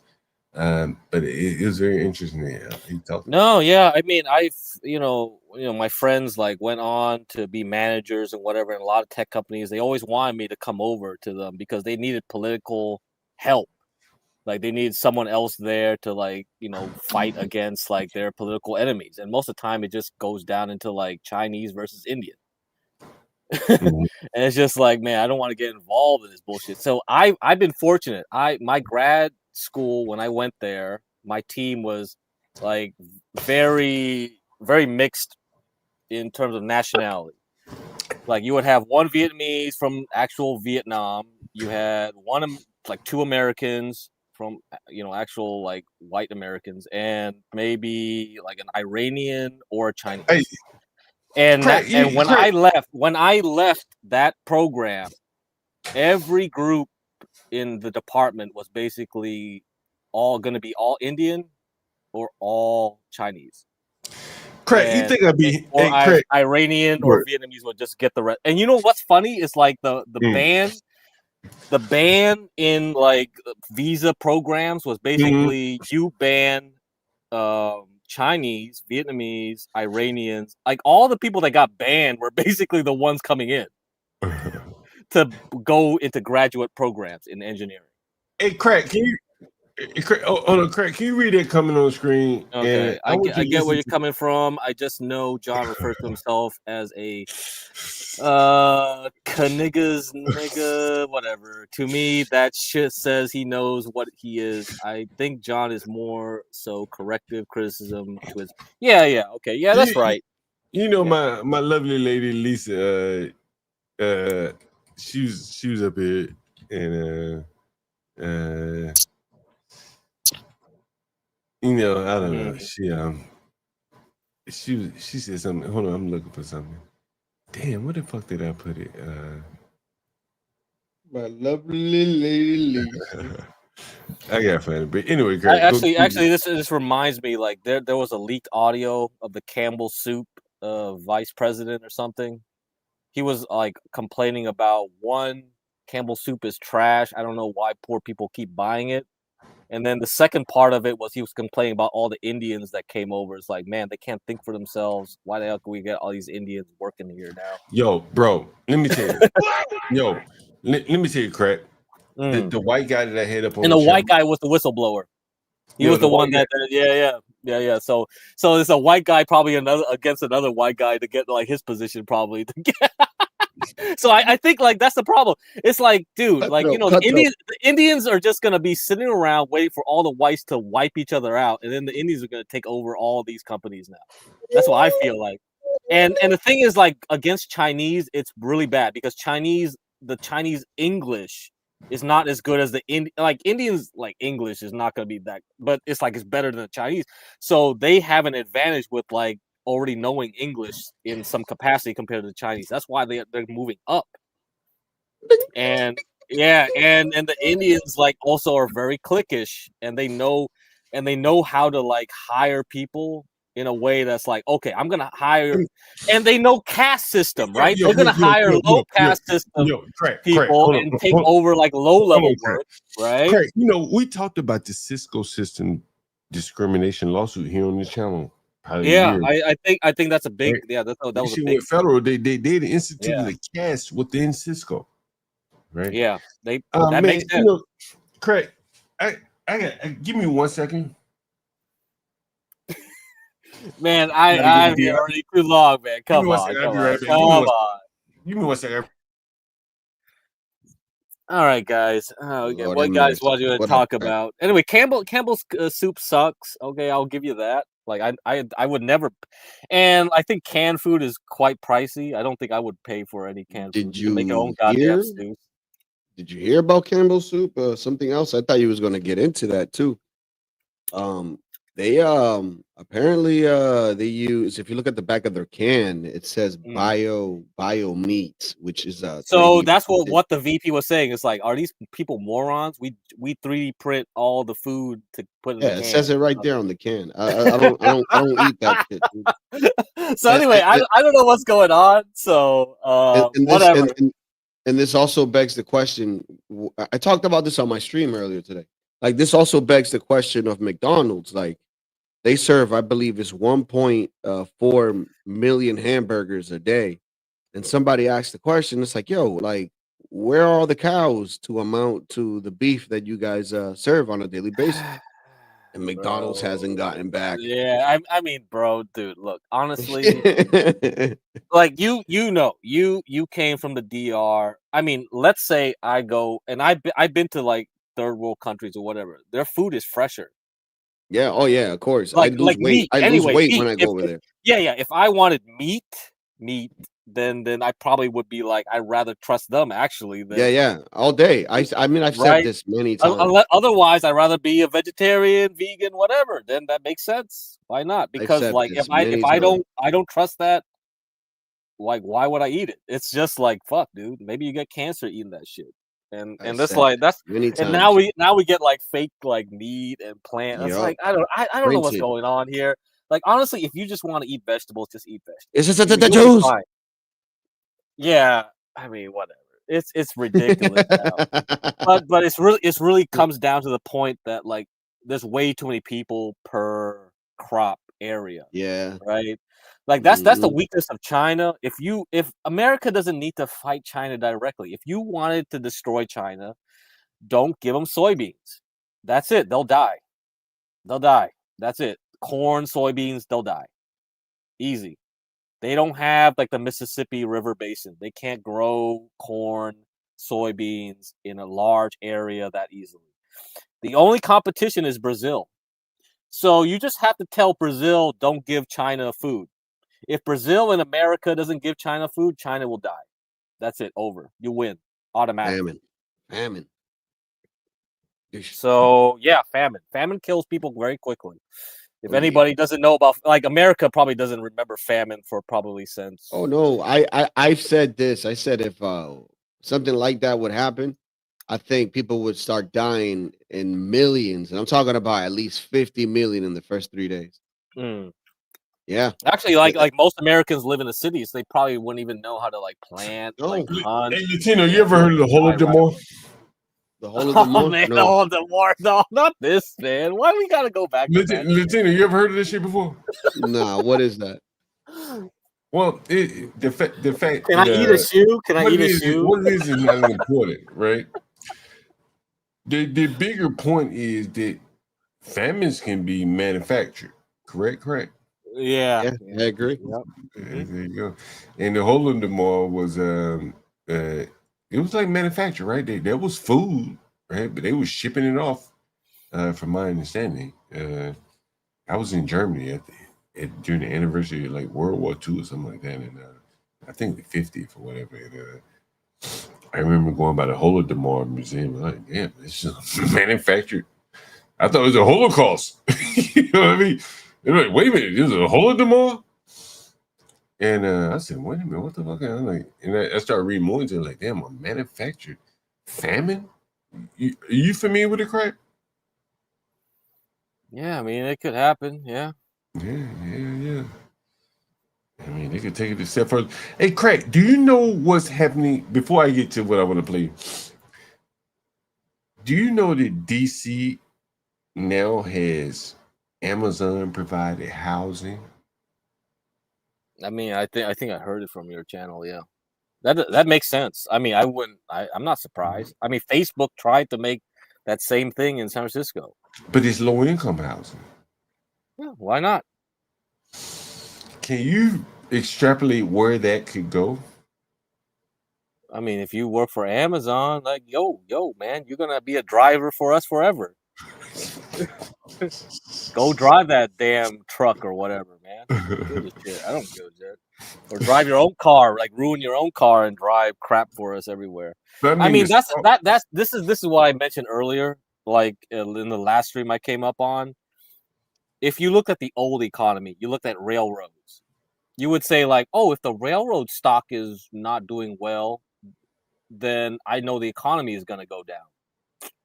That doesn't work anymore. Like, and then what happened was like they said like, okay, if I look at FedEx stock and UPS stock, if those were doing badly, I know the economy is going down. That doesn't work anymore. You know what works now? Just look at Amazon, because Amazon took over for FedEx and UPS. Yeah, that's true. That's why you can't. So if we look at that, we can be like, well, if we look at certain like ways of looking at the economy, it doesn't work anymore. Things are changing very quickly. Man, it Piers, I don't know what his problem is, Piers, but Piers, I'm not a lawyer, man. I should know these things. You know what I'm saying? Like this your expertise, right? And he's man. Look, I ain't ever come up here and say I'm some fucking Einstein, bro. Like shit, it doesn't bother me that you call me dumb shit. As you say, you work for a black guy. Listen to this. I want that same shit, verbatim, that you said. I want you to send that shit. Did you hear that? Did you hear that? Listen, see, this is what I'm saying. They dumb as fuck. Man, these motherfuckers so dumb. Did you hear that? Did you hear it? Did you hear that? I want you. I missed it the first time. Listen. I want that same thing. It's crazy. This is what I want you to hear right here. And y'all niggas think. You know what's? Here it comes. When you first came onto the scene, bro, I thought you was putting on. I ain't gonna hold you. I thought you was doing a lot of like extra leaning into it until I saw you out in the field, bro. Saw you out in the field. I saw you out there. When you called that black dude a nigger in front of the cops, I was like, oh, this ain't no internet nigga, man. This for real. Yo, no bullshit. I felt the same way. That's why I don't give a fuck about what these niggas be talking about, man. No bullshit, John. I felt the same way. I'm like, yo, John, when I seen that video, trying to break up the fight with those girls, throwing trash at each other and shit. He's like, nah, cause this nigga. I'm like, yo, wait a minute, bro. Like, you ain't talking to the cops like that. like they're your friends and shit, man. Like, anyway, man, that's why I don't even pay these niggas no mind. First off, they don't even have content. They ain't got that dope. I told Clue Studio, bro. I was in Pearly's stream, and she was doing a stream about black fatigue. And I super chatted a couple times. I'm like, sweetie, if you want to do a stream about black fatigue, shit, you need to holler at me. I got the dope for you. The show will be hopping. Just come holler at me. I But mean, Clue if Studio if you wanted Pearly, I don't know why you didn't talk to Ava or whatever. No, Ava talked to Pearly. She'll come around. Trust me. I truly believe, nigga, the dope ain't gonna go bad. Yeah, I mean, you really want to see Pearly things or whatever? I don't give a fuck about her. I'm saying the dope ain't gonna go bad. Maybe it won't be Pearly. It may be somebody else. I mean, If they really want to listen, you know what really solidified my opinion? Crack. Let me show you what really solidified my opinion. Let me show you this. Niggas, I've been going goddamn 8 hours. I ain't even had a drop to eat. Yo, I'm about Straight to get some adrenaline. food now. You I'm better. starving too. And nigga like me I got a just headache. I can go on and on. And let me show you this, Crack. Man, Imperius is talking about you a lot because like he's now level 12 on the chat program. Yeah, I don't care about If he's level 12, damn. Let me see how I can find it, Crack. I don't even know how you even get leveled up. Oh, here it is, Crack. Like, Crack, I don't think I want I've you to look at not this. past level 10 on anybody. It's like fucking shit. Look at it, Crack. I want you to look at this panel right here, Crack. So I'm watching this Pearly things, right? God, what the fuck is this? This is Pearly things panel. What And the so fuck I'm is in this chat, shit? and Smoothie Latino's in the chat. Queen? Donovan, who the hell is? Oh, Homad. I know I Homad. don't know none of these damn I know niggas. Homad. That's the red pill he the- weirdo that Yeah. like mathematically charts out white women are. Yeah. He's sitting up there drawing with his This hands, is right? insane, man. Right. What He the speak- fuck? Right. He speak Drawing with his hands and shit. He speak with This is crazy, You don't man. see him. This You is just a see his panel that hands Pearl and shit. gets. All right. And I'm saying to myself, I'm just thinking out loud. I'm saying, like, well, could Izzy Bands go up there? Nope. Sharon Bracey? Nope. Big hat nigga with big hat. Hurley already said she could. You crazy. Listen. Hurley said, listen. You wild, Drip bro. said- listen, Drip said, it ain't my words. And Drip must have quoted him. She said, Angry Man can be bought for $75. That's what she said. Big hat. That's what Drip said. I should have asked him about that. Fuck is it? Somebody go tip. Somebody go over to Drip channel and say, send me the link where can Angry Man really be bought for $75? Because that's what Drip said. And so I'm looking at this panel and I'm watching it and I'm like, they need that John Galt spice on this show. They're talking about black fatigue. And I'm looking at the panel, I'm like, well, who the hell are these people? Right? Like, Yeah, Imperius probably knows. Like Dr. he Wick, seems like he knows all the insights. Right. Listen. This is like a cup of coffee with a little bit of cream and no sugar. No sugar, John. The sugar's you, man. They missing that, man. You feel me? It's a bad cup of Bro, coffee. we went through the whole topic talking about commodities, man. Did you know matter is equivalent to any other matter? In Einstein's theory, my matter is equivalent to your matter. So a cup of coffee is the equivalent to the same energy output as any other matter. So why does it matter, bro? That doesn't matter. Sugar or coffee, it doesn't matter. The same grams, it doesn't matter. There you go. So I'm looking at this panel. So and I'm how like, do I value John as like how much do you weigh, John? Like so if I put like the same equivalent black man with the same weight, are they equivalent or not? Are you equating me to these half-wicks up there? See, that's the problem, John. You were trying to, is this shoe equivalent to that shoe on my hand or this apple? But nevertheless, Okay. Maybe I am equivalent. I ain't gonna put myself above All right. them. I ain't gonna put myself above them. What I will say is this: on this topic, I got the dope. These people have Okay. nothing. Oh, okay. You understand? They have nothing. Like none of these people can really give you. All they got is like, you know, like book stories about black. I read in a book that John Coltrane, whoever Coltrane played at the Harlem Theater. Right. And this boy over here, he don't look like he halfway can keep up with the conversation one to the far right. This girl here, she gets so upset with the conversation, you know, emotional. Okay. Okay. Right.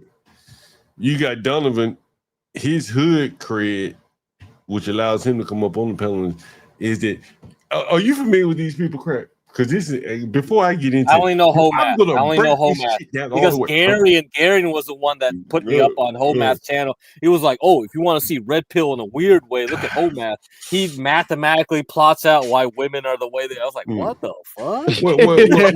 This is It doesn't really take interesting." much to study women, bro. Yeah, but it's like he Like, goes come into on, man. details Like, with the fuck. drawings Yeah, and yeah, like yeah. everything with the mathematics. I'm like, he's oh, good at okay. drawing. Yeah, right.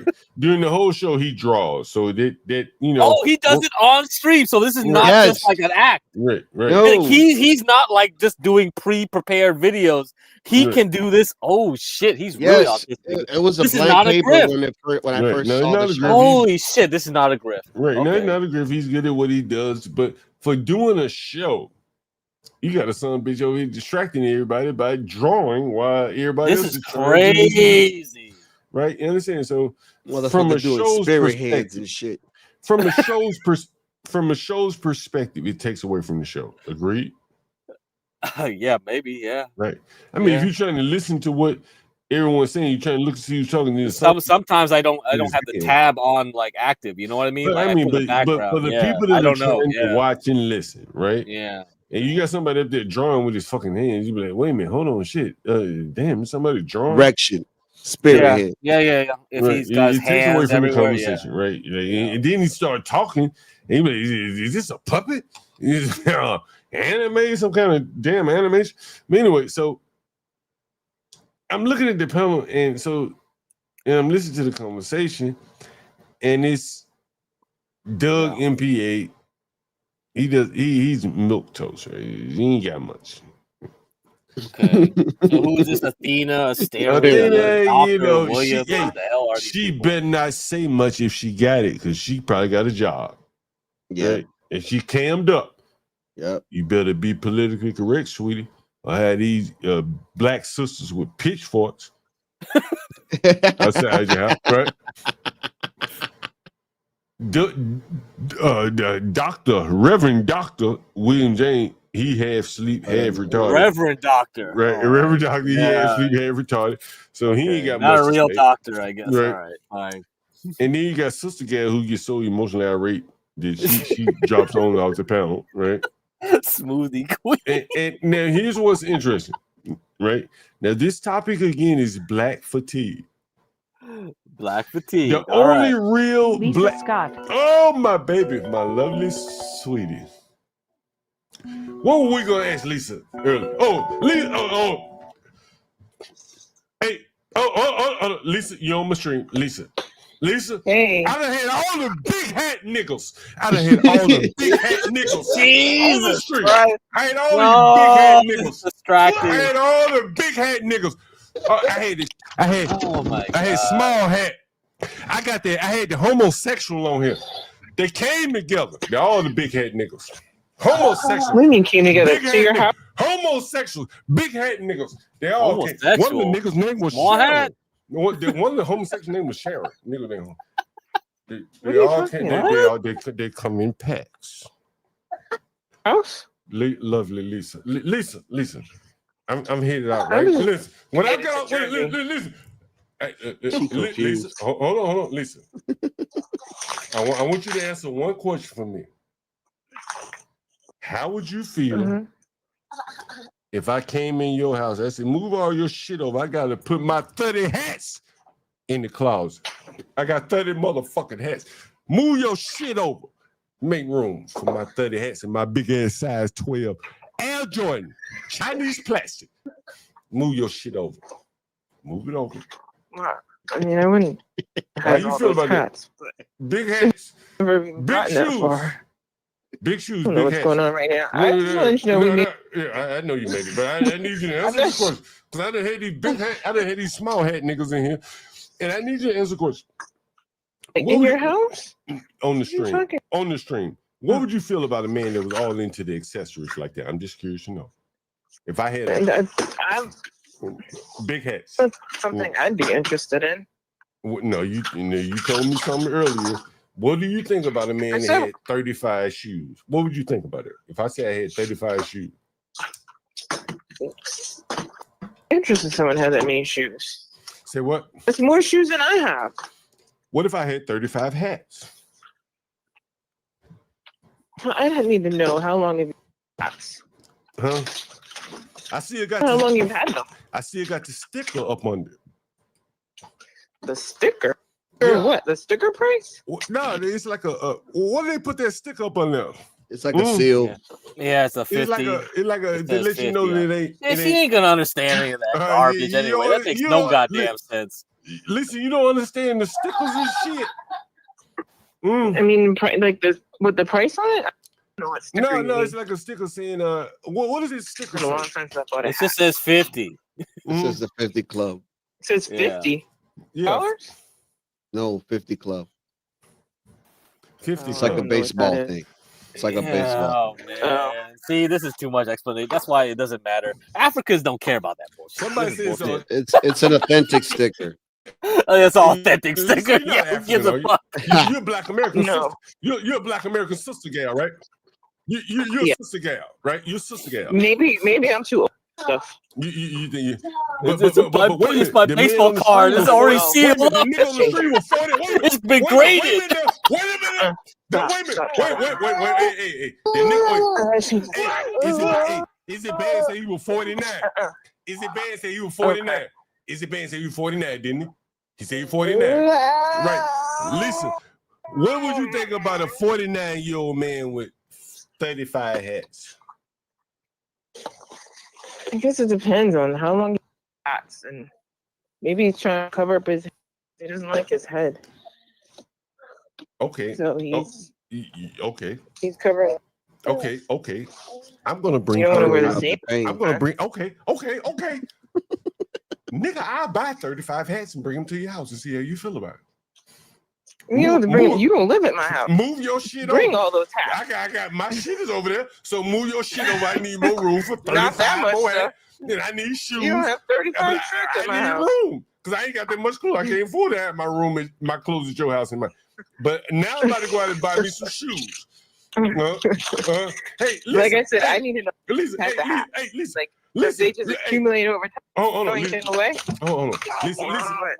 I want to play this clip for you. I want to play. No, I don't want. Listen, we had a man on the stream, Lisa. They said he sold a pair of $250 shoes to a woman with a 1-year-old baby. What do you think about that? Well, now it wasn't 1 year old. Now, and she wasn't rich, so don't even consider that. Was it for the baby or for her? It was for a baby. It was like a 1-month-old baby. He said it was fresh out the womb. What kind of shoes did they say it was? What kind of shoes did they say it was? Hey, anybody in the audience remember what kind of shoes he said it was? What kind of shoes? It was some Yeezys, some composites, I think. It was just the composite Yeezys. For the baby can't even wear them for long. Okay, well, it's $250. What do you think about that? I think it's a waste of money because baby shoes that long. Number one, their feet grow. And number two, how often are they going to have the shoes on? JB didn't have shoes at 1 month. It was Yeezys, Lisa. It was Yeezys. And the blacks were up here trying to defend this shit. It was some of the most amazing shit you could ever. Well, it's just a waste of money for that age, right? If he's 10, that's one thing. But 1 month? If you saw a 49-year-old man with a big hat, sunglasses, gold chains and shit on, what would you think? I mean, I wouldn't think anything if you. I wouldn't be interested. But if you're just walking down the street, why would you be interested? because I'm just not interested in someone who dresses that. I don't find that attractive. Why not? Not at that age. Not at age. Why not? And it's definitely not the gold. I mean, this isn't the 80s.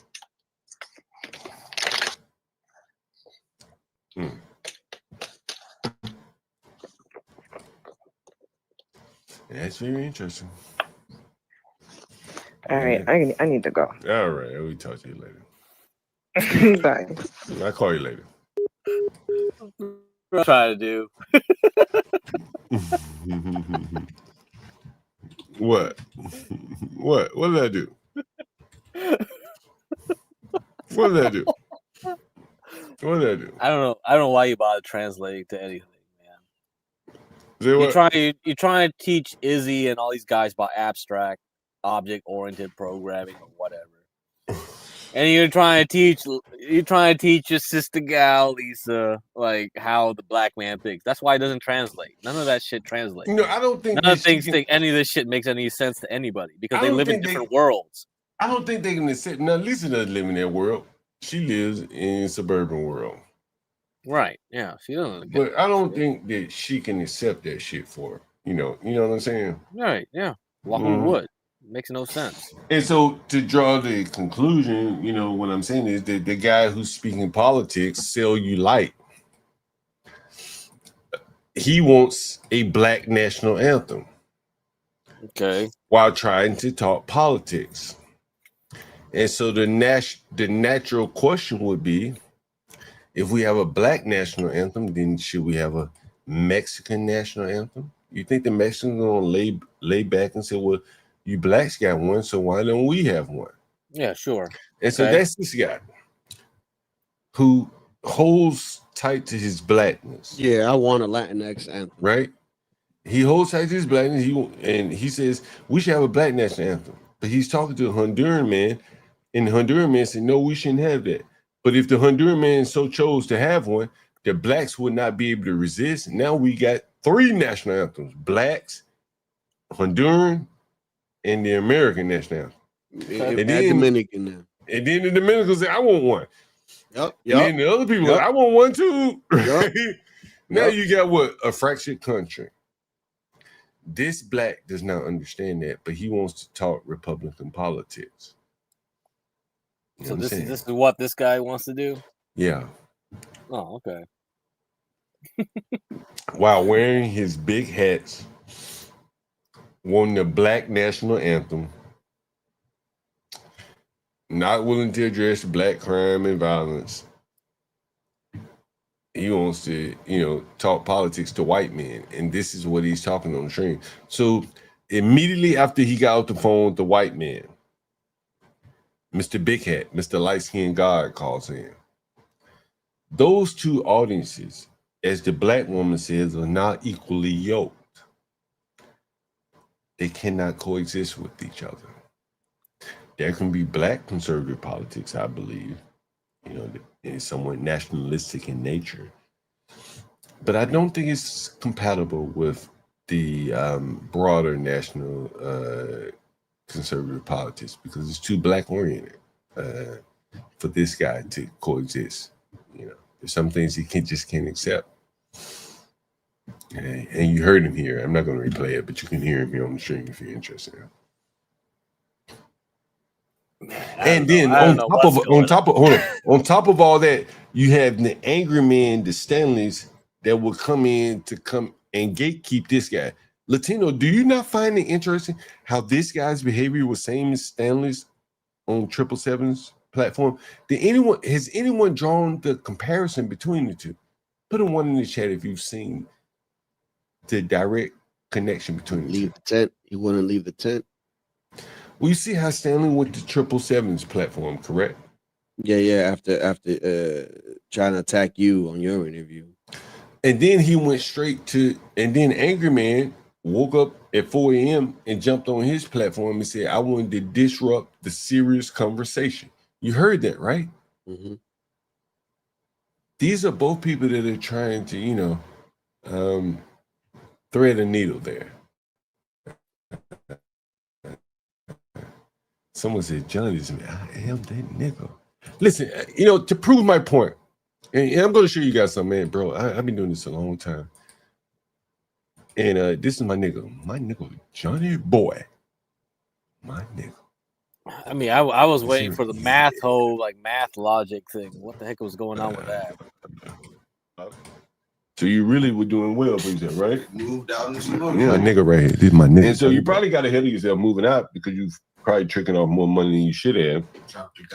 Yeah. And that's the thing. Like, when you down at the bottom, bro, like I've been all my life, man. Nigga, I feel like, listen. Johnny, you know me for a long time. You ever seen me with a flash ass car?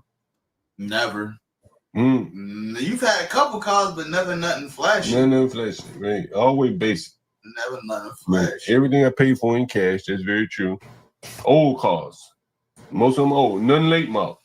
Not like 90, 80. Yeah, none late model. None new, 2000. None 2000. And wait, that pickup truck that you had, was that 2000? 96, I think. Oh, shit. And so I guess my point is that you ever heard about Jim Brown, Johnny? I've heard the name before. Let me play you something about Jim Brown. I've heard the name. Let me play you my nigga Jim Brown. Let's see, man. I don't know if OBS. Though. Why? Well, you get up at the same time each time so that the enemy don't know when you're hurt or when you have to get up slow. And it gives you an advantage. That's simple. If one time you get up real slow and look like you're hurt, they're going to come at you the next play and try to kill you. But you get up slow every time, you conserve energy, and you camouflage everything. Yeah. It's fucking very interesting. There's Jim Brown there talking about getting up slow every time. Camouflage. Energy. Save energy at the same time. It's very interesting. It's Jim Brown. The next time they don't know what hit you. They don't know what hit you. And again, that's Johnny, you seen me handle business for a very long time.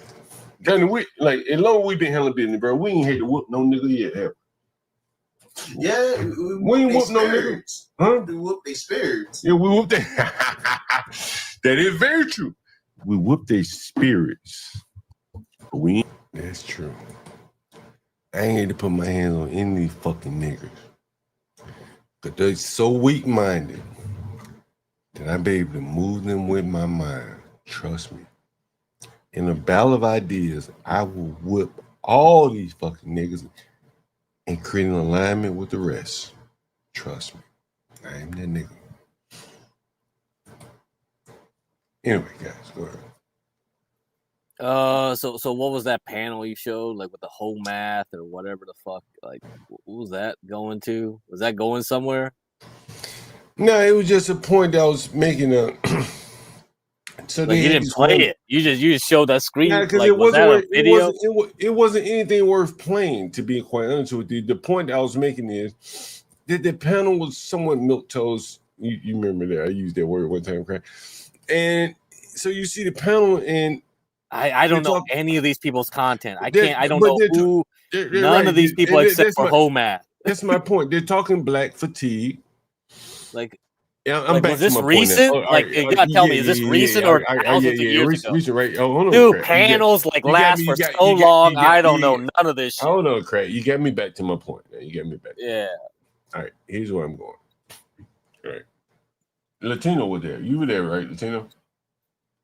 What? Oh yeah. I said I said here's what happened. I said let him up. Right. So a lot of people were chatting in the background in the chat. Latino, Master Kim. I sent a couple super chat. Latino sent a super chat. Yo, let John Gard up. Oh, so this was a panel you were trying to get up on. I mean, I was like, I could add you some value, some layers to this content here. What you talking about? Oh, right. And so she has the guy to her right is her employee, or to my right is her employee, Doug, MBA. Athena, William James is the guy far right corner. Sister Gal who kept leaving, she kept getting too emotional. And the one I want to point particular attention to is Donovan Sharp. The reason why I want to pay attention to him, and I'm not paying attention to home math, is because Donovan Sharp is the representative black who is on her panel to, I guess, offer like that. I'm a black man here, black fatigue. I've been to prison and I turned my life around. Okay.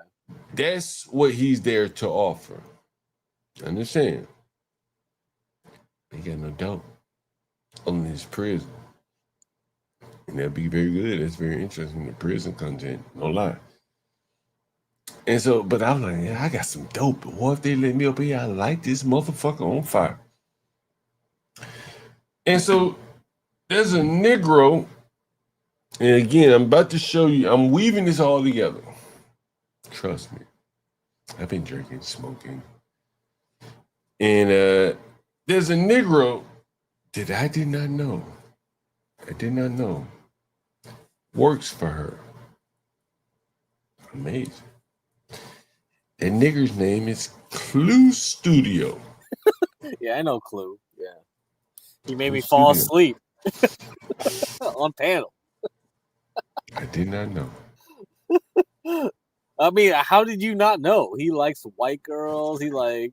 I knew that part. Now that part I knew. Now that part I knew. Now that part I knew, Craig. I knew he liked them sister gay. I knew he liked them white girls. That's a nigga kryptonite, man. Oh my. Kryptonite. That's a nigga kryptonite. Is that white girl gone wild? Garbage. This is what I'm saying, Craig. Craig, as I try to explain to these blacks all along, like the creme de la creme black women that get picked over by the athletes and entertainers, the rest of them are left to niggas like me. You think, like, Fathead Clue Studio, do you think he can compete with a real nigga like me? Trust. Fathead. We don't even float in the same circle. Trust me on that. Right? Like, name some of those. Do you really, like, look how I dress every day. And then compare, look at this shirt. This is from Amish Town. This shirt I got from Amish Town. Me and Lisa went to Amish Town for. It's like I noticed that everything that you have has a meaning or look, man, I'm gonna tell you represent something like. But that's pretty cool though, because it's like you don't really need a shirt, man. You just got that because you were there. You feel me? Lisa and I, listen. We went to Amish Town for New Year's. Let that sink in. I took a sister gal to Amish Town to press some butter for New Year. Churn butter. Yeah, turn butter. You think Izzy Gal could roll up in Lancaster, PA, with all the big hats on, with his sister Gal in Lancaster? Be like, oh hell no! Why you taking me here? Why we going back in time? You got to have a suitcase for his hats.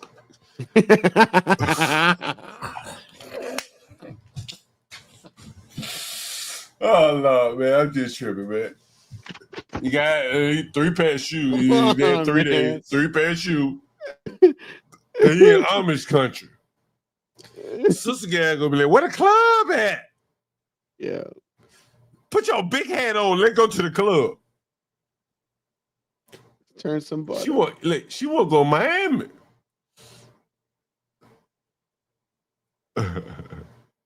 Nigga, I got that dope. I clip that shit for you, Crown. It's already clipped. You probably can go watch damn near 3 hours of clips. You go to the video channel, you see, go to the video section, and you'll see the clip. Izzy Bands can't take a woman to Lancaster, PA for New Year's. See, now we're getting down into the subtleties of like why blacks are so poor. Izzy Bands got to take a woman to Miami for New Year and go to the club and spend big money to eat and drink and shit. Lisa don't drink, don't eat, don't eat no meat, don't smoke. Cheap date. No big hat required. Nigga, I win coming and going. But Izzy, like I gotta have a big hat on because my audience, see what he did was disrespect his audience. He did not even know that. Right? He didn't know that. Right? Cause John Galt ain't fucking wearing no big hat for none of you motherfuckers. Period. You understand? I ain't wearing no fucking big hat. I ain't dancing. I ain't do no fucking whole dance. I don't fucking ask you for no cash app, none of that shit. We've been in 8 hours. Over 8 hours. Right? I ain't even paused for the super chat. I put them up on the screen. We're gonna keep rolling. And these niggas derail me because I had a lot of other shit I want to talk about when we do it tomorrow. Anyway, what's up, Latino? Correct. Derail what? What was the derail? I don't even know what's going on. The big head, small head nigga in the homosexual Shamrock Bracy. Who? What? I just What? Small head homosexual. Where were those people at? I don't know. That's what you're talking about. Oh, you missed it, Craig. No, I just referred to it. I just referred to Sharon. I don't think he's homosexual. I think he's married. Small head homosexual. This is why you gotta be careful on YouTube, man. That's why CRWN. You're not getting any notifications anymore. You're shadow banned. You're shadow banned. Sorry. Maybe be I sent careful. out too many. Maybe that's why you're on Google. You gotta be careful. Maybe I sent out too many videos. I sent out. I'm just making that's one reason, yeah. But I mean, did you hear like Google's like, oh man, our AI is the best now, and their stock keeps pumping. It's just like, looks like Google's taking over from Nvidia as a stock that's keeping up the market right now. I guess if Google drops, we're all gonna drop again. Oh shit. Yeah, Google is very important. There's a lot of data. It's about, it's like patterns. So Salesforce CEO Benioff, he was like he tried the latest Google AI. He was like, man, that shit's better than ChatGPT. And Microsoft stock went down and Google went up. And then today there was like, wait a minute, Google's AI chips are better than Nvidia. Nvidia went down and Google went up again. So now we're just like, so right now the market is like it's cannibalizing each other. It's like one stock is taking over for another stock, or another stock, or another stock. And it's like, well, that can last for a while. But eventually, that ain't going to keep up the fucking S&P 500. There's 500 stocks up there. You think Google's going to keep all of them afloat? Yeah, we'll see. I mean, you don't need Google to keep them all afloat by itself. No, it does. The market cap. One Google is probably like 400 of those guys. What's Google's market cap? It's huge. It's in the trillions right now. It's about to cross. Yeah, it's already crossed over from like Nvidia. Google has. There's only 7 companies right now that takes most of the market cap.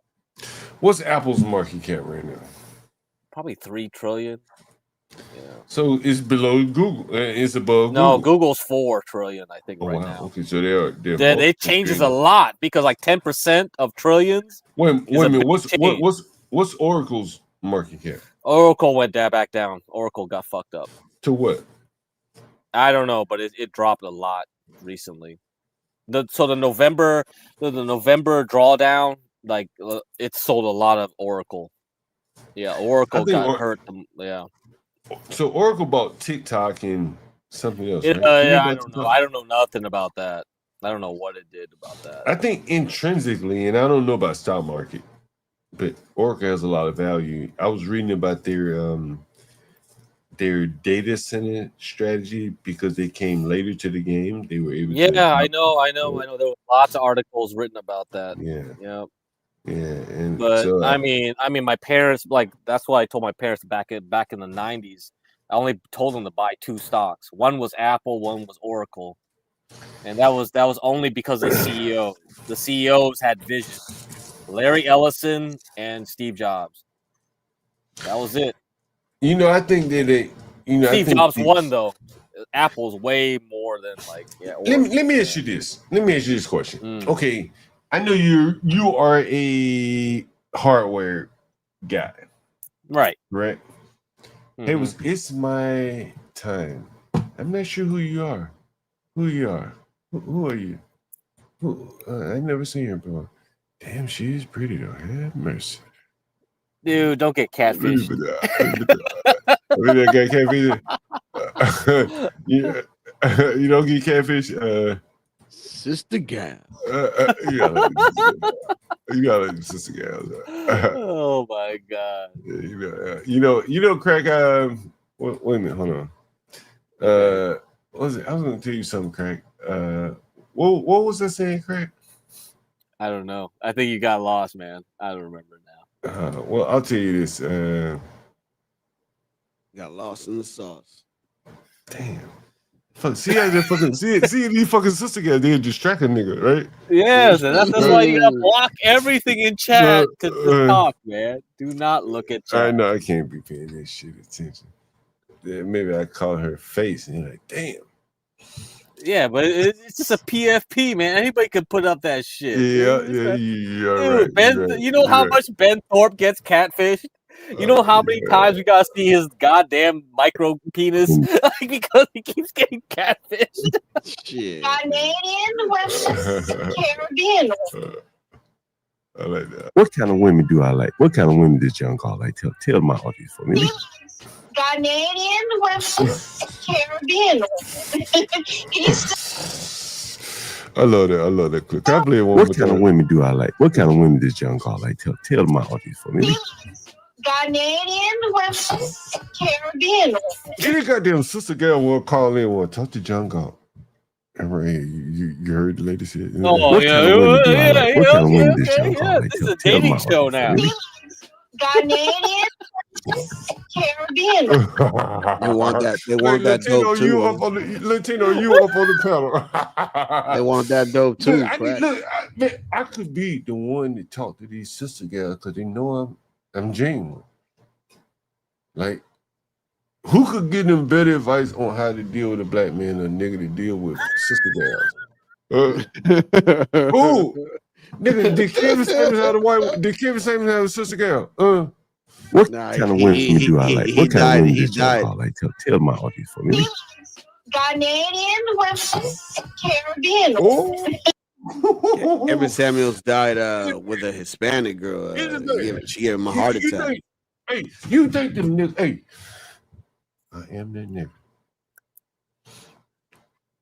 Is it band?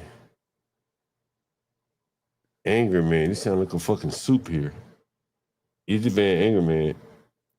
Who the other big hat niggas?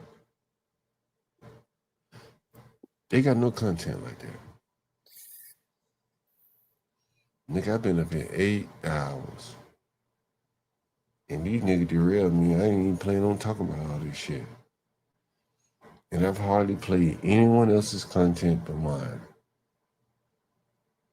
Don't mention other people. That's what you Someone did. You said- mention them, it's over. Fuck these niggas. They got Discords, man. I mean, you got a Discord now, apparently, right? So you Yeah, I should got know the one. game. That's the game with Discord. They all got the gangs coming in, the chat, and all that. Whatever. I dispatch them all and form alliances with the rest. That's why the streaming game is annoying because it's more about politics and actual content. Yo, someone Chris RN, he said John is masterful at this. He might be seeing something. Let me see if I can show you something correct. Let me see. Latino.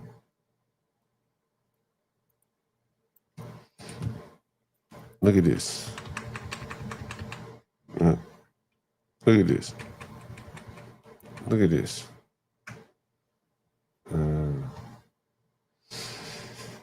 You do it one more time. Look at this. One more time.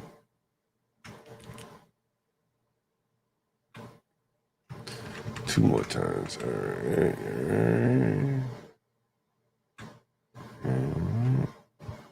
I want you to look at something, Craig. I want you to look at something. I'm going to share this on my screen with you. Look at this. Okay, what's this? Oh, hold on 1 second. What's under those big hats? Empty heads. All right. Okay, what else? So you see that? Oh, wait a minute. Hold on. I saw that comment again. I'm Jerry gonna put this shit Rice on. is married to a Mexican.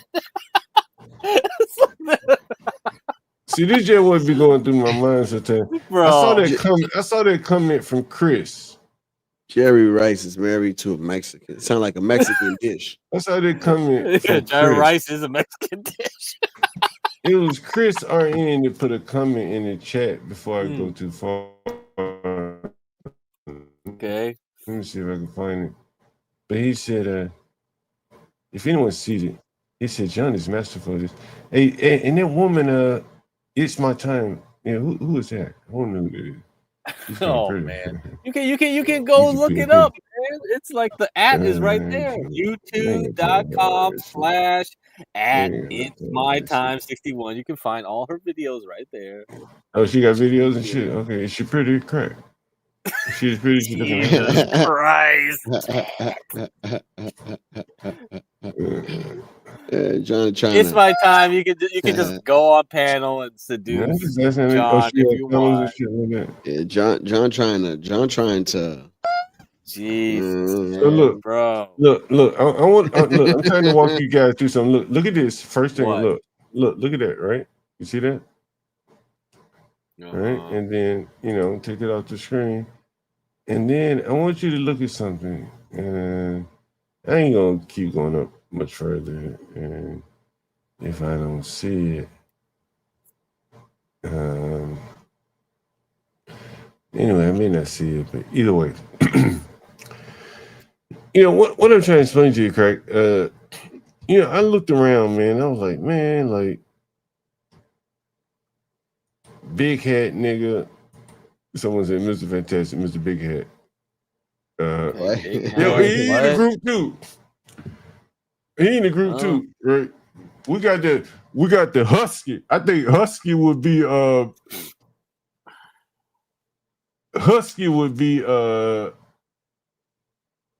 Angry Man.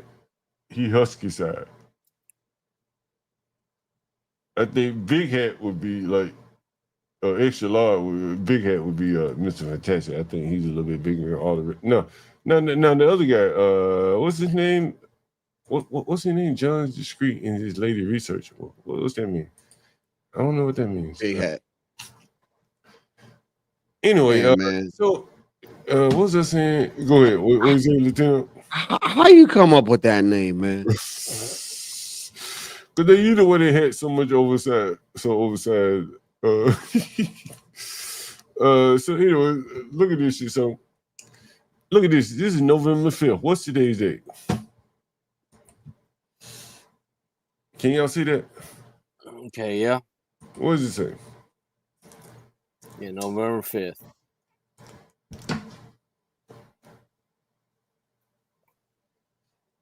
What does it say?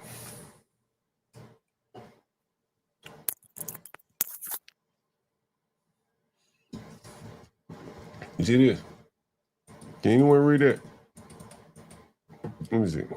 Can you read that? No one can read? No one can read? Y'all losing my connection or something? Damn, am I lost? Am I fucking lost here? What happened? Am I lost here? I guess I'm lost. Whatever. Am I lost? No one can hear me? Huh? No one. Oh, you guys aren't talking. Okay, I know. Oh man, what's up, Lawrence? Anyway, so my if you can see what was on the screen, it was John Galt says his sites higher. And I thought about it, like, you know, like, for what it's worth, for where it's worth, for whatever little sector of the internet that it is, I do think I have some compelling content. And how would I say this? I think by virtue of me being in New York and DC, it is even much more compelling. These are my thoughts. And so back to Pearly Things. So I'm up in the chat on Pearly Things, and I can't find the stream, but the Clue Studio, who is a black guy who likes white women, who doesn't want to admit that he likes white women in black circles, but he does it, and he works for this white woman. We see her here. He works for Pearly.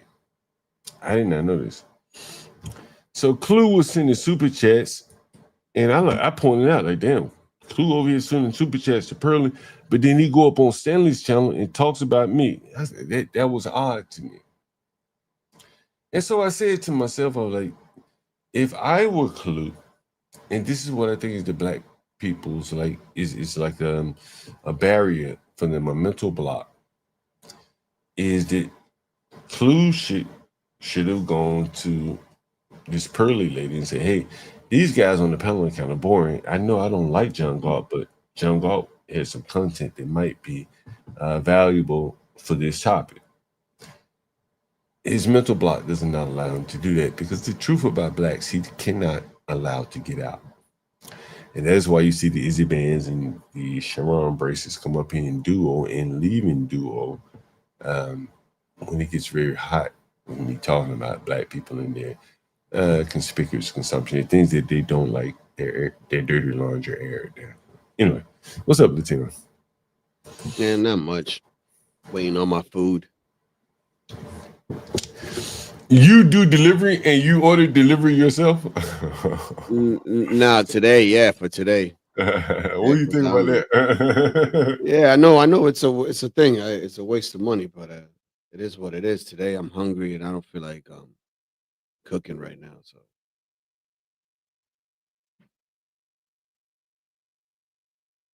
I'm just surprised you do it yourself. You order it considering that you do delivery. You know, there's so many videos and stuff about people who like screw around with orders and stuff like that. Mm-hmm. Yeah, I right now I don't have a vehicle too. So. What happened to your car? Fucking there's a leak in one of the hose. Oh shit, bro. This is what I talk about, man. You know, as a young man like yourself, you are a young man. You know, I see you out here, working hard, doing your thing. And you put a lot of effort in. I can see you put a lot of effort into your streaming. I'm assuming you put that same kind of effort into the your DoorDash and stuff like that, man. I had a lady do a GoPuff for me today. Look absolutely ridiculous when she showed up at my house. So I will say this: that gives you a distinct advantage. You know, there's so many lazy people out here that you're competing with a bunch of lazy ass people. Yo, nah, but today was great, man. Like it's busy, man, but shit, man. Then that thing happened with my car, man. That shit. And then the thing is, tomorrow's Wednesday. The holiday's about to kick in, so I won't probably get that car fixed until Monday. Someone said she's been watching since the beginning. You know, I appreciate that. You know, I want to talk to women. I wish we could get more women up here. You know, I will maintain a civil environment. But I do have my thoughts on. I'm assuming you're black. I'm assuming you are a woman. I'm assuming that's you on the picture. But you know, as I play the video, I date a lot of black women, and when I hear the Izzy bands come up here, the soft men like the Sharon, you know, I think that what they're doing doesn't appeal to women. This is my opinion. Like, man, listen, let me tell you. It was a nigga. I'll never keep monetization like this. A guy I went to school with, college. I went up and shook his hand one time. This was years after college. I shook his hand. His hand was soft as butter. I said, damn. Like, his hand was soft as a woman. And I don't think women, like, you don't know how women think, right? I don't know how women think. Oh no, I've given up. I don't even think about that shit. That shit will drive you nuts. But I can only imagine that a woman don't want your hands and face, or don't mind if let's just say this. A woman will give you some grace if your hands is rough as sandpaper. Yeah, hard hands. If they've earned if you've gotten sandpaper like hands by way of labor, I ain't talking about shooting dice. I'm talking about your welders. Tell me something. If there are any women in the chat, I would love for you to comment. If you met a man and his hands were like sandpaper. One thing I can tell you is women don't usually like men that would take as much time or more time than them in the bathroom. Hey, like to get ready to go out. Like, you get what I'm saying? Yeah. Hey, let me ask you this. How you think Sharon Brace's hands feel? How you think his hands feel? I don't know, man. You think they soft? You think? Listen. You think they soft? I don't think about man's hands. Hey, if you had to bet, you think he got any calluses on his hand? I mean, I don't know his background, but based off all the hats, I would assume no. And Sharon don't wear hats, so you can't put the hat on him. Don't put the hat on Sharon. Then I don't know this guy. Did you see? His name is Sharon, like Sharon. Do you want to take a blind bet? You want to take a blind bet? You want to take a blind bet? You want to take a blind bet? What you want to do? It's like a lady. What you want to do? Oh shit! You think his hand got any calluses on him? You don't know him? I'll pull him up for you. You want me to pull him up? You said his he has the lady's name. You fucked up. I promise you, man. I promise you. I didn't get to do my show today. I ain't take any phone calls today. I really didn't even show much of anyone else's videos or anything. Not much of anyone else's content. And I think, when you heard me talking about the empty man, first I started off with Stanley. These people are very empty.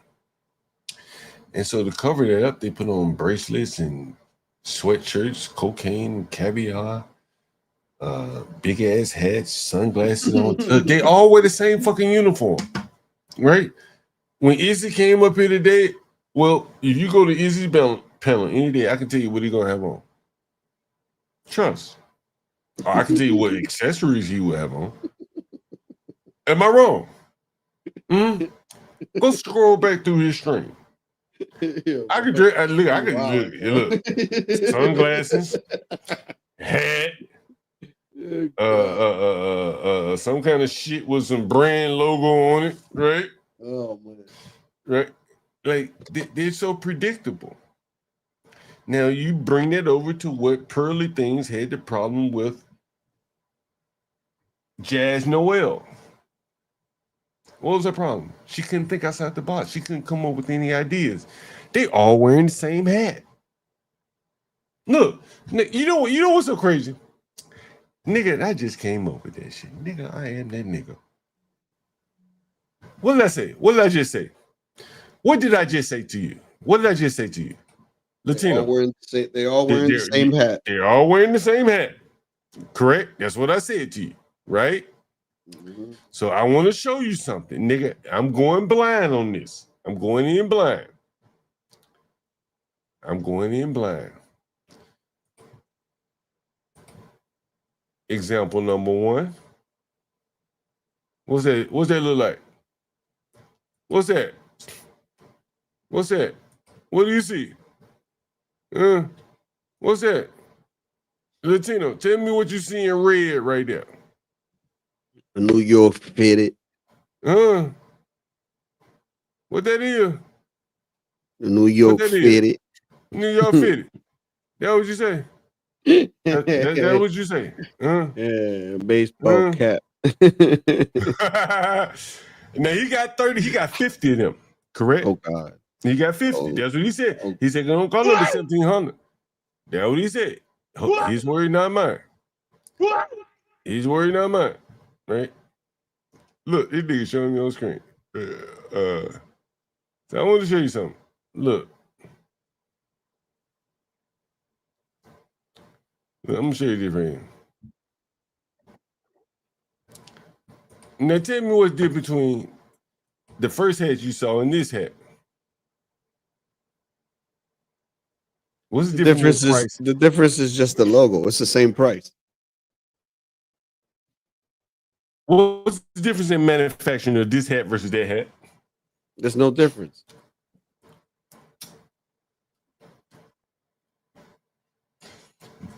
Now, I am a nigga. I just told you about. What did I tell you? I call it like profit capture. What was it? It's right. No, that was Captain Floors. Man, I should make y'all start charging. I should start charging y'all for this shit. Well, it's probably going there. What? Let's see. It's right. Is it right here? No, it's not right there. And so basically, what I was talking about is just right here. I thought I had. Anyway, I talked about like premium capture and shit like that, right? I talked about premium capture. This man, now imagine if these were shoes, right? Imagine if this was a shoe on this nigga's feet as opposed to on his head. You just said there's no difference in the manufacturing of one versus the other, correct? No. So let me ask you this question. Lord have mercy. I should put this shit on members only, make y'all pay me for this shit. This is economics. Dope. So what explains the difference in price? Who controls the difference in price? Do you understand what I'm talking about? What makes this hat versus worth more than that other hat? Hat being interchangeable with shoes, belts, jeans, Gucci glasses that they wear on their big stupid faces. What makes them any different? This is economics 101. Huh? I'll tell you if you don't know. It's no problem if you don't know. Understand?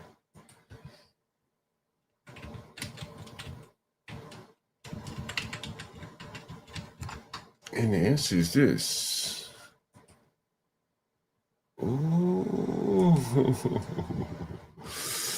Oh, wait. Remember, I passed 2 levels of the CFA exam. You understand? And when I was trying to talk to Drip about them shoes, he didn't understand premium, time value, and things that he didn't understand the components of value. You've heard me talk about the components in software. Now I'm talking about the components in value. What makes up the price of that shoe? And who controls the production of that? He's so far downstream, he does not control production. So he does not control the scarcity. You see right here. In economic scarcity is the fundamental concept that arises from the gap between unlimited human wants and the limited availability of resources needed to satisfy them. Drip, Clue, well, not Clue, Izzy, they don't understand that concept. They just out here selling sneakers to other dumbass, stupid ass people who also don't understand this. They're just smarter than they are, and they're able to take advantage of this perceived scarcity. Because there is no scarcity in shoes, right? Have you ever went to the mall and said, damn, I hope they got some shoes in the mall?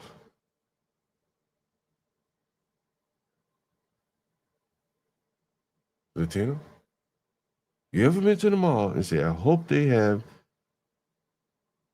some shoes in the mall? They may not have any shoes in there. Huh? And the reason why that is the reason why you, let me see, what was it? It would be called this. I'm probably not using the right name, but let's see. This is it. Oh yeah. All right. I Googled something else. In full disclosure, here's what I Googled. You see this? I Google alternative products. But in economics, it is called substitute goods. Is it now making sense to you? Is it now making sense? Yeah. To you people in the chat. So if I go to the mall and they ain't got no Yankee hat, then well, what do I buy?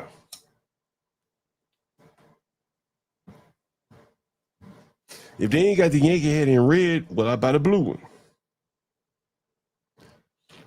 Those are substitute goods. But further to the point, they are not, what is the term? What would you call that? Ryan, you're in the audience. I'll teach you better than this. When a nigga hooked on that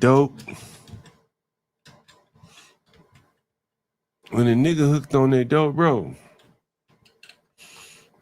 no matter if the economy going good or bad, that demand for that dope is inelastic. You understand that? You understand that, Latino? You're young, man. I'm teaching you little economics here if you're interested. I'm always listening, man. Do you know what inelastic demand is? Inelastic demand. Yeah.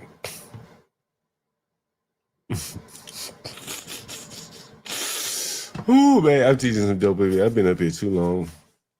Guys, please support the channel. I do appreciate everyone that supports the channel. Those for Geek Crack, everyone else sent super chats. It's my time. Everyone else, I forget some of your names in periods. Everyone else, it's a labor of love here, trying to teach you something.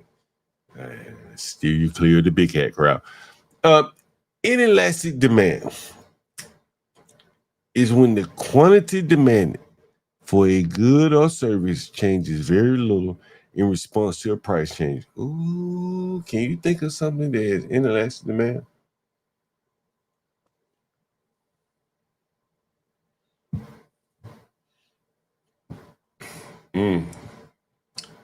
What was that? I'm sorry, I wasn't paying attention. Just read the screen right there. There's a service that changed very little in response to price change. Yeah, so you're basically saying like it wouldn't like the price of the hat wouldn't doesn't really matter. The price of the hat wouldn't really matter. The change of the price of the hat.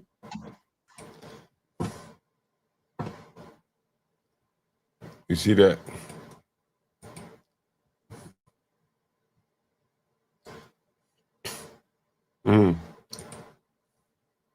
shopping91.com. In this video, we are going to cover the topic on switching cost. Before we proceed any further, please do note that even though this prevents customers from switching. Fuck that. Yeah, fuck all that. Listen. Fuck all that. I'll explain this shit to you better. Bro, this is economics 101, bro. This is what companies practice against stupid people. Trust me. Where did I have this shit? Did I have it up? Where the hell did I have it? What did I have up? Switching costs? Is that what I had up? What did I have up, Latino? Switching costs. Yeah, that's what I had up. Look, check this out, Latino.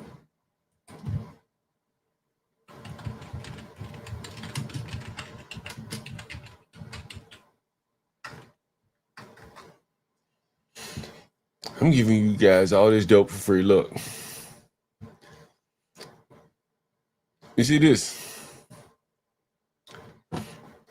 So first we start off with inelastic demand. Inelastic demand is something like, there's a certain price where you're going to keep feeding your baby. You might sacrifice your Air Jordans, but you're going to feed your baby. You know what I'm saying? Mm-hmm. So food has inelastic demand. You get it? Mm-hmm. It's necessary. Switching costs are the monetary effort. Let me ask you this. Oh, man. Hey, let me ask you, Ryan. What is the switching cost to food?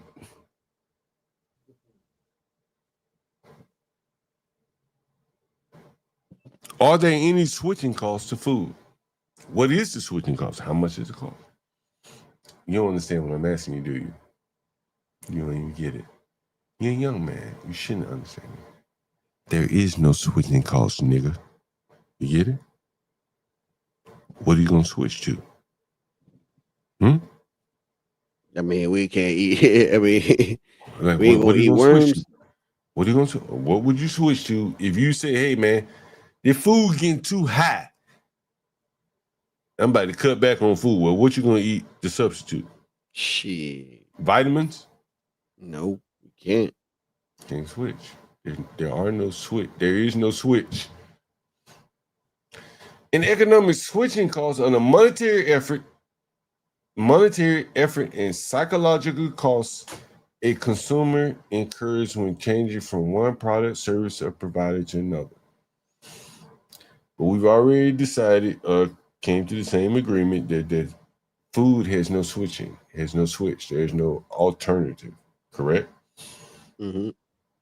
If you walk into the mall, you see a Yankees hat for $100 and in red and another Yankees hat in blue for $20. Which one would you probably buy? The blue one. Now, there's some people that will buy the red one, but most people will buy the blue one. So there's switching costs, correct? But there is no switching costs for food. Can you think of anything else where there's very little switching costs for? Shit, water. Water, okay.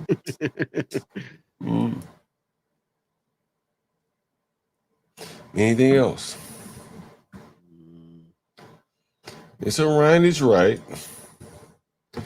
Ryan is right. What Ryan is talking about is Ryan. You fucking with. See, Ryan, you could go do this on another panel, and they wouldn't even know what the fuck to do with you. But I do. And what Ryan is referring to is this. I'm teaching you guys economics 101 for those of you lucky enough to be here in the audience with that nigga John Call. What Ryan is talking about is this right here. Look, check this out, Latino. You go to school and don't learn this, bro. This is dope. Trust me. I've taken economics classes, didn't learn none of this shit. Look at this. And not one professor has ever broken it down like this. You send your children to college and it'll never get broken down like this. Trust me. I'm breaking down economics to you like 101. That's why I don't believe in college and shit like this. You can see Ryan and all, he's like, facts. Get crack up here. Facts. He's like, yeah, John, you know what you're talking about. And so look, elastic demand in economics occurs when a change in price causes significant and proportional change in the quantity demanded. Can you think of anything like that?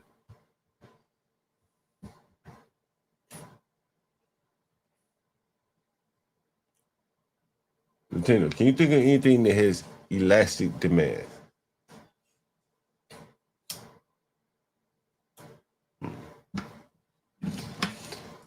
Well, things like vacations, going out to eat has elastic demand. They raise the tip price and things like that. Price to go out to eat get too high, people will stop eating out. Restaurants will suffer. That's elastic demand. Yeah, they need food, but they don't need it from restaurants. So therein lies the elastic demand. But there's also something called inelastic demand. That's where a nigga like John Gall sits. Understand? It describes a situation where the quantity demanded for a good or service changes by a smaller percentage than the change in price. This means consumers are relatively insensitive to price changes, so demand remains stable. It's housing. No one ever, and there is no substitute other than outside. And for most people, they don't consider outside as a suitable substitute. So housing becomes almost a required thing, something that they have to have. It's like water. They can't do without it. And that's why I said, I am that nigga, John Gall. And right here where I sit is at the center of all economics, where everything happens. I'm their biggest bill. Yeah. Anyway, Latino, you here? What's up? Yeah, my bad. I went to go get a drink. No, there's no problem, man. And some weed, of course. Oh man, did you see that video show where that guy got robbed for his Canada Goose on earlier today? Canadian Goose, the jacket. Yeah, this shit like $1,500 jackets, bro. I know. That's crazy, bro. Crazy. Motherfuckers always want to be in designer, but they can't afford it. Yo, I saw you streaming earlier, man. What you streaming about today? Shout out to your channel, by the way. Let's talk about it. Oh damn, this is fucking fire. Let's talk about it. 12/12. I mean, let's talk about 12/12. Today, not much. I was just showing some funny videos and talking about some stuff. But the one interesting thing that I did talk about was how we had that character come up here explaining how everybody should generational migration or whatever. And I'm showing the disparities of who makes the most money here based off ethnic background. So if everybody was to get deported and just leave the blacks and the whites, let's say, the blacks are gonna have a hard time because they're at the bottom of the bottom toll. They only make 35, I think, per individual. That's grand. And the Hispanics make at least I think it was 42, 43. And when the Hispanics are married, those couples end up being in the range of at least 110 to 120K a year. But I'm gonna tell you, man, and this is just my experience, and I'm speaking in generality, so don't let John Gall say this. Income doesn't really matter as much, in my opinion. You understand? I mean, and I'm saying it within reason. If you got your mind right and two individuals, and I'm saying if you got two, right? I'm assuming that it sounds like what you're talking about. Two sane individuals in America, if with their mind right, should be able to make it. Would you agree? Yeah. Pretty easily. And I'm not saying they're gonna be have a life of leisure, but they should be able to make it pretty easily. If they just focus, they might need to On a goal. sacrifice a lot. You might. Yeah. I'm not saying you don't have to sacrifice a lot. Sacrifice for a year or two. Right. You may have to sacrifice forever if you can't figure it out. But like I see people in Brooklyn where I live, not so much here because the welfare is so strong. But in Brooklyn where I live, man, them people sacrifice like hell.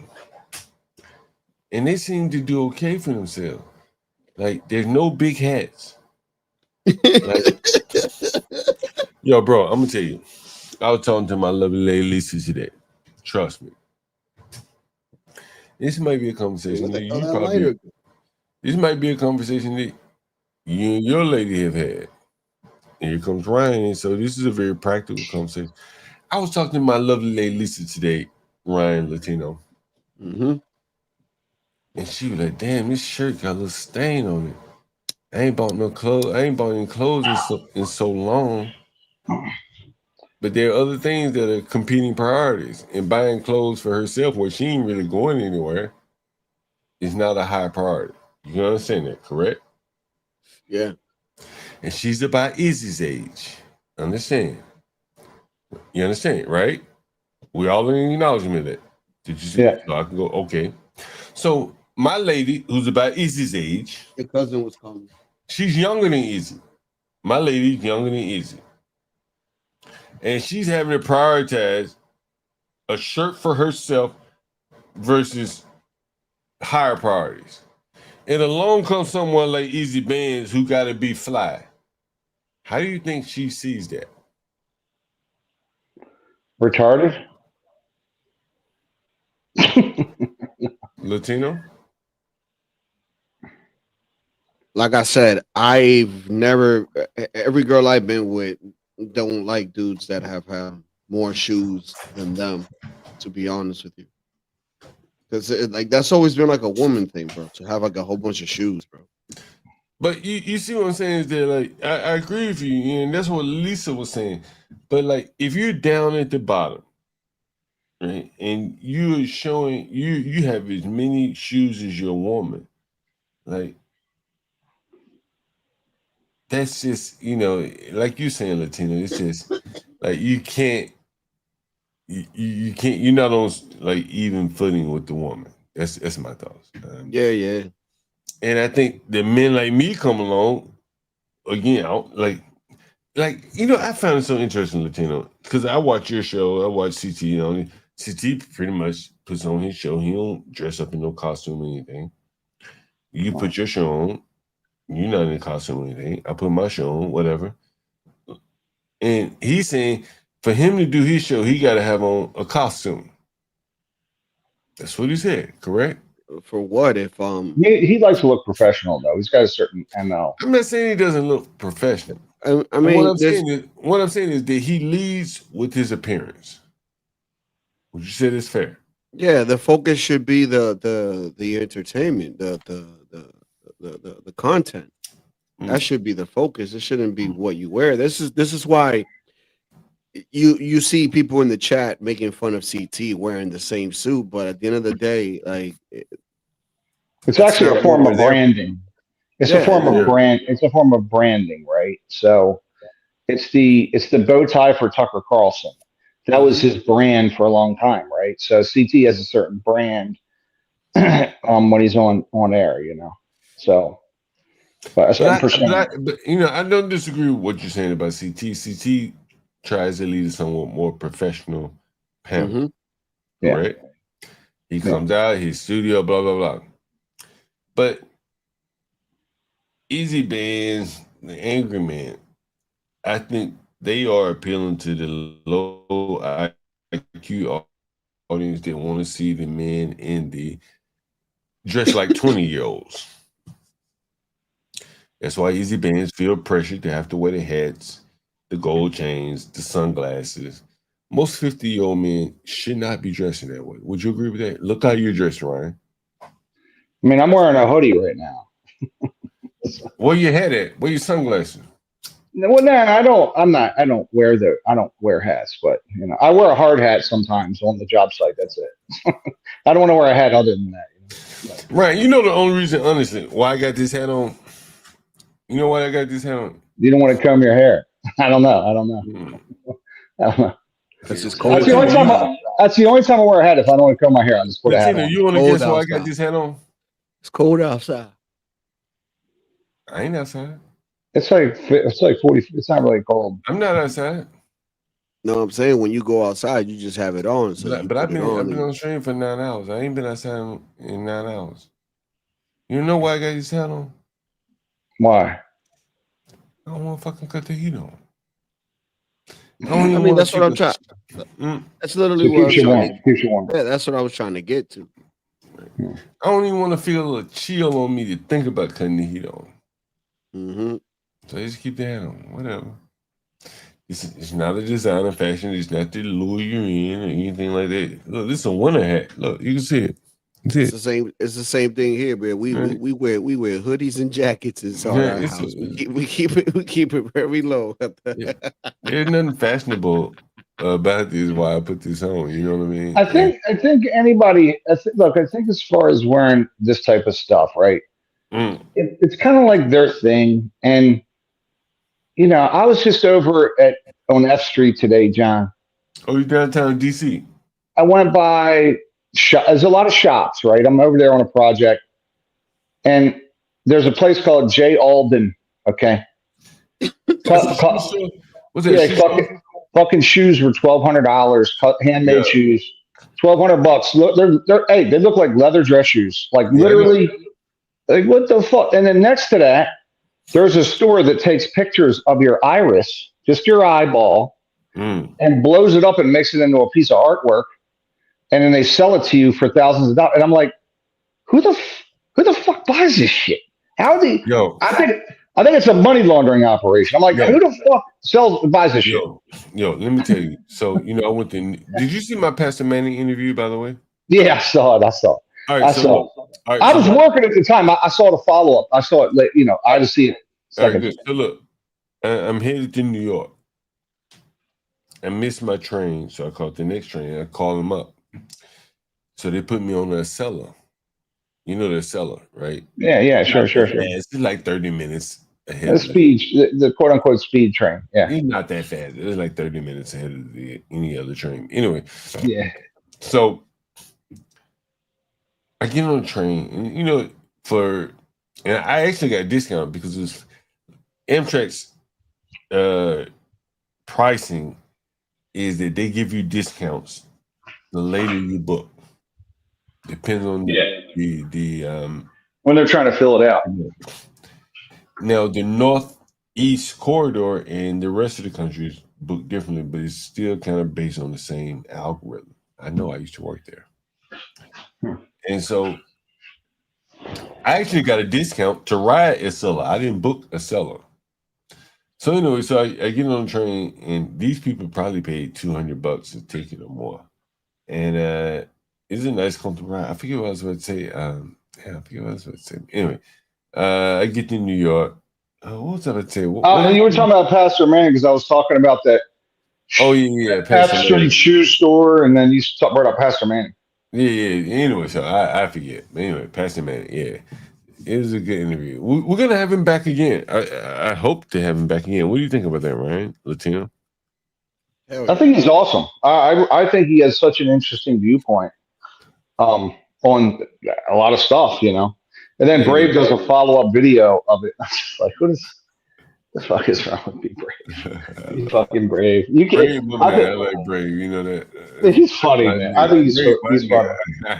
He's funny. It's my nigga Brave. My nigga Brave. Well, I will say this.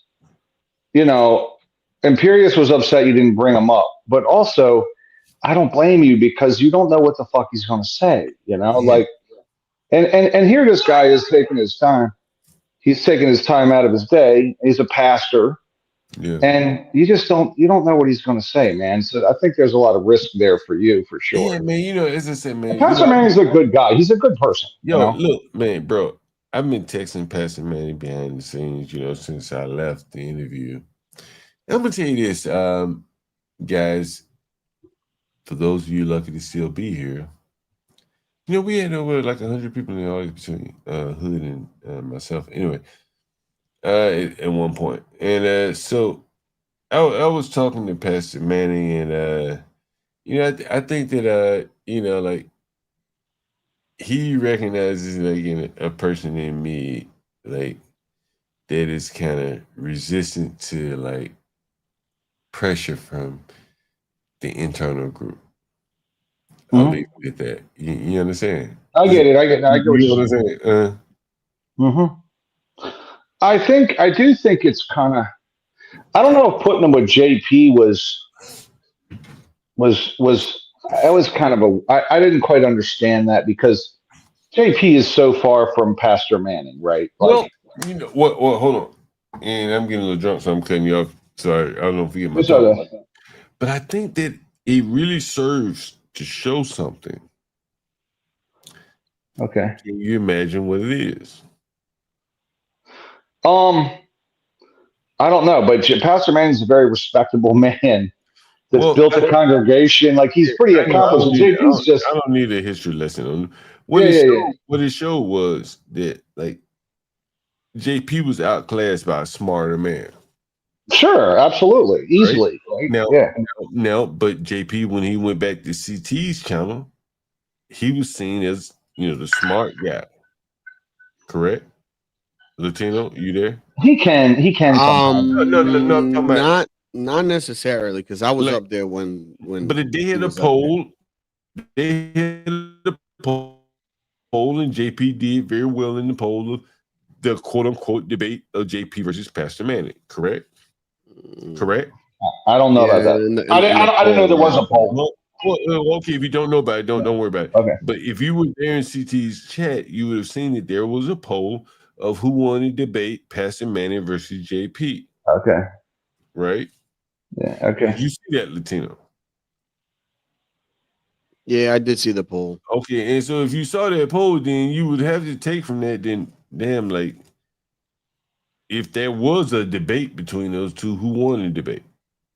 Correct? Yeah. And who do you think, if there was a debate, I'm not saying there was, who do you think won the debate? Pastor Manning, of course. Right? Audience? I would assume, I would like to think Pastor Manning, easily. Okay.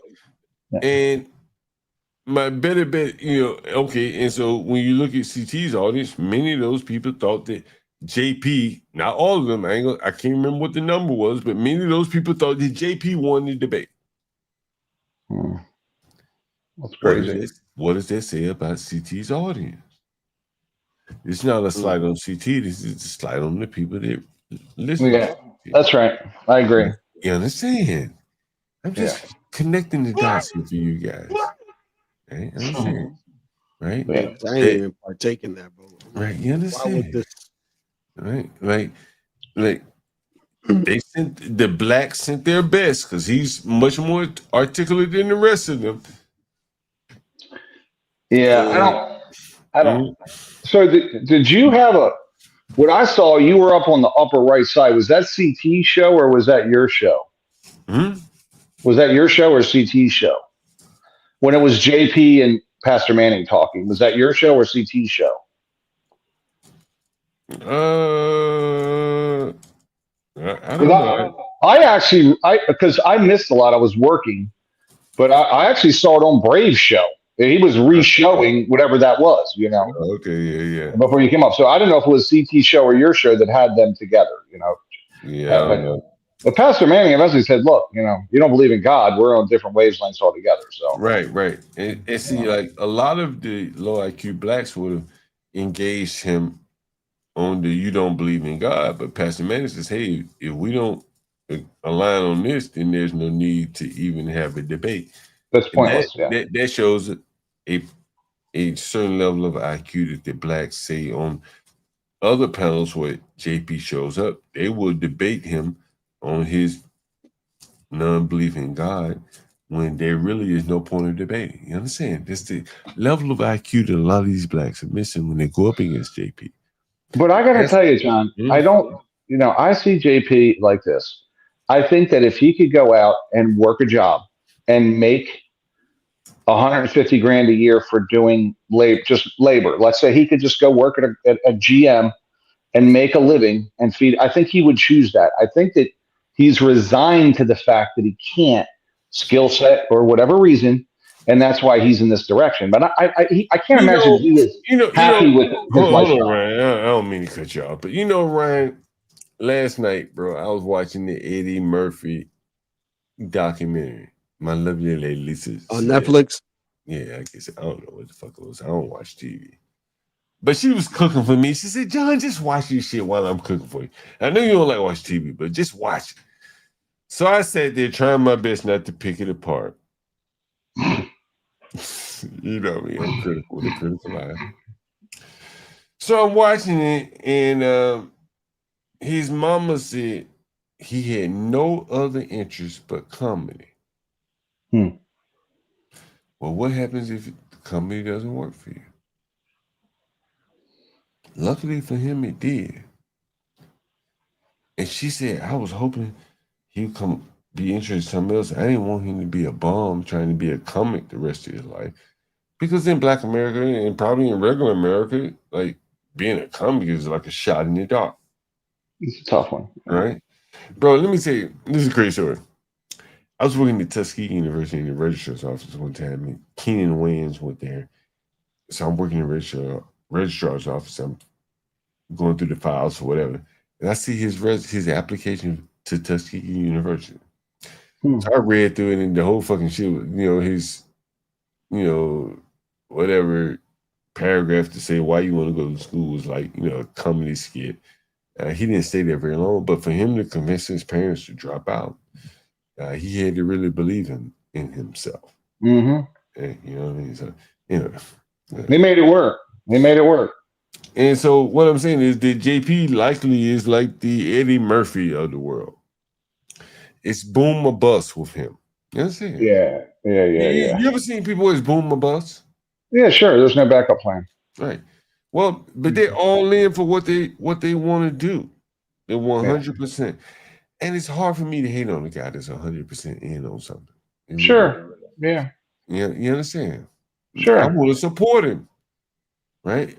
Matter of fact, partly I want to support him because I don't want to see him fail. Yeah. After he's put so much into it. Anyway, that's just me though. Yeah. Yeah. But I think Pastor Manning's a very interesting character, man. He's very interesting. He's probably hated because of, he's pretty bombastic with some of the things he says. Like I can see where he would offend people, but that's what he believes. He's a pretty authentic guy from what I can tell, So I never even heard of him before CT. And I was like, damn, this guy's fucking going crazy, man. What's he talking about, But anyway. Give me one second, Ryan. Latino, let me put a beer in the refrigerator. And I got a question or two for you guys. Hope you'll answer it. Honestly, Mama. I done made a fucking mess in here today.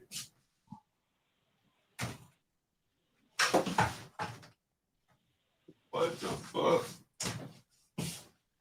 I ain't got a fucking cold beer around here. I gotta drink a fucking Luke Cool beer. Luke Cool. I just went and had to put $2,500 into my truck. Let me ask you this: you guys enjoyed the show today? Yes, sir. I've only been watching it for about an hour because I've been running all fucking day. What about you guys, Latino? What do you think? Yeah. I was surprised that them fellas came up, man. That's very ballsy of them, man. What about you guys in the chat? We don't have as many people here as we did earlier, but did you guys enjoy the show? Yeah. Hopefully you put something in the chat. I can't even believe, John, down in DC, I can't even believe these storefronts, man. I don't know. What the fuck are they selling? They're selling bullshit, Just like these storefronts, these places are. Bro. I know what I was going to tell you. Oh, I want to tell you guys this. Yeah. So I'm riding the train in New York. Mm-hmm. I ain't been in New York in a minute. I'm going to tell you this. Yo, Trump is shaking this shit up. Here's what I saw. Damn, do I got pictures? I may have pictures. So when you come into Amtrak in DC, there used to be an open seating space. Guys, let me know if you enjoyed the show, by the way.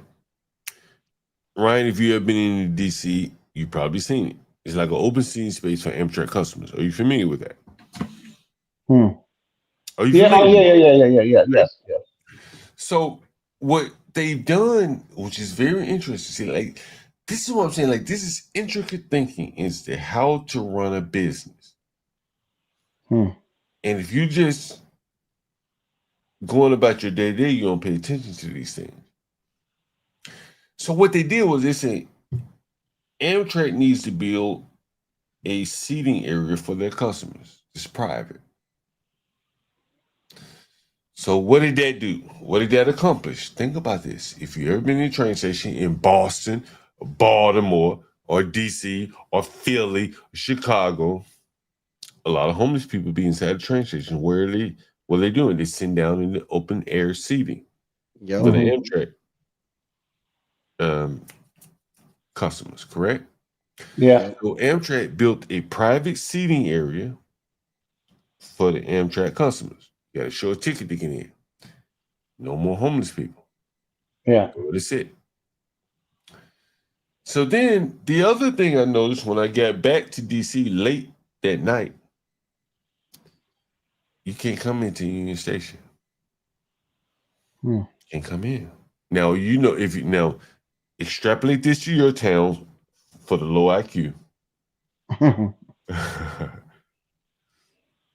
Because the same thing is in New York. Amtrak built a seating station. There are no seats in Penn Station. None. Yeah.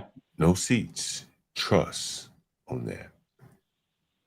They built $1 billion rail yard across the street from Penn Station, Madison Square Garden, and there's not one public seat in the whole damn place. Trust me. Yeah. Now, here's what's interesting, Ryan. You ever been to Union Station, Ryan? Come in Of course. Baltimore?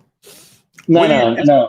Not via With the construction thereof, I've been there. But I don't ride public transportation, man. In the last 20 years, you caught the MARC train, the Amtrak in the Union Station. Have you? No. In the last 20 years. Okay. So when you catch the Amtrak or the MARC into Union Station, you go to the front and you catch a cab. Correct? Mm-hmm. You familiar with the circle in the front? Yes. Now, you guys who live in big cities, I want you to pay attention. If you live in a real big city, like a big money city, Boston, New York, Chicago, DC, who else got big trains? It's Philly. Who else got big trains?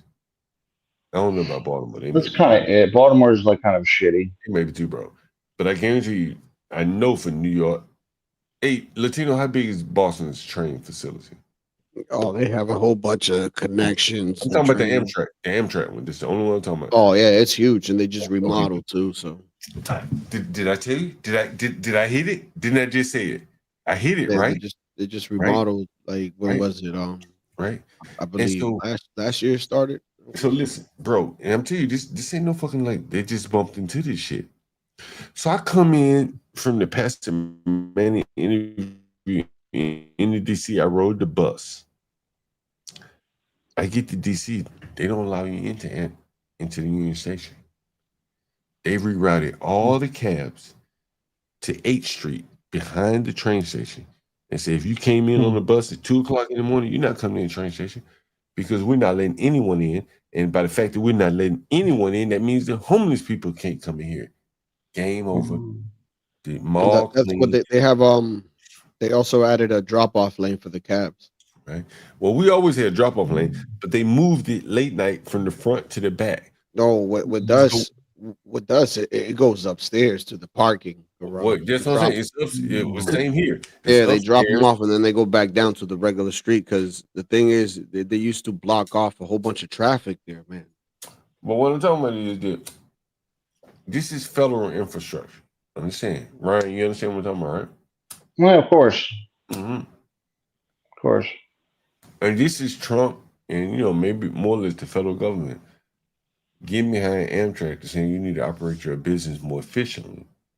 And part of that is you need to provide a place for your customers that doesn't become a harboring place for homeless. For bums. Yeah, for bums. That's right. Mm-hmm. This is what Mondani doesn't get. Because the buses are free, they will become bum transportation. It'll be fucking mobile homes for bums all winter because There's it's cold. shit everywhere. That dumb motherfucker is so stupid. I'm like, bums are just going to live on it. You can't throw them off now. That's how stupid this fucking clown is up there. And these are things that I think we brought to the table today. Ryan, you say you only saw much of the stream. Guys in the chat, you didn't tell me much. Yeah, I thought the stream was pretty good. I didn't get to cover the stuff I wanted to, but yeah, whatever. What do you think, Latino? What did you want to get into? Man, I had so much shit, man. Let me see what I want. I ain't gonna go into it now. It's getting late in the day. Richard, did you hear my talk? Hey, Richard, were you here when I brought up the abstract class on Sharon and Izzy? Were you here for that? You asked me what I want to get into. The woman dousing gasoline, couple women killed on trains, set on fire, Shador. Shador, how'd he do? Didn't he throw? I heard he threw a good pass. He did pretty good, didn't he? Yeah, he did, no doubt. Mm-hmm. Man, I played that clip of him having that interview with CBS, and he's like, "Ooh, winning feels so good. Imagine what I could have had done in the offseason with a full practice." And I'm just like, bro, you need to stop. Well, I heard the shit he was saying to all these teams. Like he's like, if you want to see me, just go check out my Instagram or some bullshit to all these different teams. And so I would never draft that kind of bullshit. Plus, his dad's going to be a pain in the ass. He sounds like a terrible pick, but the Browns are dumb enough to draft him, so let them deal with him. Let me give you my point of view on the pass. No, you're probably not going to hear this anywhere else. I'm talking about the long pass. You know what I'm talking about? Yeah, I didn't see the footage, but I knew that he connected on a deep one. That's all I know. Right. Okay. Latino, did you see the deep pass he threw? Nah.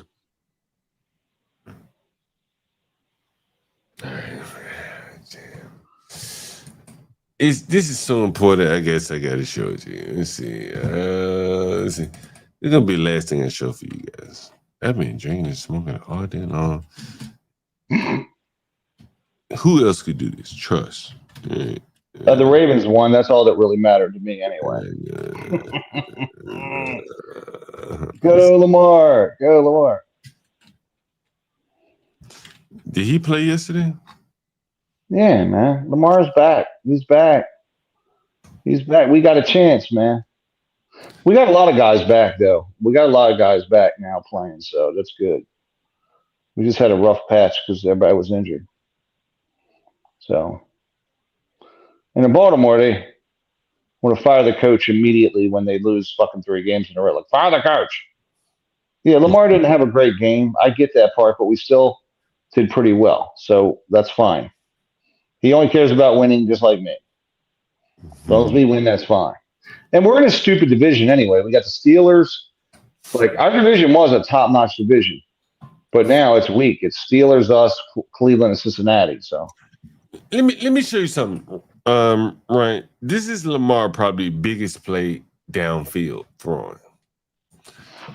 And I want to show you. Okay. What, a crossing route? Let me guess, a crossing route, right? Look. You see the formation, right? He's in the middle of the field, probably equal distance between the 40, right? Hold on, I can't. Hold on. Who is this? Shador. Okay, Shador. Okay. Mm-hmm. Again, I'm not criticizing him. I'm just telling you what I see, right? Yep. Let me find my fucking lighter, man. What? Every day it's always these fucking lighters. It's like they just got a mindly fucking on right here. Latino, do you ever have it, bro?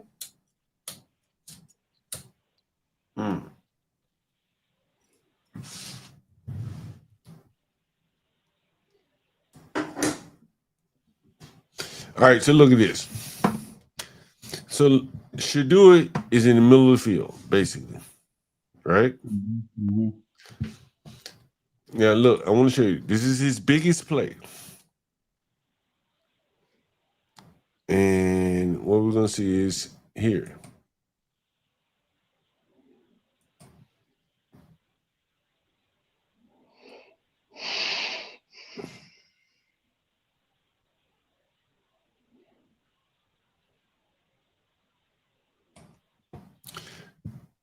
This is the launch point from where he threw his biggest play.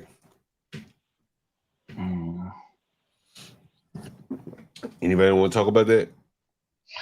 I'm on my. I can see it, but it's hard to see because I'm on my phone. So seeing it is small, right? Hey, Latino, can you see this? Yeah, he ran out of the pocket. He's about 10 yards outside of the pocket, correct? Correct? Yeah, is that correct? more or less. Yeah, it looks like he's 10 yards outside. He's over by the 30. Looks like the pocket. He took the snap about right here where number 66 is, right? Look. Mm-hmm. Center of the hash marks, he took it, and now he's over by the 30 or the 20. It looks like he's going to the right side of the field. This is where he took the snap right here, right? Yeah. Right. It's at the 40-yard line. Yeah, so he drops back. He's over at the. And number 68 is beyond the 40-yard line. So wait a minute. So hold on. So he took the snap. So he's 8 yards deep on the right side of the pocket. The line of scrimmage. Wait a minute. Hold on. The line of scrimmage is at the 35-yard line. You see that? You see the blue line? 35-yard line, right? Yeah, it says a 45. Looks like right. 45. No, yeah, 45. Sorry, it's the 45-yard line. That's right. This is where he took the snap at the 40-yard line. Correct? Yes. All right. So that's 5 yards from the line of scrimmage. Correct? Yes. Correct. And now let's watch.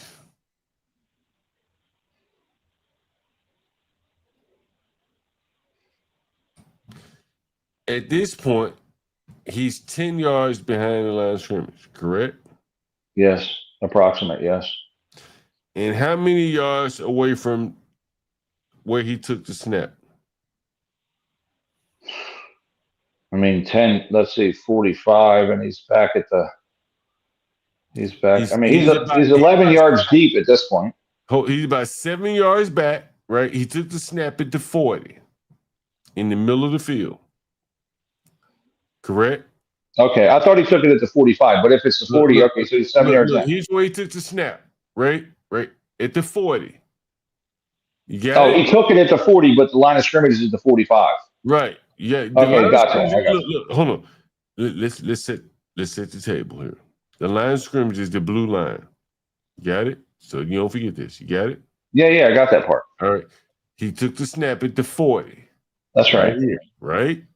He's in the shotgun. And remember, I played quarterback, so I know these things. And so look.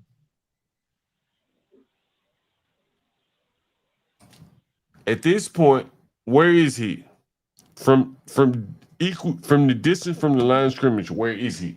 He's 7 behind the snap. I said from the line of scrimmage. Oh, he's 11. Looks like 12-ish. 12-ish. Yeah. That's straight back. Correct? Yep. That's right. Now laterally or whatever, where is he from the line, from where he took the snap?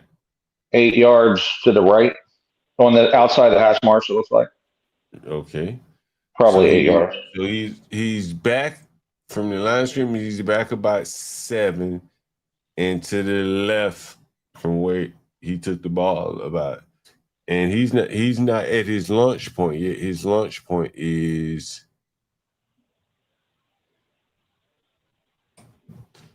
now. Where is he?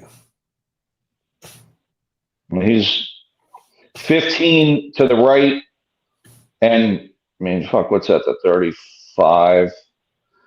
So 45. So he's 11 yards deep, 15 yards to the right from where he was. He's about at the 33-yard line.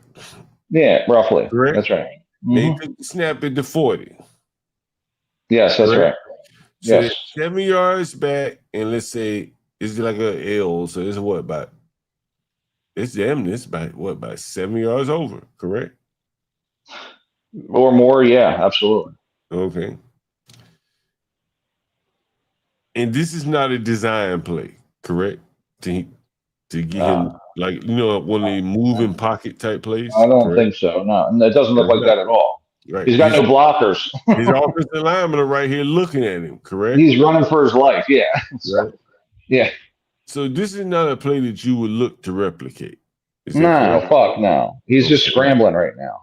So how would you describe this play then? Well, it all broke down and he's improvising. The play broke down. Probably nobody was open. He took too long in the pocket. And so now he's like, shit, I got to run. So he's running and looking for open receivers, which should be trying to get open theoretically. And even if you look at this throw, right? Look at this throw. The guy is wide open. This is as wide open as you get in the NFL, correct? Yeah. So Right. that means that somebody blew the coverage. Well, shit the bed, basically. They had to maintain coverage for him to run like basically 15 yards in the back in the backfield. He ran back from the 40 to the From the 40, he was at the 40. He ran back to the 33 and to the right by 15 yards, probably. Okay. So he ran damn near as many yards as this guy ran. Correct? Pretty much. Yeah, that's right. Like when you look at this ball right here, when you look at this positioning,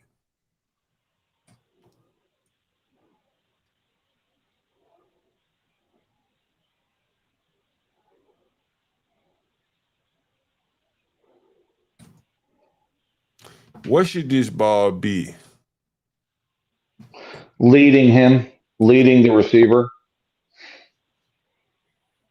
Anyone else? Yeah, he shouldn't be throwing it behind him. He should be throwing it so he can run underneath of it, drop it down the chimney, right? Is this as wide open as it gets in the NFL? Typically, yes. Yeah. So he should be throwing it over him and probably down to, I don't know where the play is, but he should definitely be throwing it over him, right? Latino, you see this play? This should be a touchdown, correct? Absolutely. Absolutely. Look what happens. He gets tackled. And nothing for nothing, they end up scoring on the next play. But this did not. If he got tackled, he wasn't leading him, then he threw it behind him. He had to break his stride, right? That's correct. You got to hit him in stride. Right, that's correct. That's one thing Lamar can't do at all. He sucks at that. That's his biggest weakness. Is he can't lead his receivers and shit. He can't throw over his receivers. That's his biggest weakness. But I know he's working on it, Look, this is where the guy actually caught the ball. You see him? You see him? The ball is behind him. You can see the ball behind him right here. Yeah, he had to come back. That's right. Yeah. Mm-hmm. He's wide open though. Jeez, he's wide open. That should be a touchdown all night. Absolutely. Absolutely. It's the finer details. If that was Tom Brady, that's touchdown all night long. Yeah, I would agree. Understand. I think Mahomes, Brady, anybody, Joe Burrow, fucking maybe not Lamar, but like a lot of Josh Allen, probably, Mahomes hits a touchdown all day long. He's the best quarterback in the league, right? Mm-hmm. So, but yeah, Shador's I'm sure that he's not used to the speed of the pros so that he can throw it ahead of the guy, right? He can lead the guy, but he's not used to that speed, man. The Ravens played him last week and they fucking came at his ass, man. He's not used to that speed. Ryan, what I'm talking about here. Ryan, what I'm talking about is that, like, if you looked at this game from a superficial point of view, you would see a play like this and, a big play Shador. And I'm not saying he's going to be good or bad. I don't watch football enough to know. But I see, honestly, a guy who pursues perfection, even if I don't accomplish it. I see flaws in this. You know what I'm saying? What we just discussed. You know what I'm saying, Ryan? That's what I just explained here. If this ball had been in front of him, over his shoulder, it's touchdown, correct? Possibly. And he couldn't get the ball there. You said Brady could. That's the difference in things. That's what we see in life right here. One man makes this a touchdown. The other man has to put a little extra effort into it, run a couple extra plays to get a touchdown. That's life. Right here. Summed up in this play right here. You see what I'm saying, Latino? Latino missed it. Anyway, guys, I've been here 10 hours. And I would say by the most part, I was here by myself. I didn't really need any assistance here. Handling my business is only I could do. And in many cases, I only show other people's content to illustrate a point. And how many beers I drink? 1, 2, 3, 4, 5, 6. This is 7.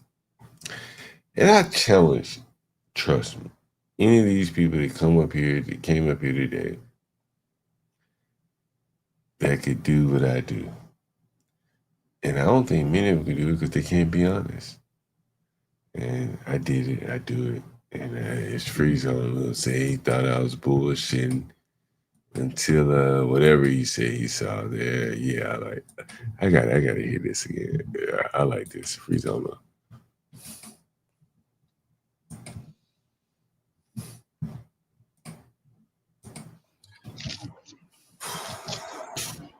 And y'all niggas think You know what's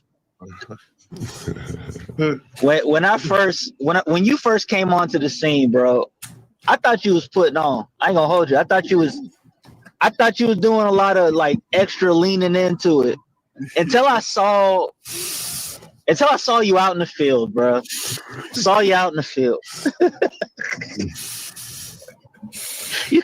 Until I saw you out there.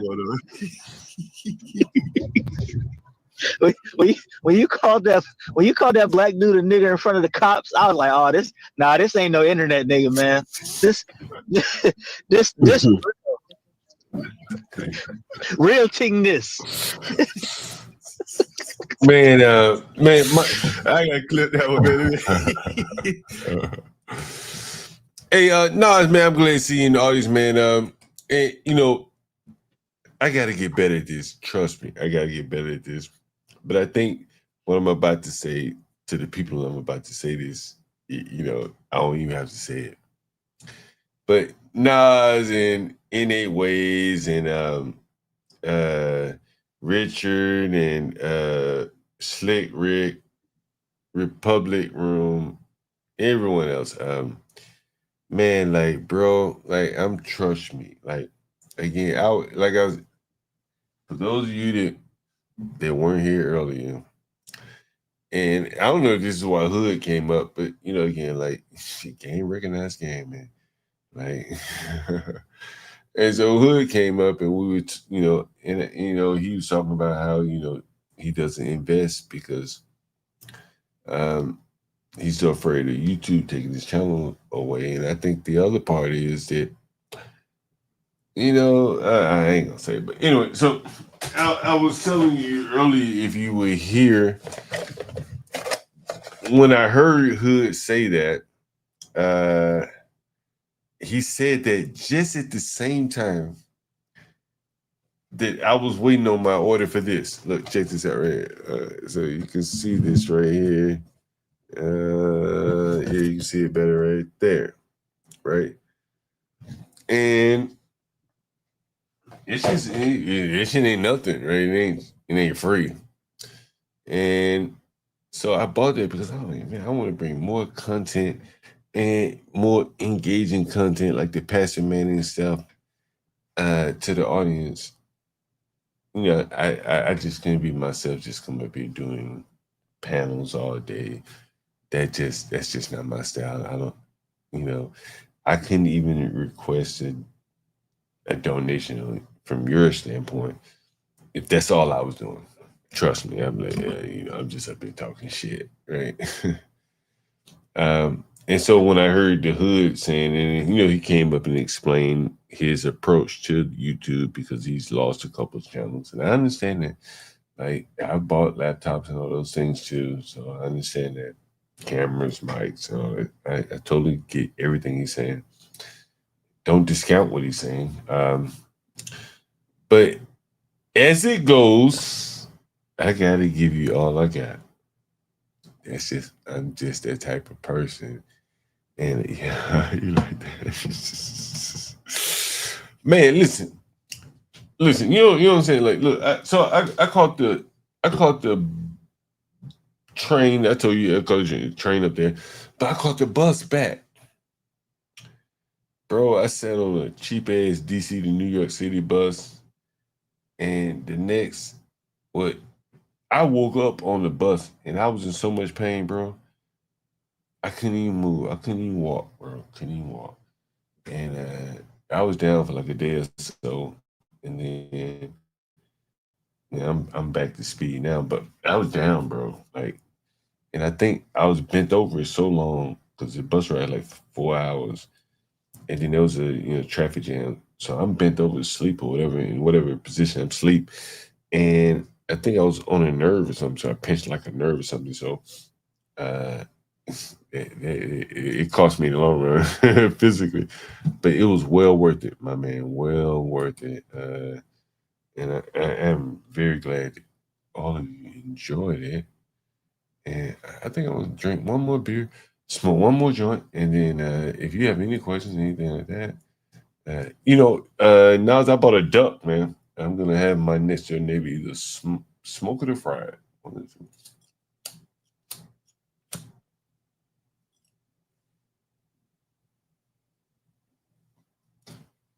Yeah, that's what I think I'm gonna do there. It's strange. What's strange? No, well, you know what's crazy? The guy, it was a white guy you saw on my stream once or twice. His name was Mark. White guy from Baltimore. And he's like a drug addict or whatever. But he was very, very skilled. And so one time he was telling me a story, when he was binging out, drugging out, that they took some drugs. I can't remember what it was, maybe a special K or whatever.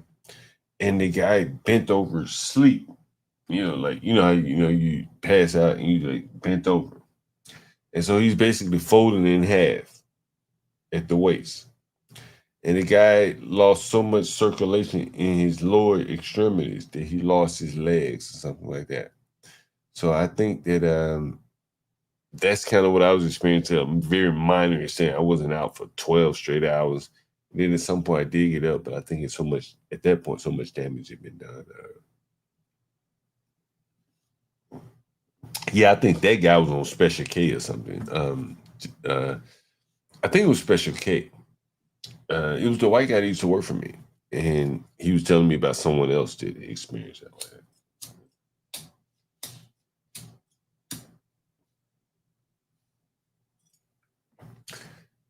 Yeah, that's true. It is kind of unbelievable, but it's true. The guy used to work for me.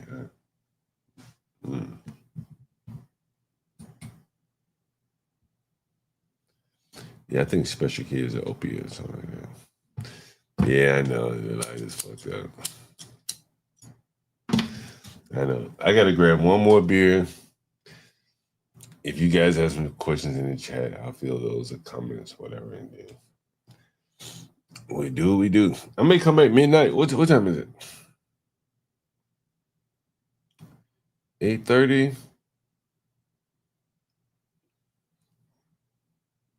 You never know. It's one of the things I can't. My pain subsided. Like, Charlie, all I did was rest for a couple of days. I'm back to normal. I think for mine, it was just inflammation. My dad has sciatica, where there's like a narrowing of the spinal cord going down to your legs and stuff like that. So my initial thought was like, damn, do I have sciatica? But it wasn't sciatica. No, I don't spend too much time in the chair, bro. At that point, it was me being more or less like, I can't describe it. But basically, I can't describe it. I ain't gonna try to show you on stream, but it's not a seller. Let me say that. The bus is low budget travel. And, you know, I think, to be fair with you, I think the thing is I've gotten a little bit older. And riding that bus, I used to ride the bus every week. Trust me. Twice a week. Friday, New York, Sunday, DC, or vice versa. But as I've gotten older, I'm not quite sure if those buses, if I go to sleep, like in the middle of the day, probably so I can work it, but I can't go to sleep on those buses because I put myself in a very uncomfortable position there. So,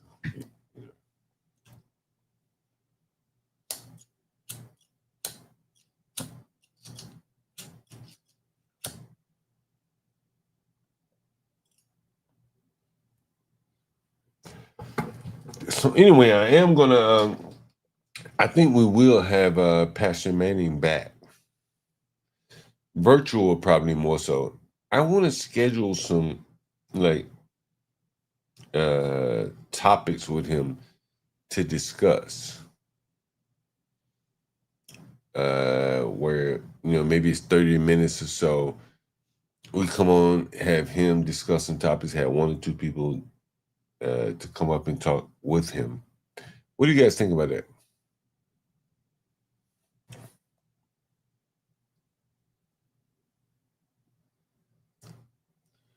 I think that'd be pretty cool.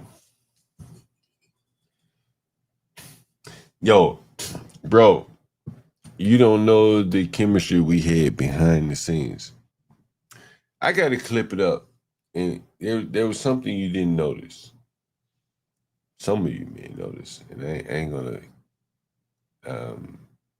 leak it just yet, but I'll clip it.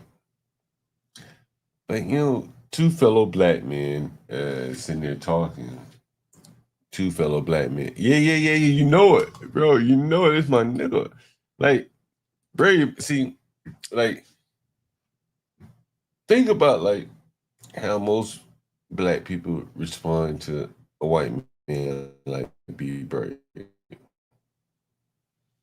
And then think about, like, I talked to B. Like, I just called Brave. He's asleep now.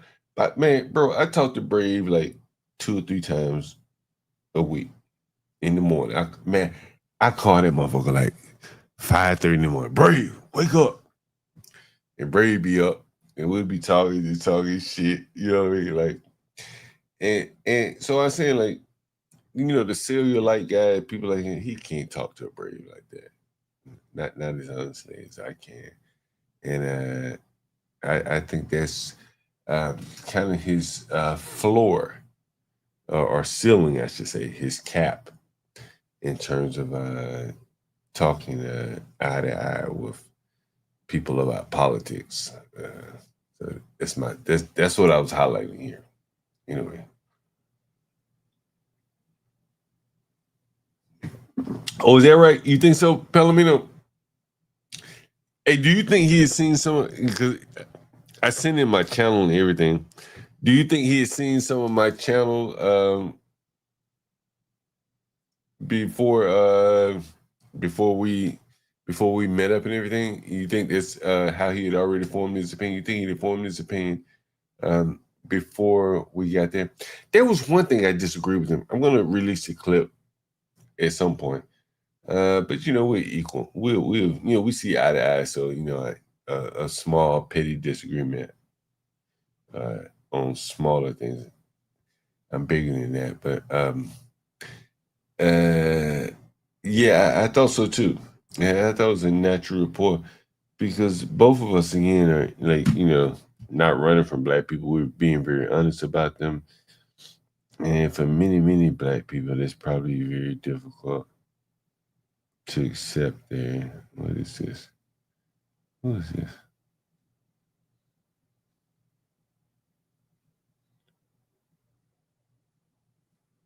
What is this? Hold on 1 second.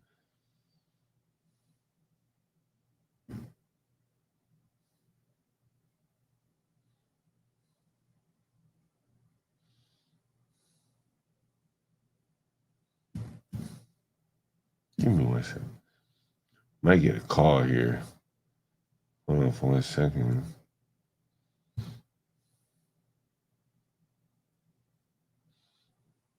Anyway, let me grab a beer. Let's see what happens. Hopefully we get a call here. By the way, I got a call the other day. I'm not sure if you guys heard it, but I'll play it if you didn't hear it while I grab a beer. Let's see, where is it?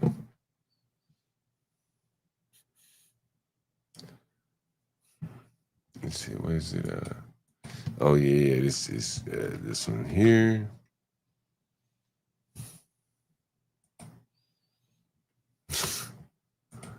All right.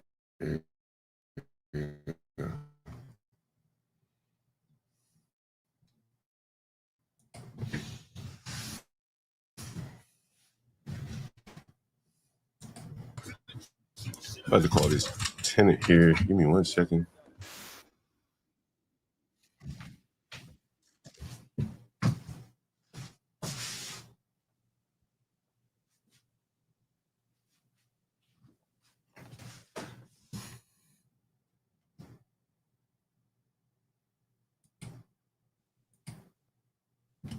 Damn. Not playing.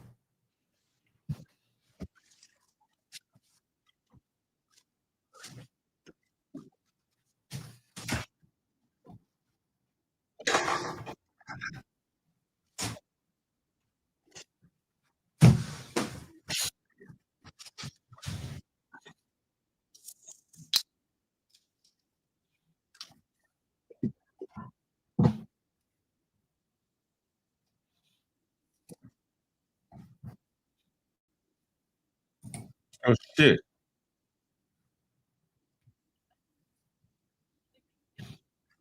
Damn, y'all can't hear this shit, huh? Damn, let me stop it. Let me start it back again. Damn. Here's Sister Gab from yesterday calling. Please, I have a cat named my kitten. Yeah, no problem. Please. He gets me. I have to look it up for you. Isn't 2 weeks. That's a little bit cheaper. I had moved back to Maryland and got a roommate, but she moving out of state now, so I'm just looking for a little room to rent. Yeah, shit. How much they charging that thing in Eastover? That shit ought to be cheap. It ain't cheap out there? Not like room wise. No shit. In Eastover? Yeah. Damn. They want somebody to make 3 times as much, even if it is low income. No shit. What, you got an apartment? You in an apartment or something out there? Yeah. Damn, they make you pay 3 times. God damn. That's a lot of money. That's a lot. Damn. So where you currently you working right now?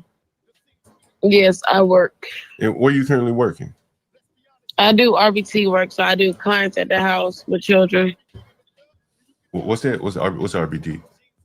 RBT is a behavior therapist. Oh, you a behavior therapist? Okay, cool. Yeah. All right. Hey, so you work in the city?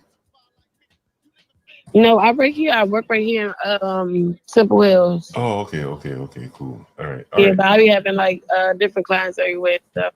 Oh, you have to travel around. Okay, and when are you looking to move this weekend? Yeah. Okay. Yeah, just call me whenever you're ready, and we make it happen. Okay, and then what's your name so I can see your number? John. John. All right, thank you. And then you said where around in the area in Southeast? Oh, Northeast. We got Southeast. We got it like over by MLK, by Blue, by Congress Heights Station.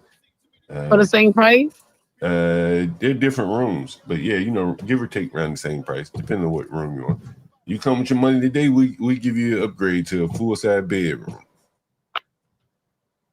For the $550. Yeah, you got your money today. Not today. I don't got it today. I don't get it till like the 27th. All right. All right. Well, just call me on the 27th. We'll be ready. We always have rooms available. All right, I got you. All right. 3-time Durant. Hey, I like that idea in that ways. I like that, man. Shout out to in that ways, man. Richard, Slick Rick. Oh shit, where did I go? Richard, Slick Rick, everyone, man. Tell Slick to send it to Latino for the contest. What contest? We got a contest going on. Have you seen Solid Snake song? He got a song? Oh yeah, I don't know anything about it. Anyway, man, I tell you, those guys totally derailed. I ain't gonna say derail. I enjoy having them up. Who's the Easy Bands? Sharon Bracey, and what's the other guy? Drip.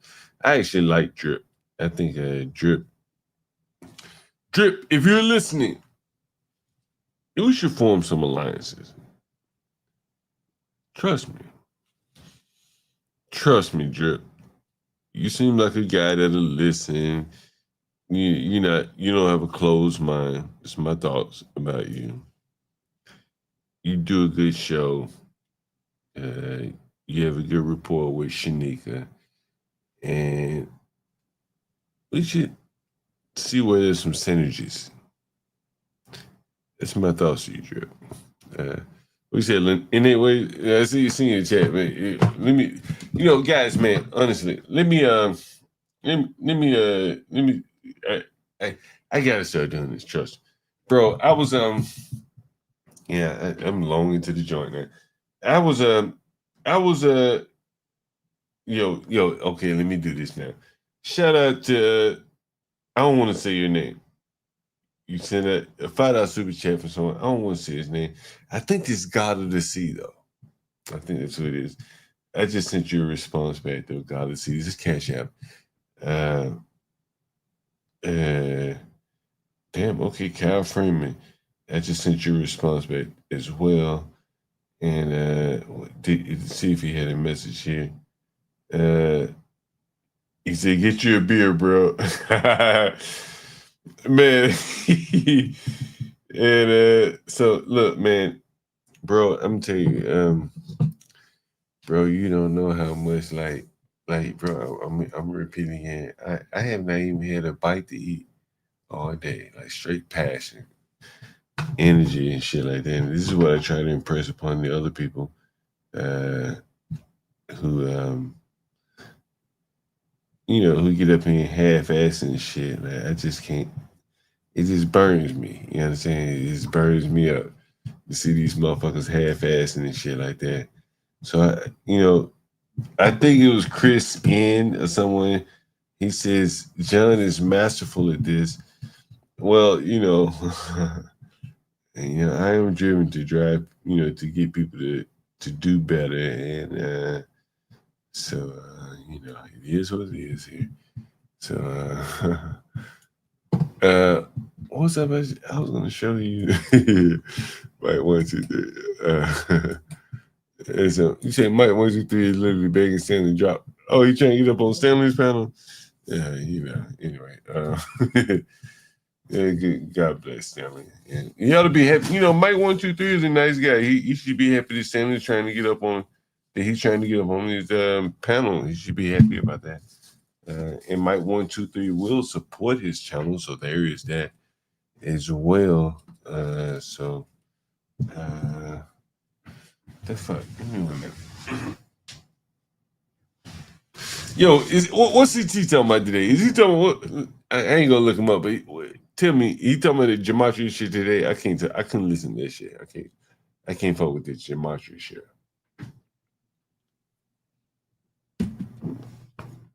I don't know that.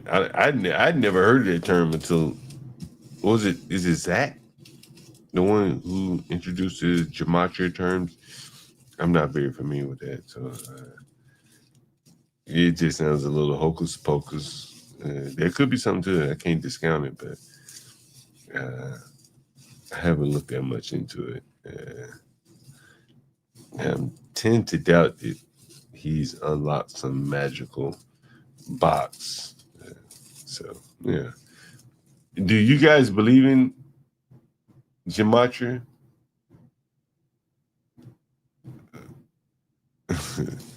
He used the hard ER on Stanley. Okay, all right.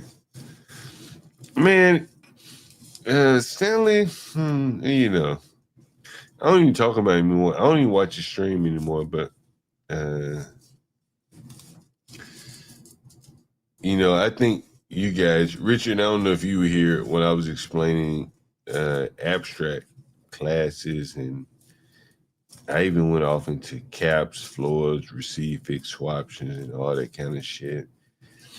And if you were to, like, you know, boil it all down, and then you look at what Izzy Bands and all these people came up here talking about, they have to dress up. They have to put the hats and the jewelry and all that kind of shit on. Nigger, none of these people can come up here and talk about the wide variety of things that I talk about. I don't think they can do it. I don't think Izzy could do it. I don't think Angry Man could do it. I don't think Celia Light could do it. I don't think Sharon Bracey could do it. And but yet they came up here to try to combat me. But like, I just, you know, I don't know. With me saying too much, you think there's something to it? Yeah. Anything that can be predictable would be predicted by people who can think faster than you. That's what I think. Okay, maybe, I don't know. I don't follow it. Anyway, what was I saying? No, I thought it was interesting elements of the world. I think that, you know, a lot of these people are being honest with a lot of things. And then I don't think that they're smart. It's my thought. I don't know. What do you guys think? You saw all these guys come up here. What did you think?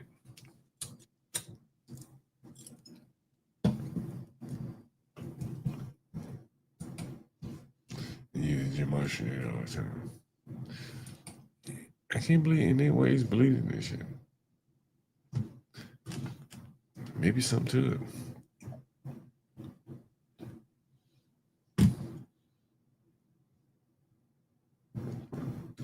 Numbers and letters are using evil ways. Yeah, I can see that.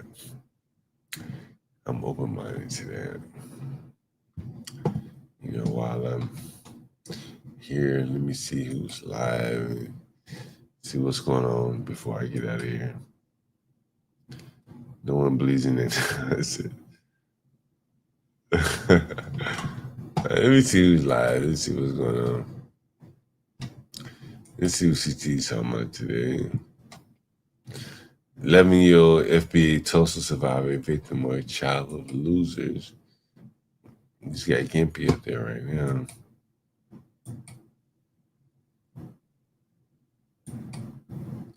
I don't know. But anyway, one of the things that, again, you know, while I'm here, so I told you about the Rode Gold Wireless Pro, which gives me a little bit more flexibility to do some on the street stuff.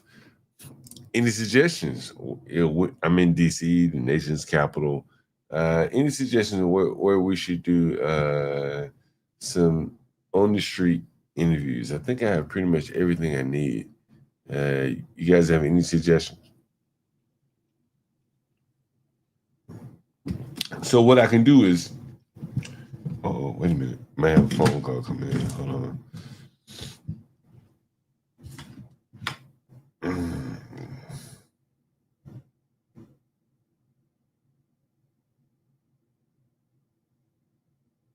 Oh, shit. Yeah, so what I can do is I also can do live streams. Hey, DJ MFB, correct me if I'm wrong. Can I take the background noise out? So look, this is what I bought right here.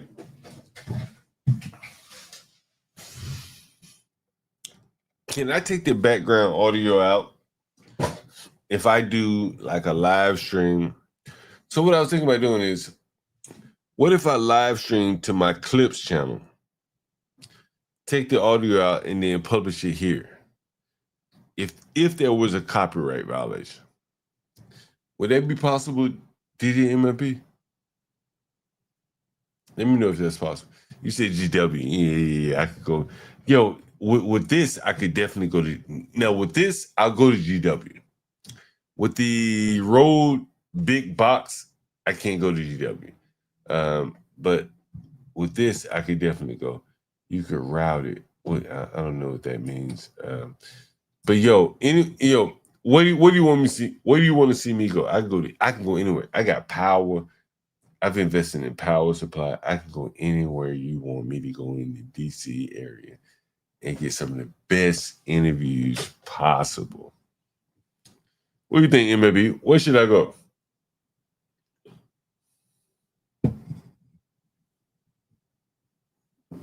I know you said GW. What about I got a story about GW. Go to the middle of the campus. Okay, I'll go there. I'm going to do that one for you, GW. MLB, I'll do that one for you. But what topic do you want me to cover? Because I'm going to ask him the same question over and over and over again. So what topic should I ask him?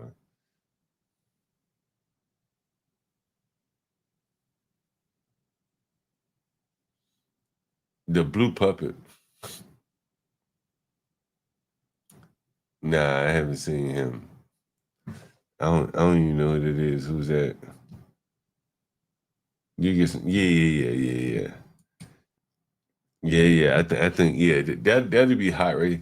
Any college campus here, because all of the colleges here are very, very expensive. So if I went to American, you're gonna get the same vibe. You're gonna get some of the same energy in the GW area.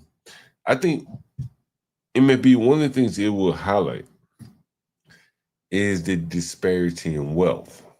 That would be the biggest thing. If you dive beneath everything else, what you will see is that there are a lot of people with a lot of money, and they're here in DC, and in many cases, they're rubbing shoulders with very poor people. And you'll see how their view of the world is very, very different of the people in the world that, maybe on Southeast DC or held, even at the GW hospital, as an example. Yeah, it is. Yeah, it's definitely one of the most expensive. Let's see. What do we have here?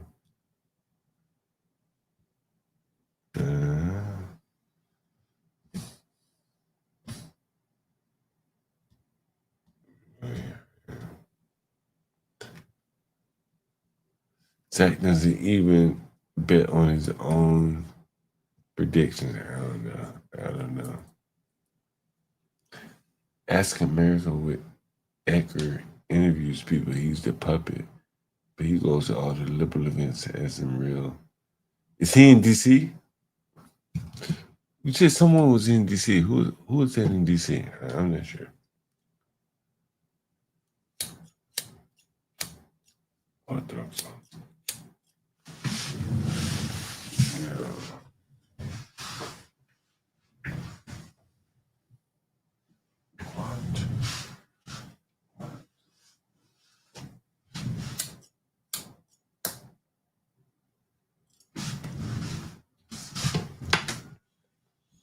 Anyway, guys, we're winding down here. I got about a half a joint to smoke, half a beer to drink. Oh, he's in DC. I was just mentioning him because, mention him. Mention me in his chat, and maybe we can collaborate here. I have places that we could stream collaboratively together. I mean, he come here. I got another place we could easily go and stream. What's his name? Jet American with Edgar. Let me type him in. If anyone is familiar with him, American with Edgar, and he lives in DC. American.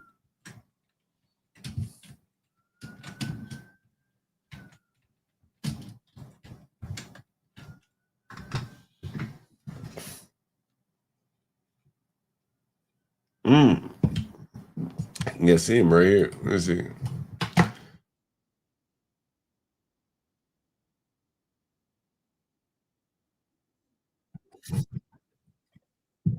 It's a new time. And here he is. He's a lot of subscribers. 675,000. American with Edgar. He's a funny guy. He's in DC. Yo, you ought to tell him come up on not necessarily. Let me see. Do you know where he lives in DC? Yo, you should put my name in this chat. Tell him we do a live stream together. I got the equipment now. We can roam around the city together. Aussies in Times Square. Videos. Let's see.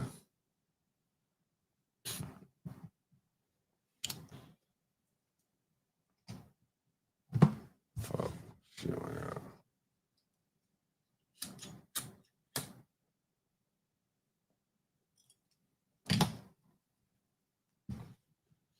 Let me see. No Kings. Is this DC? Maybe. Why does the U.S. have to be the world's soup kitchen? America, do we? They're welcome to visit. For instance, CDL, commercial driver's licenses. Fine. I don't understand the question. Liquor stores that way, okay? Man. Hey, how about you just leave us alone? How about you not assault people? She's a goddamn adult. All right.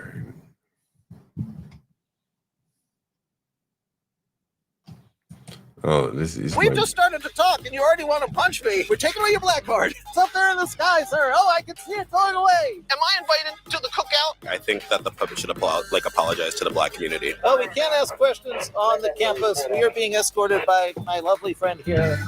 Today, like a dude in a dress. Are you going to use she, her pronouns and call her a woman? You're going to comply with that? Yeah, sure.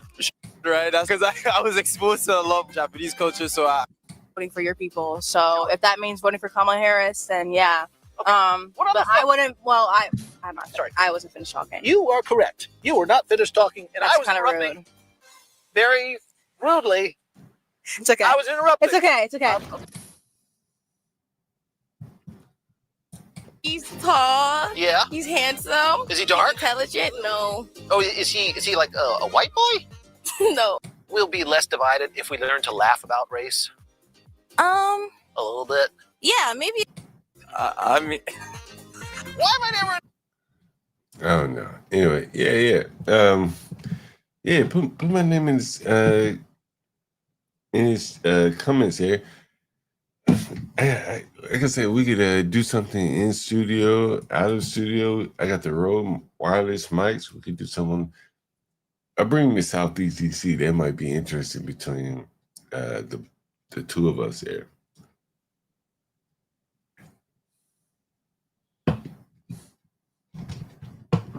He's a puppet. Okay, all right, cool.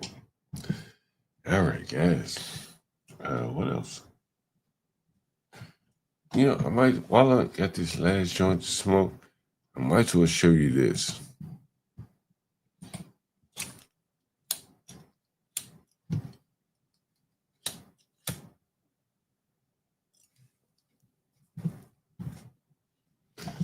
Yeah, this one I'll show you. Has anyone seen this right here?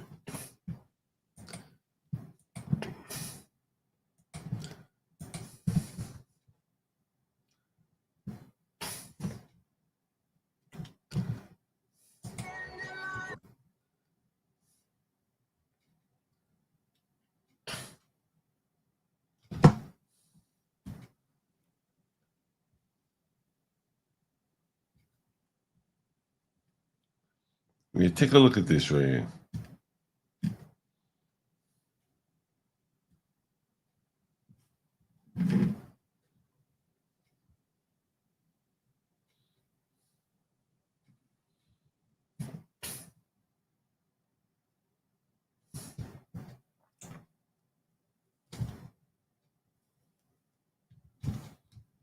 The same women. It's weird, right?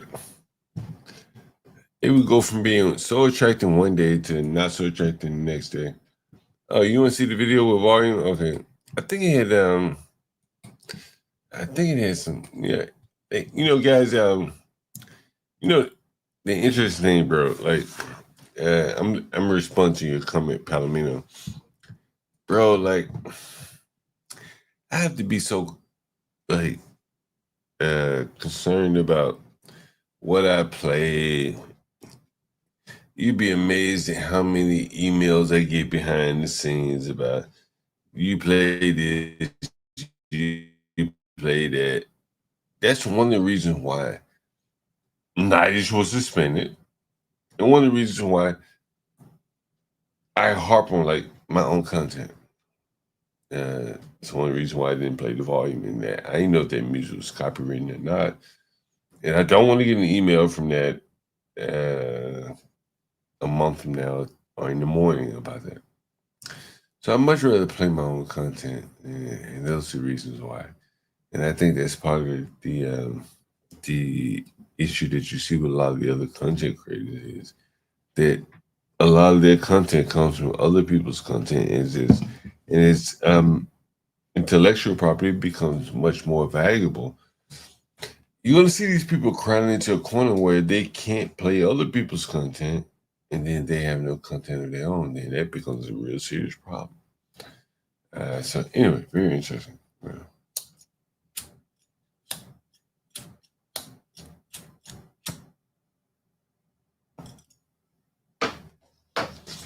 The content is the dope, as they say. He said, so you may be wondering why no volume. Again, have you ever used Shazam? Anyone ever used Shazam? If Richard is in the audience, Richard, are you in the audience? Let me know if you're in the audience. If not, I'll explain it myself. All right, no problem. So let's say this. Let's say that you want to build out some kind of application that check for copywritten content. Well, one of the applications will say, well, I'll just check for audio. That's Shazam. Shazam doesn't check for video, it checks for audio. Correct? And whenever you use Shazam, someone saying the audience, yeah. So, well, how does Shazam check for audio? If you ever use Shazam, they need about 3 seconds. So what's happening behind the scenes? They're taking that 3 seconds of audio, and I'll show you. Let me see.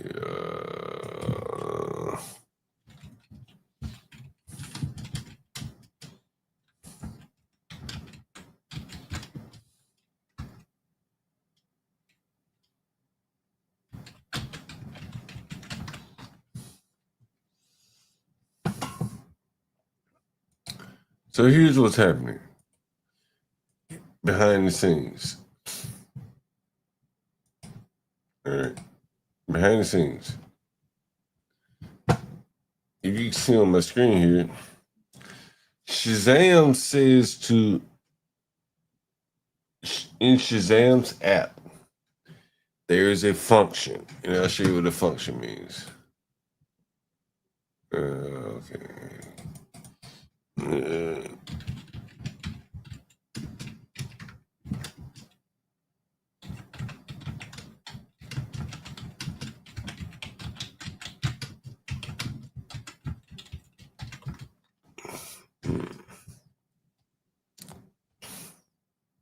All right.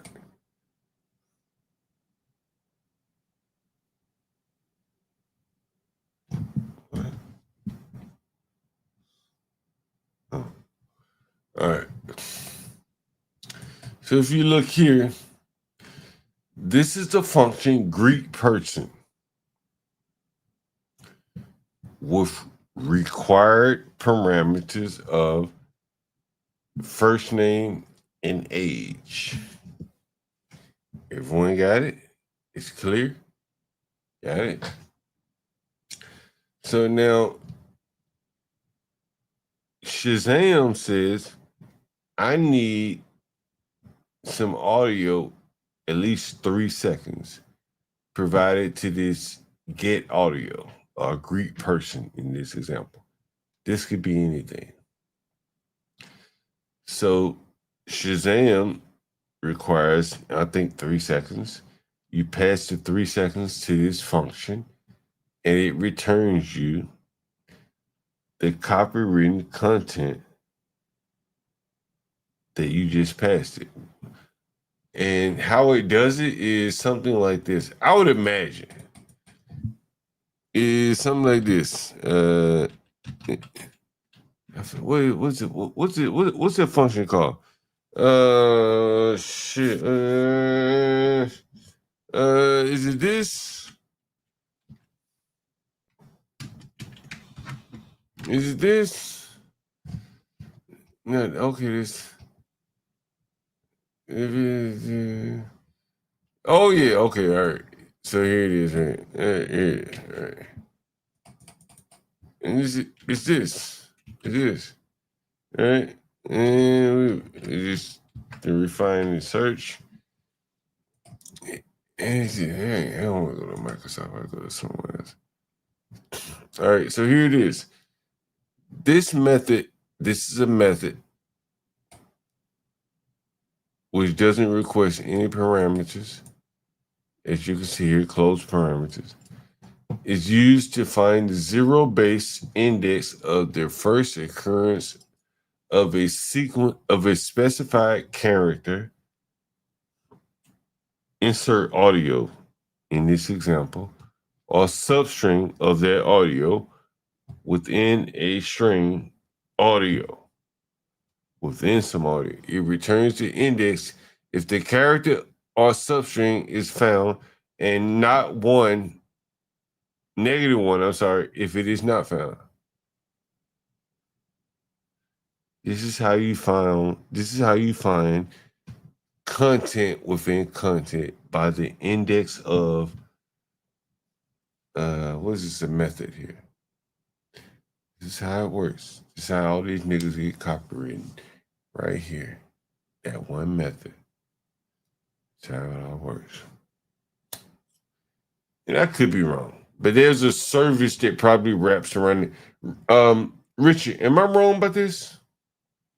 Correct me. You know, I haven't written something in a while. Am I wrong about this, Richard?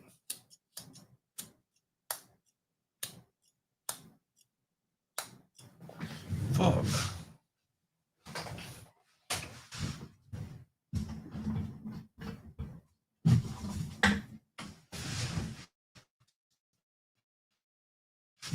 Where's Richard? Am I wrong about this? Am I right? I'm right about this, right?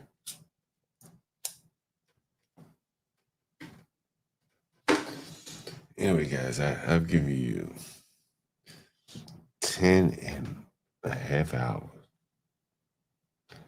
Straight fucking dope. Straight dope.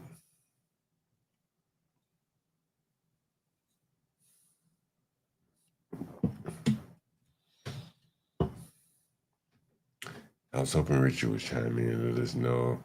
Let me know if I'm right about that.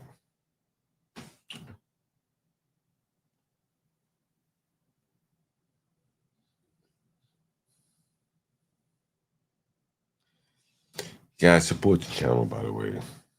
Yeah, I am. John Carl bringing to you rough, rugged, and raw.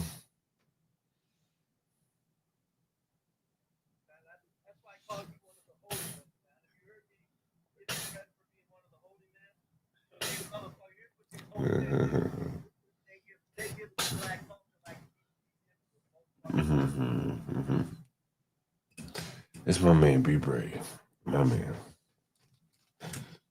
You know, I would love to have you know what would be interesting? I would love to have Cellulite and Be Brave up on the panel together.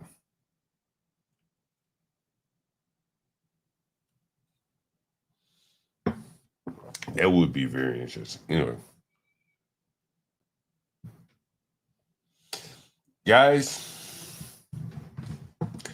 I have enjoyed myself today. I can't lie to you. And before I get out of here, what I want to say, I like this. Yeah. Yeah, it's correct. Yeah. Word to bro.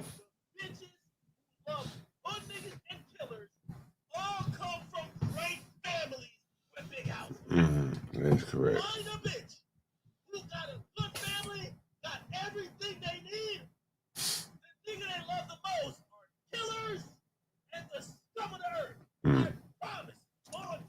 Oh,